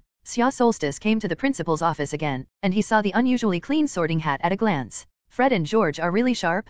Then he saw Professor McGonagall, who was also in the office. Dumbledore sat in his chair, crossed his fingers, and looked at him with a smile, his azure blue eyes shining. Something. Yes, Professor Dumbledore, Professor McGonagall. You are looking for me, what is there? Professor McGonagall's expression was serious, and then she took out the parchment with the paper on the summer solstice. Tell me honestly, summer solstice, have you tried human body transformation yourself? Oh, Professor. Don't try to lie to me. If you hadn't tried it yourself, you would never have been able to explain some parameters in such detail. Professor McGonagall's lips pursed again. Oh, sorry, Professor. Yes, I did, but I succeeded, didn't I? Summer Solstice lowered his head, ready to be trained. With his understanding of Professor McGonagall, she was heartbroken for her students, and she scolded at most. You should be glad you made it, otherwise. Professor McGonagall's tense face finally relaxed. Okay, kid, can you tell me how you wrote this paper? Oh. When I was writing transfiguration assignments, I suddenly had a lot of new ideas in my head. So I took the time to jot down all these ideas at random, and then put them together into this paper. Such a paper that is enough to shock the entire wizarding world was actually written at random by the summer solstice? Dumbledore. Professor McGonagall. Well, is there something wrong with this paper? Sia Solstice asked a little nervously. Dumbledore smiled. In fact, I've never seen such a good transfiguration paper, Summer Solstice. If convenient, can you show the non-animagus human transfiguration mentioned in your paper? Oh, Dumbledore? You shouldn't have let him continue his adventures, in case. No problem, Professor. I've tried it many times, Sia Solstice said, bent down, and then his figure began to deform. Almost instantly, a majestic male lion appeared in the principal's room. For a while, the portraits of those principals on the wall suddenly exclaimed. At first, they thought that Dumbledore was exaggerating the paper, but now it seems. This is truly a gifted little wizard? Professor McGonagall clutched her heart and looked nervously at the male lion in front of her. The male lion took 2 steps, let out 2 roars, and then turned into a little black kitten. Finally, the little black cat turned into an owl again, and after flying twice in the air, it fell to the ground and changed back to its original appearance of the summer solstice. Dumbledore applauded and marveled. This will be a paper that upends the wizarding world's perception of Animagus. It seems that your transfiguration has made great progress again. Summer solstice, can I publish your paper in transfiguration today? Professor McGonagall couldn't stop the smile on her face and, of course, Professor Sya Solstice is not worried that others can learn it at all, because such a human body transformation requires huge magic as support. At least a wizard of Dumbledore's level, and the soul is intact, there is a chance to learn. So a certain socket essence can't be learned. Few of the other wizards succeeded. At the end of the day, it's just a new concept. Like the upcoming wolf poison potion, everyone knows that it can keep a werewolf awake on a full moon night and transform, but nor can werewolves afford it. Dumbledore also understood this, but he attributed the reason why the summer solstice had powerful magic to the summer solstice's controllable silence.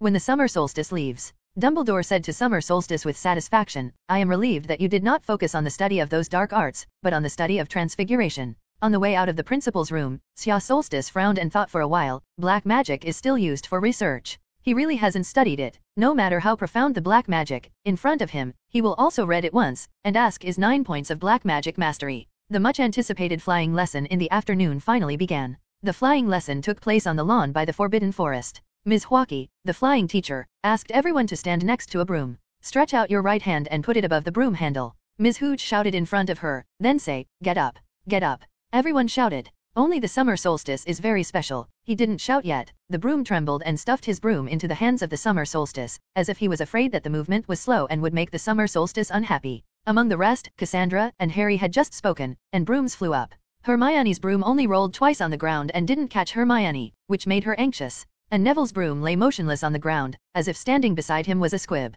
Finally, Madam Hooch stood in front of everyone again after correcting some people's wrong movements. As soon as I whistle, you will kick your legs off the ground, and you will pedal hard. But Neville jumped up before Mrs. Hooch could blow the whistle. He was too nervous, and now Neville, like a monkey, brushed and flew. Come back, child? Mrs. Hooch was anxious. If Neville had flown high into the air and fallen, he might have been killed by a straight fall. Magic can't save it. Neville was horrified to find himself farther and farther from the ground. Then the hand slipped, did not grasp the broom, and directly flipped down with a heel. The crowd screamed, watching in shock as Neville rolled and fell from the air, and Summer Solstice quickly pulled out his wand and quickly pointed at Neville's rapidly falling figure. Shock absorption stops. Neville's originally rapidly falling figure suddenly slowed down when it was about to touch the ground. Now Neville, like a leaf, slowly floated to the ground about 3 meters above the ground. Oh, dear, thanks to your shock-damping charm. Mrs. Hooch sighed and hurriedly went up to check on Neville's situation. The students were amazed by the hand of the summer solstice, and it was not an easy task to make the spell hit the person who fell rapidly. Moreover, when everyone was shocked, only Sya Solstice reacted and cast a shock absorption spell. The calmness he showed made everyone admire very much. Cassandra looked at the summer solstice with a proud look on her side, as if it was she herself who had just used the shock absorption spell. Hermione whispered, can you teach me that spell? She was also nervous, always afraid that she would fall off her broom, and if she learned this spell, she could at least save herself. Of course, Sya Solstice will not refuse, and taught this spell to everyone on the spot. Of course, they don't have to use it to figure it out, at least they can strengthen their courage. After all, when Neville fell down just now, the psychological impact on everyone was a little big. Neville was unharmed because of the shock-damping spell, but there was no doubt that he was already frightened. In the end, Madam Hooch planned to send Neville to the school infirmary for Madame Pomfrey to check. Before leaving, she asked everyone to put their brooms back, and no one could take off until she returned. Otherwise, you will be expelled. However, this threat was useless in Malfoy's eyes. He began to laugh loudly at Neville. Do you see that face? That silly big one? Gryffindor and Slytherin students didn't deal with each other in the first place, so the other Slytherin students echoed Malfoy. He picked up the memory ball that Neville had dropped on the ground and began to provoke Harry. I want to put it somewhere and let Longbottom pick it up, just put it on a tree. With that, Malfoy turned over on his broom and flew straight into the sky. Harry was angry, give it to me. Then he also turned over on his broom, and with one kick of his legs, he flew into the sky. Hermione tried to stop Harry. Come down, Harry, don't forget Ms. Hooch's words. You will be expelled. But Harry ignored her and looked at Malfoy angrily. Bring it, or I'll knock you off your broom. There's no Crabbe and Goyle to protect you. Malfoy was actually a little panicked. He was really afraid that he would be hit by that scar. Here you go, see if you can catch it. Malfoy threw the memory ball into the air and tried to land quickly on the ground. Harry swiped and rushed out to chase the memory ball. Malfoy was landing, when suddenly he saw a figure appear in front of him. Summer Solstice was riding a broom in front of him. This was also the first time that Summer Solstice rode a broom, and he was surprised to find that the broom does not jam. It seems that on the broom handle, there is a spell protecting his eggs. What do you want to do? Malfoy looked at the Summer Solstice with some horror. He had been beaten by him as soon as school started, and even his own father had advised him not to provoke him.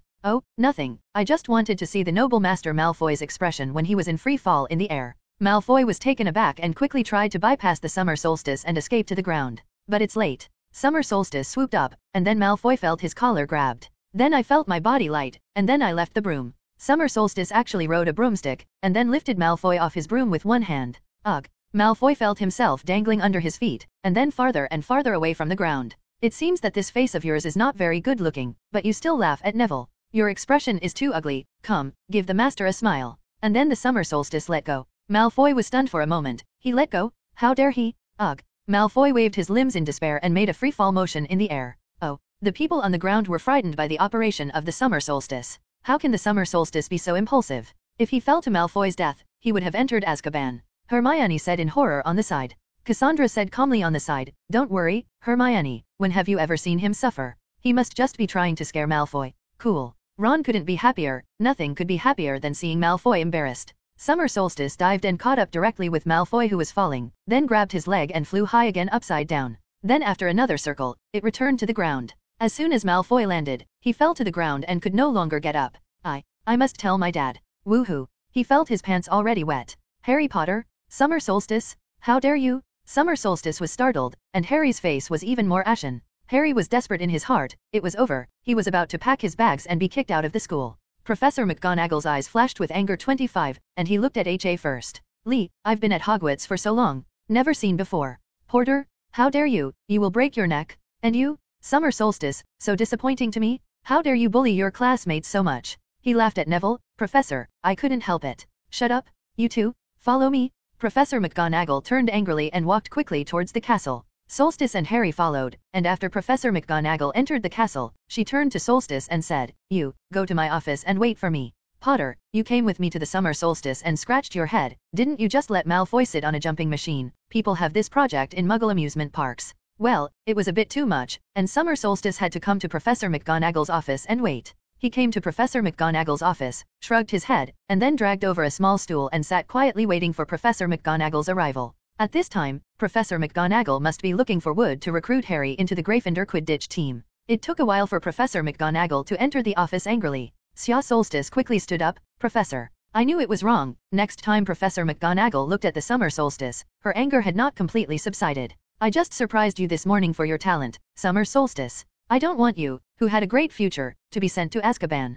Professor McGonagall counted down the Summer Solstice. Even though Malfoy deserves a lesson, you shouldn't. In this way, Professor McGonagall then trained Summer Solstice for a long time, but Summer Solstice knew that she was concerned that she might ruin her future due to impulse, which was a good intention, so she just listened silently. I have to give you a confinement, Summer Solstice. In the end, Professor McGonagall got tired and punished. You go back. The specific confinement project will notify you when the time comes. By the time Solstice returned to the common room, Cassandra was sitting in a soft chair reading a book. She raised her head, and after seeing the Summer Solstice, she asked, How is it? Professor McGonagall won't really let you pack your bags and go home. For now, she should be reluctant. Summer Solstice sat down next to Cassandra, but a confinement can't escape, but Professor McGonagall seems to have forgotten to deduct points for me. Hermione sat down. You shouldn't be so impulsive, Summer Solstice. Her lips were as tight as Professor McGonagall's. Take it easy, Hermione. In you, I seem to see Professor McGonagall in her youth. Hermione looked at the Summer Solstice exasperatedly. You boys are like this, you do things without thinking about the consequences. Just now, Harry actually agreed to Malfoy's invitation to duel at night. Oh, my god. How I persuaded. They did not listen. Summer Solstice was a little surprised at this time. He really didn't expect Malfoy to be true love for Harry. He was scared to pee his pants, and he actually dared to provoke. Well, Hermione, actually, I think you'll definitely go with them tonight. Me? Night tour with them in violation of school rules? How can it be? Hermione looked up proudly. I'll definitely stop them tonight instead of going on a night tour with them. With that, Hermione huffed and walked away. Summer Solstice spread his hands. Nah, how could Gryffindor not go on a night tour?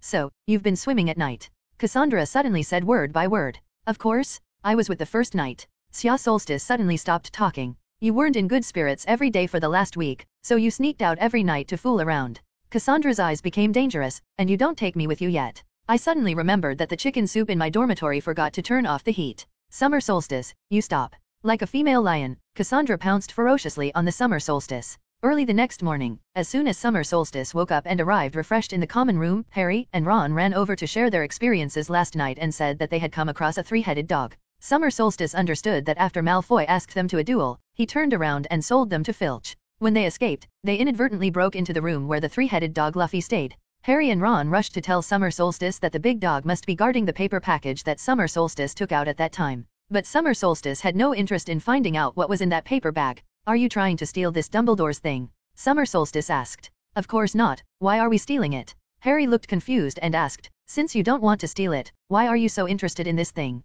Summer Solstice spread his hands. For Harry's curiosity, 157 he can't understand a little. In other words, he would not be interested in this kind of thing. After the summer solstice washed, he came to the auditorium for breakfast, and Cassandra saw him from a distance, snorted, and left. Well, it looks like you'll have to be angry for a few more days. As soon as summer solstice sat down, Hermione appeared beside him with a large stack of books. She slammed the book heavily on the table, and it looked like she had just been by Harry and Ron. I guess you must have gone out with them last night. Summer solstice slowly drinks millet porridge. I'm because when I want to go back, the fat lady is not in her oil painting, and I can't go back, that's why. Well, Hermione, you should actually be glad you went with you. Hermione glared at the summer solstice. I guess if you hadn't been there last night, those fools would have been caught by Filch. You see, you alone helped Gryffindor avoid deduction points. When Hermione heard summer solstice's words, her tense face finally relaxed. Suddenly, a senior gave him a note. His confinement was decided, and at 9 o'clock on Saturday night, he followed Hagrid to the Forbidden Forest. Forbidden Forest? All right. Sya Solstice suddenly became excited. He had long wanted to go in and take a look, but he had to go to read the Forbidden Book before, and he never had the opportunity to go. Hermione snatched the paper from his hand and said urgently, how can they let you go to the Forbidden Forest? That place is too dangerous? Go with Hagrid to the Forbidden Forest, which is considered to be the most terrifying confinement. Because it is rumored that the Forbidden Forest is full of all kinds of terrifying creatures, such as werewolves or something. But for the summer solstice, he is not afraid. Werewolves or something, he is not afraid. Because he personally killed a werewolf that had transformed, is still the strongest of the werewolves, and the rest of the werewolves who died at his hands without transformation, Sya Solstice did not specifically count. It's okay, Hermione, don't worry, don't you know my strength, and isn't there Hagrid? Werewolves or something, Hagrid can kill one with one punch. Summer Solstice comforted Hermione, otherwise she might really go to the professor and change his confinement. He didn't want to go to the toilet or wipe his medals in the middle of the night. Harry was actually a little embarrassed because he violated the rules at the same time as Summer Solstice, but he joined the Quidditch team, and Summer Solstice was going to be locked up. It was 9 o'clock on Saturday night. Summer Solstice came to the foyer, and then he saw Filch. Follow me, Filch said, holding an oil lamp and leading the Summer Solstice out of the castle gate. It's a pity that they abolished the old-fashioned punishment method of the past. Hang your wrists. One hanging, 4 days. I still have those chains in my office, and I have to oil them from time to time. Maybe they will come in handy later. Filch glanced at the summer solstice with disinterest, and it seemed that the next moment he could see the panicked appearance of the summer solstice. But Sya Solstice was very calm, and he was not frightened by him at all. Or maybe you don't know the horror of the Forbidden Forest, but there are werewolves and vampires inside. I killed more than one werewolf in the forests of Albania. Sya Solstice suddenly said faintly. Filch turned his head and saw the hollow, scary pupils of the summer solstice, and he subconsciously felt chills all over his body. He was so frightened that he didn't dare to speak again, and now he only felt that the small figure behind him was like a demon. Is it Filch? Hagrid's voice came from a distance. Summer Solstice saw an oil lamp appear in the distance, and gradually, a Gundam figure appeared from the night. I've been waiting for you for a long time, I want you to be surprised. When Filch saw Hagrid appear, he turned and left, not even daring to say another word to the Summer Solstice. He was frightened by the look in Sya Solstice's eyes. Oh, Summer Solstice, Filch's old rice bucket didn't embarrass you. I don't think he has the ability to do this for the time being. It was a pleasure to greet Hagrid. I think so, Hagrid said with a smile. Speaking of which, you haven't been a guest at my place. Next time, definitely. Sya Solstice smiled. By the way, Hagrid, what are we going to do tonight? Oh, recently the unicorns in the Forbidden Forest have been attacked.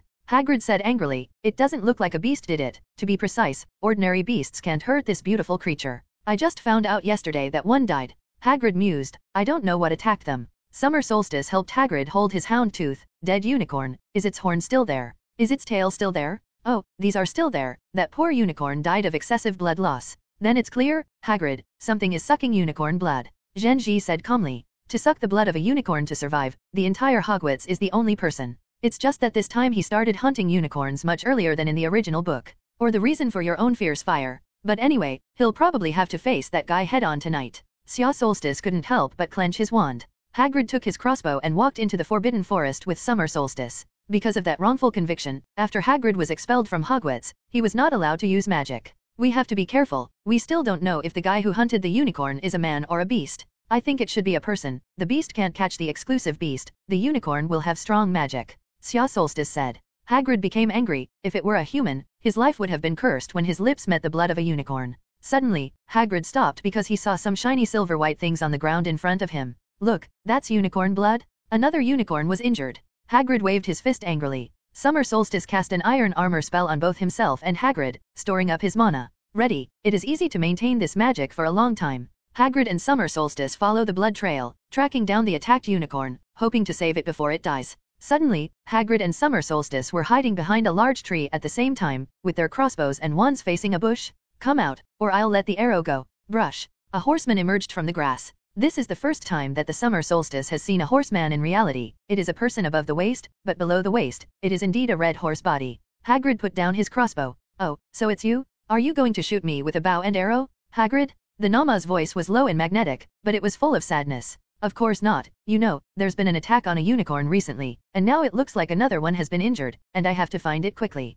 So we have to be vigilant all the time. Let me introduce you both. This is the Summer Solstice, a student of Hogwarts. This is Ronan, a horseman. Hello, you are a student in the castle. Yes, I learned a lot in school. It's good to learn. Ronan looked up at the starry sky. Summer Solstice also raised his head to look at the starry sky. Mars is bright tonight. Ronan still wanted to say something, but Xia Solstice interrupted him again. It's always the innocent who suffer first, and it's been like this for hundreds of years. Ronan. Summer Solstice looked at the starry sky again. His eyes were empty. Mars tonight is exceptionally bright. It seems that there are many secrets hidden in the forest, Hagrid. Ronan always felt that everything he was about to say was said by the Summer Solstice. Hagrid looked at the Summer Solstice a little dumbfounded. Soon, Xia Solstice and Hagrid left Ronan, who were stunned in place, and continued to walk towards the pool deep in the Forbidden Forest. Oh, if I wasn't convinced that you were a little wizard, I thought you were also a horseman. Hagrid couldn't help but sigh. Now, the blood stains have become more numerous. I think it should be getting closer and closer to the injured unicorn. Suddenly, there was a rustling sound in the distance, like the robes of the Flash Master dragging through the forest. Hagrid picked up the crossbow in his hand and joined the Summer Solstice and pulled away the bushes in front of him. Then they saw a beautiful creature, falling to the ground, and a man in a black robe was crouching down, drinking the blood of a unicorn. Xia Solstice quickly raised his wand, and a strange red light emerged from his wand, shooting towards the black-robed man. This is a combination of soul magic plus a fire spell and a coma spell. Of course, the effect of the coma spell is only to color this spell. After all, it's not good to use black magic directly in front of Hagrid. The black-robed wizard hurriedly flashed to the side, and the spell flashing with strange red light grazed his scalp and hit a large tree 5 meters away. Boom! After a loud bang, the big tree was blown to ashes. Summer Solstice was able to control the scope of his fire spell, so after blowing up the tree, the fire did not ignite. Avadiso. That black-robed wizard's backhand was a fatal spell? Hagrid, move! Summer Solstice pushed Hagrid behind a large tree. It is also thanks to the 10 points of strength of the Summer Solstice, otherwise it really can't push a half-blood giant like Hagrid.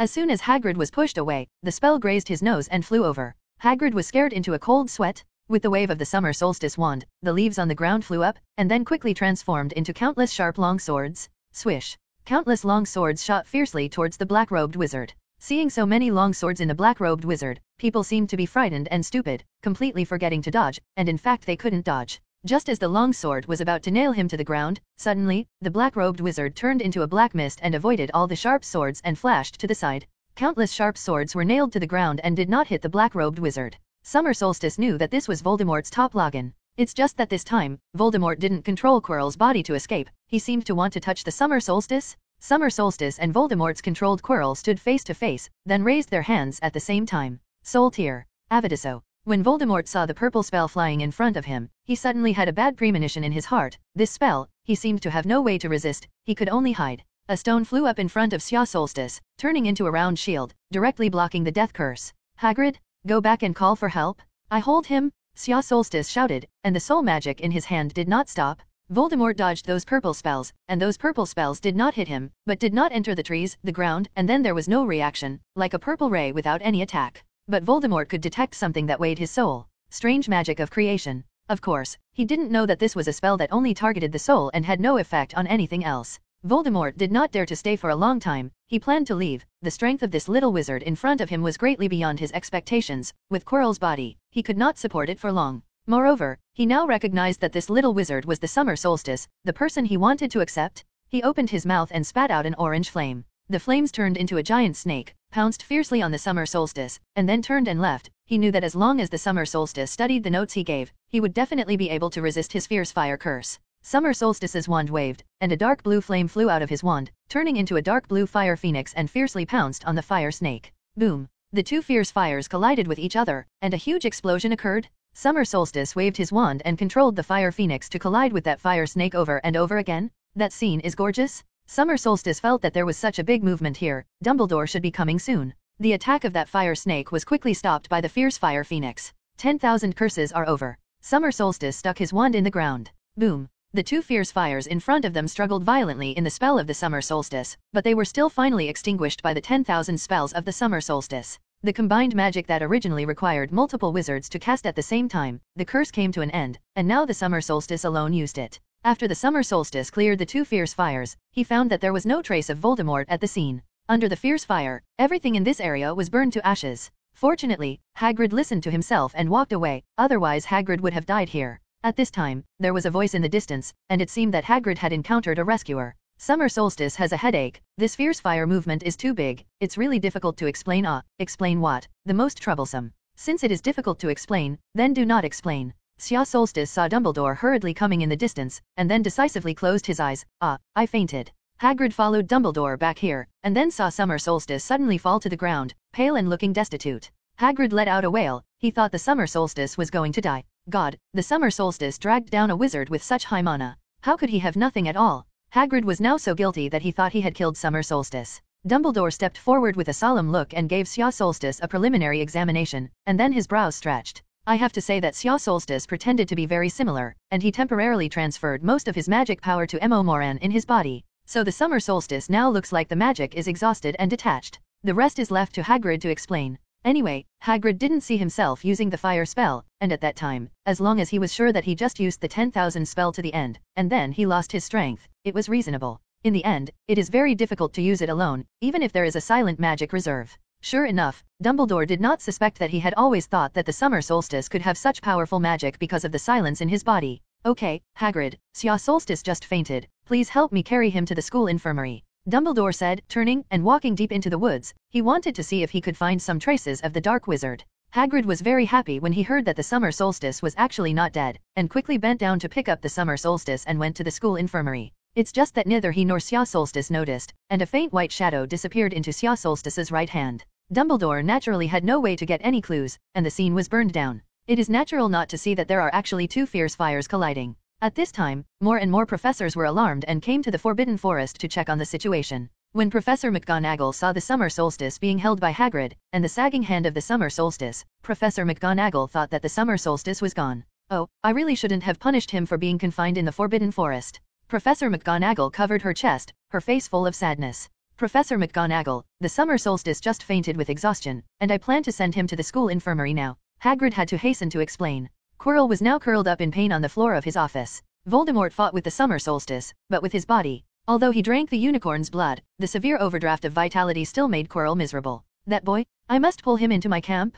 Yes, my master. Quirrell's voice trembled. He's hiding his dark magic. Just like I used to. Yes, just like I used to. Had to succumb to Dumbledore's oppression. We are the same people? He will definitely join me? Oh, it was terrible. That death spell was only a little bit away from my face, and if it weren't for the Summer Solstice pushing me, I would almost have died.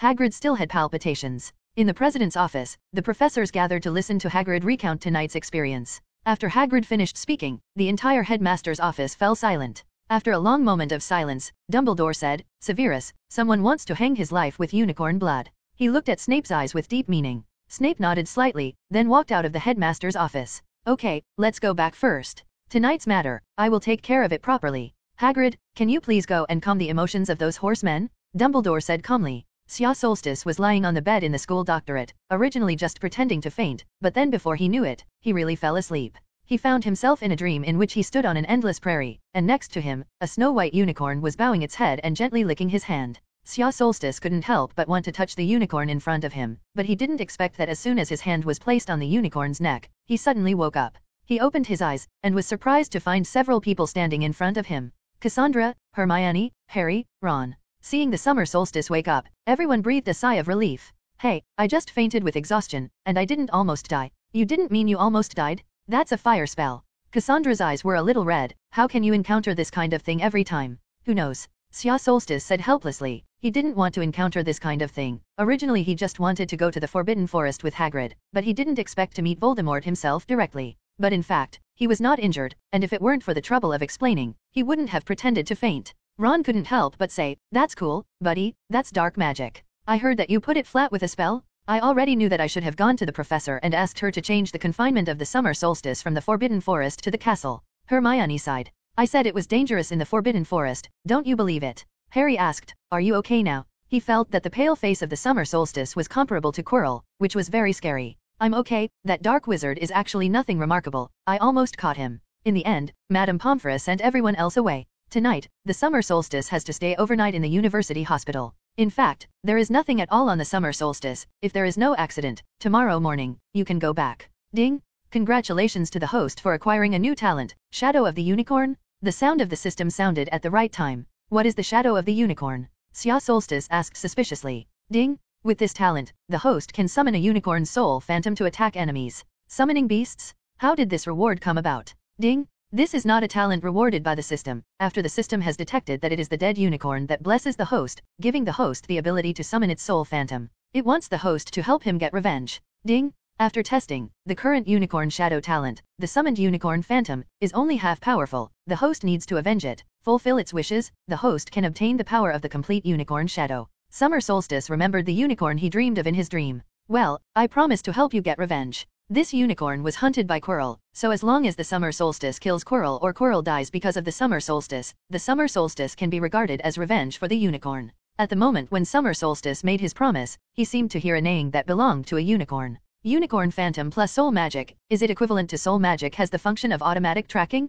A smile appeared at the corner of Xia Solstice's mouth. On the eve of Halloween, when I wake up on the summer solstice, I smell the sweet roasted pumpkin. Meanwhile, Professor Flitwick finally asked the young wizards of the first year to try the levitation charm. Summer Solstice and Cassandra had naturally already met, and Harry and Hermione, who had been trained by him, easily raised their feathers. This made Professor Flitwick happily add 20 points to Gryffindor. Of course, Ron, like in the original book, did not succeed. After that, he said bad things about Hermione, and he was heard. So Hermione ran away crying, not even finishing the lessons that followed. Summer Solstice was clear about this, and although Hermione's personality had changed a lot, conflict still occurred. A large part of that was due to Ron, who was the most neglected kid in the Weasleys. He had to use his brother's old wand, wear his brother's old robes, and even his pets were rats that his brother didn't want. All this has created his relatively inferior personality. Under this personality, it is easier to produce jealousy, and it is easy to spill anger on the first person who stimulates his sensitive nerves. That man, of course, was Hermione from his group in Charms class. It might be fine to change to someone else, but Hermione has always liked to lecture others, and although her attitude is no longer so arrogant, she directly detonates the powder keg. Seeing Hermione, who was departing in tears, Summer Solstice grabbed Harry. Harry, remember what I said, try to be as hard as possible tonight, I allow you to use those powerful spells tonight. Huh? What the? Harry looked at Summer Solstice suspiciously. You mean, what might I fight tonight? Xia Solstice did not answer, raised his head and looked at the sky for a while. Mars is exceptionally bright tonight. Harry also looked at the sky, but now it's obviously daytime. By the time he turned his head, the summer solstice was gone. Summer Solstice, of course, knew Quirrell would release a troll tonight and trap Hermione in the women's bathroom. But Summer Solstice didn't stop it. He felt that after training Harry for so long, it was time for a little test. He hoped that Hermione and Harry, when they encountered a troll, would take out their wands and fight bravely, instead of one hiding and shivering, and the other would just rush up and use the wand to open the troll's nostrils. The auditorium is decorated in a colorful manner. Various Halloween-themed decorations fill the auditorium.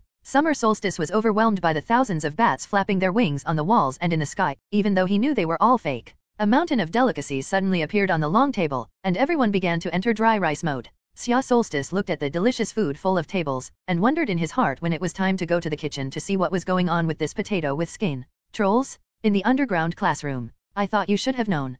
Quirrell shouted as he rushed in, then fainted in front of Dumbledore. Everyone was in a mess of horror. Dumbledore calmed everyone, and then asked the prefects to take the students back to their common room. It was then that Harry and Ron remembered Hermione. So they planned to go and inform Hermione. At this time, Harry suddenly remembered what Xiaoji had said to him during the day. That said, I'm probably going to fight a troll tonight. Harry's first feeling was not fear, he felt a blood boiling in his heart. Looking at Harry and Ron, who quietly disappeared at the end of the line, Summer Solstice smiled. He took Cassandra's small hand. Are you interested in seeing the trolls with me? Boom. A 12-foot-tall behemoth, carrying a large wooden stick, turned the women's toilet into ruins. Ron was now watching in amazement as Harry and Hermione waved their wands and uttered powerful spells he had never seen before. Crush your bones. Make one. Let's go. Harry discovers that although his magical power is good, the damage to trolls is not as great as he thought. The troll's gray skin like yellow granite is not ordinarily resistant to spells. Harry knew that he was no match for the troll, and the spell attacks again and again only added some skin wounds to the behemoth, and then provoked it by the way.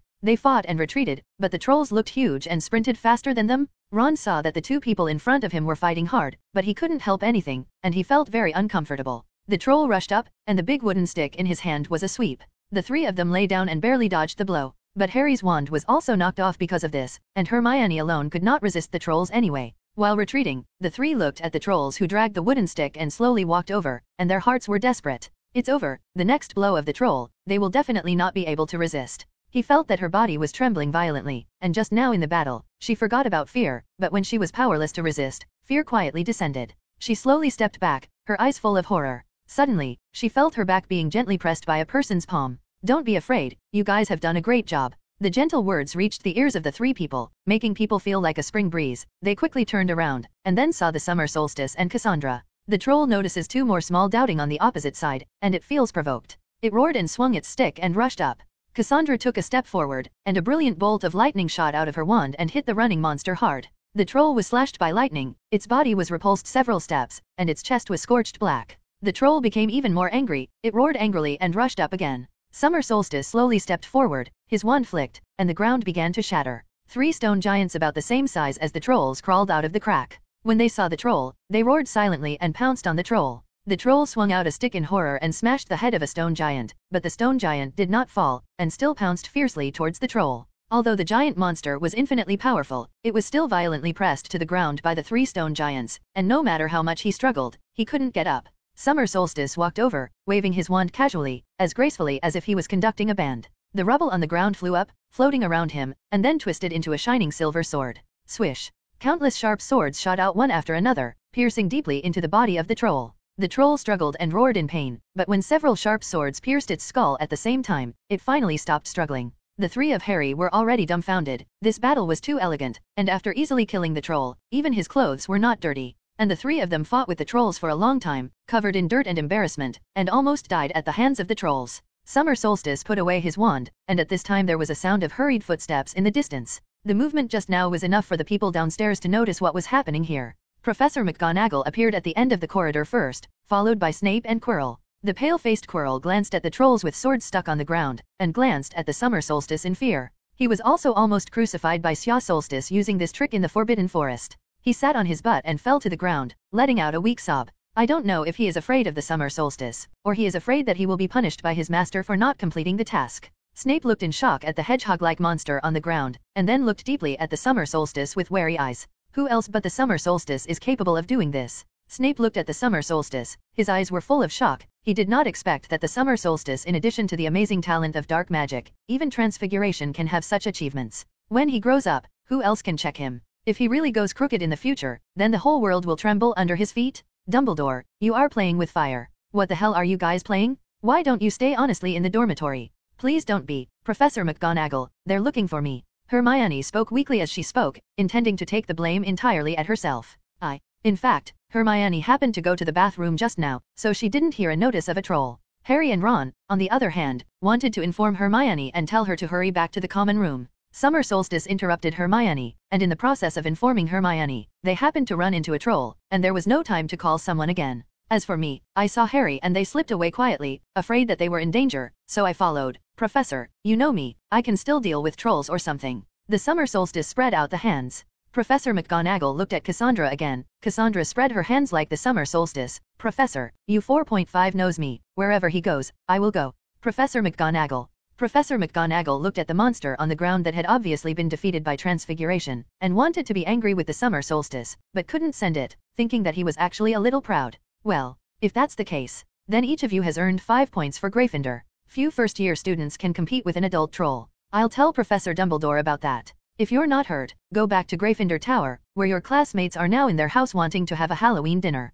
Professor McGonagall took advantage of Snape's lack of reaction, directly brushed a wave of points to his own house, and then quickly blasted everyone away, so as not to be deducted points by Snape making another excuse. But now Snape, still immersed in deep worry, did not notice Professor McGonagall's small movements. He decided to have a good talk with Dumbledore. There's nothing more emotional than fighting a troll. After this time, the Harry trio really became friends. Hermione no longer talks about school rules like before. Harry's recent Quidditch training has increased as he is about to get his first Quidditch match. The Gryffindor classmates were also preparing for the day's match. Summer Solstice and Cassandra helped Ron cast a spell on his sheets, creating a majestic, moving lion pattern. During this time, Harry discovers that Snape has been bitten on the leg by a three-headed dog. Then he took Snape as the first suspect who wanted to steal the Philosopher's Stone. I have to say that Snape is worthy of being the first Black Pot King of Hogwarts. Anyway, if something bad happened, Harry had to suspect him for the first time. On this day, after the defense against the Dark Arts class, Quirrell let Summer Solstice stay again. Since Halloween night, Quirrell has been looking for the Summer Solstice 25 in a row.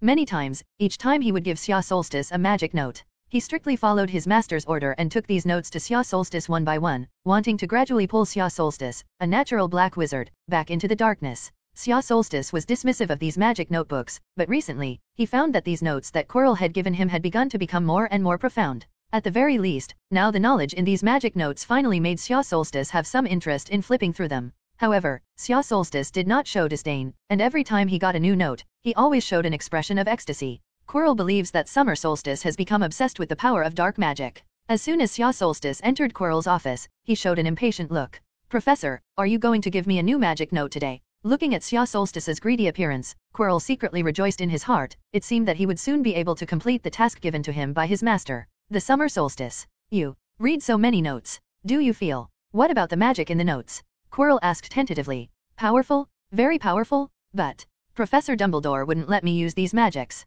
Sia Solstice's voice muffled. "In Albania, I used this magic to kill all the werewolves who tortured me. That kind of taste is 3-3. Sia Solstice raised his trembling hand, as if recalling the cheerfulness of using black magic in the first place. "But when I returned, Professor Dumbledore didn't allow me to use these magic anymore. I don't want to be driven back to the Wood Orphanage as a monster, so." Quirrell smiled. "I understand that there is no shame in longing for great power. By the way, you just said you used black magic in Albania? If you don't mind, can you tell me where you learned the black magic?" Sia Solstice's body trembled in vain, as if recalling something terrifying. "I learned it from the werewolves, and they tested these dark arts on me." Lowering his head, he said slowly, "Once I got out of trouble, I was surprised to find that I seemed to have learned all the dark magic they used on me. The last black magic they taught me was the Death Seeker. At that time, they were trying to kill me with this spell." Quirrell was shocked. This Summer Solstice is really a genius of black magic? Just by looking, you can comprehend black magic to this point? He had personally experienced the fire curse of the Summer Solstice. "I'm interested in black magic, but since I came back, I haven't had the chance to touch it again. Until you gave me the magic notes, Professor," Sia Solstice pretended to say in an excited, grateful tone. This made Quirrell think that he had voluntarily revealed so much information when he was emotional. Quirrell did not suspect that no matter how terrifying the talent of the Summer Solstice was, he was just a child. What kind of city could there be? Summer Solstice certainly knew that Voldemort was trying to get him to fall into darkness and join his Death Eater ranks. And in the future, in order to finally convince the Summer Solstice, he will definitely appear in person. Sia Solstice is waiting for him to appear in person. Therefore, Sia Solstice shaped his image into an image that was very interested in black magic and very interested in the pursuit of power, but because of Dumbledore's oppression, he could only reluctantly give in. This experience is the same as Tom Riddle, who has been living carefully under Dumbledore's nose for a long time. This will undoubtedly cause Voldemort's great empathy. I feel that Summer Solstice is the same kind of person as him. Summer Solstice has now determined that Voldemort is still on Quirrell's body, and has not changed this because of his own fire. The Marauder's map does not show Tom, it seems, because of Voldemort's current special state.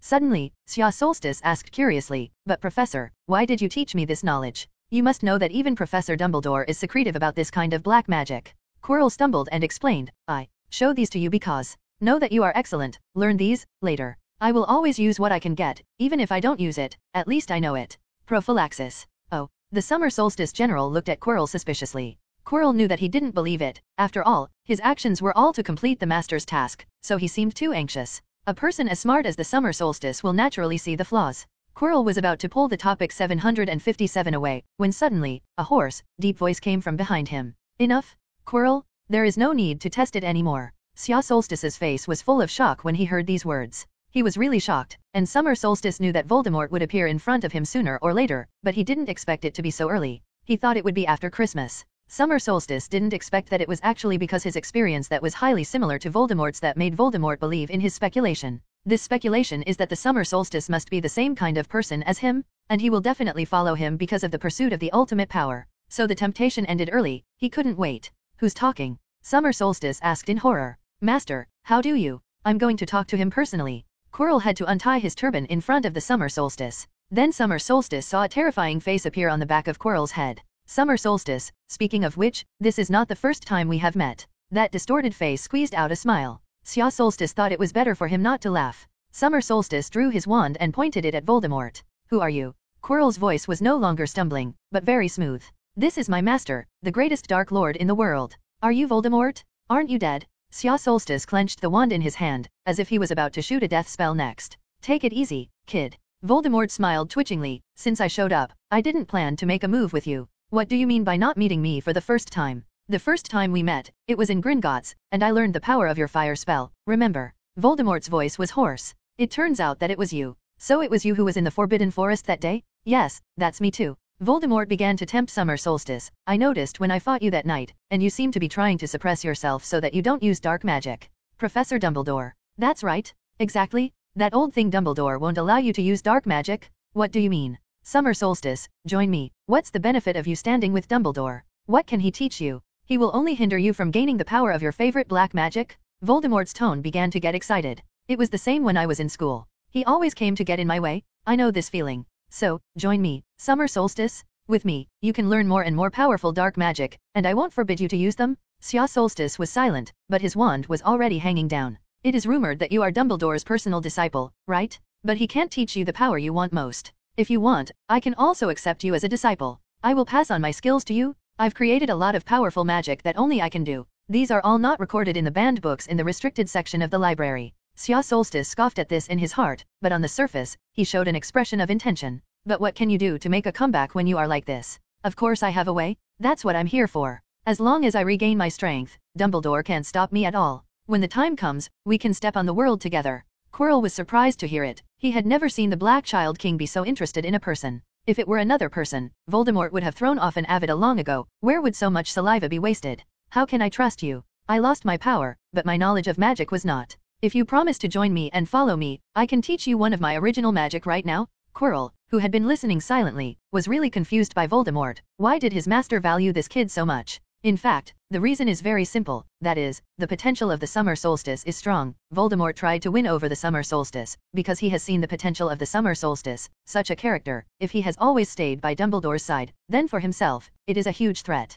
But if you can bring such a small wizard with great potential to your side, it will be completely different. He will not worry about having another powerful enemy in the future, but also a powerful helper. And Voldemort saw the summer solstice like he saw a second self, a little wizard who longed for power, undoubtedly the best to control and the best to seduce. As long as he is allowed to see his profound knowledge of magic, he will definitely give in. Good. Lord Dark Lord, what do you need me to do for you? Summer Solstice seemed to have made up his mind and put away his wand. Very good. Very good. Voldemort was very happy, although Summer Solstice did not call him master, but he could understand. After all, Summer Solstice had such talent, must be a proud person. Just like he had done back then, if the Summer Solstice called the master as soon as he opened his mouth, Voldemort would have doubted it. I came to Hogwarts for what you picked up at Gringotts. Dumbledore certainly wouldn't tell you what it was. He would never trust someone like us. He asked you to fetch something, just to test you? Xia Solstice suddenly felt a faint magic force probing into his brain.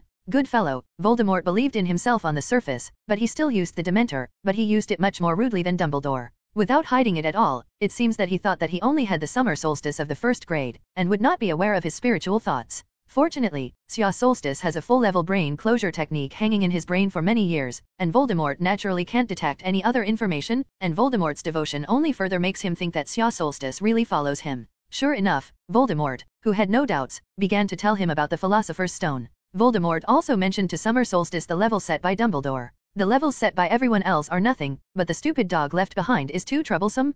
Quirrell, this idiot, has never been able to pass. Stupid big man? Did you mean Hagrid? Yes, that's him. It's been like this since school, and he likes to fiddle with these dirty beasts the most. Lord Dark Lord, if it's Hagrid, I might have a way. As far as I know, he has always been a big mouth, and it is easy to leak his mouth. Do you have a way? Voldemort was a little surprised. Quirrell, the fool, had been tempted so many times, or was he helpless with the three-headed dog, but he didn't expect that the summer solstice had a way? Hagrid loves big, ferocious beasts. That's right. That idiot, it's been like this since childhood. I heard that he has always wanted to raise a dragon, so as long as he can find a dragon egg, at this expense, he will definitely be able to poke the weakness of the three-headed dog in the side of his mouth. Very good, very good. Voldemort was overjoyed. Come here, child, I have a magic here that I have created myself, and I will teach it to you now. After coming out of Quirrell's office, Summer Solstice watched as a spell was added to his panel. Voldemort's improved flying spell. This spell can make people fly into black fog, and they can also avoid spells, which is similar to their own hunting dog steps, but their own hunting dog steps cannot fly.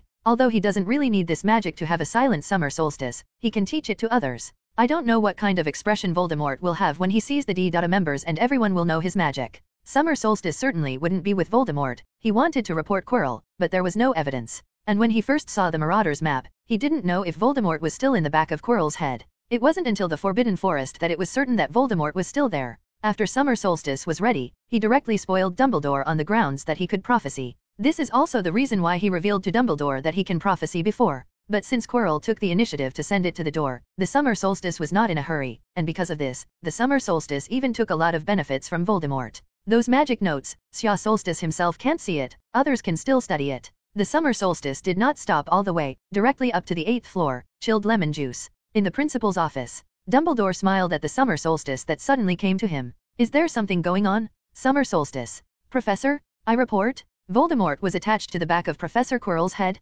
Dumbledore is tasting his favorite lemon snow. After hearing Sya Solstice's words, he immediately stopped. He suspected he was too old, so he misheard. Summer Solstice, what do you say? Could you please say it again? Professor, I report that Voldemort is now on the back of Quirrell's head. Dumbledore confirmed this time that he had heard correctly. He immediately stood up, as if he wanted to rush out the door, but he suddenly stopped. Turning to one of the portraits on the wall, he said, Phineas, can you call Severus for me? The white-bearded old man in the portrait, who was already stunned, immediately disappeared from the frame. Dumbledore returned to his place with a serious expression. Can you tell me how you found out? Did Voldemort find you? Dumbledore actually thought that the summer solstice was seen by accident, and if Voldemort detected the summer solstice peeking, then he knew that he was going to be exposed, and it was very likely that he would do something crazy in school. This is something that Dumbledore would never want to see. In fact, Quirrell was right in front of me, untying his turban, revealing the face on the back of his head. Sya Solstice's face was a little pale. That face claims to be Voldemort, and he wants me to join him. Professor, I'm sorry, but I didn't know what the consequences would have been if I had done it directly, so I didn't choose to do it.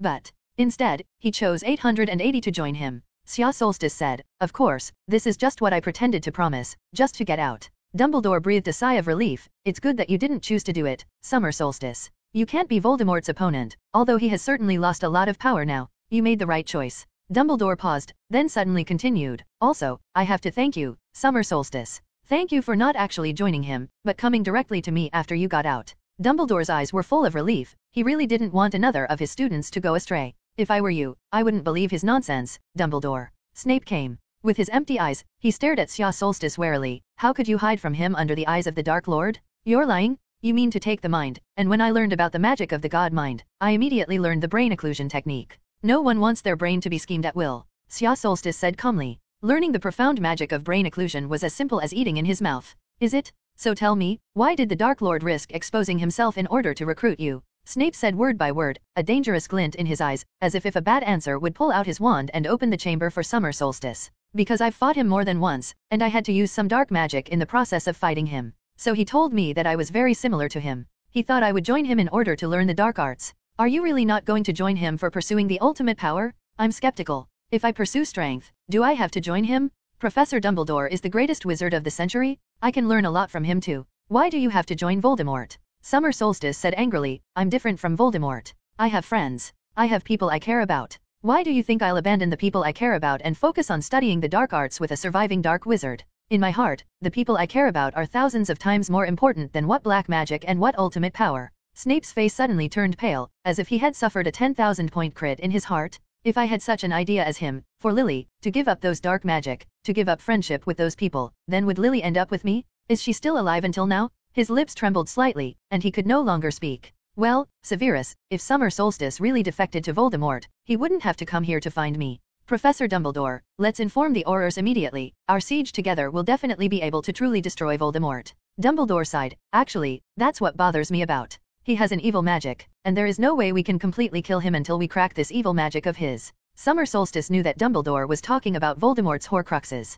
Dumbledore knew early on that Voldemort had made Horcruxes, but he never knew exactly how many he did. In fact, I've always known Quirrell had problems, especially since he returned from the Albanian forests. So I kept Severus staring at him. Professor, did you know from the beginning that Voldemort was attached to the back of Quirrell's head? No, I also found out today. I just thought Quirrell had become his minions, and I didn't know that Voldemort followed Quirrell and also came to Hogwarts. So what now? You can't let him go at school. And I already promised him, join them, if Voldemort commands me to do something. That's right, we can't keep Voldemort in school. Although there is no way to completely eliminate it, there is always a way to delay the speed of his recovery. Dumbledore stood up, and in his hand came an extra strangely shaped wand. Summer Solstice knew that this was the famous Elder Wand, and Dumbledore was planning to be ruthless. Summer Solstice was also a little surprised. He thought at first that Dumbledore knew that Quirrell had Voldemort on the back of his head. But now it seems that Dumbledore really does not know, because when he knew that Voldemort had also infiltrated the school, he immediately planned to kill him. From this point of view, Dumbledore would never tolerate the existence of Voldemort appearing in the school.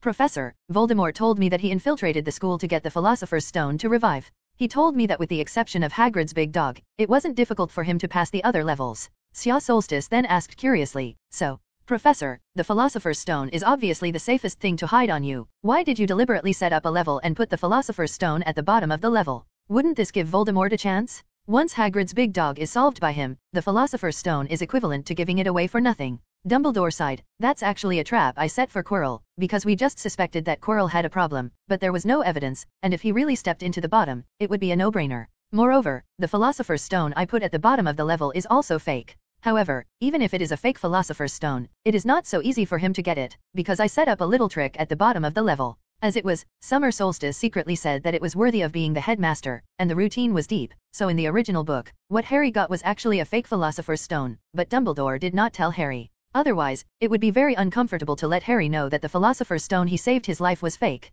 Okay, we should take Quirrell down as soon as possible. Dumbledore stood up. Sia Solstice also stood up, fought with the wind, beat the falling water dog or something. He liked it the most. Ding! The system has detected that Voldemort wants to recruit the host. Now dispatch the mission. The corner of Sia Solstice's mouth twitched, and your bite was more or less out of place. I'm all ready to fight. What do you want to do with the system? Ding! Ask the host to convince Dumbledore to allow you to join Voldemort's camp as a spy and gain Voldemort's trust. Don't pick up. Summer Solstice directly refused. Why am I idle and have nothing to do? Running to Voldemort to be a spy? Is this kind of life left to the bitter Professor Snape? It's not that I don't think this matter is dangerous, because even Voldemort, who is in his prime, is not afraid of the Summer Solstice now. It's that Voldemort never trusted anyone, so this task can't be completed at all. Ding! As long as the host has Voldemort's level of trust with Snape, don't pick up. Sia Solstice refused as usual. After all, this matter is too troublesome, and it is very difficult to use brain cells. Summer Solstice now just wants to lie flat. Tease Cassandra every day. Tease Hermione is not fragrant.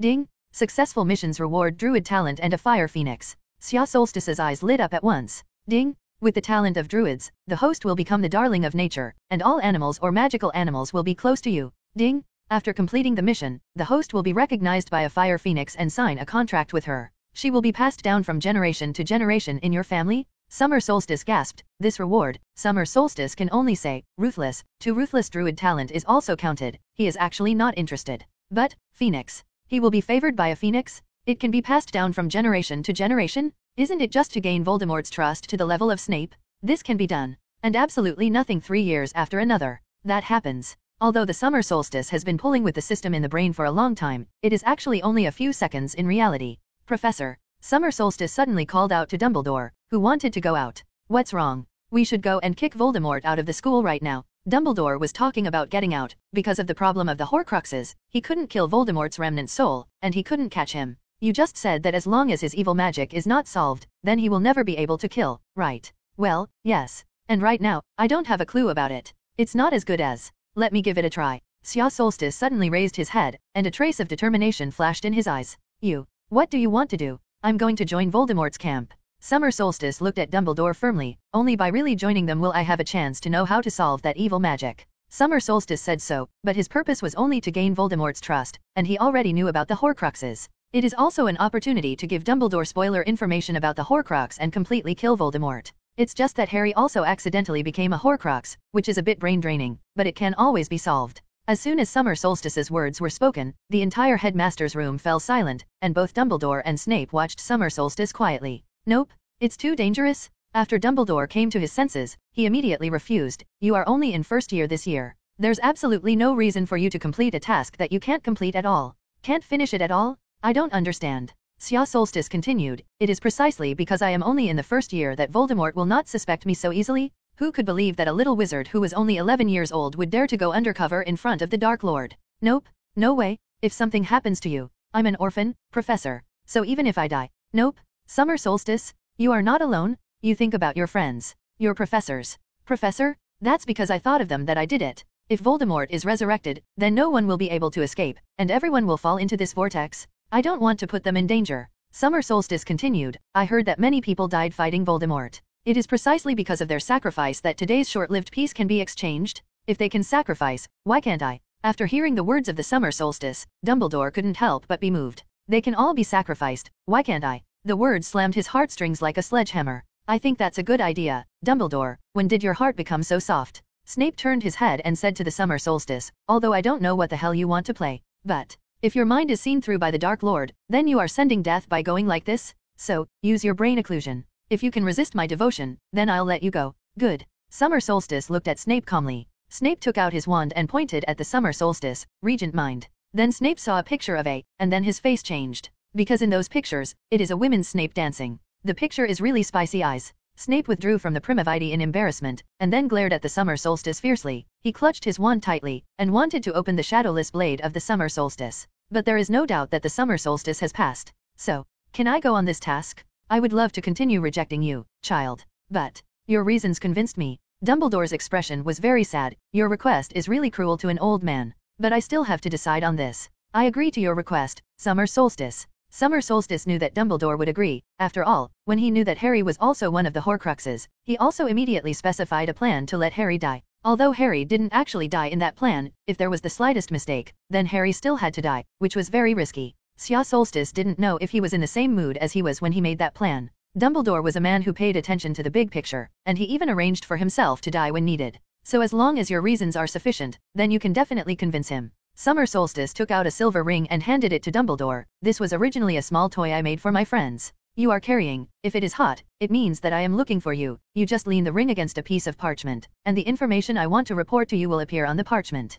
Of course, you can also find me like this, just touch the ring and my name and text will come to mind. Then the ring on my side can also receive information. Well, with this, your safety is also somewhat guaranteed. I can also locate you through this ring. Dumbledore took a closer look at the ring. So what do you want to do next? Snape said coldly on the side. The first step, of course, is to initially gain Voldemort's trust. But it's up to you to help billions. What are your plans? Snape asked, a pair of empty eyes that seemed to glow. First of all, Professor Snape, you need to keep an eye on Quirrell more closely than usual, and you need to put pressure on him. Only when he feels the pressure to move around Hogwarts will he think of relying on me, Xia Solstice said calmly. Snape glanced at Dumbledore and then nodded. But you have to be careful not to be seen through by Voldemort. After all, he is now attached to the back of Quirrell's head, Xia Solstice said mockingly. When Snape heard this, he was as uncomfortable as eating a dead fly. He felt that he now had to find an excuse to deduct 20 points at Potter's Place to calm his mood. Do you still need to talk about this? He said viciously. Xia Solstice smiled, and then said to Dumbledore, Professor, I want to officially break into their interior. First of all, I have to gain his initial trust, and the trap level you laid out is a good opportunity.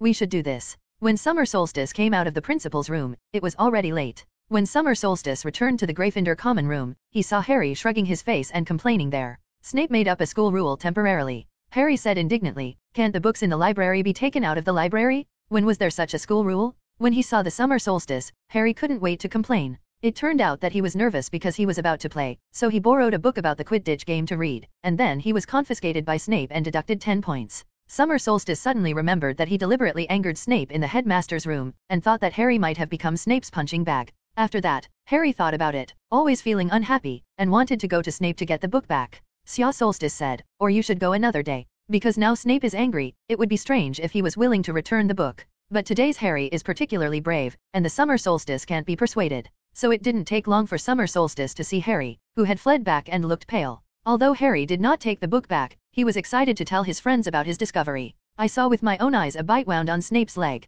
He added, how can you expect one person to look at 3 heads at the same time? I bet with my flying broom that he must have tried to steal that thing, and then the big dog bit it. Summer Solstice felt that Snape's body was once again covered with a thick layer of black cauldron. But this is not bad for Harry, who let you find him for something to do, and confiscate his books? A person who behaves badly, whether he is really a bad guy or not, but as long as something bad happens, it will definitely depend on him. This is the habitual thinking of man. Since Harry acted as Snape's punching bag for himself, the somewhat apologetic Summer Solstice said to Harry, Harry, your book, I'll help you get it back. Nope. Summer Solstice, you can't get it back, I ran fast, and this slipped away before being deducted points by Snape? Harry objected on the spot. Hermione also said not to provoke Snape again. How about I make a bet with you? A gold galleon popped out of the fingertips of the Summer Solstice. If I can get that book back, you have to give me a galleon, and if I don't get it back, this galleon will belong to you. Hermione was a little upset. You'll be deducted points by Snape. Snape is now desperate to deduct points for Gryffindor. It's okay, deduct as much as I want, I'll earn back as much as I want.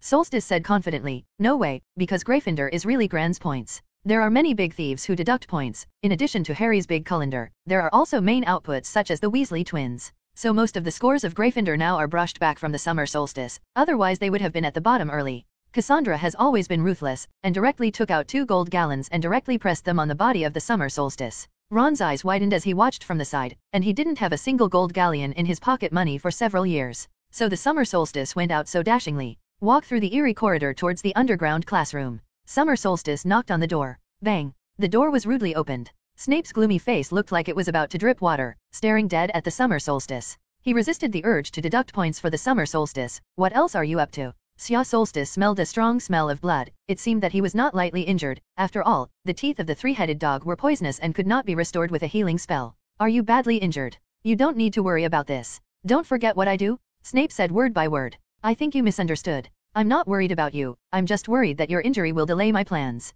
Summer Solstice said lightly. Snape's expression immediately became as if someone had just shoved a dead rat into his mouth. What the hell is going on with you? Don't think I won't deduct points for you? Of course I'm here to tell you. Sia Solstice smiled. You just let me say such a confidential thing at the door. What other confidential things do you have? Why didn't you say that in the principal's office just now? Or do you have something you want to hide from Dumbledore? Snape's eyes looked at Summer Solstice warily, but he still gave way and let Summer Solstice walk into the office. It's about Harry. After Summer Solstice approached Snape's office, he frowned and pulled over a hard chair and sat down. If you're talking about his ridiculous book, then you'd better leave now. Snape was angry. He had just been in the teacher's lounge and asked Filch to help him change his bandages and clean his wounds, but was bumped into by that hateful, arrogant Potter. Just hate him for running fast at that time, otherwise he must deduct him 50 points? Of course not. Summer Solstice looked at Snape calmly. You should know that tomorrow is a Quidditch match between Gryffindor and Slytherin. Of course I know this, and I also know that the arrogant Potter is also with him. Like the megalomaniac father, he entered 5.8 and chose the Quidditch team.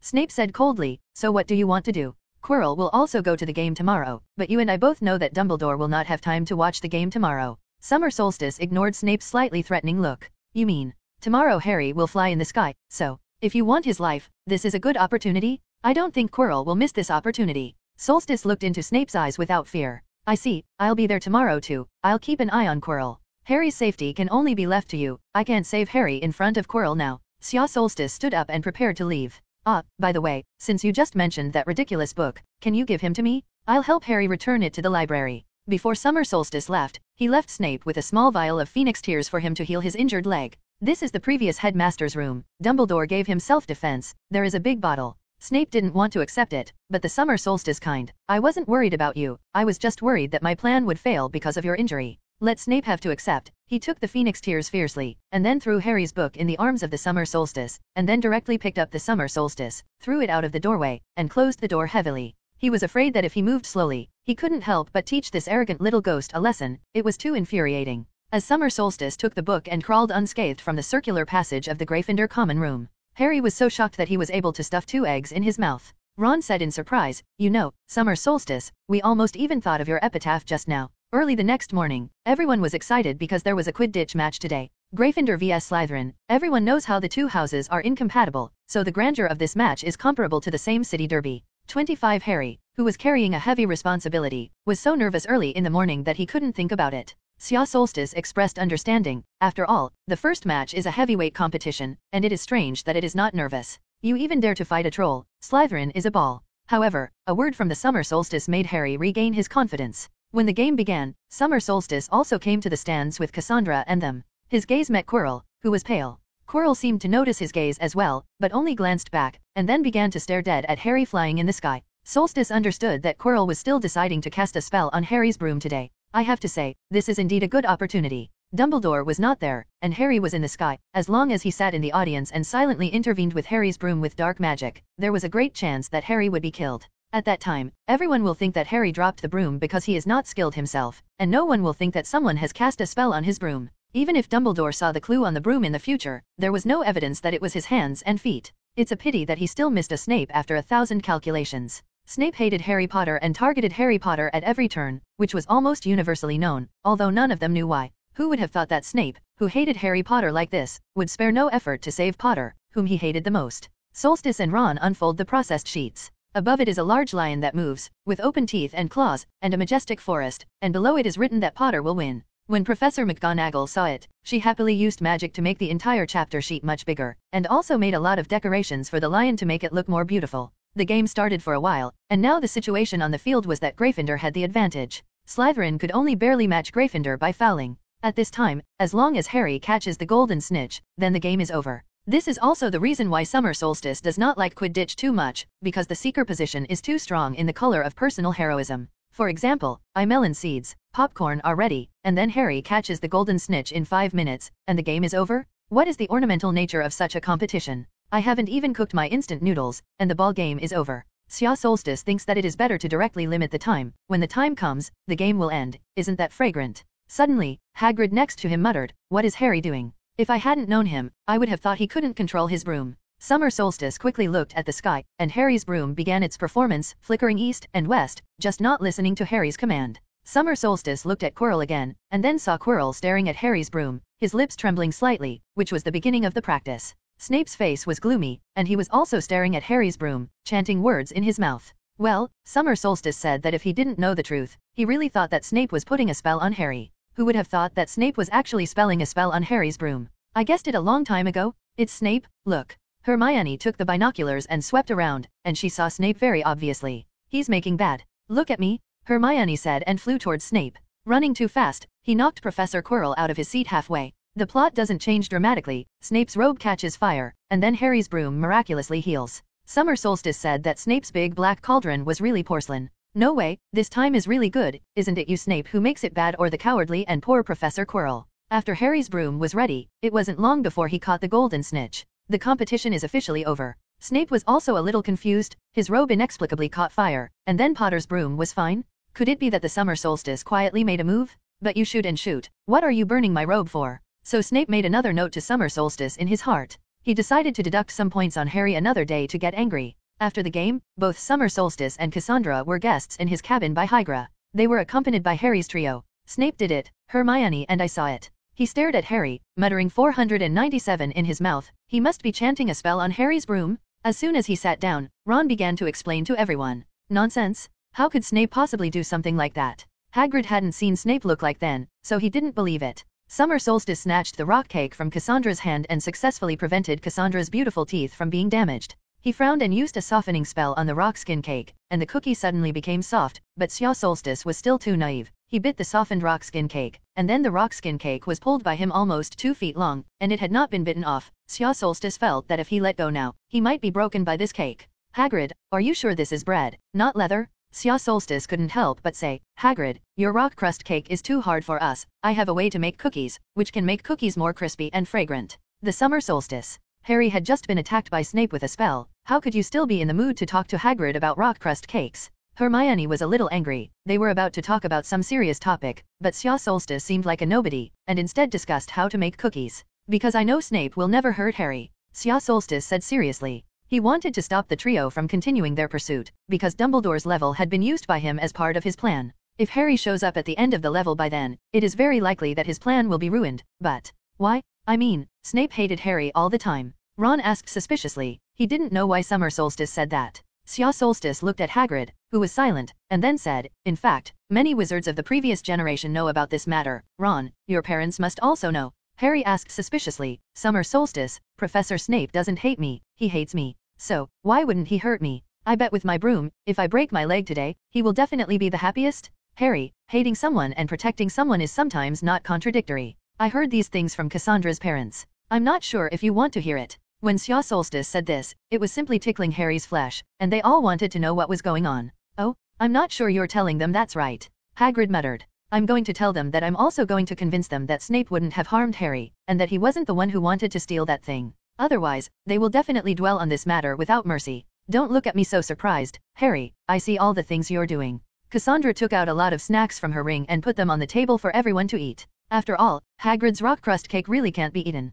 Summer Solstice took a small piece of cake handed over by Cassandra. Harry, do you hate Malfoy? Oh, of course, he was the second most hated person I hated besides Snape. Harry said resolutely. Well, let's say you graduate and become a professor at Hogwarts. Harry nodded, thinking that it would be nice to be a professor at Hogwarts. Then Solstice continued, but your most beloved girl broke off with you before she graduated, and she ended up marrying Malfoy. Harry, poof. Harry directly squirted all the tea in his mouth. This NTR plot that made the people of the island nation ecstatic made Harry feel as if his heart had been stirred by a knife, and he was already beginning to feel uncomfortable. In the end, Malfoy and she died in an accident, but they left a child behind, who came to Hogwarts to go to school. And then into your most hated Slytherin. Most importantly, he looked a lot like Malfoy. However, he has eyes that look like the girl you like the most. The summer solstice is still stacking negative states. Harry. Now Harry's expression had begun to distort, which was really, it's so poisonous, Ron grumbled. If it were me, I'd definitely find a way to fire that kid. Harry said Ron was really kind. Harry wasn't stupid either. He hesitated and said, Summer Solstice, do you mean to say, Snape and my mother? Summer Solstice spread his hands. Harry, your mother was Professor Snape's first friend. Very important friends? It's like Cassandra was my first friend. Cassandra blushed a little. Harry was silent, not knowing for a moment how to accept this explosive message. Professor Snape and your dad are bitter rivals, just like you and Malfoy. Solstice continued, Snape hates you because you look like your father. And the reason why he will protect you is because of your mother. You have the same eyes as your mother. The reason why Summer Solstice wants to illustrate by way of an example is to let Harry experience part of Snape's mood more. Of course, only a part, the bitterness in the old bat's heart, only he himself can know. There are really no one who can empathize with him. A good hand, play sparsely. Hermione wondered, but why would Snape chant a spell on Harry's broom today? I read in the books, if someone wants to cast a spell, then his eyes must be in touch with the person who cast the curse. Snape looked into Harry's eyes without blinking. I saw it. Oh, Harry's broom was out of order at that time, and I guess Snape must have been alone staring at Harry at the time. But there are words in his mouth. Hermione, remember what I said earlier when I was training with you? Don't completely believe what you see. Because sometimes what you see, it may also be fake. In the end, although Harry and they reluctantly believed that Snape would not hurt Harry, they still suspected that Snape wanted to steal Dumbledore's thing. Hagrid finally got a little cranky. You're meddling in something that has nothing to do with you right now. Forget that big dog. Forget that thing. Summer Solstice felt bad, and quickly pulled Hagrid's sleeves desperately. But Hagrid said it anyway, this is between Dumbledore and Nicolami. Hagrid said this, and suddenly stopped. He found that he seemed to be leaking his mouth again. Summer Solstice with his hand on his forehead, Hagrid's big mouth, Radu can't hold it. Dumbledore originally planned to let Hagrid get the Philosopher's Stone, so he told him about the Philosopher's Stone before, but later temporarily asked Summer Solstice to get it. Aha, so there's a guy named Nicole Flamel involved, isn't it? Harry said excitedly. Summer Solstice quieted down, so it seemed that Harry had a good chance of breaking through that level once. He now had to change his plan. In order to maximize the benefits of the plan, he had to take Harry and their factors into account. Summer Solstice stroked the ring on his hand. The ring was slightly warm, and he passed the message to Dumbledore, telling him that Harry might end up at that level and that the plan needed to change. On the premise of keeping Harry safe, Voldemort must not suspect that Summer Solstice does not think that it will be useful to forcibly stop Harry and their investigation, or that it may be because of his forcible obstruction that Harry will finally decide to break through. The ring of the Summer Solstice was slightly hot again, and he knew that Dumbledore had replied. After saying goodbye to Hagrid, Summer Solstice did not return to the Gryffindor common room. He was going to Quirrell's office boat. To make a play you have to do the whole thing. Trust is piled up little by little, even in the face of Voldemort. Although Voldemort was a madman, he was also a man, although he did not have a nose. Bang bang. The Summer Solstice slammed Quirrell's office door. Duh. Quirrell took his wand and looked out the door nervously. He was relieved to see that there was only Summer Solstice alone. The knock on the door just now, he thought that Dumbledore had come to the door. You. He was about to ask what Xia Solstice was doing, and he knocked so the door. Quirrell. Xia Solstice roared in a low voice, how dare you? Are you trying to kill your master? Oh, this. It happened. What? Quirrell, who originally did not stumble when he spoke, was so frightened by the Summer Solstice that he stuttered on the spot, and he didn't know what he had done to make the Summer Solstice so angry. Reversed? Reversed? Quirrell? How dare you devour the Lord? Summer Solstice angrily pushed Quirrell into the office and locked the door with a spell. Can't believe it? You dare to do such a thing without the Dark Lord's permission when he was asleep? Huh? What did I do? Quirrell looked confused. At this time, Voldemort behind Quirrell's head was also awakened, and he was also puzzled, not knowing what Quirrell had done. Did you chant Harry Potter's broomstick at a Quidditch match today? This is. Quirrell wanted to say that it was his master's order, but Sia Solstice didn't wait for him to finish at all, and directly choked him back with a word. You must have done this stupid thing without the Dark Lord. The Dark Lord was so wise, how could he do such a stupid thing? Voldemort wanted to admit that he had ordered Quirrell to do this, but after hearing Summer Solstice say this, he quickly stopped talking. He didn't want to be considered stupid by the newly acquired little brother. And he was also a little angry, wondering why Summer Solstice said that this decision was stupid. Dumbledore was not there. Wouldn't it be a good idea to take out Harry Potter in the game? If Sia Solstice can't give a reasonable explanation, then he will definitely teach this kid a little lesson today. How can you be so stupid? In front of everyone, Harry Potter is secretly calculated? In case you are discovered, you will be dead, but you will be a burden to your master? Dumbledore wasn't there at the time, and no one knew I had done it. As long as But the result? Harry Potter is still unscathed. Don't you feel strange? Summer Solstice roared. I don't know who was chanting the mantra at the time, so. Kylo froze. So, you also don't know who read the counter mantra? Quirrell's lips had begun to tremble. Could it be that he had been exposed? You should be thankful. The person who chanted the counterspell only seemed to see that Harry Potter's broom was intervened by dark magic, and immediately recited the counterspell, so there was no effort to check who used the black magic. Otherwise, it would be Dumbledore who is standing here now, but who else could it be? Quirrell was puzzled. He really couldn't think of anyone other than Dumbledore who could see the dark magic he used, and used a counterspell, but Dumbledore was not there at that time. Of course, Quirrell did not expect that Snape did it, although Snape is also a master of dark magic and can see the dark magic he used, but Quirrell did not think that Snape would save Harry Potter, so he ruled out the correct answer at the first time. How do you know Dumbledore is not there? Summer Solstice said grimly. You can think of the perfect timing of the secret calculation. Dumbledore can't think of it, but he's obviously not there. A wizard like Dumbledore has a way to keep you from seeing him.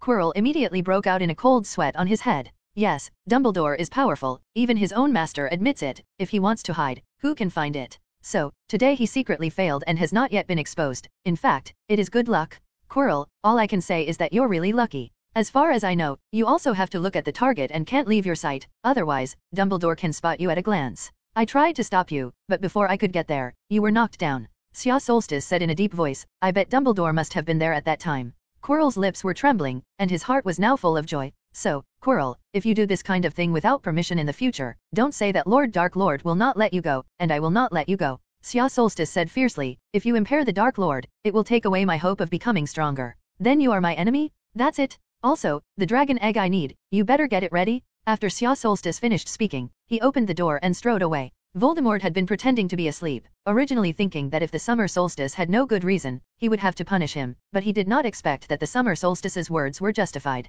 This directly led to Voldemort being difficult to speak, and let Quirrell secretly calculate in the game. Lee Porter, actually, was his idea. But how can the wise Dark Lord make his little brother feel like a fool? So he could only pretend to be asleep just now, without making a sound. Quirrell, how dare you do such a stupid thing? Voldemort's voice rang out from the back of Quirrell's head. Quirrell, you almost exposed me? You have to be punished for this? Quirrell is bitter in his heart. Obviously it is your idea, master. While punishing Quirrell, Voldemort thought to himself that this summer solstice is still somewhat useful, at least more useful than Quirrell's waist. It's just a little rushed to talk, but it's really similar to myself, the same smart and wise. Summer Solstice told Dumbledore about the day through the ring, and then walked to the Gryffindor common room. I believe that after today's shock, Quirrell does not dare to do something else for the time being. The next move may have to wait until Quirrell gets the dragon egg back. Christmas is approaching, and the joyful atmosphere in the castle is gradually increasing, because it is about to be a holiday. The weather also became very cold, and there were several heavy snowfalls. Fred and George did something that Summer Solstice thought was very bullish. They snowballed into the back of Quirrell's head. You know, the only two people who let Voldemort be physically punched in the face in this life are only two people. One is Weasley, the other is Weasley. In fact, before the summer solstice, I never understood why wizards celebrated Christmas. You must know that many wizards were persecuted to death by religion before. There is only one that summer solstice knows, and that is the ghost Fat Friar of Hufflepuff. But Sia Solstice thought that maybe they treated this day as the new year, and they were relieved. Who doesn't like to eat dumplings during the new year? Wizards also need to have festivals to rest. In the days leading up to Christmas, Harry, Hermione, and they kept running to the library, and Summer Solstice knew who they were in Charnico Flamel. Sia Solstice didn't care about them, these bear children. The more you blocked, the more vigorous he became. So the Summer Solstice doesn't want to care. Anyway, just make a plan for Harry to face Quirrell and Voldemort directly. Harry and they didn't come to ask about the summer solstice again, because they knew that the summer solstice would not tell them, so they didn't come again to do useless work. Summer Solstice signed the list of students who stayed on campus for the holidays that Professor McGonagall had brought to her. Cassandra had planned to sign as well, but Mr. Worley sent 12 letters in a row, and finally, under the persuasion of the summer solstice, Cassandra decided to go home for the holidays. She originally wanted to let Sia Solstice go back with her for the festival, but of course Sia Solstice couldn't leave the school now, so she had to think of an excuse to prevaricate. The summer solstice, who is a little guilty, is ready to give her a unique Christmas gift. Christmas Day. When the summer solstice woke up, he saw a bunch of gifts at the end of the bed. Summer solstice thinks this is also very good. When opening gifts, there is always a sense of surprise when opening the box. It's just that when giving gifts, it always costs some brain cells. Summer solstice gave gifts to each professor. For example, he gave Dumbledore a large number of homemade fudge, as sweet as it was, and Summer Solstice believed that with his cooking skills, Dumbledore would definitely like it. He gave Professor McGonagall a tabletop knick-knack that he had refined with alchemy, a tiny silver lion that would patrol its pedestal, and when tired it would lie down and snore, just like a real lion. Summer Solstice gave Snape a small bottle of the daydream potion he had refined. As long as he drank it, he could have a very happy dream. In the dream, everything. Summer Solstice wasn't sure if Snape would suspect that the potion was poisonous, and then directly gave it a vanishing spell. Finally, Summer Solstice also frantically gave Voldemort a Christmas present. When Snape heard that Summer Solstice had given Voldemort a Christmas present, his expression was so wonderful that Summer Solstice regretted that he didn't have a camera to capture it. Of course, there was also Dumbledore who was surprised by this. Summer Solstice stretched. In the big winter, even wizards, it is quite difficult to get up decisively. Suddenly Harry walked in, his eyes filled with tears of gratitude. Thank you for the Christmas gift. I love it. Sia Solstice waved his hand. It's just a show of hands, and the person who wrote for me is Hagrid. So, the person you should be most grateful for is him. It turned out that Summer Solstice asked Hagrid to help him write letters to Harry's parents' former friends and asked them to send some pictures of Harry's parents, and then Summer Solstice made them into a photo album and gave them to Harry as a Christmas present. This was something that Hagrid would have done later, and now the Summer Solstice did it in advance. Harry, who had never seen his parents before, finally had a picture of his parents, which was undoubtedly a very precious gift for him. After Sia Solstice got dressed, he also began to unpack his gifts. Ron's gift was a large bag of ordinary candy, and Harry's gift to him was a care set of wands. What Hermione gave him turned out to be a set of recipes that recorded the cuisine of countries around the world. Summer Solstice thought this was very good, and had to go to the kitchen of Hogwarts to teach the house elves the taste of changing dishes. What the Worry couple gave him was a complete set of magic books about unpopular spells. Summer Solstice was unfolding the gifts one by one, and he was actually expecting Cassandra's gift. Finally, he saw the familiar font. He slowly opened Cassandra's gift, and then he saw a box. There is a note on it. I know you need it. Promise me that you can't take it off whenever and wherever you want. Summer Solstice opened the small box, and then saw a crescent-shaped delicate talisman inside. Item, Mithril Talisman. Material, Mithril Silver. Function, can resist 2 life spells, worth a lot. Sia Solstice looked at the description of this talisman on the system panel, and he understood Cassandra's intentions. She knew that the Summer Solstice could always encounter strange battles, and they were all very dangerous. This wave is prejudged in advance. Summer Solstice couldn't help but feel warm in my heart. In his past life and this life, no one had ever cared so much about him. Sia Solstice remembered the gift he had given her. It was a very, very beautiful dress. Of course, Sia Solstice did not dare to fully trust his own vision, and quietly sent a letter to Mrs. Worley, taking a lot of very useful advice. With Mrs. Worley as an insider, Summer Solstice felt that Cassandra would like the dress.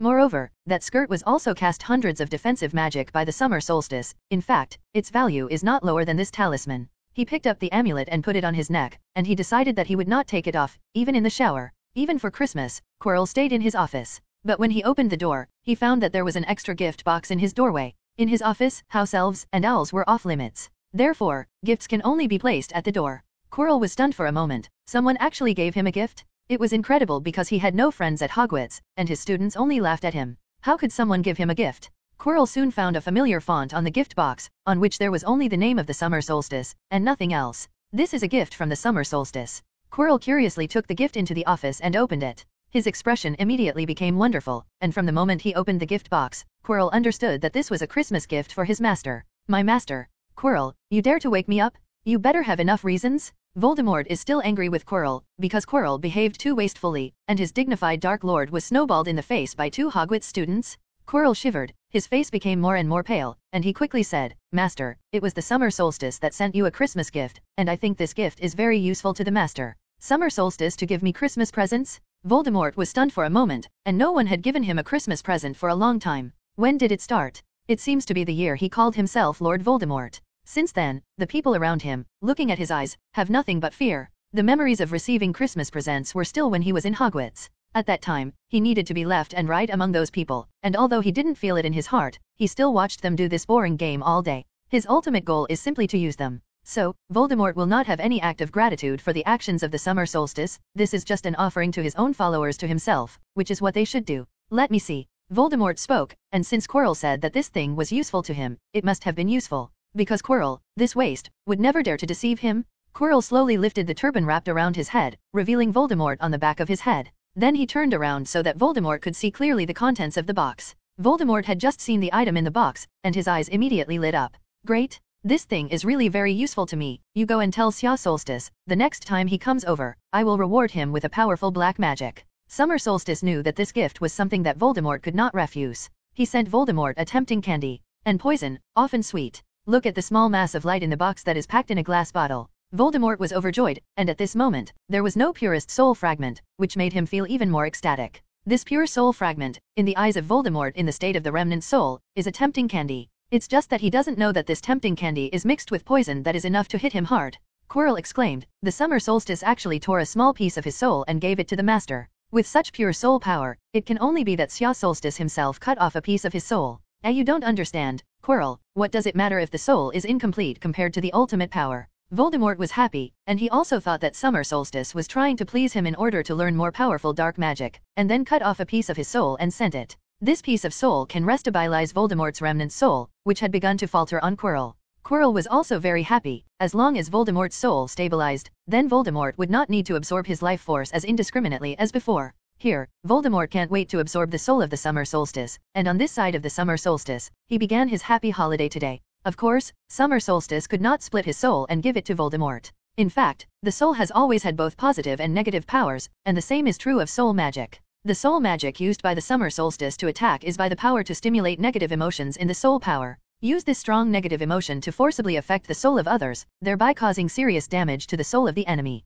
And because of this magic requires that one's soul power be stronger than that of the enemy. Otherwise, if your soul is weaker than the enemy's, you can't shake the enemy's soul at all, and finally that negative emotion cannot be vented to the enemy, and it will act on yourself and cause a strong backlash. And the power of the other aspect of the soul is the force of positivity. This force is the opposite of the negative force. The Patronus charm is exactly this power that is used in the depths of the soul. The stronger the joyful emotion, the more powerful the Patronus is. And this deep soul, the power of happiness, is also the favorite food of the Dementors. What Summer Solstice gave to Voldemort was actually a soul fragment that he had created with soul magic. This fragment is identical in nature to the real soul fragment. It can indeed temporarily stabilize Voldemort's remnant soul. But for the Summer Solstice, it is only equivalent to a patron charm released by him, which is a way to use soul magic. That is, he could reclaim this soul fragment at any time. But since he gave it away, he didn't plan to take it back. As mentioned above, soul power includes both positive and negative aspects, so that it is the purest soul power, just like light and darkness. Voldemort was ecstatic to take the soul fragment. He didn't notice that this soul fragment also contained negative forces that could hit him hard at any time. This is also a time bomb planted by the summer solstice for Voldemort. If he could, he hoped that the time bomb could remain hidden until all of Voldemort's Horcruxes were destroyed. While Summer Solstice was tasting candy in the Gryffindor common room, he felt his remnant soul absorbed by Voldemort. Summer Solstice's face rose slightly, and now, he could even monitor all of Voldemort's actions. He is equivalent to inserting a camera into the remnants of Voldemort. This fragment of his soul is much more useful than the fragment of Voldemort's soul in Harry's mind. However, he can only be used to observe secretly, not to spy on Voldemort's thoughts, otherwise, he will definitely be discovered. Summer Solstice closed his eyes, and then a scene from Quirrell's office appeared before his eyes. On the tabletop, there are unopened gift boxes and empty bottles. Sya Solstice suddenly felt a darkness in front of him, and he understood that this was Quirrell rewrapping his head with a turban. Because the soul fragment of the summer solstice is not his real soul, he can feel Voldemort's mood swings, but Voldemort has no way to know the situation of the summer solstice in turn. This is different from Harry's soul fragment that communicates with each other. Ding! Congratulations to the host for successfully gaining Voldemort's trust. Mission accomplished. Sya Solstice was slightly stunned. He didn't expect this task to be completed so quickly. He thought that he had to personally take Voldemort to break through the level in order to barely reach the point where Voldemort trusted. Sya Solstice's success in gaining trust had a lot to do with his soul fragment. Voldemort naturally thought that this little wizard who was willing to split his soul and sacrifice it to himself was definitely his loyalist. Therefore, when he found that the soul fragment of the summer solstice was indeed useful, the status of the summer solstice in his mind immediately rose to the level second only to Bella. Ding! Congratulations to the host for successfully obtaining the druid talent. Ding! Congratulations to the host for obtaining a phoenix. Does the host receive it? Not yet. Summer solstice is still in school, and it is too shocking to receive it now, so he chose not to receive it for the time being. Summer solstice lay comfortably on the recliner in front of the fireplace, still happily calculating Voldemort in his heart. Although he has now completed the task, he can withdraw from this trouble at any time.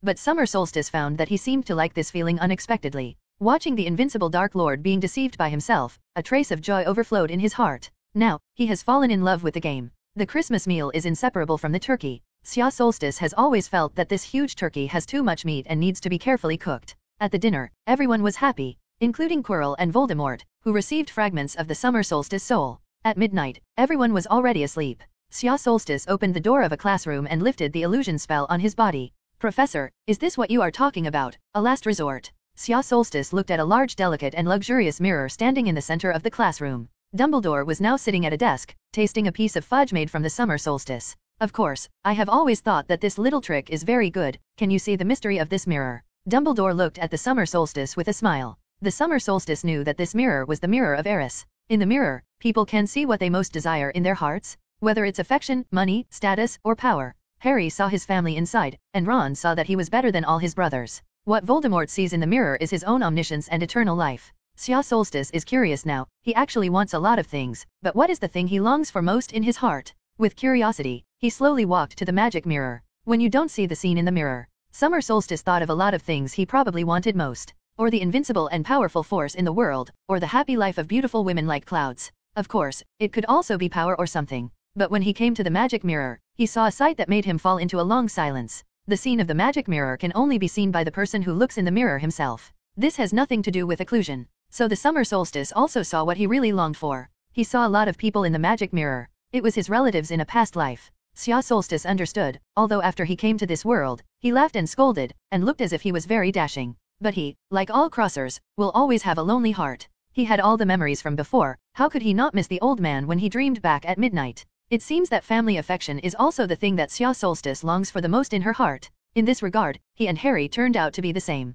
Harry's relatives have passed away, and Summer Solstice's relatives, he can no longer think of meeting them. How, do you see the mystery? Dumbledore saw Summer Solstice standing in front of the magic mirror and silent for a long time, and couldn't help but worry that he would be addicted to it. It's amazing, I see myself in the mirror, holding thick wool socks in my hand. Xia Solstice turned his head and said with a smile. It's just that Dumbledore found that Summer Solstice's eyes were filled with frustration. Wool socks? Just like me. Dumbledore said slowly. In the West, wool socks represent affection. Dumbledore sighed. Summer Solstice was an orphan. He must be more eager for family affection than anyone else. Summer Solstice was much more pitiful than Harry. He didn't even know what his parents looked like and what kind of people they were. Dumbledore's heart flooded with sympathy. In terms of longing for family affection, Summer Solstice and Dumbledore are the same kind of people. It seems that this mirror shows. It's not a real thing. It's just about presenting what the heart desires most. Solstice left the mirror and climbed onto his desk and sat down next to Dumbledore. That's right, you're smart enough to discover its mystery so quickly. Dumbledore laughed. Since ancient times, many intelligent wizards have been immersed in the illusion constructed by this mirror. They find that even if they try their best, they will never reach the height of themselves in the mirror, so they indulge in it all day and do not want to return to reality. Xia Solstice asked, so, the little trick you are talking about is to hide the Philosopher's Stone in this mirror? Yes. I used the magic in the magic mirror, and only those who really want to get the Philosopher's Stone, but don't want to use it, can really get the Philosopher's Stone. Summer Solstice smiled. Voldemort longed for the Philosopher's Stone, and naturally he was worried about using it to revive it, so he would never get the Philosopher's Stone. Professor, that's wonderful. Dumbledore smiled, and after a while, he suddenly said, Summer Solstice, you are still young now, and you will definitely have a bright future. So, live well. For the future, please be sure to pay attention to safety. Well, I know. By the way, Professor, can I ask you a question? Of course, that's what you did just now. Professor, why haven't you looked for a companion for so many years? You crave family affection just as much, don't you? Dumbledore was silent, with a crying and laughing expression on his face, and he didn't know how to answer for a while. Suddenly, there was a sound of hurried footsteps outside the door. Summer Solstice and Dumbledore looked at each other, and very tacitly used the illusion charm at the same time. Two figures, one old and one small, disappeared on the desk. At this moment, the door was suddenly pushed open and then closed again. It seems that something invisible has broken in. Summer Solstice heard a slight gasp. Then he saw Harry suddenly appear in the void. Summer Solstice remembered that today was the day Harry had just received the invisibility cloak. Dumbledore sent his father's invisibility cloak back to Harry as a Christmas present. Soon, Harry discovered the beauty of the magic mirror, and then sat in front of the mirror in a daze, silently looking at the scene in the mirror. Summer solstice did not speak, and Dumbledore did not appear. It was a long time before Harry put on his cloak of invisibility again and reluctantly left the classroom. The phantom spell was cancelled, and two figures, one old and one small, appeared again. Sia Solstice said, "It's the first time I've seen the invisibility cloak, it's amazing. Harry must have seen his dead relatives." Dumbledore nodded. "That's Harry's father's invisibility cloak. I sent it to Harry today, and it can be regarded as returning to the original owner. Let's leave this mirror here for 2 more days. But after that, I'm going to move it to the level. I don't want Harry to indulge in the illusion of the mirror." Sia Solstice nodded. "Okay, it's late. I should go back to sleep. Professor, you also rest early. Good night." Dumbledore waved his hand behind the summer solstice. Sia Solstice is not a person who likes to reminisce about the past. He feels that cherishing the present things, the present person, is the right solution. He didn't want to wait until the future, only to start regretting that he didn't cherish the current people and things, and after returning to the dormitory, Sia Solstice directly pulled out a piece of parchment. "Cassandra, I missed you, I hope to see you sooner. Summer Solstice." Then handed the note to the owl Snowball. Little Snowball tilted his head and glanced at the summer solstice. "So short? Why not write a little longer?" Sia Solstice looked at Little Snowball in surprise, and suddenly remembered his druid talent. He can now talk to animals. Write longer and the thoughts become impure. Sometimes, 1 sentence is enough. Little Snowball looked at the summer solstice in horror. When will the shovel also speak eagle language? And how did the breath on his body suddenly become so attractive to eagles? After sending away the little Snowball, summer solstice lay on the bed. When Quirrell finds the dragon egg, he can move on to the next step. Because the summer solstice gave Voldemort a great achievement, a few days later, Voldemort asked Quirrell to hand over a copy of the dark magic notes to the summer solstice. It can be seen that Voldemort is not perfunctory this time, and what is recorded in the notes is true ability. Because Voldemort knew, or thought he knew, what the summer solstice needed. It was also the day that Sia Solstice finished reading this note. The 9 points of black magic mastery on his panel became 10 o'clock. Ding! Host Black Magic Mastery breaks through 9 points to 10 points and obtains a random black magic talent. Does the host extract? Extract. Sia Solstice said calmly. Ding! Random dark arts talents are being drawn for the host. Please host later. Ding! Congratulations to the host for gaining talent. Dating paper airplanes? Summer solstice. Huh? What paper airplanes? He had never heard of this talent. System, what kind of talent is this dating paper plane? How do I feel that you are more and more like a robot cat? Ding! Dating paper planes, as the name suggests, are a gift for helping hosts make friends. The host simply writes a dating letter and folds it into a paper airplane, which will fly out and randomly find a powerful wizard and land in front of him. As soon as the wizard replies, the paper airplane will automatically return to you. It's not like a drifting bottle, it's just a two-way street. But what's the use? Sia Solstice was a little disgusted. He felt that this talent was really a bit chicken. Sia Solstice felt that if he somehow received a letter folded into a paper airplane, he would definitely think that there was a conspiracy and would definitely not reply to the letter. Ding! Wizards who receive paper airplane letters cannot refuse to reply, and even if they are not willing to communicate with the host, they can't help but reply to the refusal. After that, the host sends out the paper plane, and the paper plane will look for other wizards again. And once the other party agrees to communicate with the host, then the host's paper plane will remember him and can always communicate with him later. Well, even if someone else has to write me back, but you said, paper airplanes will fly to powerful wizards. So my paper airplane must fly to Dumbledore. Why don't I go directly to Dumbledore? Go and sit at his place and eat some sweet candy. Ding! Paper airplanes have a limited range and will automatically look for powerful wizards within a radius of 100 kilometers from the host, and will not look for powerful wizards around the host. Then, this is just a pure dating magic talent, but I obviously extracted the talent of black magic. Sia Solstice thought that the system sent the wrong reward, and wanted to let the system change one. Ding! The talent of dating paper airplanes. The reason why he is a talent for black magic, is because he usually sends letters to powerful dark wizards. Dare to wait for me here. Summer Solstice sighed. He felt that he was a little unlucky and drew a talent that was not very good. Sia Solstice took out a piece of parchment and wrote a paragraph casually. Unknown Mr. or Mrs. Hello, I just developed a little magic of random dating. It can send out random letters I write. Now I tried a little and I'm sorry to disturb you. If you are interested in chatting with me, you can leave a message behind the parchment and it will fly back to me. X, who did not want to be named. Sia Solstice, of course, did not sign his name, but only wrote the initials of his last name. He folded the parchment into a paper airplane, and then the paper airplane suddenly flew up automatically, flew out of the window, and quickly disappeared into the sky. Sia Solstice suddenly felt that it was quite interesting to tease those dark wizards like this, and they must have been suspicious for a long time when they suddenly received such a letter. Thinking of this, the corners of Sia Solstice's mouth rose slightly. The time for the holidays always passes quickly, and soon, the Christmas holidays are almost over. Cassandra also returned to school early. Naturally, this stimulated Mr. Worley to drink alcohol. The little padded jacket at home has grown up and is no longer towards itself. When Cassandra appeared in the Gryffindor common room, everyone's eyes lit up. Cassandra's new dress is really beautiful, noble, and a little elegant. It's beautiful without looking too formal. She stood among a group of little Gryffindor wizards like a noble white swan. Cassandra was satisfied with everyone's stunning eyes. Then, in full view, it walked towards the summer solstice. At this time, Xia Solstice was on the lounge chair in front of the fireplace, maintaining a GEU lying position. Suddenly, he smelled a familiar fragrance. He stood up abruptly. You're back. Gee, this dress is really good. It seems that my vision is really good. Summer Solstice shamelessly attributed all the credit to Mrs. Wary. Cassandra finally smiled, like a high angel suddenly came to earth. I received the letter you wrote me that day. I wanted to go back to school early, but my father refused, so he had to let me stay at home for many more days. It almost suffocated me. Cassandra took Summer Solstice's arm and sat beside him. The male students on the side all looked envious, jealous, and hateful. But Xia Solstice pulled Cassandra up and hurriedly walked towards his dormitory. The boys watching around were stunned. What is the Summer Solstice doing? Are they so anxious? Groove? So envious? Cassandra blushed and let the Summer Solstice pull her back to his dormitory.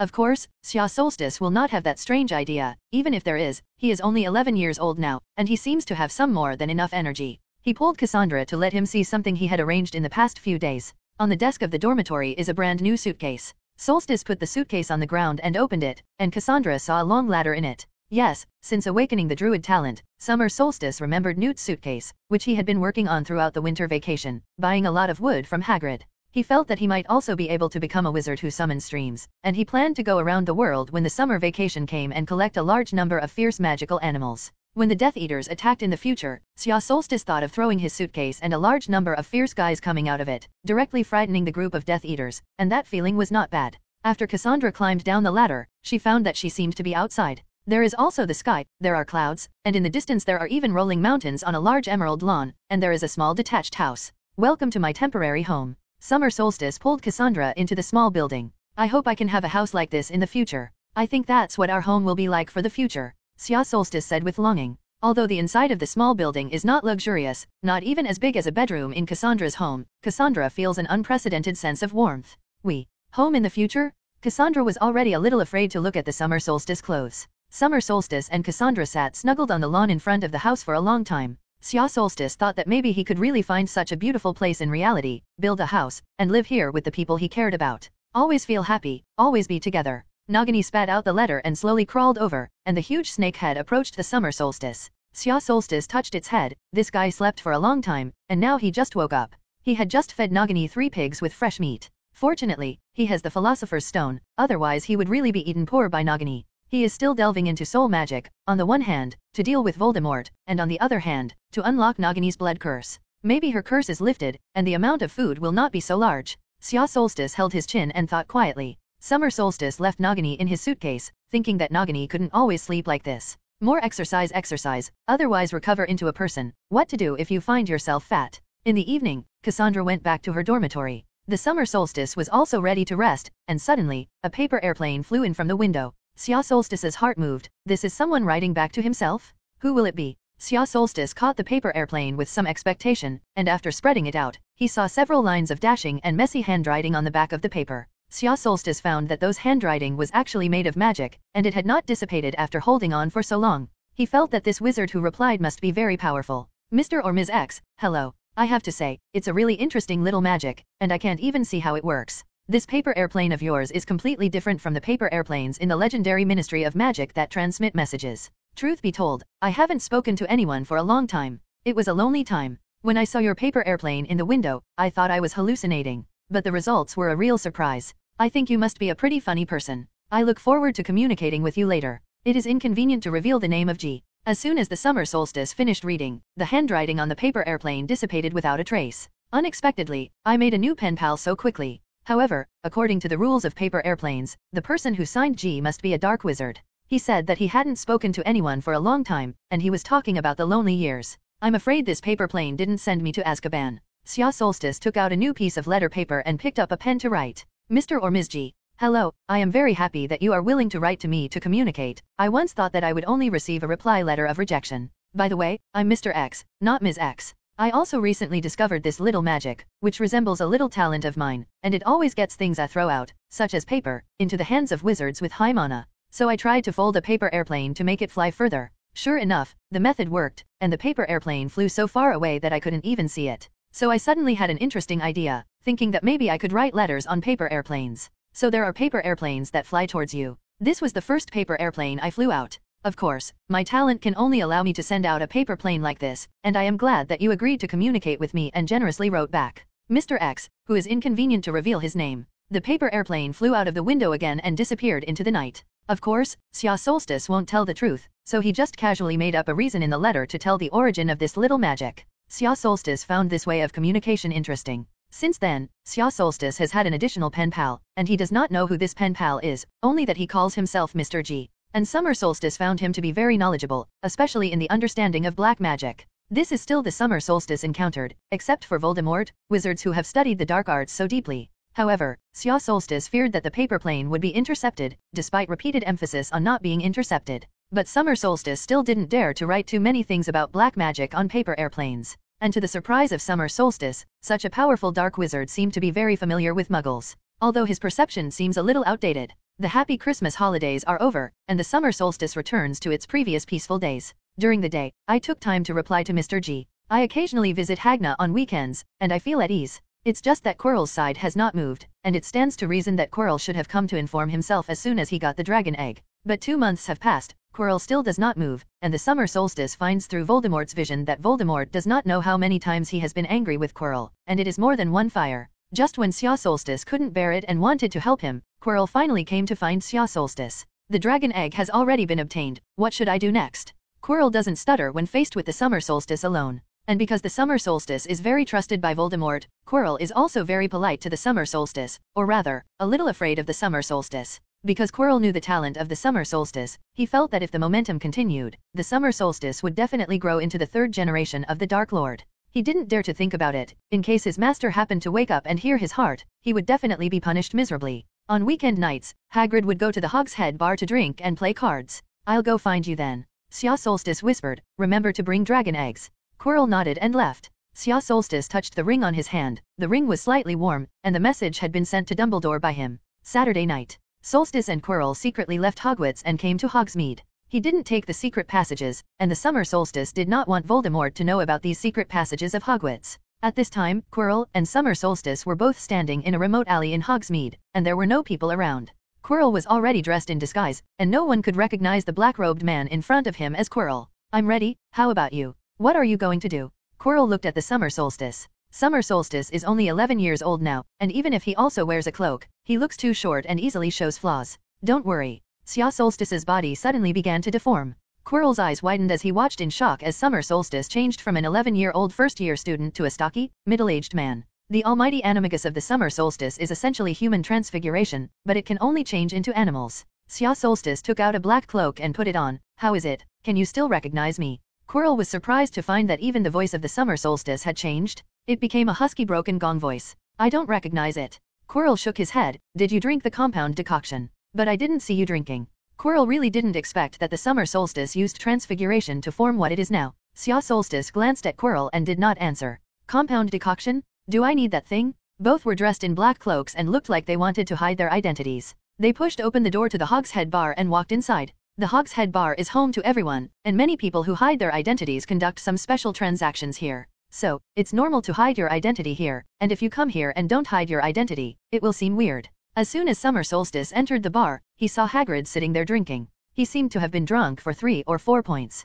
Summer Solstice winked at Quirrell, then walked towards Hagrid together. Hagrid wasn't stupid, but it's a big mouth, and it's easy to be talked about, especially after a little drunk. Summer Solstice and Quirrell easily invited a somewhat drunken Hagrid into the game. Under the Summer Solstice and Quirrell's intentional release of water, Hagrid wins all the way. Soon, Summer Solstice and Quirrell pretend to have lost their money. Ha ha ha, it seems that the goddess of fate is on my side tonight. Hagrid snorted and patted his belly happily. Guys, if you've already lost everything, come back another day. Xia Solstice and Quirrell looked at each other, and then said, who said we lost everything? We have one more thing to bet on. Oh, what else do you have?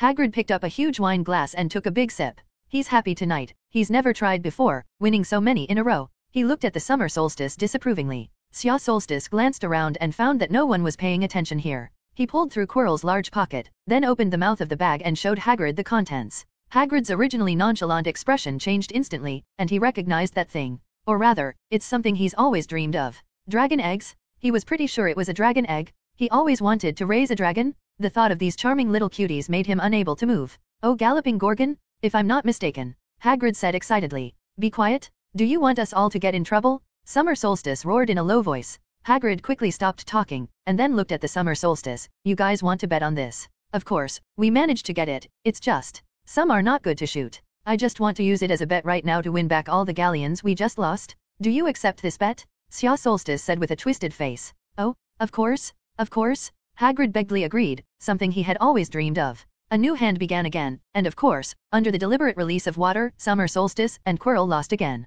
Well, Xia Solstice said with a gloomy face, you won, this thing is given to you, but you have to promise that you will raise this thing, and promise that it will never cause us trouble. You know, it's illegal to raise this thing. Oh, I certainly won't cause you guys trouble. In fact, I'm pretty researched about fantastic beasts. Huh, very researched. Are you sure you ever raised such a ferocious animal? Of course. I also had a three-headed dog. It is very docile in front of me. I promise, if you see it, you'll be surprised. Three-headed dog? How can a three-headed dog be so easy to deal with? Oh, in fact, the three-headed dog is very easy to deal with and very docile. My Lewis is like that. As long as I give it some music, it will fall asleep. Hagrid was now happy and excited, and the wine was so strong that he unconsciously leaked his mouth. Quirrell couldn't help but light up after hearing Hagrid's words. Finally, he finally found a way to pass by that damn three-headed dog. And Voldemort, who was on the back of Quirrell's head, had actually woken up just now, and he was very satisfied with the Summer Solstice's step-by-step to set Hagrid's words. He is now more and more satisfied with the Summer Solstice, and the last one who made him so satisfied was Barty Crouch Jr. This Summer Solstice seems even better than Crouch Jr., and also very well controlled. Voldemort was happy. In his eyes, Summer Solstice, a little wizard who would do anything to pursue extreme power, was much more useful than Quirrell's waste. All right, I hope you don't talk big, Xia Solstice said helplessly, and then handed the cloth bag containing the dragon egg to Hagrid. Hagrid ecstatic to take the dragon egg. He will soon have a healthy, cute baby dragon. He looked at the dragon egg's eyes, and he had already begun to carry a motherly love. After Summer Solstice and Quirrell got the news they wanted, they immediately left the Hogshead Bar. We're going to steal that thing now, Quirrell said excitedly, and Xia Solstice said coldly, you can send it to death if you want, don't pull the black-wronged lord. Dumbledore was always watching from the school. So what to do? Of course we have to find a way to transfer him. Let's go back for now, don't act rashly yet. There is only one chance. If you miss it, it's gone. So we have to be careful. Well, hearing the phrase that there was only one chance, Quirrell was immediately stunned. If because of his carelessness and impatience, he buried this great opportunity, he couldn't imagine how the master would punish him in the end. Summer Solstice and Quirrell turn into a hidden alley, where Summer Solstice needs to change back to its original form. Just as they turned into the alley, suddenly, they felt that the entrance of the alley was blocked. Solstice and Quirrell turned around, and then saw 5 wizards in black cloaks slowly walking over. Summer Solstice was a little puzzled. Could this be a Death Eater? Recognized their lauder? Give me all your gold gallons? We just saw it. You just sold a dragon egg to that stupid big man. One of the tall and thin wizards revealed an ugly face and sneered. Don't think about escaping. Here we just arranged the anti-phantom transfiguration spell. Another black-robed wizard also said. The Summer Solstice suddenly had an absurd feeling. Voldemort was robbed. Quirrell's body was already trembling a little, and he felt that he might not be able to defeat so many dark wizards alone. We didn't have money, and the money was lost to that stupid big man just now. Quirrell trembled a little as he spoke. That dragon egg is just a bet we lost to that stupid big one, not for sale. Do you think we'll believe it? The black-robed wizards all drew their wands. It seems that I only have to look for your corpses, Avada. Summer Solstice rolled his eyes. If Voldemort saw that he was robbed, he would have to be angry to death, and he didn't know if he was awake or asleep now. He was fast and drew his wand with his backhand. Snap! A dark blue fiery whip appeared from the wand of the Summer Solstice, and swept fiercely at the bodies of the 5 black-robed wizards. Those dark wizards didn't even finish shouting the spell of the death curse, when they were hit by the fierce fire-long whip. Boom! Those 5 black-robed wizards didn't even have time to snort, and they were burned to ashes in the blink of an eye. Fierce fire is worthy of being a necessary spell for home travel, killing and setting fire. Kill and bury, directly cremated. Xia Solstice also doesn't think there is any problem in killing these black wizards. They are going to use a life spell on Xia Solstice. Should Xia Solstice be careful not to hurt them? Voldemort was originally angry when he saw Quirrell look like that, and he was ready to go online and directly take over Quirrell's body. The Dark Lord is actually going to be robbed by these bedbugs? The proud Voldemort can't stand this kind of anger. But I didn't expect that before he made a move. Xia Solstice directly wiped out the other party with a fierce fire whip, and even the ash was raised. It's so ferocious at a young age, but I like it. Quirrell looked at the Summer Solstice with horror on his face. 5 dark wizards. The Summer Solstice is full of seconds in one move. Quirrell secretly rejoiced that when he was in Gringotts, the summer solstice was not as ferocious as it is now. Otherwise he might have been gone a long time ago. Let's go. Summer Solstice has now become a Gryffindor first-year student who was originally harmless to humans and animals, and he can't see that he just killed the fierceness of 5 dark wizards with a fierce fire curse. They quietly returned to school, and Summer Solstice separated from Quirrell in the castle, and before leaving, Summer Solstice once again stressed that he should not act rashly and wait for the opportunity. Then Summer Solstice turned around and went to Snape's underground classroom. Snape's face was as gloomy as usual, and after putting Summer Solstice in the office, he silently sat back in his seat. Sya Solstice pulled over a chair. Your chair here is too hard, why don't you change to a more comfortable chair? Snape ignored his boring question. So, what's going on now? You gave the Dark Lord a Christmas present, and now he should trust you. I only hope that you are not making this move of the enemy? Summer Solstice sighed. Come to Snape's office. You don't think there will be a cup of hot tea? Of course, even if there is, you have to dare to drink it. Quirrell already knows how to get around Hagrid's big dog. Snape's pupils contracted sharply. You helped him hear that. Of course. If I want to gain Voldemort's trust, I have to do something, Sya Solstice said calmly. Although I persuaded Quirrell not to act rashly now, I can't guarantee that Voldemort will suddenly have a hot brain and let Quirrell enter the level early. You know, Voldemort is no better now than he was then. Now his brain is a little uncomfortable. So you're here to keep an eye on Quirrell harder so he can make it difficult for him to move around Hogwarts. Snape said word for word. Yes, it's going to trouble you. It's important. As long as you are nearby, Quirrell will not dare to rush through. Is there any point in delaying like this? They went in early, we can get in early. Nope. What is too easy to get is always the easiest to arouse suspicion. I'm going to make them go through a lot of hard work. Only then will they finally be convinced of the result and trust me more. And the most crucial point was that Summer Solstice did not dare to say it to Snape.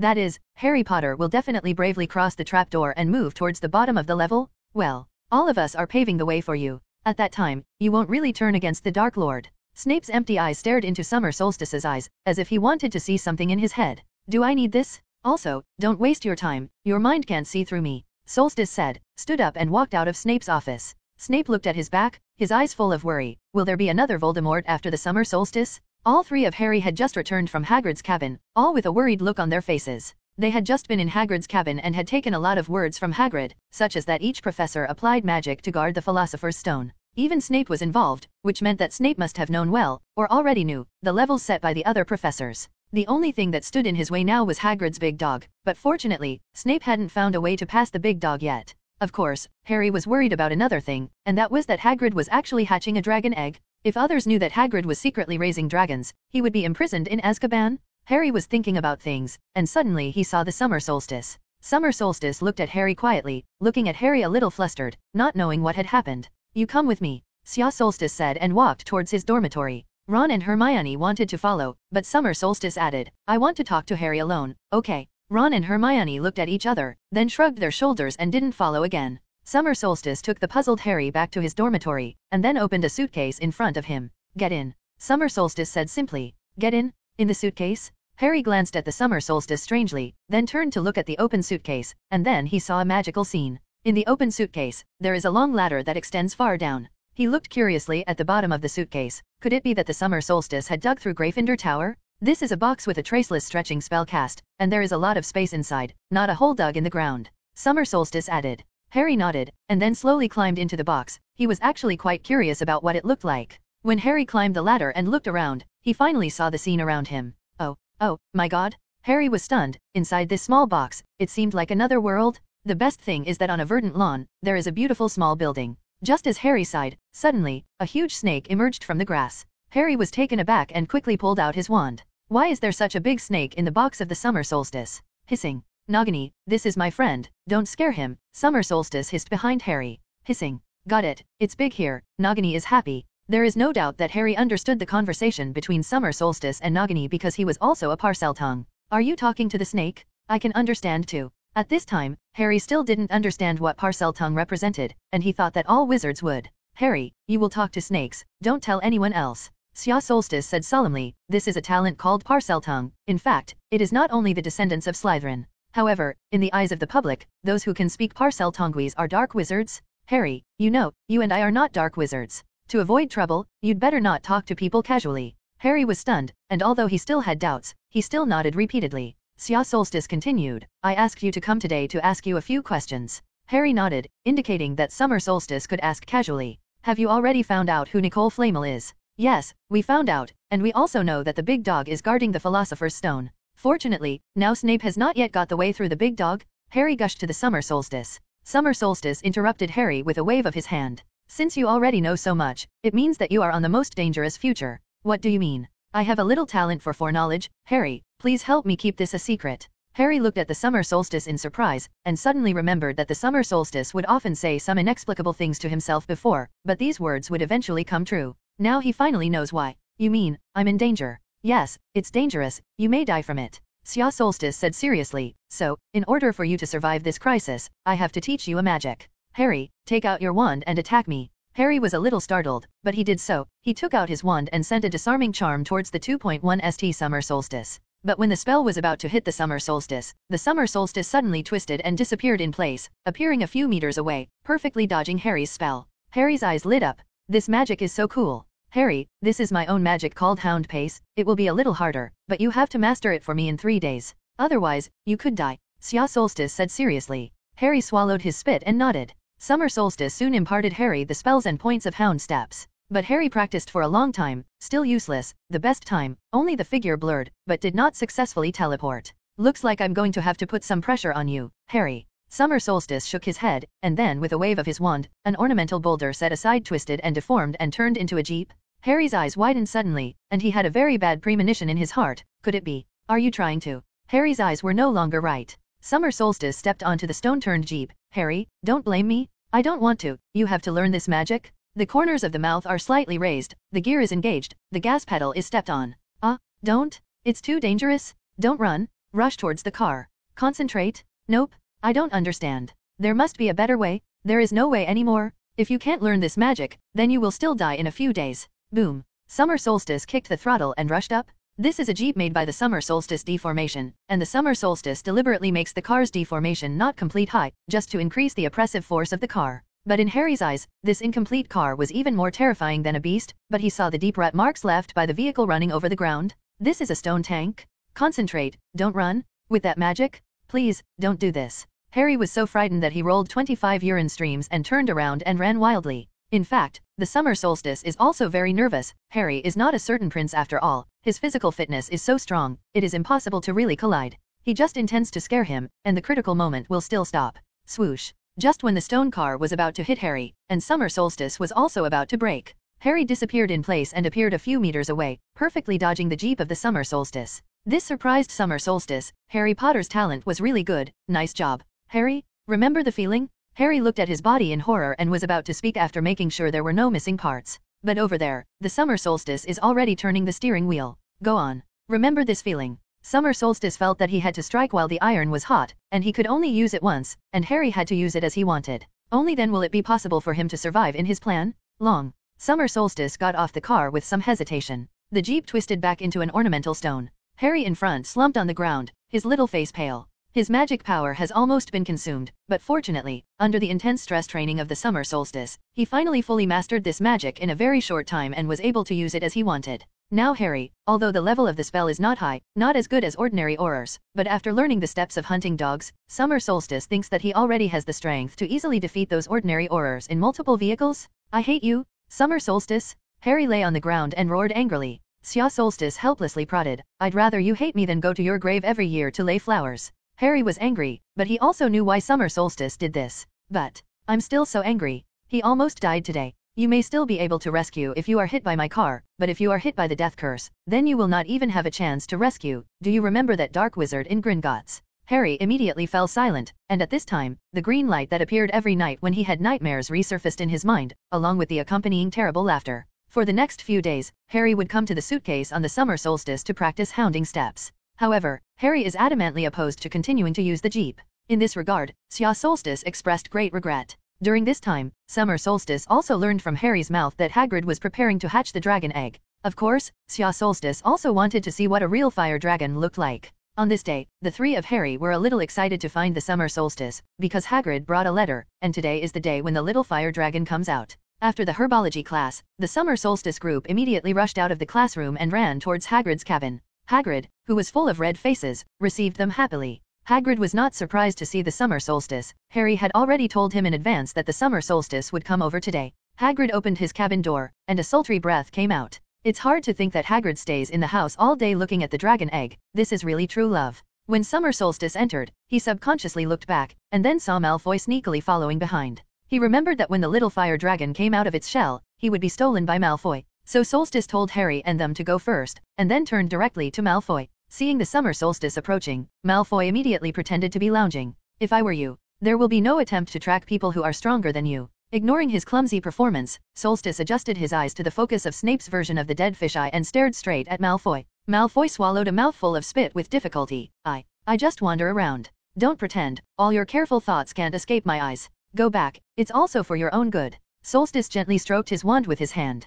Malfoy saw the wand in Solstice's hand that didn't know when it appeared, and immediately ran in the direction of the castle in fright. Summer Solstice turned around and returned to Hagrid's cabin. Summer Solstice, where did you go just now? The little dragon is coming out. Harry was staring at the dragon egg that had been blackened by the fire. It's okay, just get Malfoy back. Just now he followed us secretly. Harry was taken aback, he hadn't noticed Malfoy following them just now. Hermione patted her chest and said, it's good that you drove Malfoy away. If he saw Hagrid raising dragons, then the consequences are terrible. It doesn't matter if you are seen, just forget about it. Summer Solstice said calmly. Oh, we certainly can't use this magic on him. I mean, in case something goes wrong with him, you'll be fired. Hermione exclaimed. Summer Solstice shrugged non-committally, he had already brushed the Oblivion Curse to the full level. Don't say that just deleting a small piece of Malfoy's memory is directly modifying him. The memory made him think that he had always been a girl, and it was not impossible. At this time, the pitch-black dragon egg on the table suddenly made a sound. The little dragon is coming out of the shell? Harry and they looked at the dragon egg with a worried expression.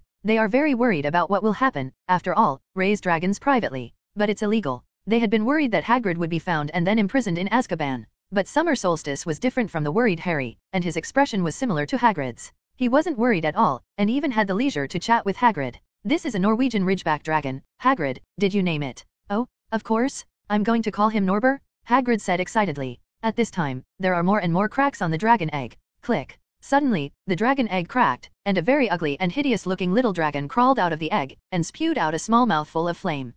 It's ugly. Summer Solstice looked at the wrinkled little dragon with some disgust. Oh, you see how cute he is? Hagrid was excited. The little dragon bit Hagrid's hand hard. Oh, you see? This little guy, he knows me, he recognizes his mother. Hagrid cried with joy. I think he's just hungry. Summer Solstice said with a grin. Phew. The little dragon opened his mouth and spewed out a mouthful of flames. Lit Brother High's beard. Oh, you see how energetic this little guy is. Hagrid quickly put out the fire on his beard. The little fire dragon Noble looked at the people around him curiously. Then, he noticed the Summer Solstice. He felt that there seemed to be a very cordial aura on Summer Solstice, which made him want to be close. Noble approached the Summer Solstice, pressed the back of the Summer Solstice's hand with his small head, and licked the Summer Solstice's hand intimately. Summer Solstice couldn't help but shrink his hand, because the dragon's tongue had barbs, and although this little dragon was still small, it still hurt to be licked. Noble looked at the Summer Solstice with a shrunken hand in grievance. Because of the druid talent of the Summer Solstice, all animals can't help but get close to him. So Noble mistook the Summer Solstice, which made him close at first sight, for his relatives. Seeing that Noble was so close to the Summer Solstice, Hagrid couldn't help but feel a little jealous. He quickly brought something to eat and fed Noble, but Noble grinned at Hagrid and refused to accept his food. It turned its head and looked at the Summer Solstice expectantly. It seems to be waiting for the Summer Solstice to feed him. Hagrid helplessly handed the food to the Summer Solstice. Summer Solstice took the bottle of chicken blood brandy blended by Hagrid, put it next to Noble's mouth. Noble sniffed the bottle, then immediately opened his mouth, bit the bottle and began to drink. Oh, how beautiful he is. What a cute little guy. Hagrid looked at Noble with doting eyes. Although Noble did not like him approaching, he still looked at him with wary eyes. Hagrid, do you know how fast the Norwegian Ridgeback dragon grows? Hermione couldn't help but ask. While feeding the little fire dragon, Summer Solstice replied for Hagrid, it's quite fast. As far as I know, in just 1 week, he can reach 3 times his current length. Hagrid, you can't keep it forever? It won't be long before it grows as big as your house. At that time, how do you hide the existence of Noble? Harry tries to convince Hagrid not to commit foolish illegal dragon keeping. Hagrid, you let it go, it can't stay here. I know, of course I know I can't be with him for the rest of my life, but he's so young that if he is allowed to go into the wild, he will die. Hagrid said with teary eyes. He really didn't want to send Noble away now, and it was good to get along for 1 more day. Hagrid, you have to calm down. Your house is made of wood. Noble just spew a breath of fire and you'll be in big trouble, Ron advised. But I can't throw it away, I can't do it. Hagrid was a little sad. Summer Solstice put down the feeding bottle. It's not a big problem, Hagrid, dig the hole, I have a way. Oh, no, you can't bury him alive. Hagrid protested loudly. Summer Solstice had a black line, who said I was going to bury him alive. Hagrid, dig the hole first. Confused, Hagrid was instructed to dig a hole in his backyard. Harry asked suspiciously, why let Hagrid dig a hole at home? Don't you remember my suitcase? Sia Solstice smiled. Yes, we can use the traceless stretch spell to make a place and hide it, Harry said excitedly. Hermione asked, so what's next? You can't hide it for a lifetime. Have you forgotten? Ron had said that his brother Charlie specialized in dragon training. Don't you want to write him a letter and ask? Yes. Ron happily stated that he would write to his brother when he returned. Summer Solstice waited until Hagrid dug a cellar, immediately jumped in and cast the traceless stretching charm. Hermione watched in shock as the underground space continued to grow. She had also tried this spell, thinking of making the space inside her small bag bigger. But when she really started trying, she realized that this was an impossible task for her now. However, this spell is still difficult for her to get started. But it was used in the hands of the Summer Solstice to become magical. She tried to expand her bag a little bit of space, but without success, while Summer Solstice was casting a spell on a cellar with outstanding results, which frustrated Hermione a little. At the same age, why can he be so good? Then she remembered the D. ring, which also had a traceless stretching charm in it, also made by the Summer Solstice. However, it was the first time he had seen him cast this spell with his own eyes. She now admires the Summer Solstice even more. The space in the cellar grew larger and larger, and the Summer Solstice finally stopped the traceless stretching spell. He estimated that there should be enough space, and then began to decorate the ceiling of the cellar with magic. He cast a spell of the same kind of magic as the ceiling of Hogwarts. Soon, the ceiling of the cellar became a view outside. There is a blue sky, there are white clouds, there is the sun. It's just that these are all copies of the outer sky. Similar to projection, it's just a small trick. As a result, the inside of the cellar immediately lit up, not much different from the outside. Then the Summer Solstice is light and familiar with other places. Although it looks a little rough and not as beautiful as Summer Solstice's own suitcase, it is still enough to accommodate a small fire dragon. Hagrid was grateful for the Summer Solstice. Still, Summer Solstice reminded Hagrid that Noble was always leaving. This made Hagrid's mood very low for a while. For the next few weeks, Summer Solstice came to see Noble and feed him almost every day. Because Noble identified the Summer Solstice as his relatives, and he was reluctant to pay much attention to others. So Hagrid can't figure it out now. Fortunately, Quirrell's side did not dare to act rashly, but recently, Snape's mood has become more and more irritable. Because he worked overtime every day to stare at Quirrell, with very little time off. For the Summer Solstice that dug a hole for him, Snape was very generous and once again wrote down the Summer Solstice in the small book in his heart. Soon, Charlie's reply came. He was happy to take over the Norwegian Ridgeback and made an appointment with Harry and them. Summer Solstice has no objection to this, and he does not intend to keep Nober, although he has already tamed Norbur with his powerful druid talent. Just because Noble is too young, never underestimate the power of a bear child, especially when this bear child is a dragon. The annoying Summer Solstice will naturally not object. Because there was Summer Solstice to help feed Norbur, Ron was not bitten by Norby like in the original. So that night, Harry and Ron went out in the cloak of invisibility to send Noble away, and Hermione, who went with Harry in the original book, did not go this time. Summer Solstice also did not participate in this operation, because if he were there, Noble would definitely not be obediently staying in the crate. Since the Summer Solstice did not participate in the action of the night, so he learned the results of the operation the next day. The result was that the operation was half successful, and Noble was indeed successfully sent away. But Harry and Ron were arrested red-handed by Filch because they were so excited that they forgot to bring their invisibility cloak when they returned. The Summer Solstice was speechless about this. What a suffocating operation.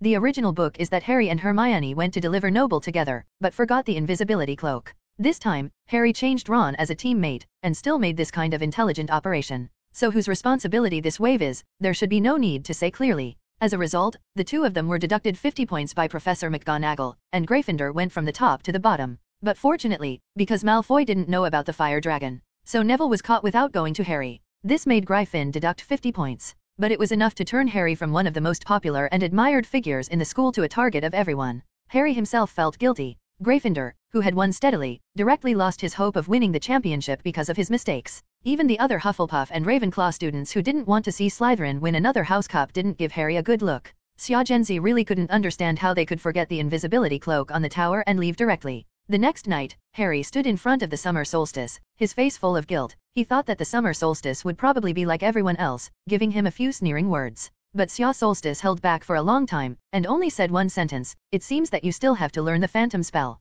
My Jeep. Learn? I will definitely learn. Harry quickly interrupted Summer Solstice. Just don't mention the Jeep again. Summer Solstice. In the days that followed, Harry was in pain because of the isolation of the people around him. As in the original book, Harry and Ron were originally going to be sent to the Forbidden Forest, but since the Summer Solstice had an incident in the Forbidden Forest, the professors have never dared to let students go to the Forbidden Forest to be confined. Of course, even if they still go to the Forbidden Forest to confinate, they will not encounter Voldemort sucking unicorn blood. Now that Voldemort and Quirrell have been milked by the summer solstice, they no longer need to suck the blood of unicorns to support it. So, Harry and Ron were lucky to be sent to Snape's to be imprisoned. Summer Solstice dared to bet with his Philosopher's Stone, and Harry and Ron would definitely prefer to forbidden it. Lynn, also reluctant to go to Snape. Sure enough, when Harry returned with Ron that night, there was a pungent fishy smell on his body. Their nails were sewn and there was still a lot of debris from the frog's internal organs. I have to say that Snape has always had a hand. Har spoke of what happened to Snape in an unbearable tone. He even asked us to clean the frog's guts without gloves, and after we finished a large bucket, he asked us to collect a large bucket of slug slime.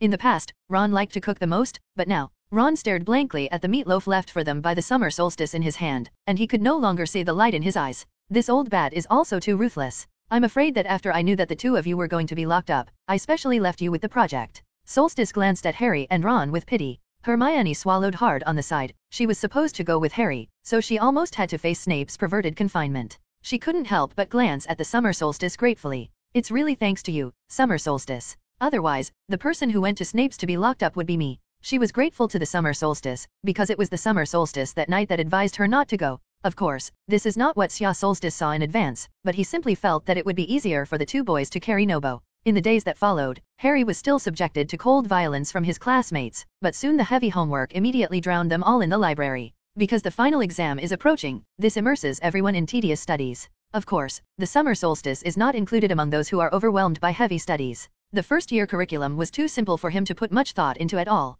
But the summer solstice also has his own things to do. For example, go to Dumbledore's office in the morning to have tea and talk with the headmaster. In the afternoon, he wrote back to Mr. G, who was inconvenient to be named. In the evening, go to Quirrell's office to talk and laugh with the great Lord Dark Lord and look forward to a bright future together. Overall, the summer solstice days are still very fulfilling. After such a fulfilling day after a while, final exams arrived as scheduled. Subjects that require a lot of memorization, such as the history of magic, simply can't survive the summer solstice. Because he has a good memory, and he is very skilled at this kind of rote memorization. During the Transfiguration exam, he had just entered the door and before he could even say hello, Professor McGonagall smiled and gave him one first, and then let him turn a mouse into a snuff bottle. When all subjects are completed, many students choose to walk out of the castle and relax by the Black Lake. They will be able to relax for the next week. Summer Solstice was sitting under a tree with Cassandra and chatting when he suddenly saw Harry dashing towards Hagrid's cabin. Ron followed behind him, while Hermione walked towards the summer solstice. Harry seems to have found something wrong. Oh,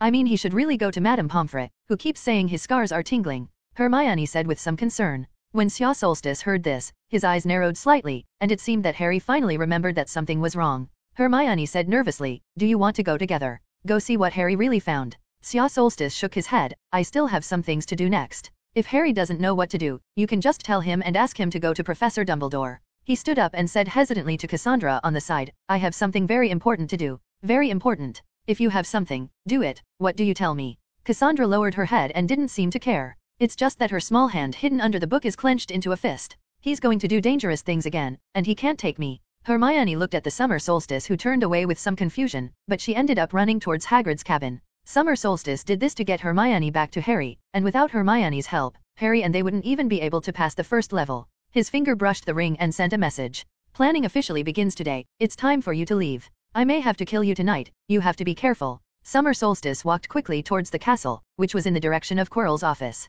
Dumbledore, Summer Solstice's brain occlusion technique is strong enough to allow him to maneuver in front of the Dark Lord. Snape's usual gloomy face. So, can you really fully believe what he said to you? Dumbledore was silent for a long moment, and then said slowly, I choose to trust him. But you can't see through what he's thinking now, can you? Why did you? Snape said quietly. Dumbledore was silent for a moment longer. Let me tell you bluntly, Severus, if Summer Solstice is 17 years old by now, then I will not trust him, and I will be extremely wary of him. But now that he is only 11 years old, he was not in a position to learn times brain occlusion when he was in Albania, and at that time, I examined him seriously. But people change. Of course, people change, Severus, and because of that, isn't what we're going to do now is to make him what we want him to be. Dumbledore looked at Snape calmly. Do you know what the consequences will be if we expel him from Hogwarts and throw him out of the wizarding world? Severus. His talent is much stronger than Voldemort. None of us want to see that day come. I'm worried that he will really defect to the Dark Lord. Snape voiced his concerns. In the face of power, many people will get lost. I'm sure he won't be fooled by Voldemort. They are not the same kind of people at all. Dumbledore slowly looked out the window, where an owl was flying through the window of the headmaster's room, dropping a letter on his desk. The plan has begun, Severus, and your mission has been accomplished. We'll have a big move tonight, and of course, you'd better not show up. Voldemort doesn't know you've betrayed yet. If you can, I also hope you will continue to lurk. Summer Solstice knocked on Quirrell's office door. He came at the right time, and now Voldemort was awake. After closing the door, Sya Solstice said respectfully, Lord Dark Lord, today is a great opportunity to obtain the Philosopher's Stone. Voldemort asked happily, I've been waiting for this day for a long time. Dumbledore not at school today? I forged a letter from the Ministry of Magic. Summer Solstice said, so Dumbledore will leave Hogwarts tonight and probably won't be back until tomorrow. Very good, very good. Voldemort was ecstatic and did not doubt much, he had been waiting for this day for a long time. Don't say that he has transferred Dumbledore for one night, even if he has been transferred for 30 minutes, he can also get the Philosopher's Stone himself. The levels set by those professors were ridiculously childish in his eyes. That. And what about Snape? He's been staring at me very tightly. Quirrell had recently been terrified by Snape, the old bat had been staring at him lately, and he suspected that he was going to the bathroom himself, and Snape was hiding outside and waiting. The final exam has just finished, he has to change the test paper, and he has no time to stare at you for the time being. Sya Solstice said the excuse that had been prepared a long time ago. In addition to practical exams, there are also written exams in potions. Snape would be particularly busy today, and really didn't have time to stare at Quirrell. Quirrell was still panicking, but what if he's not busy with the exam paper and still staring at me? After all, the Philosopher's Stone is so important. Then you will finish him off. Voldemort didn't want to wait any longer, now he only wanted to resurrect a Snape who didn't know if he had betrayed him. If he dared to stand in his way, then he didn't mind killing him directly. Anyway, the servants have. After we get the Philosopher's Stone, leave immediately. Summer Solstice nodded, as long as we go to Hogsmeade, we can immediately move away. No, Summer Solstice, it's me leaving, you stay at Hogwarts. Voldemort's hoarse words came. Sya Solstice frowned, his voice a little urgent, what am I still staying here for? I can't learn anything here, I can't get stronger at all. No, Summer Solstice, don't underestimate Hogwarts, this castle has many secrets, and a lot of my knowledge was learned here. Voldemort said slowly, moreover, I need you to stay at Hogwarts, and I believe that with your ability, you will be able to gain Dumbledore's trust. You stay by his side until I officially return. At that time, your role will be huge. Voldemort happily read in the mind of the Summer Solstice, unwillingness, frustration, and other negative emotions. It seems that Sya Solstice really wants to go with him, but servants are easy to find, and such a good chess piece is rare. When I return, I will give you a position that is only below me. You know I don't care about status. Of course, I know what you're after, I said, we're all the same people. At that time, I will even share with you the secret of eternal life. Voldemort was drawing the pie. In fact, now he can't give the Summer Solstice more than painting flatbread. Well, Summer Solstice reluctantly agreed. After leaving Quirrell's office, the corners of Summer Solstice's mouth rose slightly, and he scoffed at what Voldemort had promised him.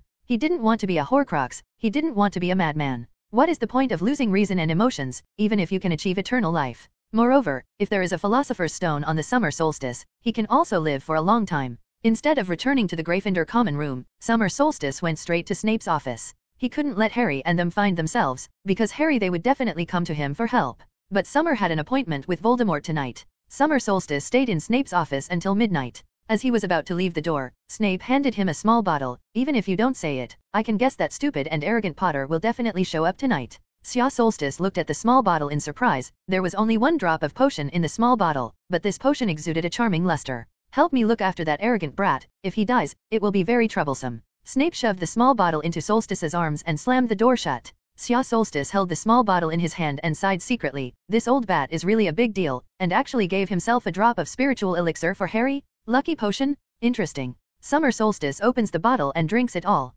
Well, it tastes good. Summer Solstice cast a phantom spell and touched the corridor on the right side of the 4th floor. There, Quirrell was already waiting for him. Summer Solstice revoked the illusion charm, startling Quirrell, who was looking around. Summer Solstice took out his wand, and then his body began to change, and finally he turned into the image of a tall, thin middle-aged wizard.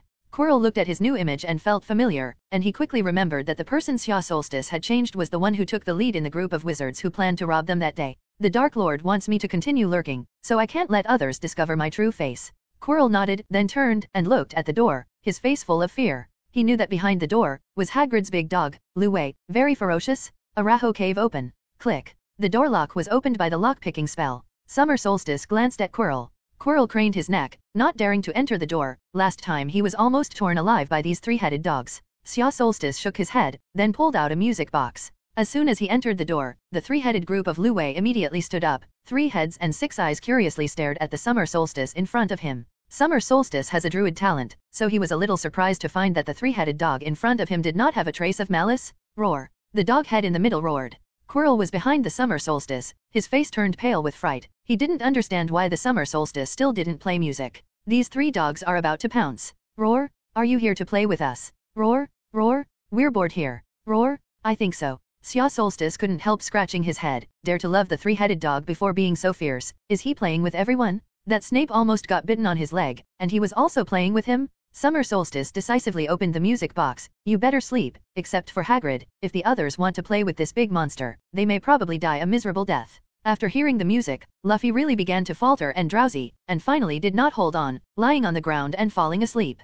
Quirrell trembled and stepped forward and opened the trapdoor. He cast a shock absorption spell on himself and jumped. The Summer Solstice followed behind him, the wand waved, and a large ball of fireball appeared and flew down. The devil nets that had planned to entangle the two immediately retracted after discovering the flames. The content of the level here, Quirrell has already told the Summer Solstice, and together they developed a speedrun strategy. After passing through the devil's net, the two kept walking and speeding down the stone corridor. During this time, Summer Solstice walked in front of Quirrell, constantly stroking his ring and transmitting information. He didn't want to stand behind Quirrell and do this, because Quirrell had a face on the back of his head. Soon, they entered a large, brightly lit room. There is a door opposite the room with a lock on it, and on the ceiling of the room, countless winged keys flew around. Xia Solstice can tell at a glance which is the key paired with the door lock. For Summer Solstice, or even Quirrell, it was not difficult to recognize the real key. Quirrell looked at the flying broom on the side, intending to fly up and grab the key, but the Summer Solstice had turned into a black fog and flew up. This is not the silence of the Summer Solstice, but an improved version of the flight spell taught by Voldemort himself, which is much more convenient than the take-off broomstick. Xia Solstice grabbed the key, then landed on the ground, slammed the key into the keyhole, and opened the door. Summer Solstice deliberately was so violent, in fact, to leave a small mark on this key, and when Harry and them came later, they could easily recognize it. After opening the door, Xia Solstice released the key again, but after the key was violently treated, it seemed a little sluggish. Xia Solstice nodded slightly, and then followed Quirrell into the door. Behind the door, there is a giant chessboard arranged by Professor McGonagall, which needs to be won in order to pass this level. But neither Summer Solstice nor Quirrell stopped, and Summer Solstice waved his wand and cast a confusion spell. The giant stone chess pieces that had been about to draw their swords immediately stopped. The Summer Solstice and Quirrell passed this level directly. After they left, the effects of the confusion spell of the pieces gradually disappeared, and after seeing no one, the pieces returned to their original position, as if nothing had just happened. The next room, so that Xia Solstice couldn't help frowning slightly, this room was filled with a disgusting stench. In the room was a fierce troll, bigger than the one slaughtered on the last Summer Solstice. Quirrell waved his wand, and the large wooden stick in the troll's hand flew up and slammed into its own brain. The stunned monster fell with a bang, and a large bloody lump appeared on his head. As for Snape's next level, it was a logic problem. Only by drinking the right potion can you pass through that fire gate. This was certainly not a problem for Summer Solstice, and he easily found the right potion. But Summer Solstice considered leaving a potion for Harry to pass through here, so he didn't drink it, just let Quirrell take a sip and enter the fire door first. After Quirrell entered, Summer Solstice gently waved his wand, and a dark blue flame appeared. Then it stuck to the body of the Summer Solstice, slowly spread, and finally wrapped the whole body of the Summer Solstice. Advanced usage of the Grindelwald brand gas stove, fire shield protection. Wrapped in fierce fire, Summer Solstice easily passed the door of fire set up by Snape. As a result, he left Harry with just enough potions for him to drink alone. Behind the fire door, there is a large circular room. Summer Solstice knew that this was actually some hidden room on the first floor of the castle, which Dumbledore had told him. In the center of the room, stood a huge mirror, which was none other than the mirror of Eris. Now, Quirrell is standing in front of the mirror, looking obsessively at himself in the mirror. He saw himself in the mirror that he had obtained the Philosopher's Stone and was offering it to his master. Xia Solstice slowly walked behind him. Have you found the Philosopher's Stone? I thought we had better hurry, because I suddenly had a bad hunch. But I can't find where the Philosopher's Stone is. Quirrell looked anxiously at the magic mirror in front of him, and he checked the border of the magic mirror inch by inch with his hand, trying to find the trace of the Philosopher's Stone on it. But it's clear that this is futile work. Just as Quirrell was about to call his master for help, the fire door flickered again, and a thin figure walked in. Summer Solstice turned to look at Harry. Are you? Why would it be you? I thought it was Snape. Harry was stunned. He had always thought that poor Professor Quirrell was a victim, but now it seemed that this was not the case. Of course. Of course, Snape doesn't look like a good guy, doesn't he? Quirrell sneered. Xia Solstice stood aside, not making a sound, but his hand reached for the ring in his hand again, gently stroking. It's time, please be ready at all times. Next, Quirrell begins to confront Harry and, like most villains who die talking too much, begins to explain Harry the ins and outs. Then Harry knew that Snape was the one who saved him, and it was Quirrell who killed him that day. After that, it was almost the same as the original, and Harry was coerced to stand in front of the magic mirror. Harry got the Philosopher's Stone, but he lied that he was shaking hands with Dumbledore in the mirror. But all these lies were easily seen through by Voldemort's devotion. The Philosopher's Stone is in his pocket. By this time, Quirrell had already untied his scarf and let his master talk to Harry. And from this time on, it is already different from the original. In the original book, Voldemort at this time was actually dying, relying on sucking the blood of unicorns to recover a trace of physical strength, barely supporting the conversation with Harry. When Harry escaped, he could only instruct Quirrell to capture Harry, but he himself could not intervene at all. But now, because of that mouthful of milk on the summer solstice, Voldemort is now very spirited. So Voldemort quickly took over Quirrell's body. Harry turned and ran. He wanted to escape. Summer Solstice stepped forward and raised his wand and pointed at Harry. "Nope, he's mine," Voldemort roared, stopping the Summer Solstice's movements. Avidus life. Flashing green, illuminates the entire circular classroom. Harry fled quickly, not only Quirrell and Voldemort, who possessed him, but also a tall, thin wizard who had been standing on the side without speaking. With his strength alone, he can't beat them 25, and now that the Philosopher's Stone has arrived, it is the most correct thing to do right away. But when he was about to step into the door of fire, he suddenly had a warning sign. This is the keen sense of smell that he has developed after hundreds of jeep attacks, and if he does not dodge it, it must be very bad. Harry didn't even turn his head and immediately skillfully activated the hound steps. Swoosh. Harry suddenly disappeared in place, appearing a few meters away. The miserable green light hit the steps below the fire gate, exploding a large area of rubble. Sya Solstice breathed a sigh of relief in his heart. It seems that his special training is still very effective. Voldemort looked at Harry's hound pace in amazement. "I didn't know you still had such talent," Voldemort said, holding Quirrell's wand in his hand and sending out another fatal spell. Harry had just dodged a death charm, but he was further away from the door when Voldemort's spell came again. Harry quickly dodged again. At this time, he knew that he had no way to escape, so after dodging this blow, he immediately waved his wand at Voldemort without hesitation. "Crush your bones." Thunderbolt explosion. All petrified. Although Harry's spell was removed by Voldemort, it had no effect, but Voldemort's spell could not hurt Harry at all. Voldemort was angry. In his eyes, Harry was like a loach, slippery, and now he can only fight with Quirrell's body, and there are many magic that cannot be used. "Sir, let me help, we've been dragging it out long enough," Summer Solstice said immediately after receiving Dumbledore's response through the ring. "Kill him? The Philosopher's Stone is in his pocket?" Voldemort finally stopped refusing Summer Solstice's help, because Harry was really too slippery to catch him until his magic power ran out. But in that case, it will take too long. Solstice stepped forward and picked up an explosion spell that Harry had shot over, and then the explosion spell just happened to hit the wall on the side. And this wall happens to be weaker, and it was suddenly blown open by Harry's spell. Harry saw that two people on the other side were attacking him at the same time, and he immediately panicked. After dodging Voldemort's death curse again, he was hit by a coma curse that Summer Solstice predicted. Harry suddenly fainted to the ground. Voldemort was overjoyed, and the fact that Summer Solstice did not use the death charm did not arouse his suspicions. He thought that Summer Solstice wanted to give the right to kill Harry to himself. Good, very good at doing things. Satisfied, Voldemort raised his wand and cast a fatal spell at Harry. At this moment, a tall and thin figure suddenly walked in from the fire gate. It was Dumbledore. With a wave of his hand, Harry on the ground suddenly moved several meters to the side, avoiding Voldemort's death curse. Dumbledore had actually arrived a long time ago, and he had been waiting for this moment. As soon as Dumbledore moved Harry, he immediately shot a fiery spell ray towards Voldemort. Sya Solstice pushed Quirrell's body away, and then sent out a fatal spell. The green light and the red light suddenly came together. Sya Solstice suddenly felt his hands sink. His wand almost flew out. "Is this Dumbledore's strength? You go first, I won't be able to stand it for long," Summer Solstice said while pretending to be struggling to confront Dumbledore. Voldemort, who had planned to sneak up on the side, suddenly stopped his movements. His strength has not yet recovered, and he is still using Quirrell's body. Even if he sneaks up on Dumbledore, it is impossible to succeed. After all, Voldemort was also a wizard at this level, and naturally understood this. And the Summer Solstice is just a small wizard. It is already a miracle that he can block Dumbledore for a moment, and if he doesn't leave now, he may not have a chance.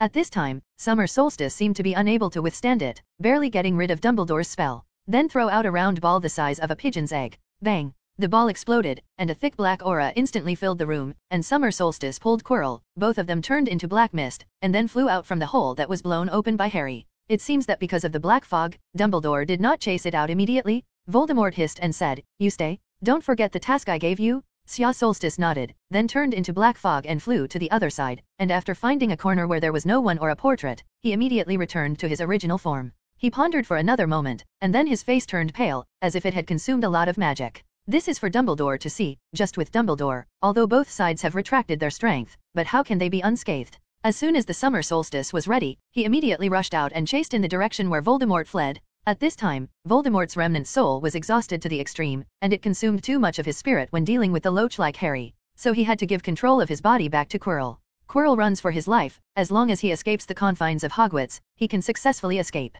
Because his body was overconsumed, he couldn't use the flying spell now, so you can only use the run. Let's go. I probably won't be able to strike next, Voldemort said hoarsely in the back of his head. A panicked Quirrell suddenly stopped after turning a corridor. In front of him, Hermione looked at him with horror on her face, and on the window glass next to it, the back of Quirrell's head was clearly reflected. That hideous and terrifying face scared Hermione into a daze. Avitiso. Quirrell didn't hesitate to use the death charm. Now he is running for his life, and everyone who stands in his way will die. Hermione looked at the green light flying towards her in front of her, and for a moment she was so frightened that she forgot to dodge. Hermione looked at the speeding green light. She couldn't dodge it. Summer Solstice once told her the unforgivable curse. Among them, there was a spell ray that was green, and she heard Quirrell shout, Avitiso. So, am I going to die? In this short moment, Hermione suddenly remembered many people and many things. She thought of her parents, as well as of Solstice and Harry. Similarly, she recalled the surprise she was when she received her Hogwarts acceptance letter. This is what people often call the return of light, but, unwillingly, this has just seen the magic of magic.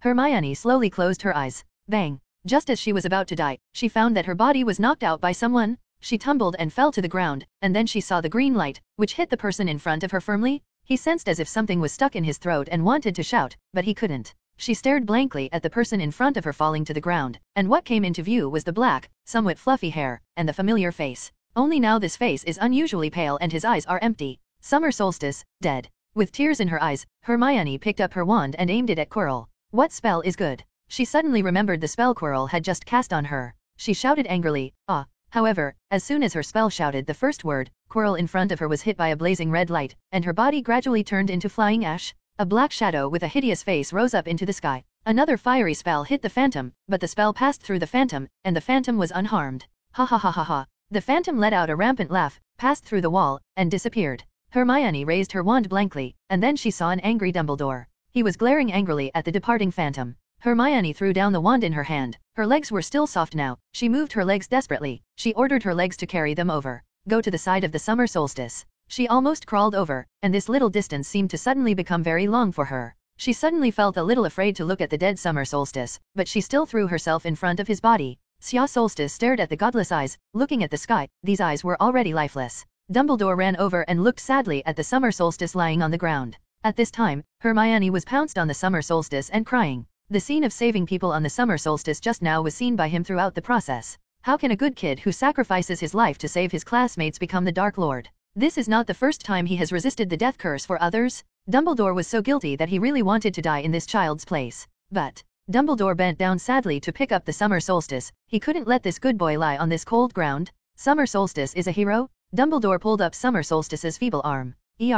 Suddenly, Sia Solstice straightened up and took a painful breath. Dumbledore was pleasantly surprised to find that the eyes of the Summer Solstice reappeared. Summer Solstice looked at Hermione, who was crying in front of him, and Dumbledore, whose eyes were red. The professor. I may have screwed up. This was the first thing the Summer Solstice said after waking up. Hermione hugged Summer Solstice and cried with joy. Nope. Good boy, you did a great job. Exactly, you did it better than anyone else. Dumbledore looked at the Summer Solstice with delight. Summer Solstice picked up the crescent talisman hanging around his neck. It's just that the originally exquisite talisman now has a deep crack. Sia Solstice knew that if he received one more fatal spell, this talisman would shatter. Seeing Dumbledore's soft eyes in front of him, Sia Solstice understood that his goal had been achieved. Originally, Summer Solstice and Voldemort had made an appointment with Quirrell beforehand, and if Quirrell could not escape, then Summer Solstice would come over and take Quirrell's life with his own hands to gain Dumbledore's trust. Anyway, Voldemort can't die until the Horcrux is destroyed, and the confident Voldemort intends to let the Summer Solstice really sneak into Dumbledore's side at Quirrell's expense. Summer Solstice pretended to be puzzled and accepted Voldemort's offer. And this one is also part of the Summer Solstice and Dumbledore's plan, because the reason why Voldemort made such a decision was actually guided by the Summer Solstice. He went to Quirrell's office every night to talk and laugh with Voldemort, but he didn't get anything. After a series of outstanding performances on the Summer Solstice, and his multiple hints in conversation, Voldemort felt more and more that Quirrell was a useless waste compared to the Summer Solstice. So he took the initiative to make this request to the Summer Solstice. From there, the Summer Solstice can destroy Quirrell. At that time, he can not only gain Voldemort's trust, but also make Voldemort lose a servant who can be possessed, which slows down the progress of his resurrection. But when Summer Solstice had just arrived, he happened to see Hermione running into Quirrell face to face, and he was secretly bad. Sure enough, Quirrell, who was at the end of his life, was a fateful curse. Summer Solstice had planned to rush straight up and save Hermione, and then destroy Quirrell. This did not affect the plan. Quirrell's death charm seemed like a joke to Summer Solstice, and he had more than 100 ways to save Hermione unharmed. But when he was about to strike, he suddenly had a faint premonition in his heart. If he rushed up, pushed Hermione away, and then directly ate a life spell in the flesh, he would get better results. Summer Solstice immediately remembered the elixir he drank before departure, and he knew the beauty of the elixir, so he decided to believe this feeling. With the talisman sent by Cassandra, Quirrell's death spell should not hurt his ears. Sure enough, when he pushed Hermione away and faced Quirrell's death curse, his talent for crisis alertness was not alerted, which meant that he took this death curse with his body without any danger. So, the scene just now happened. Summer Solstice pushed Hermione away, caught Quirrell's death spell with his physical body, and when he was about to fall into a brief coma, he happened to see Dumbledore behind Quirrell. At this time, he knew that he had bet correctly. Sure enough, the angry Dumbledore directly killed Quirrell for him, and Dumbledore was so touched by his act of sacrificing his life to save people, Dumbledore no longer had the slightest doubt about the Summer Solstice. And the escaped Voldemort was very angry at first when he saw that Summer Solstice used his body to block the death curse in order to save people. He thought that Summer Solstice was the same as Snape, and actually did this step for women, which was a waste of his hard work. But before Voldemort left, he suddenly saw a talisman cracked around Summer Solstice's neck. His eyes were as vicious as him, and he could see at a glance that this thing could block the death curse, and when he saw Dumbledore's expression, he immediately guessed the intention of the Summer Solstice. He knew that Dumbledore liked such self-sacrificing behavior, so the Summer Solstice successfully broke into Dumbledore's side from this day. So Voldemort ended up very happy, laughing and leaving. The wave of operations of the Summer Solstice directly gained the trust of Dumbledore and Voldemort, and it was absolutely bloody. He lay weakly on the ground, because the premonition of the elixir once again prompted him that it was better for him to pretend to be very weak now and go to the university hospital. Hermione, I feel like I'm out of breath. At this time, Hermione was still holding the Summer Solstice tightly excitedly. Although he did not resist this feeling, he also hugged it too tightly and was a little breathless. Hermione's little face turned red, and she quickly let go of the Summer Solstice. She was really too excited. If Summer Solstice really died to save her, she would have felt so guilty that she wanted to die. Dumbledore had clearly let himself go back to Gryffindor's attic before, but why did he still think of helping? As a result, Quirrell was met. Fortunately, the Summer Solstice did not die, and at that moment, she felt that her world had brilliance again. She blushed shyly. God, what would Cassandra think if she saw me holding the Summer Solstice like this? What exactly is the relationship between Cassandra and the Summer Solstice? Dumbledore looked at the Summer Solstice gently, then smiled meaningfully. Summer Solstice looked at Dumbledore's smile, a little speechless. Don't laugh. Quickly send me to the school infirmary. I think I can still be rescued. Dumbledore bent down and picked up the Summer Solstice, which he was going to take to the university hospital. Although there is a talisman blocking the life spell, after all, it is a life demand curse, and Summer Solstice must check his body well, in case there will be any unto 27 wonderful sequelae. Ding! Quirrell was killed by Dumbledore, but it was also because of the host's influence that he was killed. Congratulations to the host for completing the unicorn's quest for revenge. Ding! Congratulations to the host for getting the full version of the Unicorn Shadow talent. Summer Solstice almost forgot about this task, and I don't know how powerful this summoned unicorn phantom is. He decided to wait until later and try slowly. Now he has to play a weak patient. When Harry saw Dumbledore and Hermione with a little red eyes, he felt bad, and then he saw the Summer Solstice that Dumbledore was holding. Summer Solstice was pale, his eyes closed, and he was motionless. Harry couldn't help but feel sad from it. Professor Dumbledore? Summer Solstice what the hell is going on here? He thought that the Summer Solstice was dead, which was not surprising. After all, it was Voldemort who broke into the school. The Summer Solstice saved me. If it weren't for his special training, I wouldn't have learned that magic, and if I hadn't learned that magic, I would definitely be dead. But I didn't expect that the Summer Solstice Harry's eyes were full of sorrow. Dumbledore sighed. Summer Solstice is not dead, Harry. It's time for you to go to the hospital too. You're injured too. Come with me. Wait until the inspection is done. If there are any questions, you will ask. Summer Solstice underwent a detailed examination by Madame Pomfrey at the university hospital. Of course, she didn't have any other big problems other than checking out that the Summer Solstice was a little weak. She had prepared a large potion for Summer Solstice, which was said to nourish the body, similar to the potion he had drunk after he had been rescued in Albania. It's just that this big cup in front of him is said to have been taken by Snape, and the effect is much stronger than the previous Summer Solstice drink. It's just that Snape didn't personally send it in. While Summer Solstice was drinking potions, Dumbledore was answering Harry's Hermione's questions. Ron was there. He was smashed unconscious by Professor McGonagall's giant pawn, and he was already in the school hospital when the Summer Solstice came. Summer Solstice did not listen to Dumbledore. He soon fell asleep. This tonic potion also has an excellent sleeping effect. When he woke up, he heard that Cassandra had come last night, and he was very angry. Summer Solstice couldn't help but secretly rejoice. Sure enough, the tip of the elixir was the cow. He fell asleep. Cassandra wanted to find himself unlucky, and he couldn't help himself. It's a pity that you can't drink more of this potion. Summer Solstice thought that after a night of calm, Cassandra should also calm down by now, but, as it turned out, he was completely wrong. When they heard the news that the Summer Solstice had woken up, the friends of the Summer Solstice took turns to visit. And, of course, Cassandra. Cassandra just looked at Xia Solstice coldly with a look like garbage. Do you want to block a death spell for every girl you know? When Hermione heard this, her face turned red as soon as she brushed it. This. Xia Solstice was speechless for a while, but he was not an ordinary person after all, and his skin was thicker than Hagrid's rock skin cake. Oh, Cassandra, the situation was critical. I didn't think much about it. Of course, I know. Cassandra's eyes turned red again. I've always known what kind of person you look like. Even if it's someone you don't know standing in front of you, you'll choose to save him, won't you? That's why I sent you that talisman. What I knew for a long time. I also know I can't stop you. Cassandra. Actually, I hope you won't use that talisman for the rest of your life. But, I'm worried that you will really give your life away one day in the future. Cassandra, your talisman saved my life. Summer Solstice looked at Cassandra tenderly and said. That gentle look made Cassandra's heart soften immediately. It can only be said that the damn charm of the Summer Solstice is really nowhere to be placed, but he has a full 10 charms. Hermione said guiltily, it's all to blame on me. I should have listened to Professor Dumbledore and went back to the Gryffindor common room, but I actually thought I could help. I almost heard the Summer Solstice. No, you are not to blame, Hermione. Cassandra said, no one would have thought that a mysterious person could be met in Hogwarts.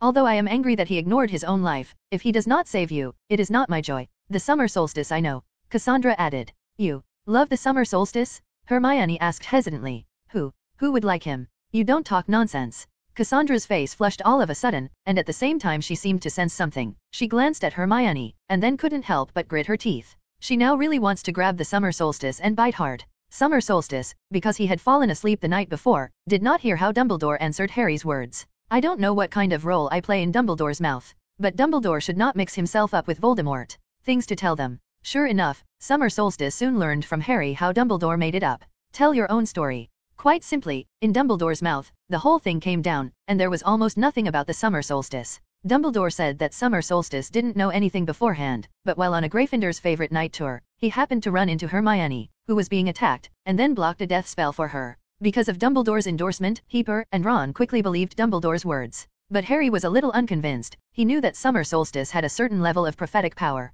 It was because Xia Solstice had predicted that he was in danger, so he was dragged for several days of inhuman devil training. It is precisely because he mastered the steps of the hunting dog that he was truly spared. It's just that every time he thinks of that jeep, he still can't help but tremble. When is the happiest time to be a student? That, of course, is the time when the homework is written and the final exam is finished. This is especially evident at Hogwarts. In the days that followed, the little wizards had no lessons, no more worrying about homework in the library all day, and no need to review exams. The little wizards are all in a relaxed state, and in a few days, they will have a holiday when the results are announced. But now the Summer Solstice can't relax at all. He leaned back on the pillow on the hospital bed and looked out the window at the cheerful crowd. The joys and sorrows of people are not connected, I just think they are noisy. Xia Solstice suddenly remembered this sentence. At this time, Cassandra sat in front of his hospital bed, with a cold face, and used a fruit knife to cut apples for him. Summer Solstice didn't understand what she asked without a wand. But seeing that she had 100 million points of hatred for the strength of the knife, Xia Solstice sensibly chose not to ask.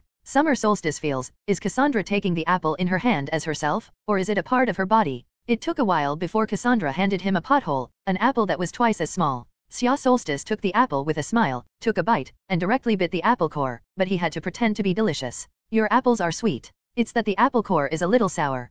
Don't you like it? Of course. So sweet. Before Xia Solstice finished speaking, he saw Cassandra stab into an apple and got up and left.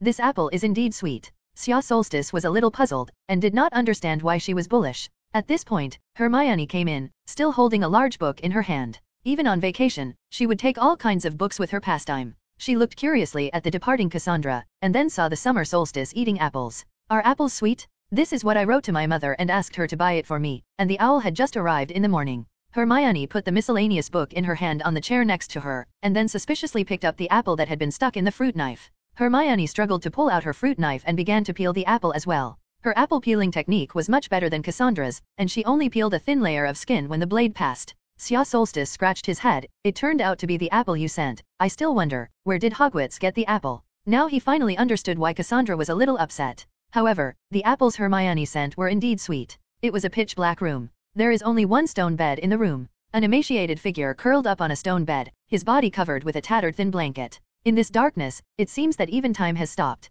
Suddenly, in a crack in the stone on the wall that could barely be called a window, a paper airplane flew in. The huddled figure suddenly moved, and he grabbed the paper airplane and couldn't wait to open it. The paper airplane was flattened, and this turned out to be a letter, the flowing font shimmering in the darkness. The emaciated figure's originally empty and godless eyes suddenly seemed to have a glimmer of brilliance. Mr. G, who is inconvenient to be named.